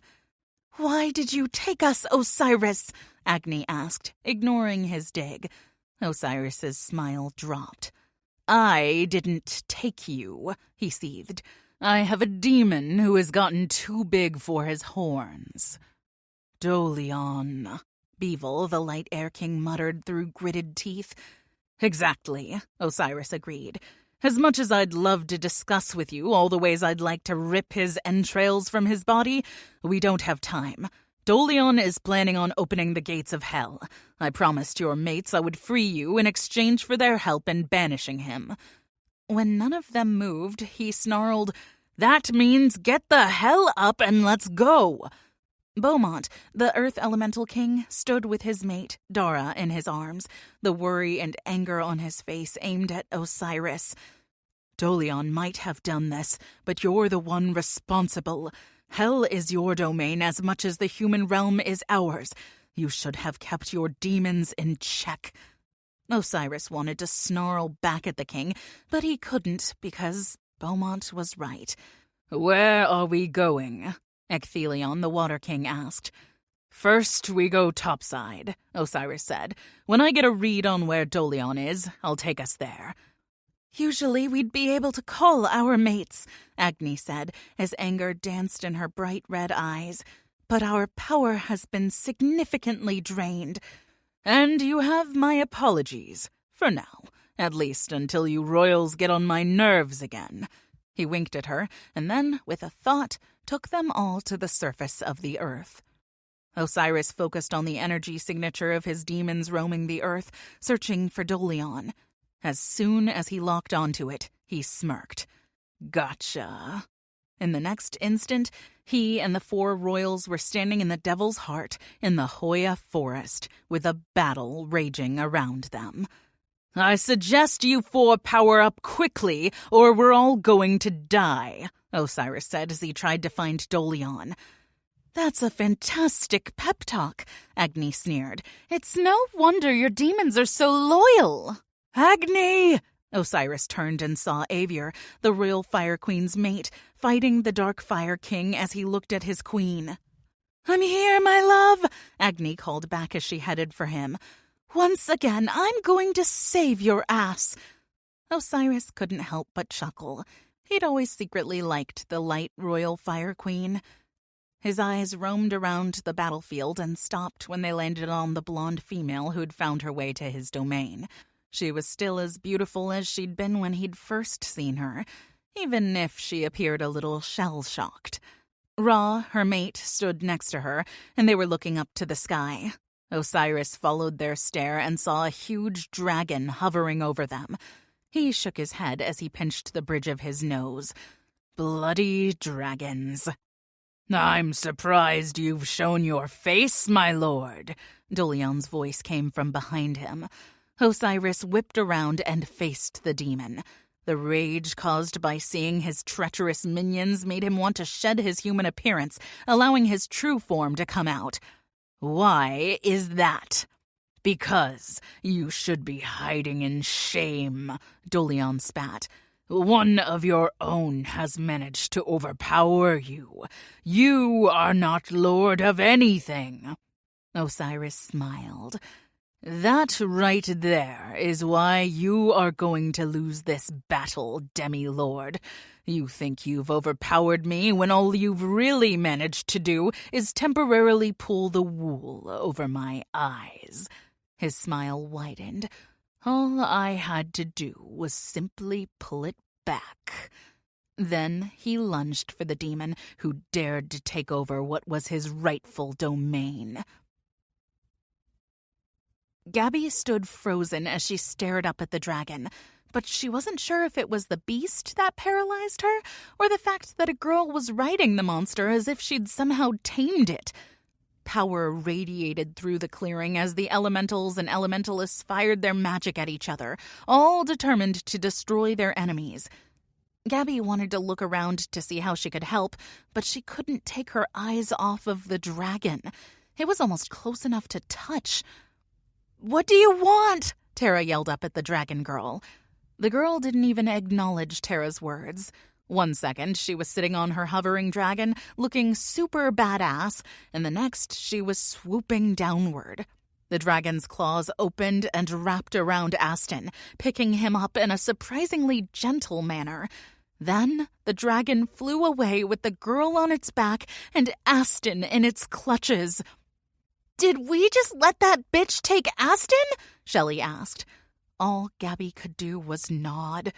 They'd all been frozen, whether in shock or fear or both, but none of them had moved, not even Raw, which was surprising. "Why didn't we move?" Gabby asked no one in particular. "Because we couldn't," Raw said, his voice a deep rumble filled with anger. "What?" Liam asked as he placed a hand on Gabby's face, his eyes asking if she was okay. Gabby nodded to reassure him. "She's a witch," Raw said. "She put a spell on us. She's powerful. I didn't even notice it until I tried to move and couldn't." Elias started to say something, but then he dove to push Tara out of the way as a bolt of power flew past them. They'd managed to be distracted from the battle raging around them. "We've got to get Aston back," Liam said, "but we can't do that until we deal with this." He pointed to the warriors, professors, elementalists, and elementals battling the witches, dark royals, demons, and acolytes that had apparently shown up at some point while they'd been dragon-struck. Another bolt of power zipped toward Elias, and Raw threw out his hand, fire shooting from it and stopping the magical projectile that had been about to hit Elias. They all turned and looked to see who was shooting at Tara's soul-bonded. Gabby didn't recognize him, but apparently Shelley and Tara did because they spoke at the same time. "Tucker!" They both growled his name. "Who's Tucker?" Gabby whispered to Liam, who was standing partly in front of her. It was cute. He thought he was going to protect her. "The dude who had Shelley thrown into hell," Liam answered. "Ah," Gabby said with a nod. "So he needs to die." Shelley turned and grinned at her. "I knew you were going to be the perfect addition to our girl posse." "Less talking, Shell, and more fighting," Gabby said as she took off at a dead run toward this new foe. She was itching for a fight and sick of standing on the sidelines. "That woman's going to be the death of me," she heard Liam yell as he chased after her. Tucker's eyes widened as he realized he'd bitten off more than he could chew. Elias came around his left, and Raw was on the right. Liam, Gabby, Tara, and Shelley came straight at him. They threw elemental projectiles at Tucker, but he brought up a wall of water that completely encircled him. "I just want Tara," he called out through the water shield. "Give her to me, and you can all walk away alive. I'll make sure of it." "I just want every day to be a great hair day. But guess what, Tucker?" Shelley snarled at him. "We don't always get what we freaking want." Gabby pushed out a steady stream of fire, trying to break through the water shield. Raw did the same thing, and then Shelley caught on and she added her own fire. Gabby was impressed at how quickly Shelley was learning how to use her new power. Raw was probably a big part of that, but the girl seemed to have completely embraced her new life, and that made Gabby like her even more. Great, she thought to herself. She was rocking a girl crush. The water shield that Tucker had been hiding behind dropped, but instead of revealing Tucker, there was an empty spot where he'd stood only moments before. "Damn," Gabby huffed. "That was disappointing." "He's a coward," Tara said. "There's no way he'd stay and fight if he thought for a second he couldn't win." Frost appeared beside them, and Gabby blinked, trying to figure out how the professor had gone from not being there to, boom, just appearing. "We've got to keep the heat off of the light royals. They have to be all connected and focused to perform the devil's trap spell in order to trap Dolion," she said quickly, while at the same time deflecting a spell one of the witches cast at her. The woman was tough as hell. "That's all fine and dandy," Shelley said, and then pointed to the sky. "But we've got incoming." Gabby looked up and saw the dragon girl riding her beast. Aston was positioned behind her on the monster. Flying around them, 2 on each side, came the other 4 dragons that had emerged through the portal. "Well," Tara said, "if you've ever wondered what being fried like a chicken leg feels like, you're in luck, because we're about to get cooked." "Love your positivity," Elias said dryly. "It's totally my thing," Tara said. The dragons were over them now, staring down at them as if trying to decide who to eat first. "Surrender now, and you will be spared," the blue and green dragon said. Gabby's mouth dropped open as she blinked several times. Did anyone else hear that dragon speak, or am I high on some sort of power trip? Shelley asked. I heard it, Gabby said as she raised her hand as if that was necessary. She was having a slightly difficult time processing everything that was happening. She couldn't remember ever reading anything about dragons being able to talk. Surrender, another dragon said, and this one sounded distinctly female. We don't want to hurt you. Really? Because your boyfriend ate our friend, Shelley blurted out, her shock wearing off and anger taking over. That isn't the action of a dragon who doesn't want to hurt us. I was under a spell, the dragon said. The demon placed it over us. His power is waning, and we've managed to break it. The blue and green dragon growled. I don't want my mate hurt. His head motioned to the purple-scaled dragon next to him. Give up the battle and leave. We can't do that, Professor Frost told the beast. The demon who put a spell on you wants to open the gates of hell, Ra said. That has nothing to do with us, the dragon replied. Gabby was so over this conversation. She looked at the girl on the dragon in the middle and called out, Who are you and why do you have Aston? The girl, dressed all in black with dark hair flowing wildly around her, glared down at Gabby. I am Rory and Aston is mine. You have 60 seconds to shield your people, the blue and green dragon said to Professor Frost. Then we let our fire rain. Frost let out a curse and then turned to them. Run and tell everyone now! She took off, and Gabby didn't hesitate as she grabbed Liam's hand and took off running. Put up a shield! She yelled at every elementalist she ran past. Dragon fire is coming! She heard Liam yell. Put up a shield!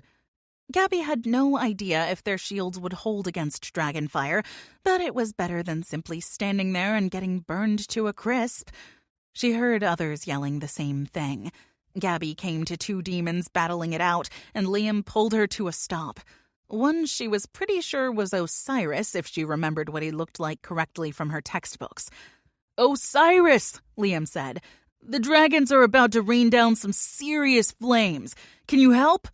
Osiris slashed out his hand as the other demon attacked, and the Lord of the Underworld's long claws raked across the demon's face. Then Osiris looked at them.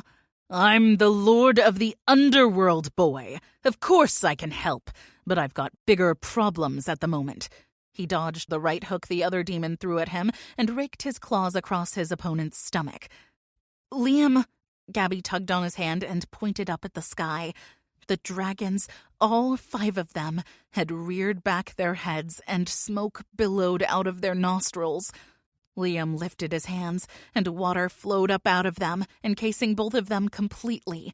Gabby couldn't help but keep her eyes up, fascinated to see the dragons releasing their fire. Maybe she was a freak for wanting to see it, but she kind of felt like it was a once-in-a-lifetime thing. Of course, that could be because most people who saw a dragon's fire ended up dead. At least, that's what her textbooks said. The fire that shot from their mouths wasn't red like she thought it would be. It was blue. It swept across the clearing, and even through Liam's shield, she could feel the suffocating heat. It's blue, she murmured. Liam nodded. Like the hottest part of fire, down at the bottom where the coals burn. The blue flames are the hottest. That sort of made sense. If a dragon was going to breathe fire, then they would no doubt breathe the hottest part. When the blue flames finally stopped, the dragons swooped down, flying so low that those who hadn't been cooked had to drop to the ground to keep from being knocked down. One by one, the dragons flew back through the portal. As soon as the last one disappeared, the portal snapped closed and vanished. Liam dropped the shield, and Gabby looked around. The dark royal elementals survived, and some of the dark elementals and acolytes were fighting, but all of the witches lay dead. She guessed they must not have had a way to protect themselves from the dragons. Osiris and the other demon, who Gabby figured must be the Dolion dude who was trying to open hell, were still going at it. Apparently, dragonfire didn't do a damn thing to demons, or they'd somehow managed to protect themselves. Okay, so that made more sense. They were powerful demons, and one of them was basically the devil. Of course they would be able to protect themselves while they continued to duke it out. When the shock of the fire wore off, the battle renewed as Gabby watched Zuri bellow out a battle cry as she, Frost, Josie, Miles, and the triplets ran full out at the Dark Royals. They threw everything they had at the evil elementals. "They're distracting them," Liam said as he pointed to where Avier and the other light royals were forming a circle. Gabby noticed that Dara, the Earth Queen, was on her feet and appeared strong as she raised her joined hands in the air with the other elementals. All around the royals were small pixies, and they'd covered the group in a shimmering globe of magic. Circling them were the boulder golems, their backs to the royals as they deflected the attacks of the dark elementals and acolytes still standing. Gabby shifted and saw a chalice in the center of the circle where the light royals were chanting. It was beginning to glow a bright red, and as the chanting grew louder, it began to shake. "No!" The sound of Josie's cry caused Gabby to turn just in time to see Miles take a blast of fire from the Dark Fire King straight to his chest. His body went up in flames. A moment later, there was nothing but ash where Miles had been. "What the?" Gabby breathed out. Her stomach rolled as she watched Josie throw her hands out, bolt after bolt of blue power flying at the Dark Fire King. Walking toward her, he deflected them one after the other. "We have to help," Liam said. He started toward Josie and then looked over his shoulder at Gabby. "Don't die, damn it," he snarled. Gabby frowned. "You don't die either," she snapped back. "Glad we have a plan," Liam said. Ra and Shelley ran toward them from the other side of the clearing, their eyes also on Josie. Liam held out his hands and muttered under his breath. Gabby placed her hand on his shoulder and pushed her power into him. Blue and red balls of power shot out of his hands, aimed for the Fire King, but the Dark Water King, Radagast, whom Gabby recognized from a textbook in her class of History of the Royals last year, intercepted it with his magic. He laughed and looked at them as if they were the dirt beneath his feet. "You children think you have a chance against us," Radagast bellowed. "Our age doesn't matter," Ra said calmly. "It's the light we wield inside of us that guarantees us victory." "Naive babies," Nimue, the Dark Earth Queen, spat. Elias and Terra stepped up as they, too, began to add their power to the fight. Elias stomped on the ground and sent a pulse of power that caused the Dark Royals to stumble. At the same time, Zuri placed her hand on the dirt and spoke in the language of the Earth Elementals. A fissure opened up in the ground. It moved across the dirt toward the Dark Royals, rending a gash in the earth. They had to jump right or left to keep from falling into the crack. Josie took advantage of their distraction and leaped at Vicious, the Dark Fire King. His arm shot out, and his hand caught her around the throat. Gabby's heart dropped to her feet, and she heard herself yell. She wasn't the only one. Other voices joined in, and other bodies ran toward the Dark Royals. But the powerful Dark Elementals were joined by their acolytes, and no one was able to get through to Josie. Gabby watched in horror as Vicious jerked his hand, and Josie's head flipped at an odd angle. Then he simply dropped her. She fell to the ground in a heap. Gabby froze, staring at the lifeless body of the warrior she had come to know as a fierce fighter and funny woman. She was gone in the blink of an eye, just like Jax, just like Miles, and possibly just like Aston, alive 1 second and then dead. The triplets, Atticus, Shaw, and Omar, leaped across the fissure, and one of them actually landed a punch on Vicious's grinning face. One after the other, they either used their power or their fists to battle the Fire King. Professor Frost and Professor Fairnice fought Lamia, the Dark Air Queen, while Zuri and Elias kept trying to throw the royals off with ripples in the ground. Gabby felt Liam's arm wrap around her waist as he jerked her around, blocking a blast of fire from a fire acolyte. She narrowed her eyes at the acolyte and patted Liam's back. "Thanks, babe," she said. "Now do your mate a favor and drown that dude." Liam grinned at her. "As my lady wishes." He turned and water rushed out of his hands. Gabby shot fire on either side of the acolyte so he had nowhere to run. She didn't allow herself to feel anything when the guy finally dropped to the ground. Her friends were dying. She didn't have time for mercy. She'd deal with her conscience later. Liam was beside her a second later. "I'm with you, always. We'll get through this." She knew he could feel her confusion and stress, but she nodded and then looked for her next target.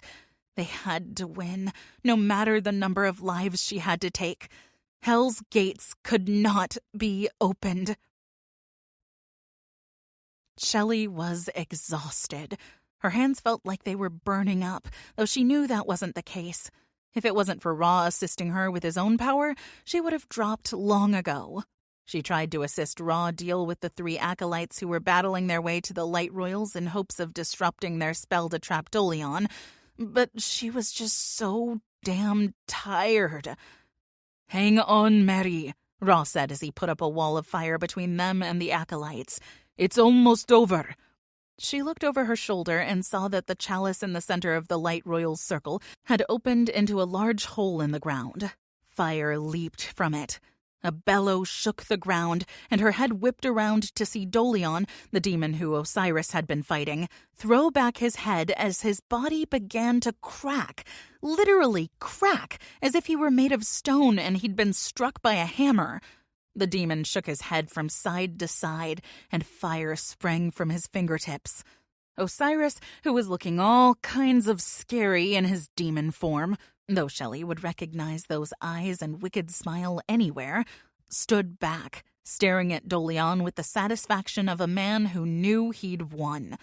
Ra wrapped an arm around Shelley and pulled her against him as the ground began to shake violently. She couldn't take her eyes off Dolion as the demon was pulled toward the circle of Light Royals. By the time he reached the center, his body was coming apart.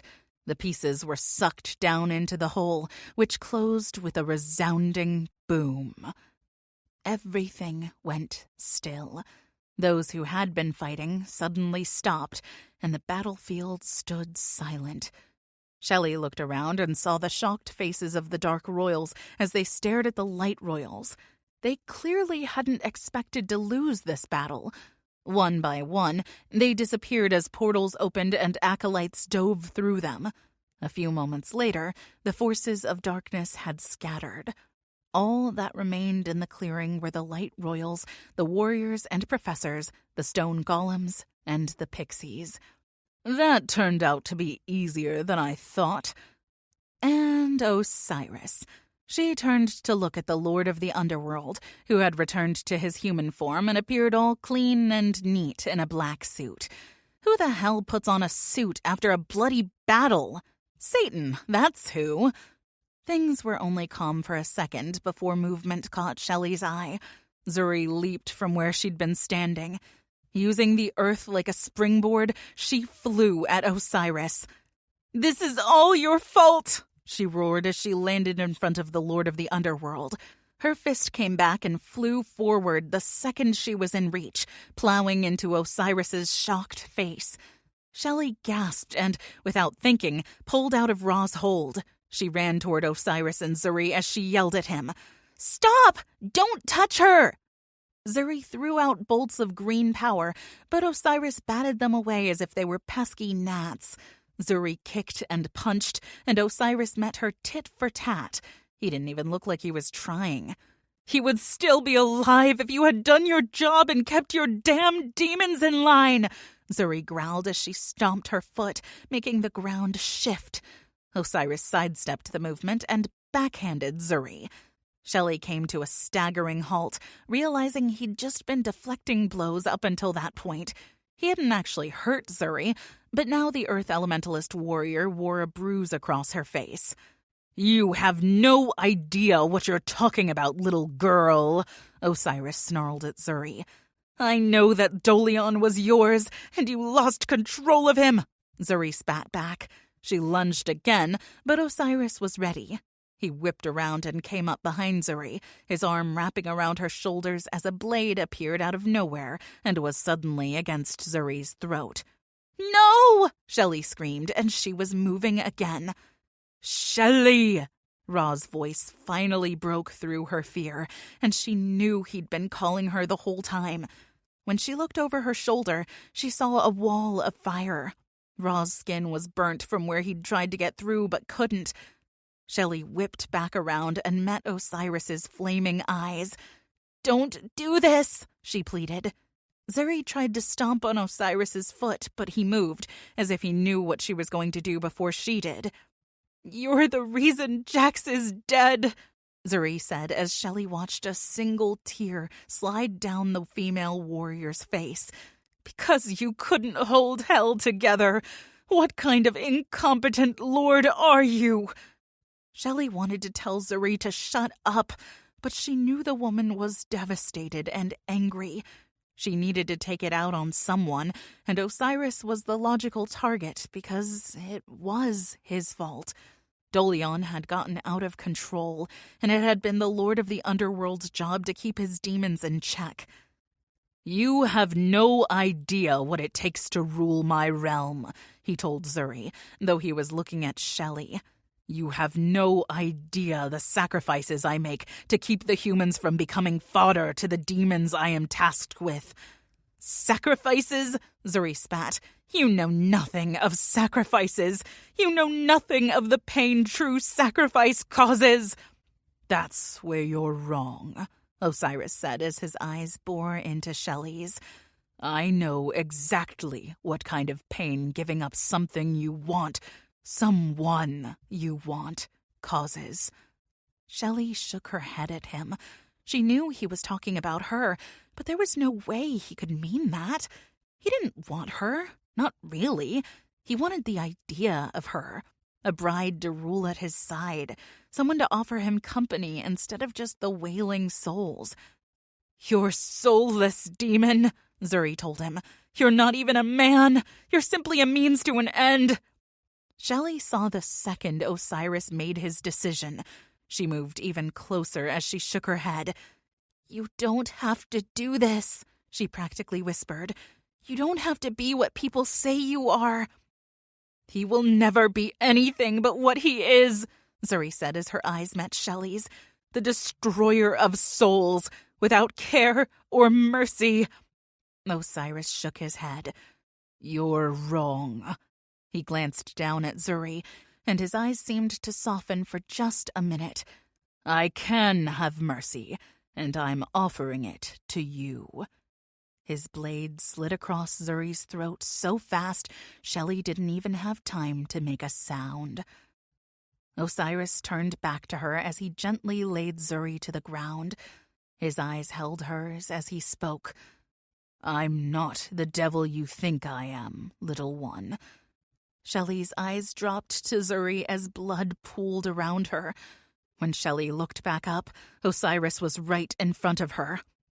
"I'm worse," he said as he wrapped an arm around her waist. "And I'm tired of not having what I want." Shelley heard Ra's voice calling her name as she looked over her shoulder and found his horror-filled eyes just before Osiris took her. "She said I didn't care," Shelley heard Osiris whisper in her ear. "She was wrong. I care, but only about what I want and about you." Tears slipped down her face. "I'm not meant for you," she said as they suddenly appeared in the room she remembered from her first time in hell. "I thought I could let him have you," Osiris said as he released her. He lifted his hand and wiped her tears away with a gentleness that shouldn't have been possible from the demon who had just slit Zuri's throat. "But I'm a demon. Coveting things is what I do. And I'm not just any demon, am I? I am the serpent of old. I am the great deceiver. I am the roaring lion who devours his prey, and I will take what I want when I want. And you, Shelley Smith, are what I want." Shelley whispered words that Ra had said to her only the night before as he'd held her in his arms. "What did you say?" Osiris said, leaning closer to her. Shelley raised her chin and narrowed her eyes at him. "I said, my name is Shelley Nasir." Chapter 20. Gabby heard screaming, roaring as a matter of fact, but it wasn't until Liam grabbed her face and forced her to look at him that she realized the noise was coming from her. "We will get her back," Liam's lips read, because she certainly couldn't hear him, not above her banshee-like wails. Liam gave her a firm shake and growled, "Gabby!" The surprised roughness snapped her mouth shut, and finally she could hear what he was saying. "We will get her back," Liam said again. "She'll be all right." Tara ran over, shoved Liam out of the way, and wrapped Gabby in a tight hug. Gabby didn't even hesitate to hug her friend back, because that's what Tara was, her friend, one of her best friends, in fact. "I'm so sorry," Gabby said softly as Tara pulled back and wiped at the tears running down her dirt-covered face. Gabby could see Elias hovering a foot or so behind Tara, obviously fighting the need to snatch her up into his arms. Tara shook her head. "Shelley's tough. She'll be fine." Gabby nodded. "Of that, I have no doubt. I will do whatever I can to help get her back." Tara gave her a watery smile. "You're a badass, so I'm betting on us to win." The sound of a struggle caused Gabby's defenses to go up, as did the others. All of them dropped into fighting stances and turned to see where the threat was coming from. As her eyes roamed over the clearing that had been a battlefield only moments ago, she saw only the remnants of the fight. The light elementals that had helped fight with the light royals were helping gather the bodies of the fallen. The sound she'd heard was actually Ra roaring out a battle cry as he and Avier flung fireballs at one another. "This is not good," Tara muttered as they watched Ra form massive balls of fire in each hand. "Ra Nasir," Avier bellowed, "I order you to stand down." To Gabby's shock, the normally quiet and stoic Ra threw his head back and laughed. "You order me?" he growled. "You are not the only royal standing here. I have generations upon generations of royal Egyptian blood flowing through my veins. I have the power of pharaohs pouring through me, and you think you can stop me?" "Can't he?" Gabby whispered to Liam. "Can't the Royal Fire King Elemental stop a freaking fire elementalist student?" When Liam didn't answer right away, Gabby turned to look at him. "Well," he said, drawing the word out. "Technically, yes, absolutely. But Ra, well, he's not your everyday normal student or even your everyday exceptional student. Ra is in a league of his own." There was a brilliant flash of light, and when Gabby turned back to look at the fire elementalist, she saw light blazing from his eyes and his body engulfed in flames. He spoke in an ancient-sounding language, and the power around him just seemed to grow. The other royals circled around him. Several tried calling out, but he ignored them and kept his focus on who he deemed to be the biggest threat, Avier. "You cannot go like this," Avier said. "You will not win." "She is my soulmate," Ra said, returning to a language Gabby understood. "No one will tell me when or how I can save her." "Ra," Elias spoke up as he grabbed Tara's hand and jogged closer to his friend. Liam did the same, pulling Gabby along with him. "Let us make a plan. Rushing in, it's not your way, man." Ra's blazing eyes snapped to Elias. "And if it were your female, would you stand around waiting for others to tell you when you could go for her? Elias's jaw clenched. Ra turned to Liam. What about her? Would you let her be trapped in hell with that monster for even a second longer than you had to? Gabby knew that neither of them would answer because they could understand where he was coming from, and they wouldn't lie to him, not their best friend whom they considered a brother. He's not going to hurt her, Avier pointed out. Bloody hell, Elias spat. Liam shook his head. Wrong thing to say, Fire King. Ra chuckled, but it was utterly without humor and so sinister that it sent a chill down Gabby's spine. No, he's just going to force her to mate with him and bind her to hell for all eternity. It will be a walk in the park for her, no doubt.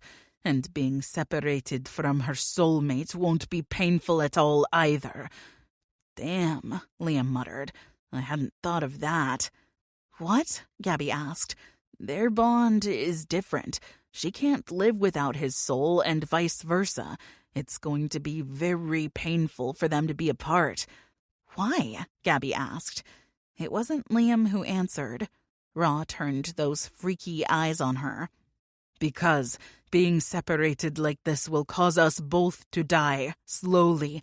We will wither away without our joined soul being whole. He paused, and Gabby sensed he wasn't finished speaking. Everyone around them seemed to be holding their breath, waiting to see what the pharaoh would do.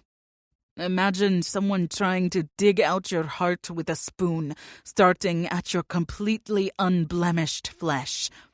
The air whooshed out of Gabby as if she'd been kicked in the gut. Damn. Ra's lips turned up into a feral grin.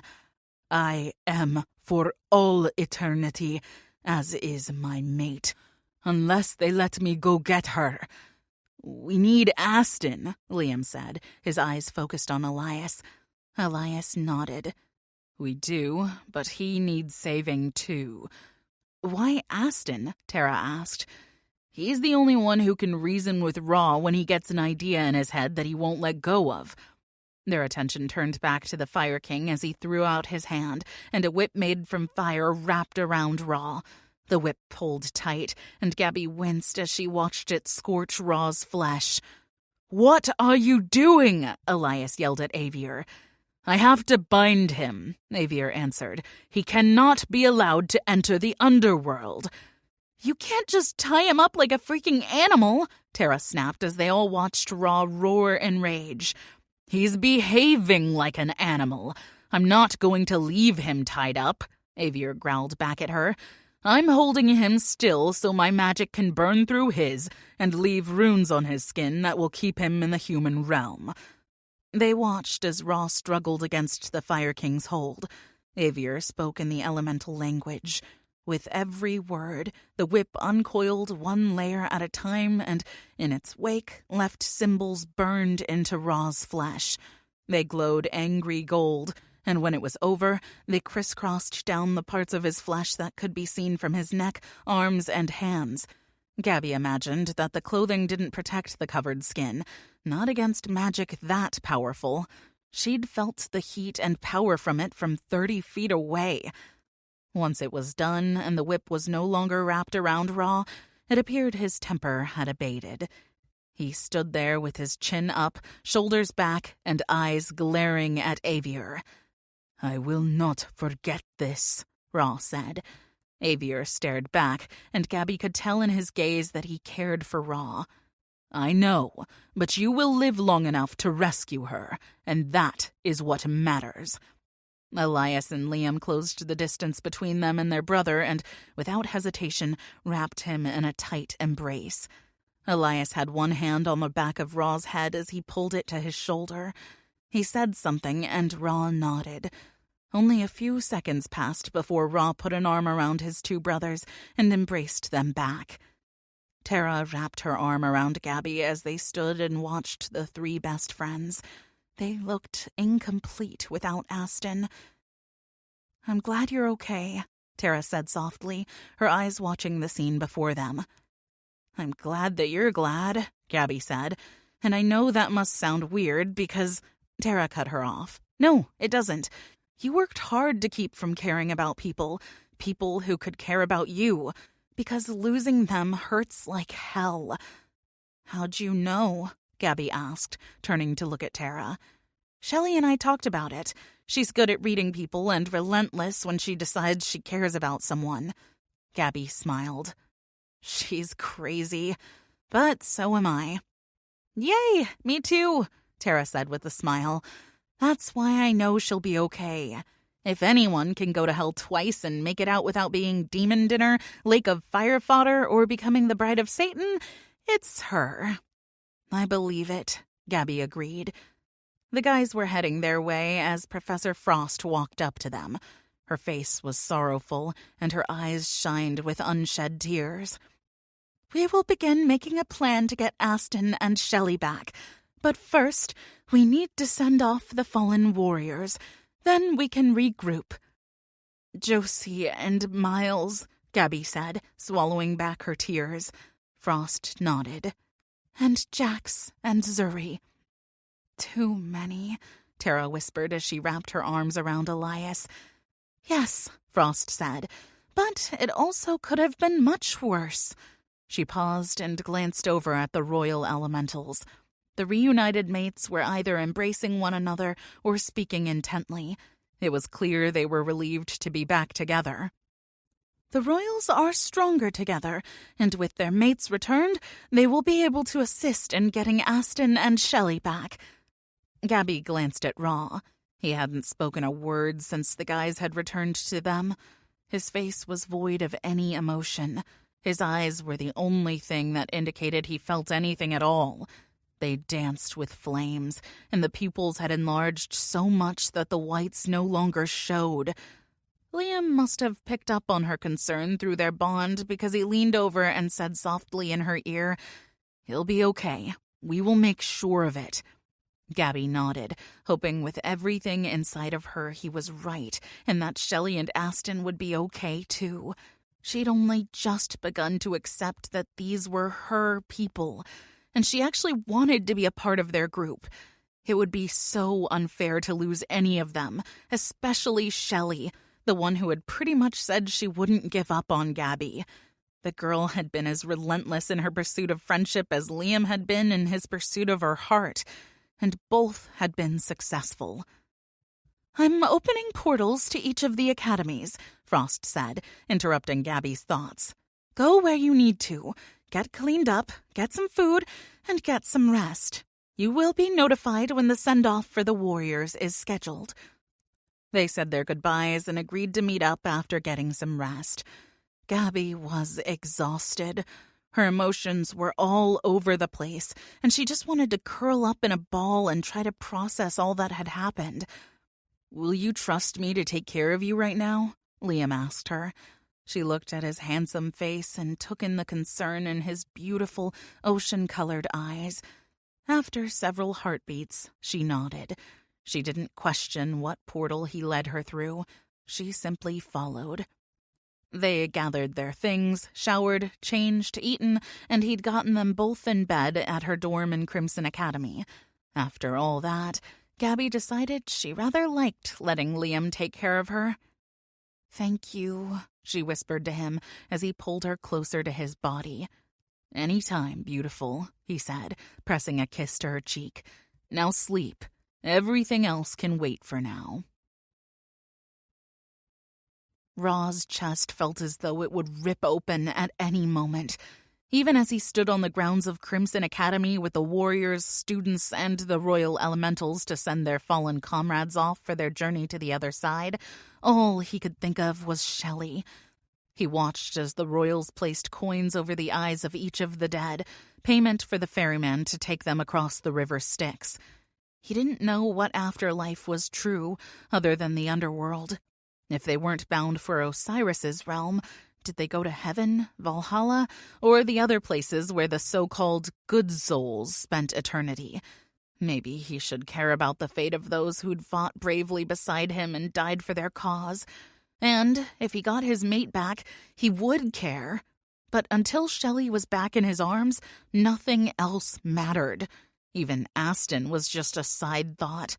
Though he was a brother by choice, he was also capable of taking care of himself. Ra felt certain his air elementalist friend would be all right.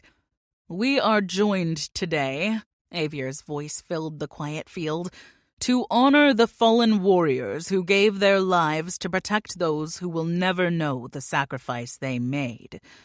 Ra's eyes roamed over the bodies that had been placed on the pyres where they would be burned to ash, their bodies leaving this world and their souls moving on to the next. "Mother Gaia has honored their sacrifice and offers the growth of the poppies you see spread over this clearing." Avier motioned to the field of beautiful red flowers. "These flowers will grow year-round in any weather as a reminder of the lives they lived and freely gave up." Ra was aware of Liam and Elias standing on either side of him. He could practically feel the pain radiating off Elias. He'd lost his friend and mentor. Ra was thankful, if not jealous, that Elias had Tara. He couldn't be there for his brother right now, but she would comfort him. Ra couldn't think about the fact that Tara was probably in nearly as much pain as he was over Shelley's abduction. As the fires were lit by the arrows of crimson warriors, Ra closed his eyes. The burning warriors only reminded him of his mate, trapped in the fires of hell.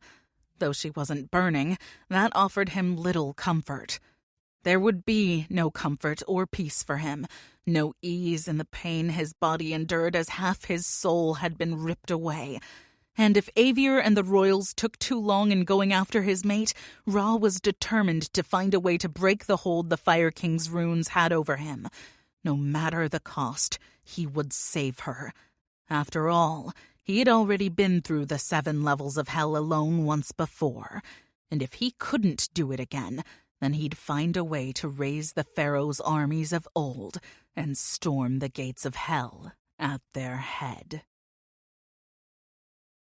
Epilogue. Rory stared at the guy she'd abducted from the battlefield. There was no reason to sugarcoat it. She'd straight-up kidnapped the dude. In her defense, it was Kimba's fault. The dragon female had insisted the guy in the human spectacles, specified because surely there were other kinds of spectacles according to Kimba, was Rory's mate and, therefore, needed to be saved. So said dragon had swooped down and snatched up Spectacle Dude. And now here they sat in the cave Rory called home, staring at one another. It wasn't awkward at all. "What is your name?" he'd asked. He'd been held in the talons of a dragon, taken into the dragon realm, and now looked into the eyes of a dark witch. Yet there wasn't an ounce of fear. "Rory," she answered. She sat on a rock on the other side of the fire. It was winter in the dragon realm, and even during the day, the temperatures could drop into the 20s. The dragons stayed deep beneath the ground during the winter months, not really hibernating, but resting for long periods. "That's a beautiful name," he said, and she could tell he was sincere. He didn't seem like the type to throw around compliments freely, but he did appear very observant.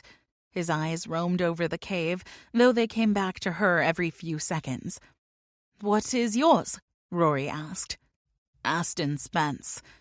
"That is odd," she said, just as honestly. "Why did you take me?"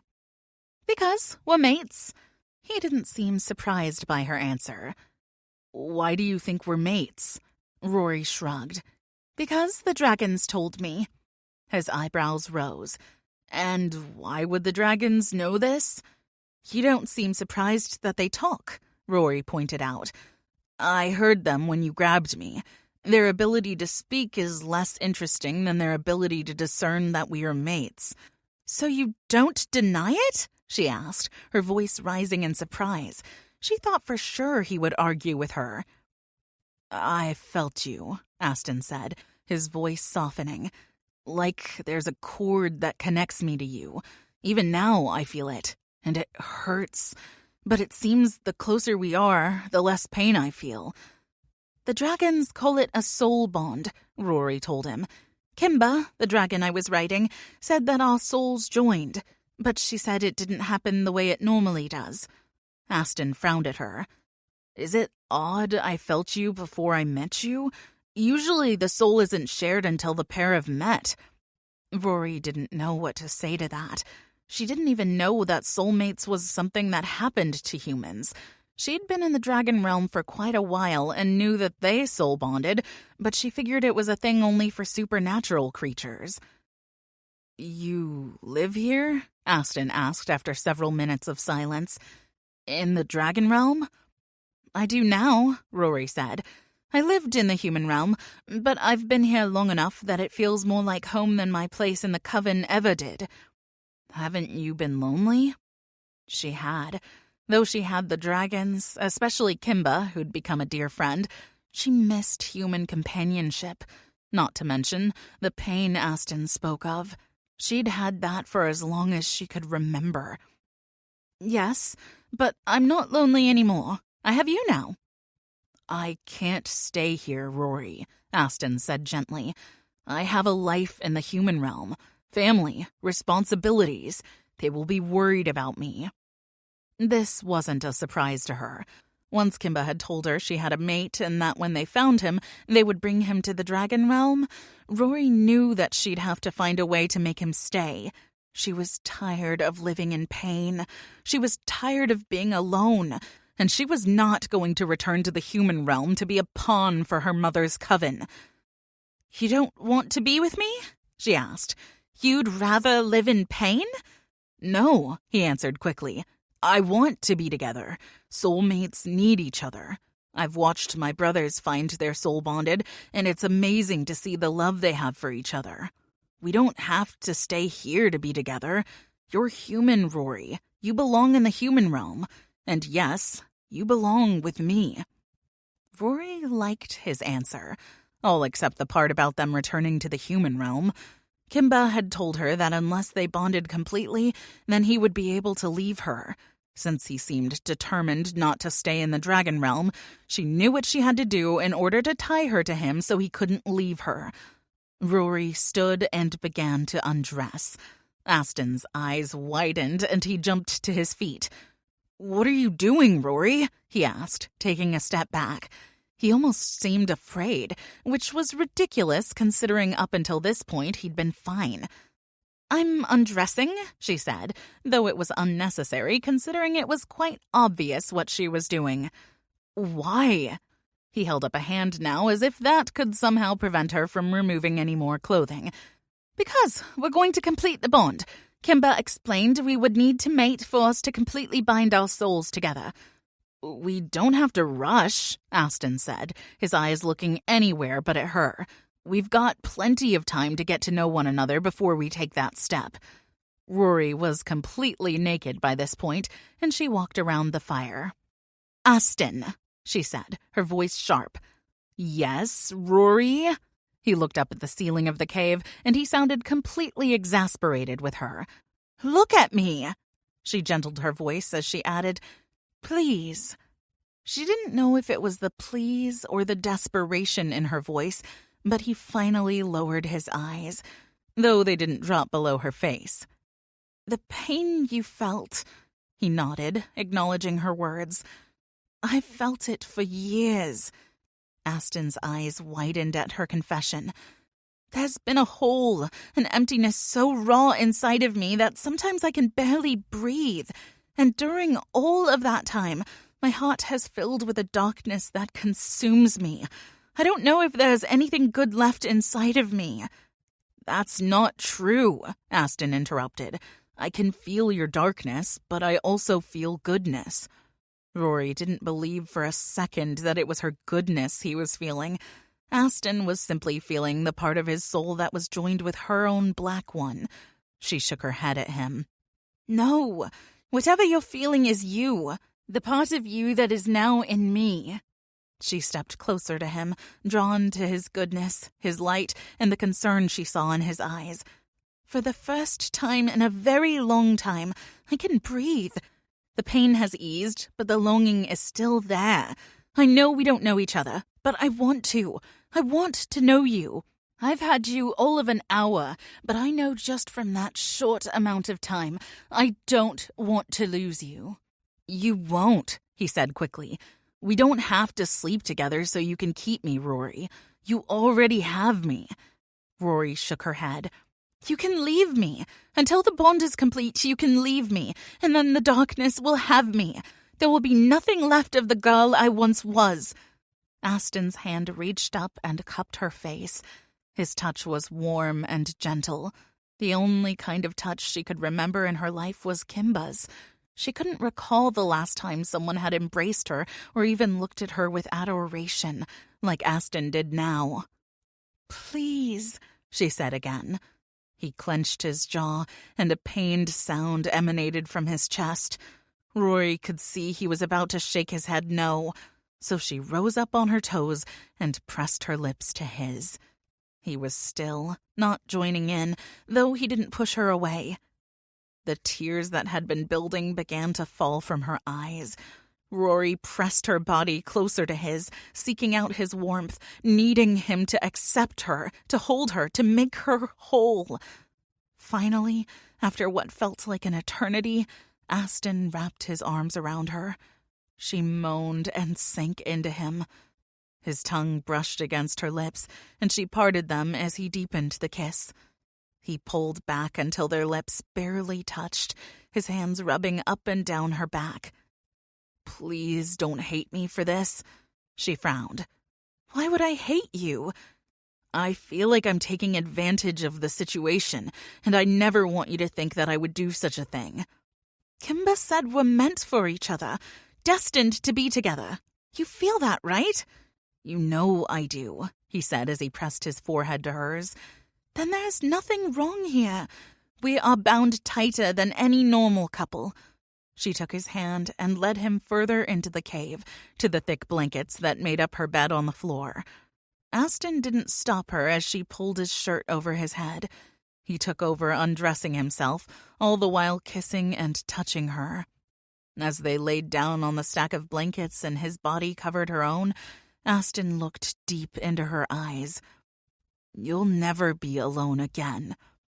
Tears continued to fall from Rory's eyes as he made love to her, but not the tears of sadness or anger or fear that she'd cried so many times. These were tears of joy. These were tears that seemed to wash away a little of the darkness living inside of her. She knew it wouldn't be easy to let go of who she had become. She didn't know if it was even possible, but because of Aston, for the first time, she felt a glimmer of hope. Are you sure you're ready? Liam asked Gabby as she stood at the foot of his bed. A few days had passed since the funeral of warriors, and she'd done a lot of soul-searching. She and Liam had spent hours talking and holding on to one another as they considered what was to come. They'd even talked about completing the soul bond between them, but up until that morning, she'd been hesitant. Yes, she answered. Her voice was sure and steady. Why now? Her mouth dropped. She hadn't expected him to ask her any questions. Liam hadn't hidden his desire for her, though he hadn't pushed her either. Because I love you. It hadn't been something she'd just suddenly realized. It was something that had grown, day by day, since that night in her room when she'd held a dagger to his throat. One moment at a time, he'd shown her over and over that she mattered to him. Liam had proven with his actions, not just his words, that he wanted her, that she was important to him, and that he loved her. And I believe you love me. His eyes softened as he walked over to her and wrapped an arm around her waist, pulling her tightly against him.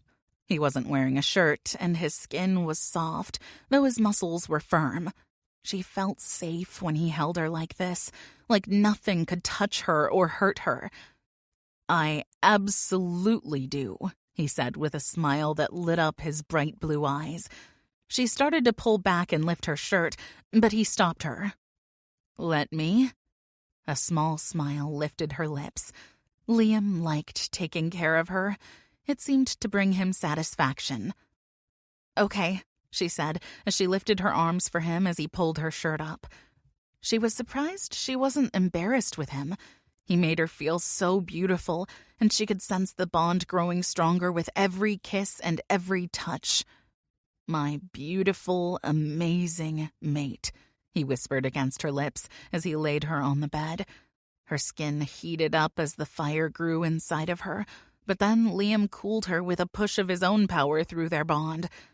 As their bodies connected, Gabby could see the blue strands of his magic wrap around the red strings of her own, connecting their hearts. "Now you're stuck with me," Liam told her with a flirty grin. He brushed the hair from her face and ran a finger across her lips. "I love you, Gabby Nash." She liked the sound of that. "Do I get a ring?" "I was thinking I could tattoo 'belongs to Liam' on your forehead."